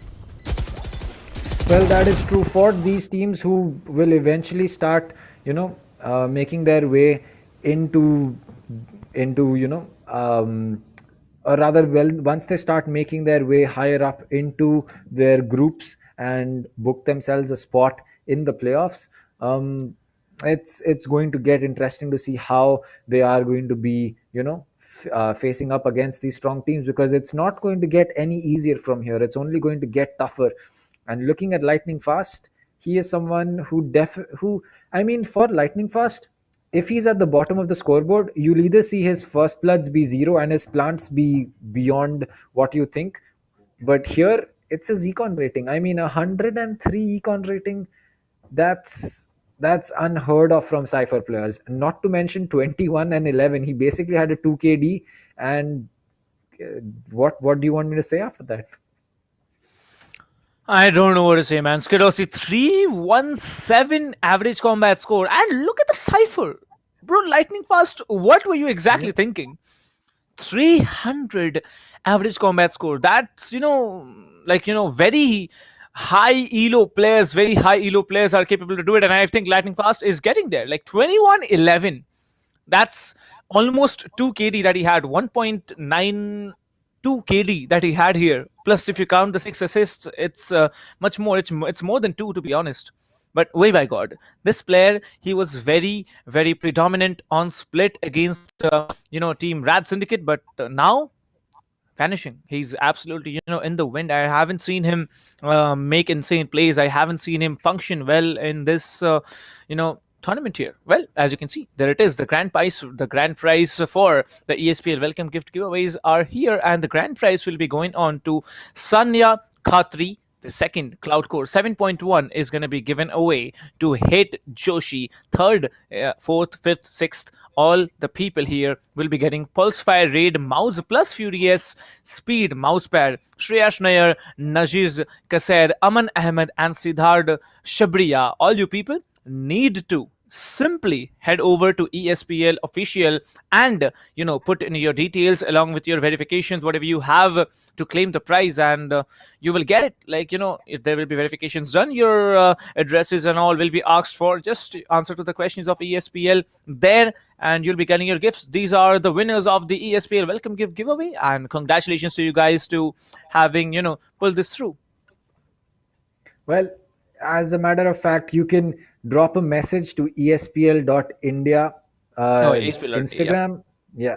ESPL.India's Instagram, and you will be able to, verify your identity and figure out how you will be receiving the products, whether they'll be shipped to you or you will have to go and pick them up physically. But congratulations to every single one of them. Congratulations to Sanya Khatri for getting the keyboard, Head Josie for the headphones, and Shreyas Nair, Nazis Quesar, I'm sorry if I messed up your name, Aman Ahmad 20, and Siddhant Chabria for the mouse and the mouse pad. So, this was just the start. This is going to be this was just the start. exactly. Yeah, this is exactly why we were telling you, come watch the stream. The more you watch, the higher chances you have of winning something in the ESPL giveaway. So I think that it's really going to be great if you can tell your friends to come in and watch the streams either on ESPL's channels or on SkyEsports channels. Either one works, as long as you are coming in and dropping a like and a sub on the channels. It's more than enough. Well, and it looks like, these people are not going to be the ones. There are more gifts coming for you. So, yeah, come and, watch the group stages as it's written on your screens here. Come and watch the group stages and you will be definitely getting more and more and more. Group stages will be continuing till the 21st. We have started off today on a very, very strong note, and group stages are going to continue till the 21st of February. And it's going to be a lot of hectic fun involved. Well, group stages are definitely going to be fun, but playoffs are going to be even more fun because we will be seeing a lot more, as you can say, a lot more interesting and top level plays coming in. We'll be seeing, these teams get filtered down from 16 down to 8. So it's just going to be, I mean, qualifiers were already best of the best. Group stages are already best of the best of the best. You can just add another best on top of the 3 best that we have already put, and you will be seeing what we will be seeing in the playoffs. But we are just about getting ready for the second map. So, Price, what do you expect, and how do you think that White Shadows is going to be, holding on? Well, I really think that White Shadows need to step up the game. Otherwise, it's, a global. But yeah, it's global's natural game. That's also a different story. Global definitely, has a better advantage here performing in front of all the underdogs here because they are a professional team and you expect nothing out of them but pure victory. Somehow they did manage to not pull off the victory back in Bind, and we are going to move in there yet again to see these two teams battle out on Bind. If Global win it, it's well and good, but if Global's a weak point sticks through, if White Shadow exploits those weak points on Bind as team whatever it is, formerly known as NaCly did it, that's going to be something more interesting. And if White Shadow pulls off this map, I believe they can head over, have a much more confidence and a morale boost, and win off the third one as well. But who knows? White Shadow, it's a do and die situation. Either they win it or they don't, and then it's basically, if Global wins it, they are going to move on to the playoffs and stay there, chill there, watch the entire remaining part of the group stages from their safe and cozy homes, not worrying about anything but just focusing on their grinding and improving and performing in the playoffs. Well, that is true. I think that all the teams that are, at least for Group A as well as even Group B, they are going to be getting a lot of time before they head over into the playoffs. So it's really going to be interesting because they will have time to fix the mistakes that they have made, fix the as you can say, what do you want to call it? You want to make mistakes, fix the mistakes, figure out how the other team plays. You're just going to get a lot more time to practice with your team. And as you know, any amount of time that is given to these teams is going to be less, because there's just so much that these teams can do. It's just that how fast and how well prepared can they be when the eventual playoffs do roll in. But right now, we have to focus on the Group 1 upper bracket finals that we have, and let's go from here. Well, upper brackets finals, first game already in the names of Global Esports. White Shadow now have a chance to come back. Whether they'll be able to do it or not is something different. But yes, the live stream giveaways and the group stage playoff giveaways are going to be continued throughout the tournament, as you have all these gifts on your screens. It's written down there: tier 4, tier 3, tier 2. The grand prize, one set of the entire goodies here: mousepad, mouse, keyboard, and HyperX, headphones. That's everything. That's everything you basically can have. Yeah, that's basically the idea. You guys come, you guys watch, you guys get entertained, and you definitely have a chance at winning the gifts here. However, talking about winning, White Shadow, if they win this one, they are still into the chance of actually qualifying directly onto the playoffs. If they lose, Global Esports, they're into the playoffs, whereas White Shadows, they have to battle out against another team tomorrow to make it into the playoffs, or they are out of the game. Well, talking about White Shadow, Bind is their choice of the map, and they have decided to go over and take along with them Global onto the defender side, and also try and exploit the same differences that we saw back when they were playing against Team Ingot. So that's something I really am looking forward to, whether Team White Shadow is able to do the same thing that happened to Global Esports in semifinals 1. Well, I mean, White Shadows has picked Bind, and I'm pretty sure Global already knows what happened, what went wrong on their map, when they were playing against INGLU. And I really feel, it's going to be interesting, because Global did not have a good time, but I feel that they might have just fixed the issues that they had, because they are not a team to leave a map like this and then be like, what, it doesn't really matter. If the map comes, we'll just lose it. That's not the thinking that a team like Global is going to be having. So I think that we'll be seeing a different Global. I don't know if they'll be winning the match on Bind, but I definitely know that it's going to be a different kind of a game that they'll be playing. Indeed, and I'm really looking forward to Global actually winning the match, because if Global is unable to win this, there are already multiple teams looking out for them to catch them on a weak point. And I believe exploiting Bind by another team is the best thing that all those waiting teams get a chance to exploit later. Obviously, you have the time to work it out if you win today, but that's not going to be enough. You need to be much more smarter. You need to be much more crucial and statistical about what you're trying to do. That's it. Bind, White Shadow, you take him down. You sent a message across all the 16 teams that are still there in the tournament that you don't have a weak point. That's basically what Team White Shadow's defeat will be meaning in this match from Global Esports. And Global Esports, you better win this, because there is a lot of teams. There are a lot of teams who are waiting for you to give them away with a weak point, and who knows, maybe they want to capitalize over it. That is true. I think that for all the teams that are going to be looking at this matchup and going over it in a WOD review, or whatever thing you might want to call it, the main thing that they're going to be looking at is going to be the fact that if Global takes this map of Bind, is that they got absolutely destroyed on the first time. They did not have a good showing at all. That was not that was not the kind of performance that you expect from a team like Global, especially on a community favorite map like Bind. But if Global is able to take this back and they're able to turn it around, then that is going to send a strong message. That's really going to tell them that, what, without having any time to WOD review, they just were able to fix the mistakes that they had, and yeah, they were able to win that map the second time they went through.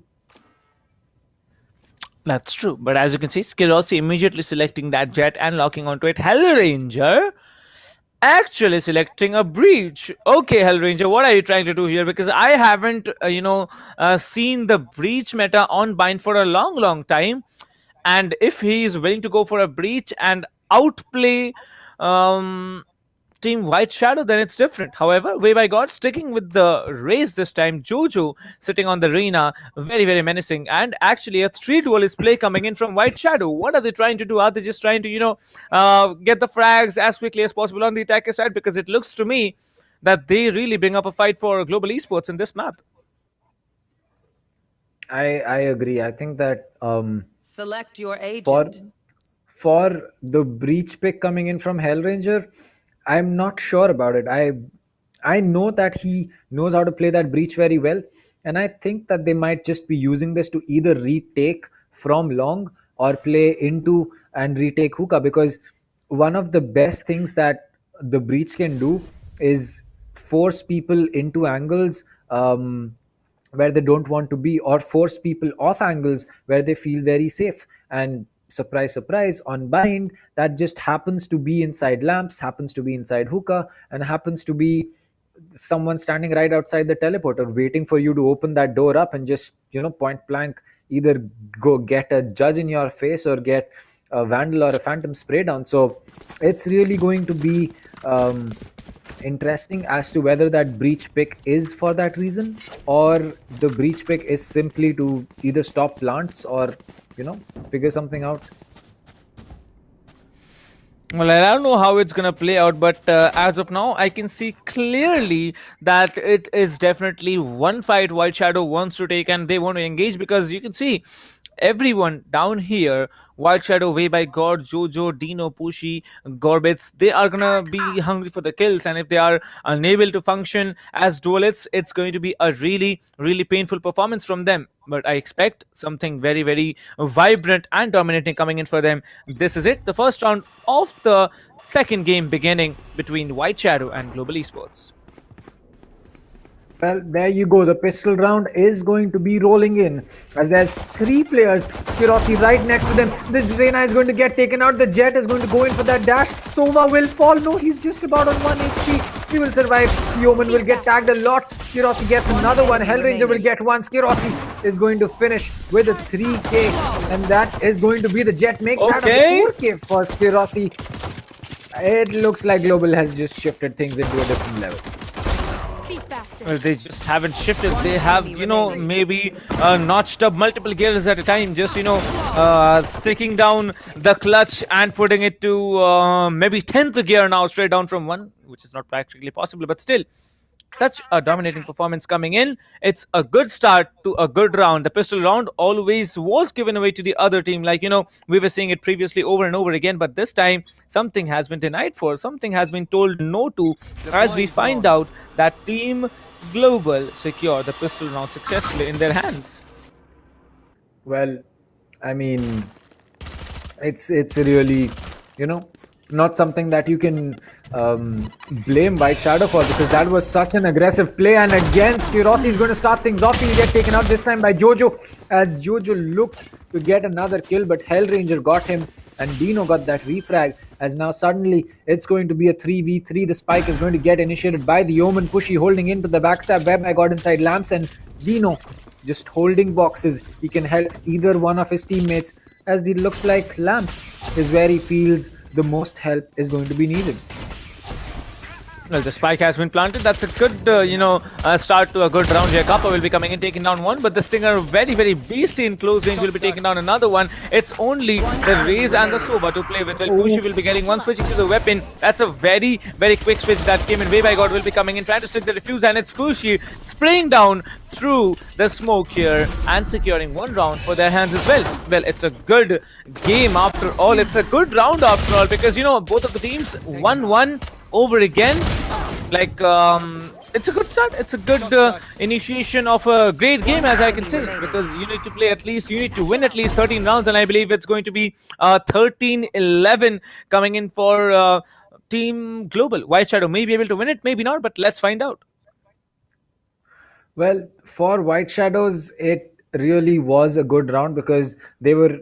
I think it was a force buy coming in from them, if I'm not wrong. Yeah.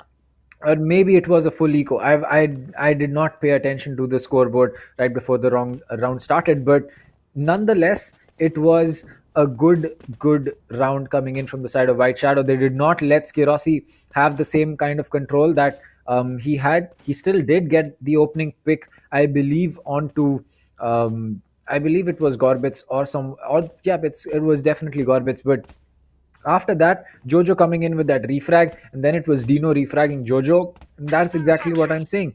Play that 2v1 game. Do not give your 1v1 gunfights, and you will definitely be having a good time on attack. And not just on attack, even on defense sometimes. But it looks like this time, White Shadow going in for a different kind of approach. Gorbits picking up that ultimate orb will give away his position. The Owl Tone coming in. Looks like Whereby God will be playing this aggressive. 3 players inside Hookah. It's going to be a spray down. The spike should get initiated any second now. The shock darts will be coming in from the side of Pushy. They know that there are 3 players inside Heaven. And now Ceylon, CT and Hookah is really going to be the only place that these defenders will be coming in from, and as they look to jump down, they will have to face the specters that are going to be held from elbow, whereby God lighting fast, but still Gorbit's going to be the one that falls. Jojo comes in from the back, he will get Skirossi. Sova is going to be dropping down, he'll get taken out. Pushy gets one, Jojo gets one, Pushy gets another one, lightning fast gets one. Skills is going to be coming in, but he will get taken out by Jojo. That's another round for White Shadow. Well, indeed, and let's talk about something. What's it called? Interesting that we are gonna witness in today's game. The street duelist play, very, very predominant, very, very confident, and that's White Shadow for you. They want the rounds, they're getting the rounds. One round was definitely given away to Global Esports, but now a full buy coming in for both the teams here. Let's see how they function. Only 2 players from the attackers are still sticking on with the Spectres and the Heavy Shields. Let's see what they have to offer, because this round, it looks to be a slow forward approach onto B side, but there are still 2 players lurking around A. I want to see if someone is actually gonna go up onto A side, or there's going to be a different story, because I can see 3 players still lurking around. Lightning Fast will be taking on Pushy, so that's already 1 player down from the attacker side. This particular map on the attacker side is very difficult to play. Skirossi will be taking on Jojo. There's still 2 more players in short, and both of them are walking up clean and clear. The race comes in right under the Omen.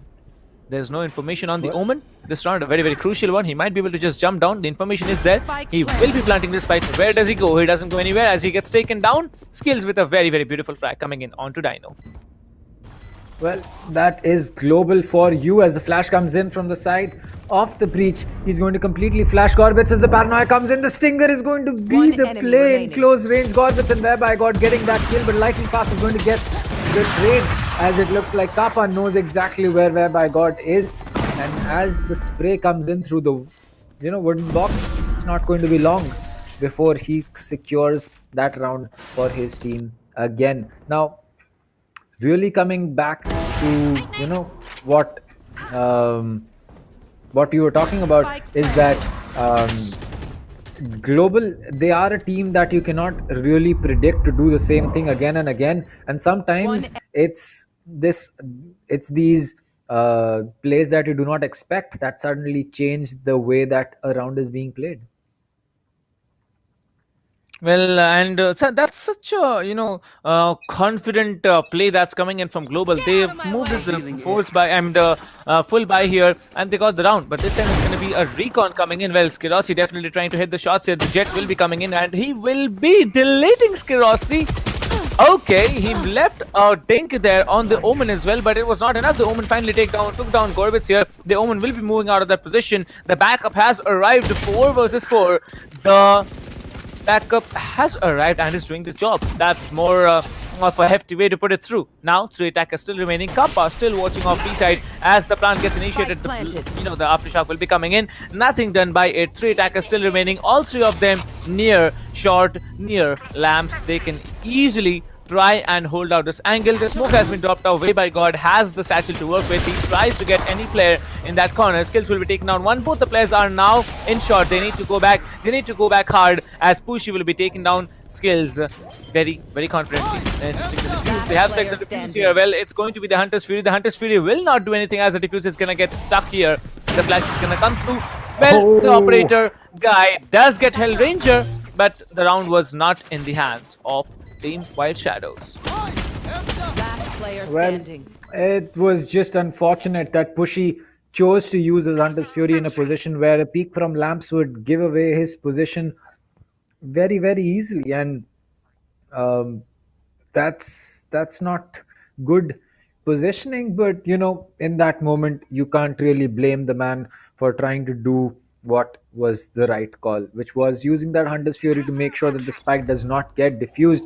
But nonetheless, it's going to be Global having that advantage now, as Kirossi is going to be getting one. He will make his way in towards, you know, the shower area. The Boombot will spot him, but it will not be able to do anything as he will pick up that op. No, he'll be going in for that Phantom again because he knows the gunfights that he's going to be taking right now, they are going to be close range. Well, the gunfights are definitely going to be in close range, but more interesting is going to be that again an attacker has fallen. The information has been given up. Pushy standing there with the Phantom will be trying to get multiple, but the breach will be coming in, absolutely melting players right now. One player standing, it's going to be Dino with the Bulldog stuck there. Can't stop the defuse if he wants to, but he might be willing to go for a save. Skills will be climbing on top of the lift or fuse, whatever you want to call it, and he will be saving another round. Global Esports 4-2. Looks like Global have improved their defenses and are doing really great at this point. Well, yes, Global's defenses are suddenly looking a lot more stronger, and I think I agree with you. I think I'll go back to the point that I made at the start of the game, that you know, Global is a team that will be able to, as you can say, adapt on the go. Last time they were on bind, they did not have a good time, but this time it suddenly looks like they are having a much better time. But as I said, Kirossi playing that aggressive is going to get taken out. Pushy gets one. Lightning Fast gets that trade onto Gorbits. So, you know, it is what it is, a 4v4, but it's still going to be something that Global will be missing, because Kirossi, he's certainly a player that you would want to have alive till the end of the round, because given a single opportunity, he's going to finish things off very soon. The showstopper comes in, but Pushy got that kill before the showstopper could reach its destination, and Kappa just holding on. Skills is going to fall to Jojo. It's going to be Lightning Fast getting shot in the back, trying to help his teammate out, but where by God, he knows where. Oh, what a shot coming in. Oh boy. Painful. Ouch. Very, very painful. Like, no words, but you know, that's it. I believe White Shadow, they get another round. It's a round to you, round to me. It's ringer roses down the line, because it's almost a comeback situation for White Shadow Esports. White Shadow Esports, if they have secured 3, they need to work up with 2 or more rounds if they want to have a stand on the defender side. Although Global Esports, they are much stronger in bind on the attacker side. But let's see how they function, because now it's a full buy for both the teams. One of the players, I believe, from the defenders is having a judge, and I'm really looking forward to it. Oh, that was not the defenders, that was the attackers. That was Gorbits there, and you know, Gorbits actually really smartly shut down the jet here. The Sova is gonna peek. He actually jiggle peeks oh no, okay, hello, don't play that please. And he does get baited off in a very, very bad position. Pushy will not be missing with that Vandal, as much as, you know, you need a lot of time to reload that Vandal, recock that Vandal, I mean the operator, and that's it. You get one player down. Attackers now again in an advantageous situation. 4-3. It's a very, very good round that White Shadow can pull off. Finished. Well, Lightning Fast is going to put an end to Web, I got, for this round at least, as the spike will get initiated. It's down to the backstab coming in from Kappa to make sure that he can get some positionings. He'll get one, but not before Dino was able to get Lightning Fast. So lamp control still not in anyone's control. Pushy holding on from Green Box. Jojo holding on from Shower. He will get spotted by Skills, but they have the positions that they need. The defuse is going to get fake, but Pushy will get that kill. Now Skills with that paranoia, he'll only be able to get one player off. He will spot the Rena, but the flick does not land, as that will be Jojo getting skills, and White Shadows are going to be going up and level against this team of Global. Well, it's level indeed as 4-4.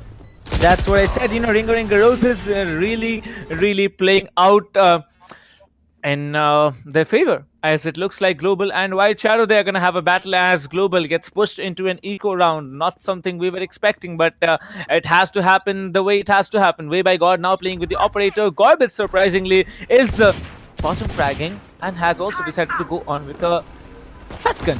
The judge, will he be able to judge them? What do you think? Well, Lamps is really the place where you would not want to be meeting a judge, because, yep, there you go, skills. Thank you. See you later. Bye-bye. That's going to be a pre-fire coming in, but no, Gorbits, why? Finishing off your magazine at the worst possible time.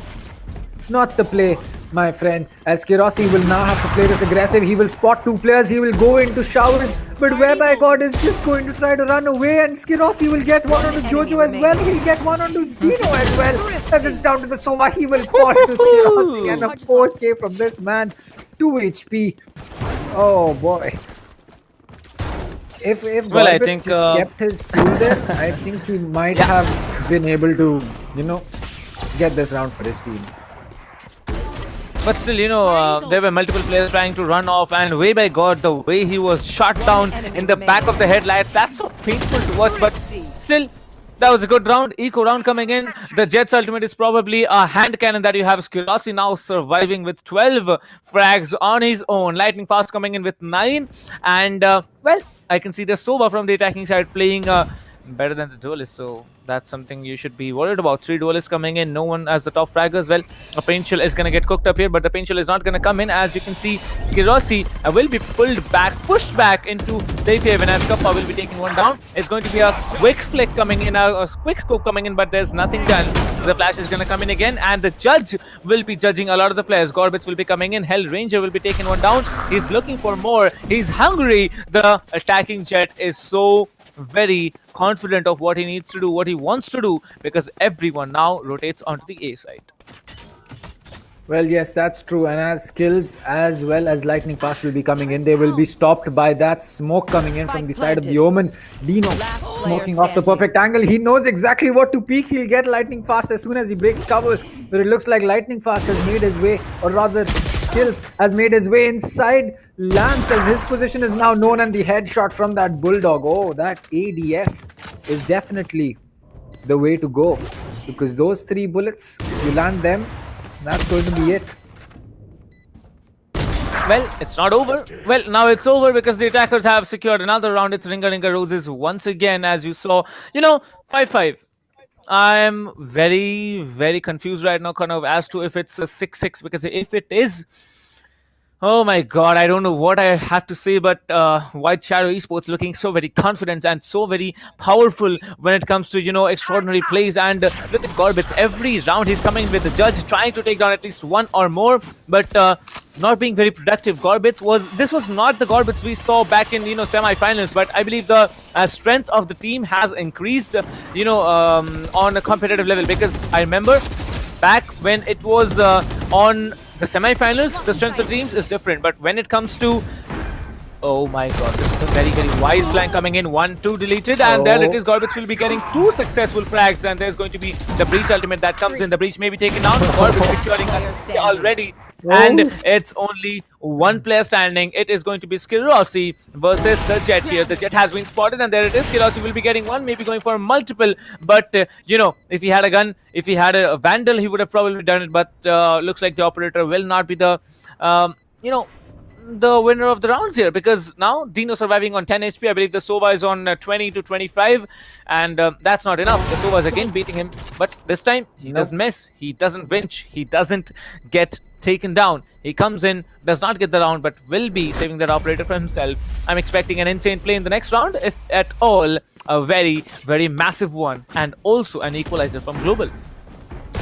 I mean, I honestly think that the reason Gorbit is going with that judge is because pushing into places like where he is, pushing into Lamps, pushing into Elbow, there is no better weapon than the judge, and it kind of makes sense. He does not need to always pick up multiple kills with the Jet, as long as he is able to maintain that kind of pressure on the players inside elbow, making sure that they can't play freely there, use their utility. Because as a breach, if you have to concuss to stop the plant, but you have a Jet pushing you with the judge, I'm pretty sure you're not going to be someone who's going to pull out your mechanical arm and be like, you know what, I don't care about the guy pushing me, I'm going to try to stop the plant. Maybe if the timer is at 5 seconds and you do it, it might make sense. But when half the round has not been over yet and a Jet is pushing you, it's not going to be the play you want to be making.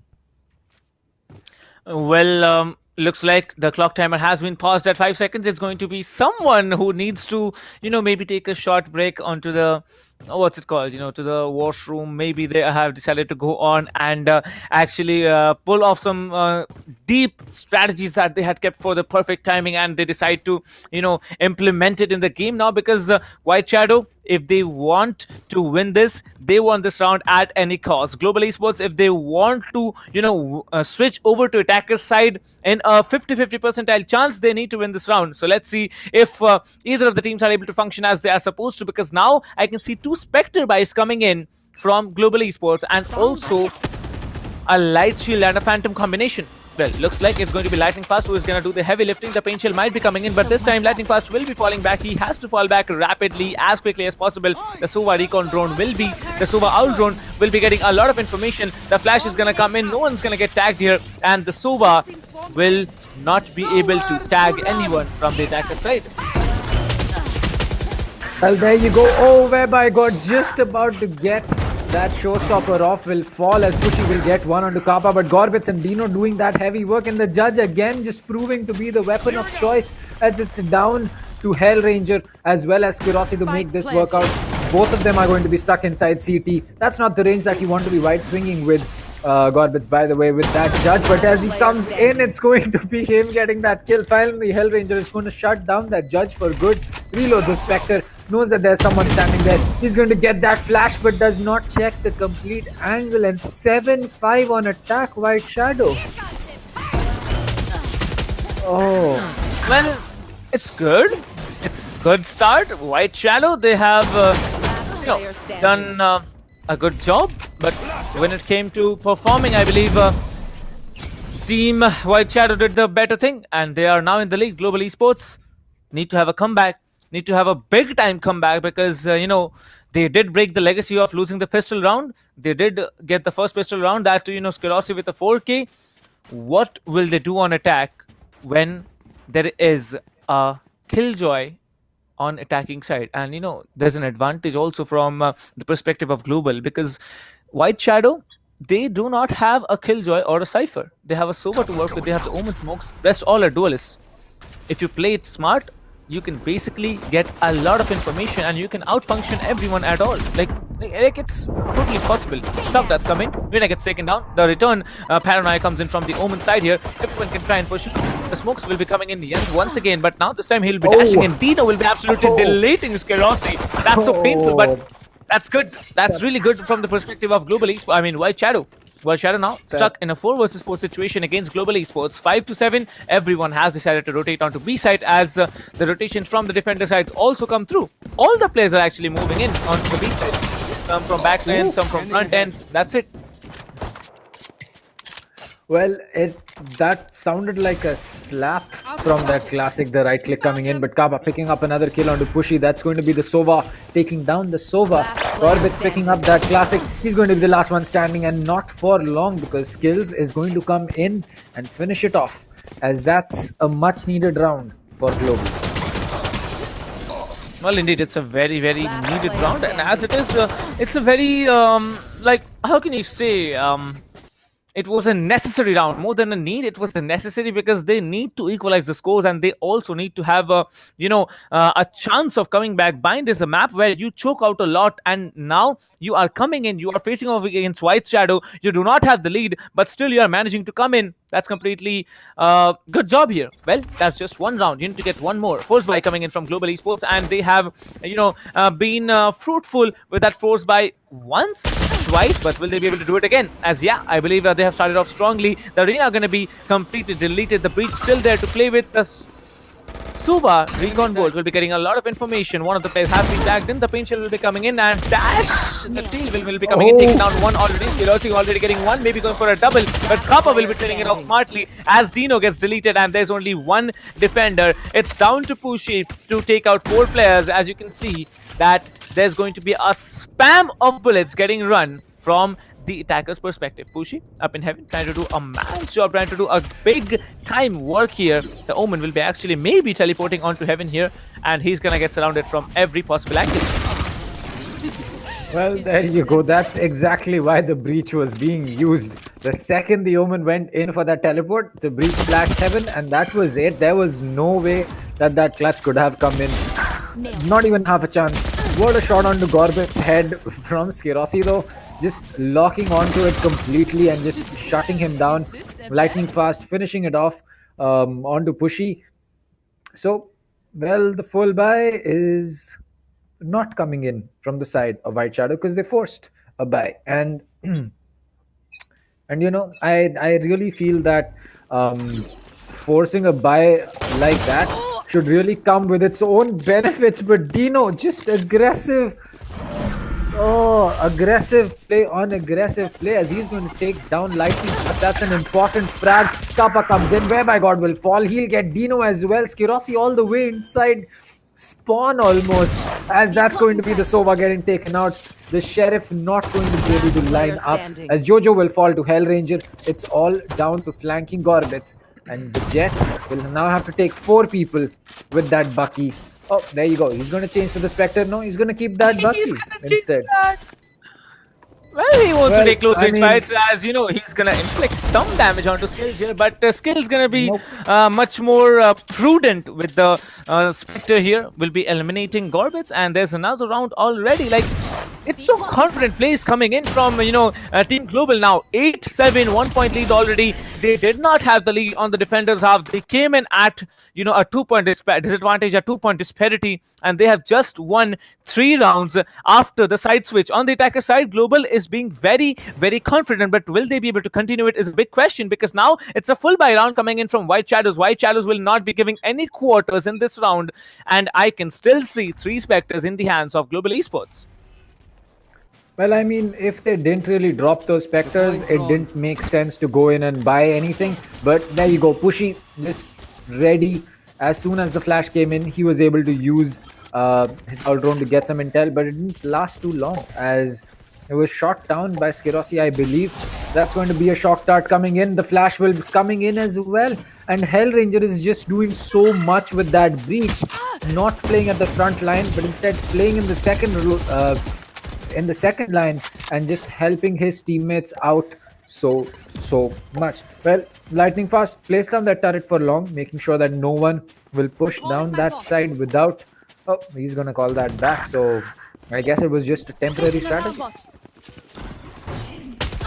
Well, a temporary setback is nothing, because you can see the Omen will still be there. White Shadows Dino will be taking on one. Hellranger will be doing a double trouble here. Well, okay, my God, you could have done a lot of work here, but you were unable to do so. 2 more players still standing. It's going to be the Sova up in Haven. It's going to be Gorbets down in CT. The Jet has come up forward now, trying to inflict a lot of damage. The Jet will be taken out. The last player standing, it's going to be Pushy, who takes one down, but will it be enough? 75 HP to work with. The ultimate still there, and I don't know from where, like, it really felt like an arrow, you know, coming into him. I believe there was the shock dart coming in from the attacking Sova as well, and that's it.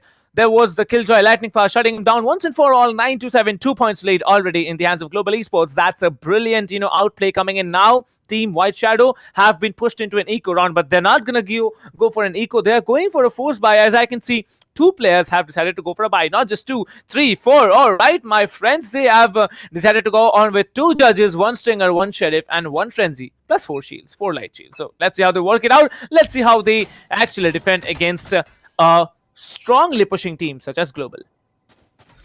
Well, it's going to be it's actually surprising that they are investing so much in the judge, and on defense, you know what, actually let them do it, because it is working out for them. It worked out for them on attack, and the Judge is definitely going to be a lot more stronger on a defender-sided angle. And there you go, as he pushes in, he will not be able to do too much. Pushy will get that first flag, but the Judge comes in, and Gorbits will just one-tap the player, which is going to be the Sova. I believe as Dino will teleport off. No, it's going to be a fake TP. He will... Oh, that is so smart. He's just making sure that no one knows his actual position. Well, there you go. The recon dart for long is not going to land perfectly, but Kappa pushing inside. Hookah, he needs to be careful. His teammate Hellranger on long is very, very tagged, as Pushy, just the master baiter. He's going to be making sure that gets that position of the player in heaven. And what a shot by Gorbits with that phantom. Last player is going to be on elbow, but not for long, as that will be a one tap from Pushy.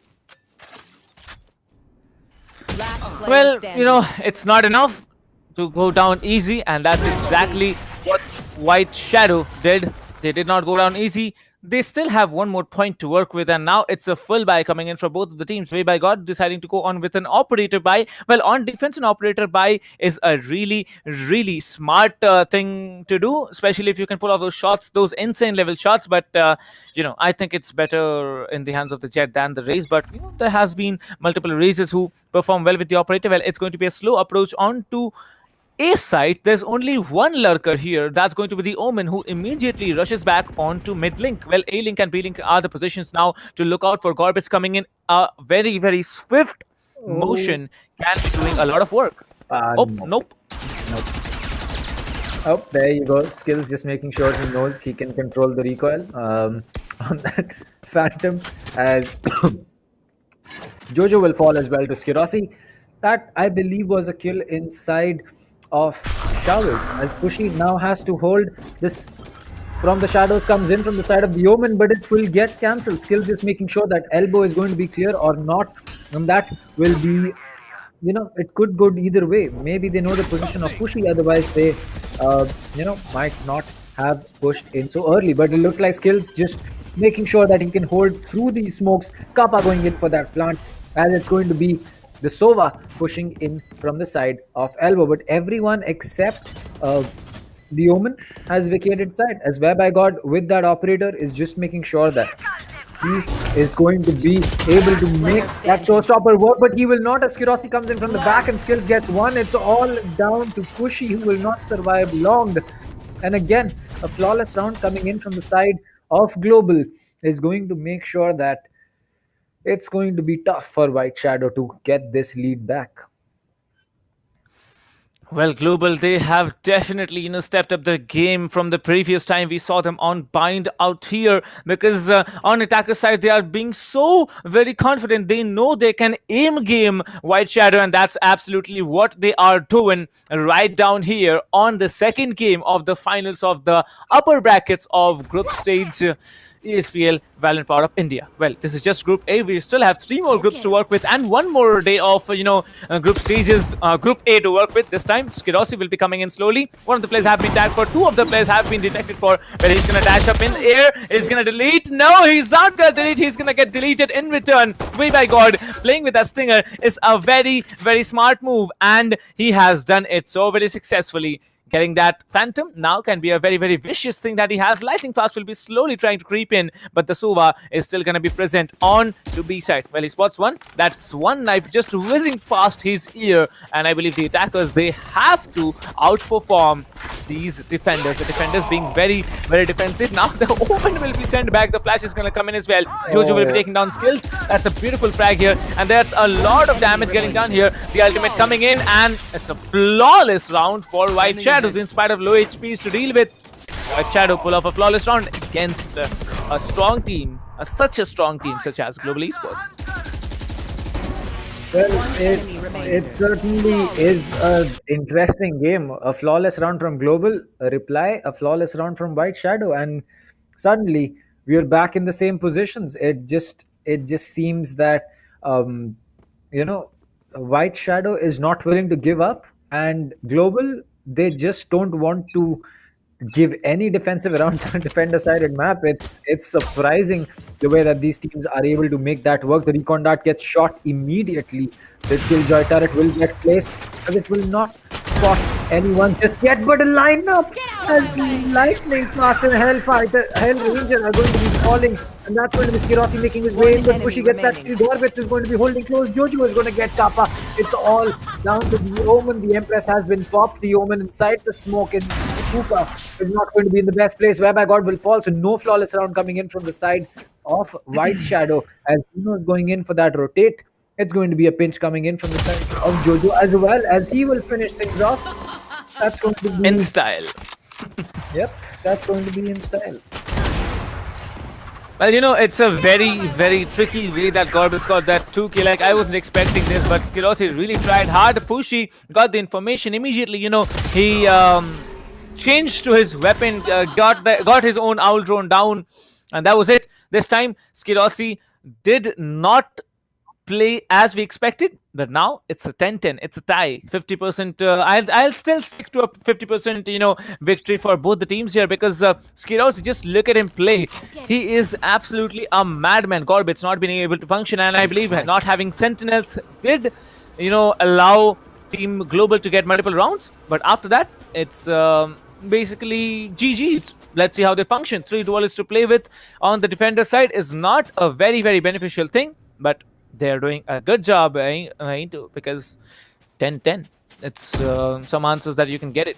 But now this time, you know, the peaks are going to come in. The jet will be deleted. Gorbits will be making the mistake of peeking an operator, and that's exactly what Skirossi was looking for, taking one down. They have the Sova ult to work with. If they can secure the plant, they can do a lot of jobs here. The shock dart is going to come in, is going to force off players offside. The Pain Shell will be getting some people down here, but there are multiple players here. The Killjoy is still playing up in hookah. He is trying to get a lot of work done here, and as you can see, the Sova can easily chill and play post-plant.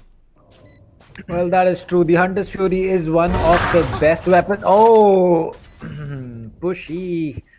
That's tough. That's hard on you. That's not something that should be happening. But there you go. The Omen will get spotted, but Dino will get that kill. Skills will get that trade. Whereby God gets one, but he is flashed, and Kappa will get that kill.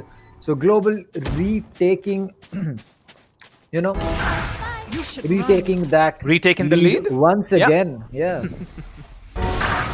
Those are the words. I don't know what, you know, Pushy was doing there, but I believe the perfectly timed paranoia along with that jet present to take that operator shot. That's it. That's exactly how you make it happen. Well, there is one particular feature of the paranoia that many people, you know, professional players even forget.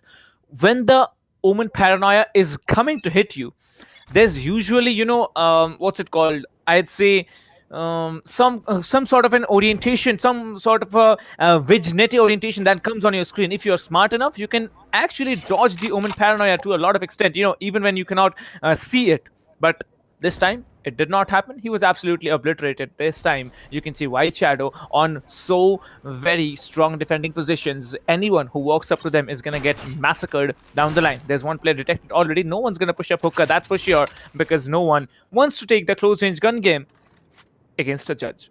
Well, he doesn't have, he hasn't yet given off the position and the weapon that he has, but I believe there are still 2 players holding up on A site, and both of the players can do an absolute brilliant job. There's not just 2, there's going to be 3 players coming up in A site here. The Sova and the Jet are the only 2 remaining players on the defender side on B. So yeah, they can either go for a B execute or can go for an A execute once and for all. As it is, the flashes keep coming.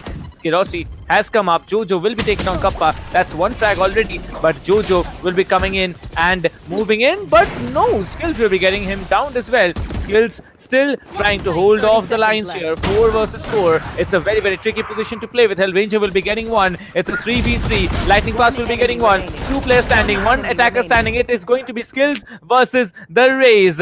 5 bullets to work with. Has to go for the reload. Has the spike. Will be immediately rotating. He can actually bait him and go to a different location. Well, the rotations have started. He may be willing to, go for an optional plant here, but I don't think he's gonna go because the raise is really, really low. That's rhythmic here. But now, Way by God has 21 HP to work with. As you can see, both the players are rotating. One of them in elbow, one of them just playing calmly and walking up to elbow. Way by God, if he doesn't flinch, he will get the job done. But Skills is just a better man out here, just delating Way by God. And you saw how close of a round this was. Global almost had the round taken away, but there were skills. You need his skills to work, and he absolutely melts the players with his skills, and he does it. Skills to save the day. 12-10. Global Esports might be walking off with a victory if they can secure one more round.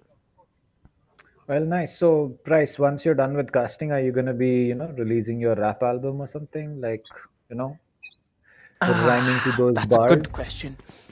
Your first I song's think name is going to be G versus WSE. Yeah, featuring Global Esports versus White Shadows. Let's see. Oh, what? But still, it's. I don't know what exactly happened out here, but the Sova really tried to get the intel somewhere, somehow. Do we have two operators? Did he? Yeah, we have two operators. How did that happen? It's the recon dart on an owl drone, and how can you? What? Excuse me, game. Are you? Well, I think the recon dart may have been, high up in the air, and when the owl drone was going, like you're understanding, right? The owl drone just slid under that position, but this time Dino being very, very confident, trying to get multiple players here, but Gorbis will be taking out one. Kappa will be trading off for Jojo. It's going to be a 2v2 once again. Kappa will be coming in, trying to get the Jet down. The Jet takes down one. The breach is waiting. 1v1. The flash comes through. 1 HP on Hellraiser. Please don't make this as painful as I wanted to with this Pushy. Well, he's caught off guard and he's gonna get him done. Pushy is absolutely very, very impressed with the performance. 1 HP. If the breach had been waiting for maybe 2 more seconds, he could have got the frag here. Just open the door, come back. You might be able to get the round, but that's not it. 1 point. 1 point for White Shadow to push in into OT. 1 point for Global Esports to win the game. And also move in, chill out for the playoffs. That's down here. That's what is at stake. Well, let's see how they function. Let's see how they perform. 5 more seconds on the clock. Over to you, Kanav. Well, match point for Global and overtime almost on the cards. If White Shadow is able to get this one, we will be seeing overtime. I hope that White Shadow wins this, honestly. I want to see this map go to an overtime round, as it seems to be a 4-man push coming in from the side of Showers. There's go the Rolling Thunder. It's going to be Skirossi coming in. He will spot one player. That's going to be a one tap. It's going to be a right click. Skirossi gets 2. He knows that there is someone coming in from CT. He will just keep Lance control. That is smart, not overextending. Skill's going to get 1. Where by God is going to fall. 5v2 on the card. The spike has been planted. It's going to be another right click, as it's all down to Pushy, as he will fall. It's going to be a flawless match point, and that is going to be Global finishing things off in style. And honestly, it's just Skirossi all the way. 1 kill, 2 kill, 3 kill. Skills drops a kill, or rather Skills gets a kill, and then it's just back to Skirossi to finish the last 2 players. Well, flawless round in the answer. I really, what can we say? Like, there's answers right in front of us, right? Global Esports answering a match point round with a flawless. That's how much of a confidence they have inflicted. 2-0 coming in for Global. Straight down the line. Once on Haven, that's their map. Coming in on Bind. A disadvantageous map for them, what we saw from the semifinals too. That was it. They pulled it off. Starting on well with the, how can you put it, winning the pistol rounds. They have really developed themselves and they are doing a great job. Well, 13-11, that was the score. And that's it. How much did we predict, Kanev? Like, I don't remember exactly. How much was the score line we predict? I don't think we did do a prediction for this map. I think that we did not predict any score for this map, but yes, irrespective of that, we went the distance. We went the entire distance of the map. It was all down to the fact that it's just impossible to put any kind of, expectation on what Skirossi is going to be doing once the Stormblades are out, once that operator is in his hand, or really any gun that's in his hand. Skirossi, what a game coming in from the man. But still, it was a good game. There were moments when we thought Team Global's gonna win. There were moments when we thought White Shadow is gonna have what's it called, killing spree. But there were literally, many moments where we didn't even expect that the kill is gonna come through, and there were, kills coming in. Like the paranoia on B long there, coming in from the Omen, then that Jet shooting that operator, like, standing there with the operator to take that perfectly timed shot there. That's it. Like, Gorbitz, his play this particular round was immense. He could have just done it. Skirossi getting that, one tap with that Blade Storm onto one of the players, and that he was running back with his blast packs. Nothing else there. 4Ks, I believe, Skirossi had total of 3 to 4 4Ks this evening, and that was a complete massive play, especially after, Paradox came in from that Syndicate. He had pulled up 2 aces. Like, I think you were watching that match, right? You saw how that man was playing. He was a complete mad guy. Yep, that is definitely true, and I honestly feel bad for White Shadows. They came so close on this map to take it to another, but it's just that it wasn't to be. It's just they got out aimed by Skirossi at the end of it. You can't really do anything about that. You might think that you can play a different way, but sometimes the aim is just going to catch up with you, and if a man like Skirossi is out to get blood like that, you are not going to be surviving for too long. Well, that's true indeed, and starting off from the pistol round, Global, they really stepped up their game just because of the fact that they won in a 2-point advantage when they came in with a 2-point disparity onto the attacker side here.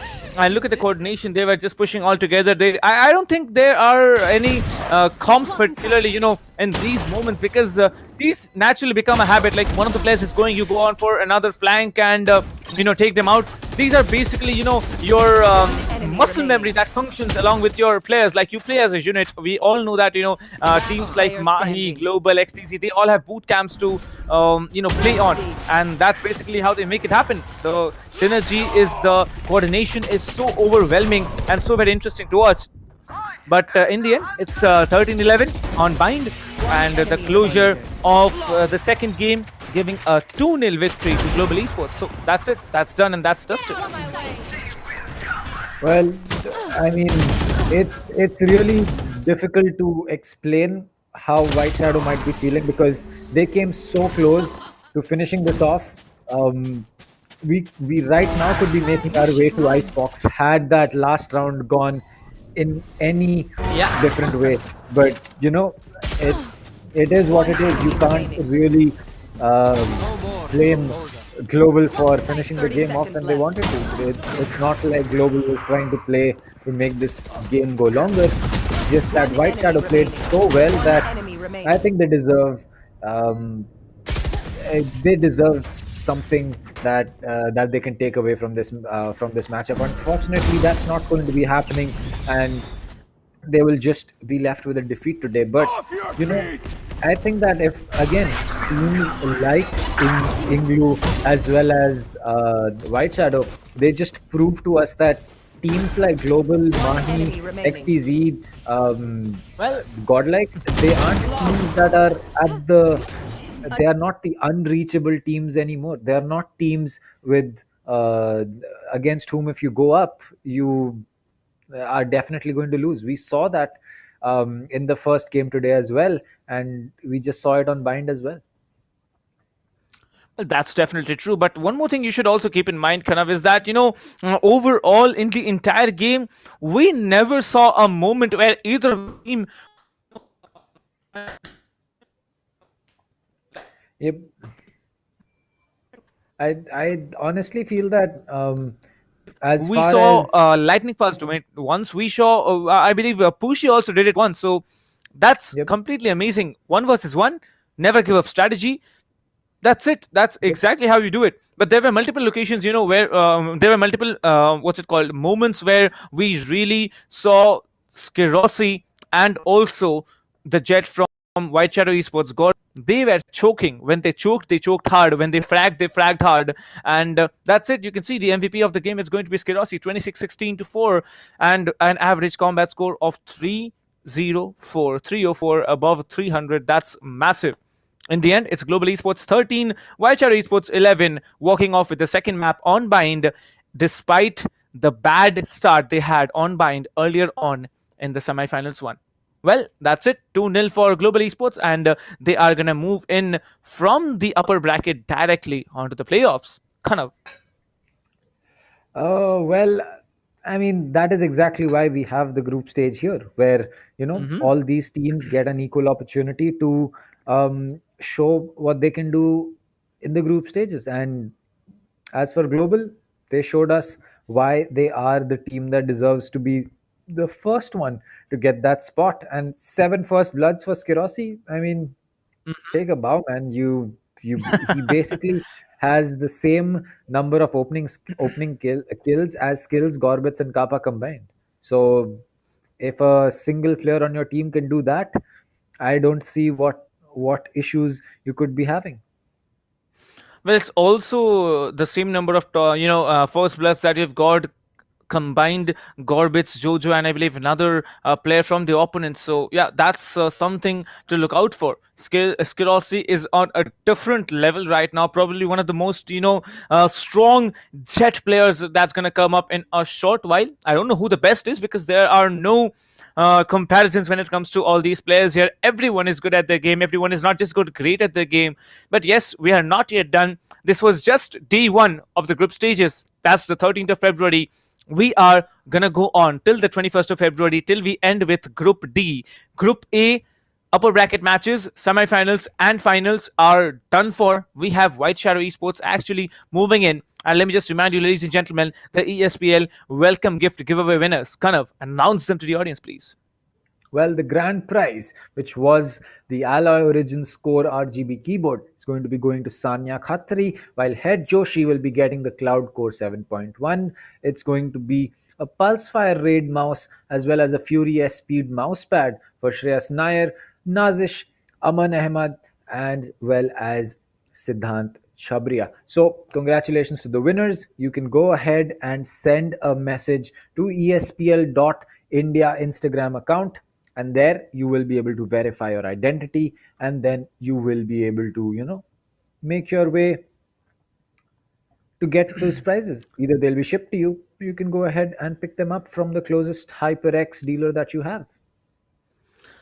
Well, you never know how it comes because there might be some guy from Amazon, or maybe some HyperX personal guy walking up to you. So you never know. Just contact ESPL.India with your credentials on Instagram, and you will be rewarded with your prizes. But yes, this is day one already. As I have said, day one has come to an end, and Global Esports is gonna walk off to the playoffs. Whereas the losing teams from this afternoon, and evening, are gonna move on for another chance to get into that last remaining spot from Group A into Group A into the the playoffs here. Both the teams that have lost in the semifinals will be battling it out tomorrow, as the first BO3 and the second BO3, it's going to be between none other than the winners of the first and the losers. Right now, it's going to be White Shadow Esports. White Shadow Esports, grind harder, because tomorrow, no matter what, you will be getting just one chance to move in to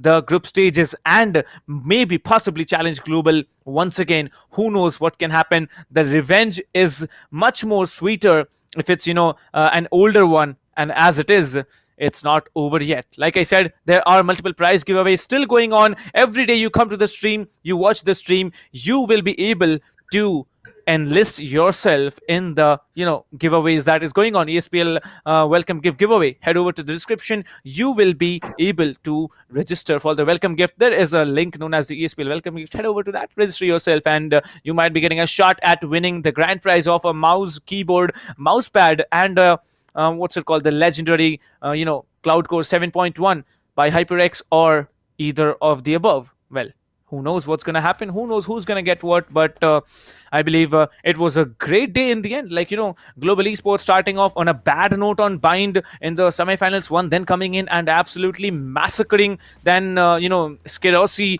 finally coming into the match point round and finishing off in style. Like, that's how match point is supposed to be played, and they have absolutely gave a perfect example, pulling off a 4K. Had it been an ace, I would have been, like jumping out of my chair and actually cheering for Skerosi right from my house. He would have probably heard wherever he stays. So that's massive coming in for him. That is definitely true. Probably he might have just been able to hear you. I believe he stays close by. But it's really going to be coming to an end for today. It's been 9 hours almost. It's been a long day for Price as well as me, as we will be taking your leave for today. We will find you guys tomorrow at the same place, as we will be having the lower bracket semifinals and the finals to make sure that we can get the second team from Group A who's going to be joining Global for the playoff spot. So till then, this is going to be me, Dr. Dang, and Captain Price. Take care and stay safe.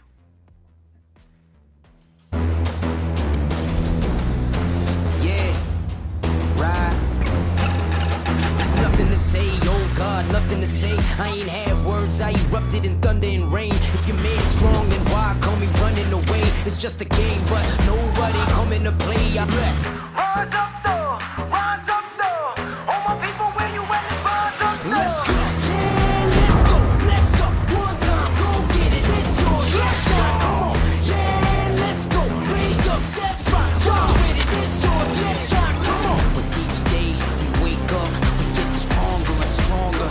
It's our time now, yeah. Cause we warriors. Cause we warriors. Yeah, let's go, let's up. One time, go get it, it's yours. Let's shine, come on. Cause we warriors. Yeah, we warriors.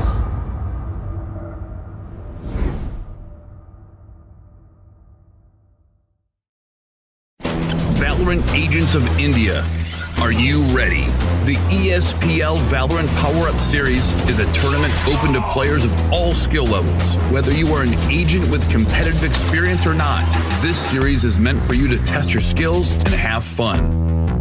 Agents will battle for a total prize pool of 7.5 lakhs and the title of Series 1 champions.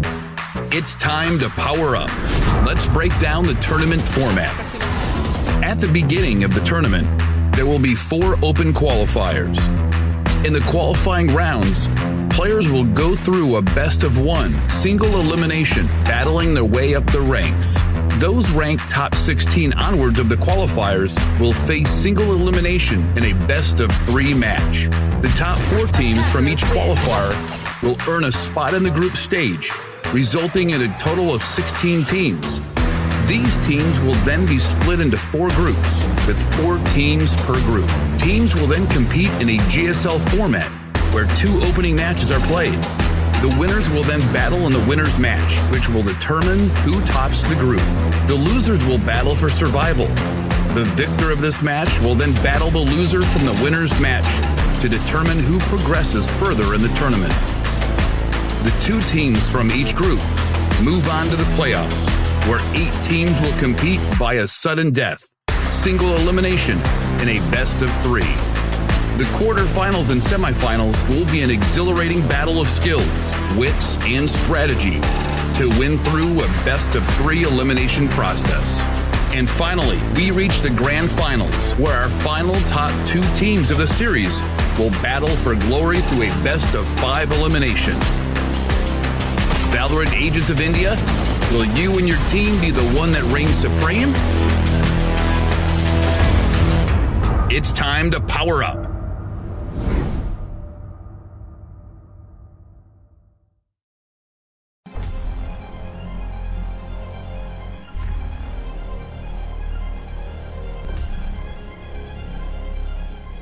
Every young gamer wants to become an esports professional. We make it happen. You just keep on winning.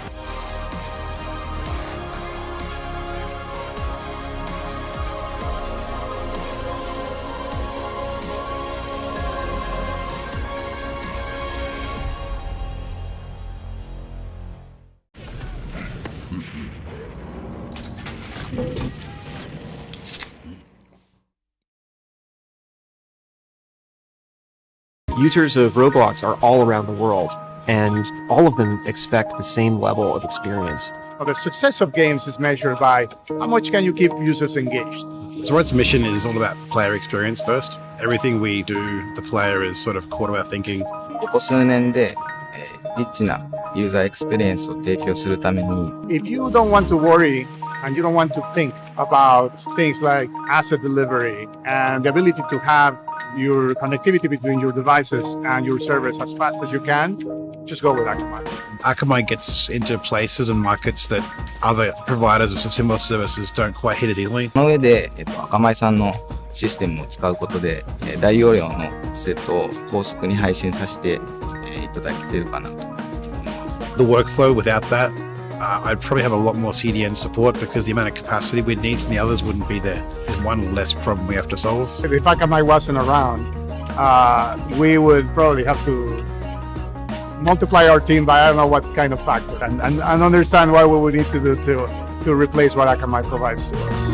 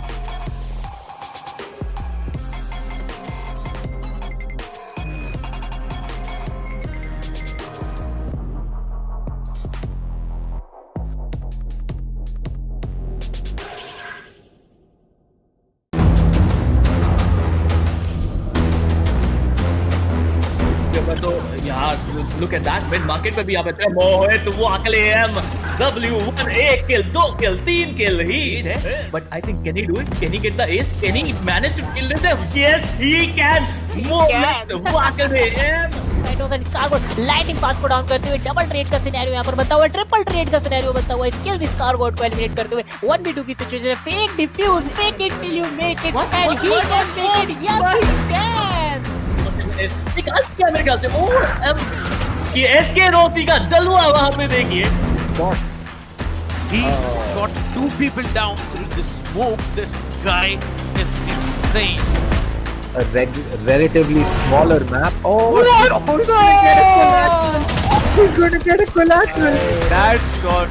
यहाँ पर इधर के रूप में trade निकालते हुए एक player बचा हुआ है यहाँ पर 1v2 फ्री शॉट. ये बहुत शानदार डबल निकालते हैं यहाँ पर. डीएम किंग क्लच के बहुत करीब है यहाँ पर. He's going to take and get that ace. What a round.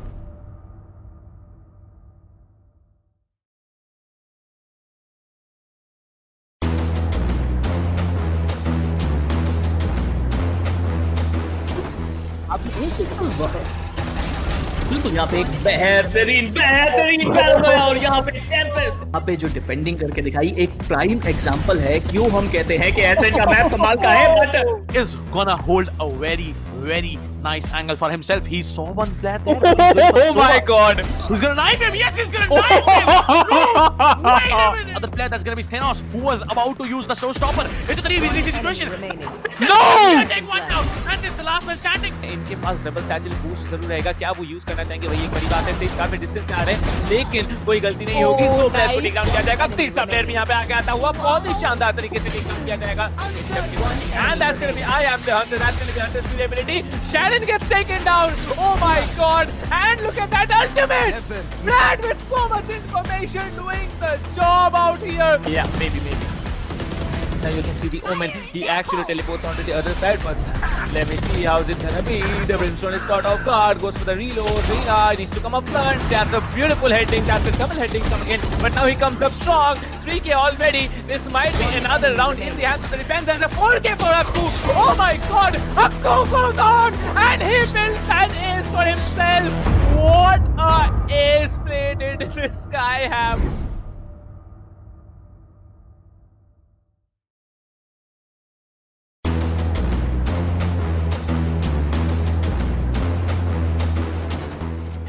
यहाँ पे ही के लिए अगर देखा जाए तो होल्ड करते हुए येलो कंडर्स के पीछे और उनके बैक टू बैक यार ये काफी शानदार आई गेस क्या बहुत चीज है। तो ये थोड़ा सोच समझ के आपको ऑपॉर्चुनिटीज का इस्तेमाल करना पड़ेगा। अगर आप कॉन्फिडेंट हो तभी आप कीजिए, लेकिन यहाँ पर जो लोग और मुझे लग रहा है ये चीज होना ही था। Get this spike or get the spike diffused and get those kills. He is being pushed from two sides. He will spot the omen, get that kill. The recon dart is going to get taken out. 3 bullets, goes in for that reload. 25 in the mag. He connects that headshot.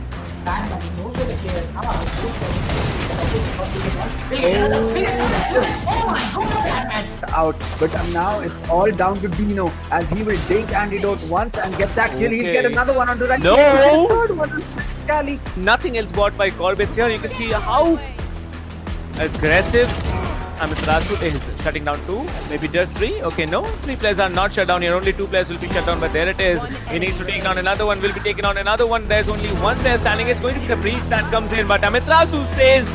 Oh my God.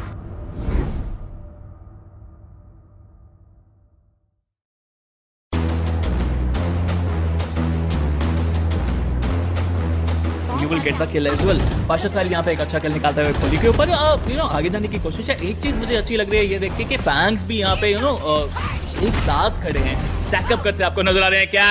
Cactus is too spiky. By the specters, you can buy the shields here, but you can see the Arena being very smart here, checking that corner where Prophet was holding, takes down 2. It's impossible for Team Playground Esports. They have been shut down all week from site. What was that, dude? You can't do that. That is manhunt. This guy is an absolute beast, dude, going out there.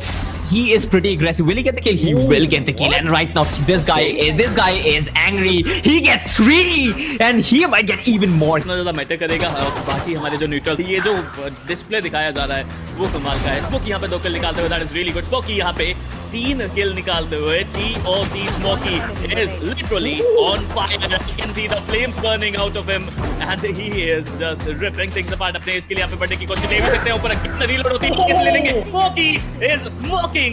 And Spiro थोड़ा सा difference नजर कि यहाँ पर form में नजर नहीं आ रहे अभी एम आई रियली प्रो, लेकिन कौन जब तक है यहाँ पर एक उम्मीद अभी भी रहेगी। केजीएल से यहाँ पर निकाल के है यहाँ पर and every time there was a nice just deleting him. Oh, okay, now someone else got deleted.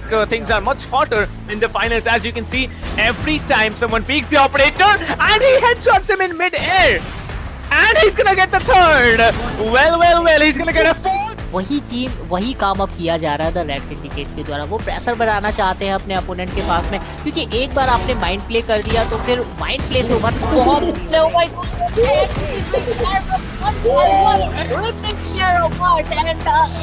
for him as well. Oh my God,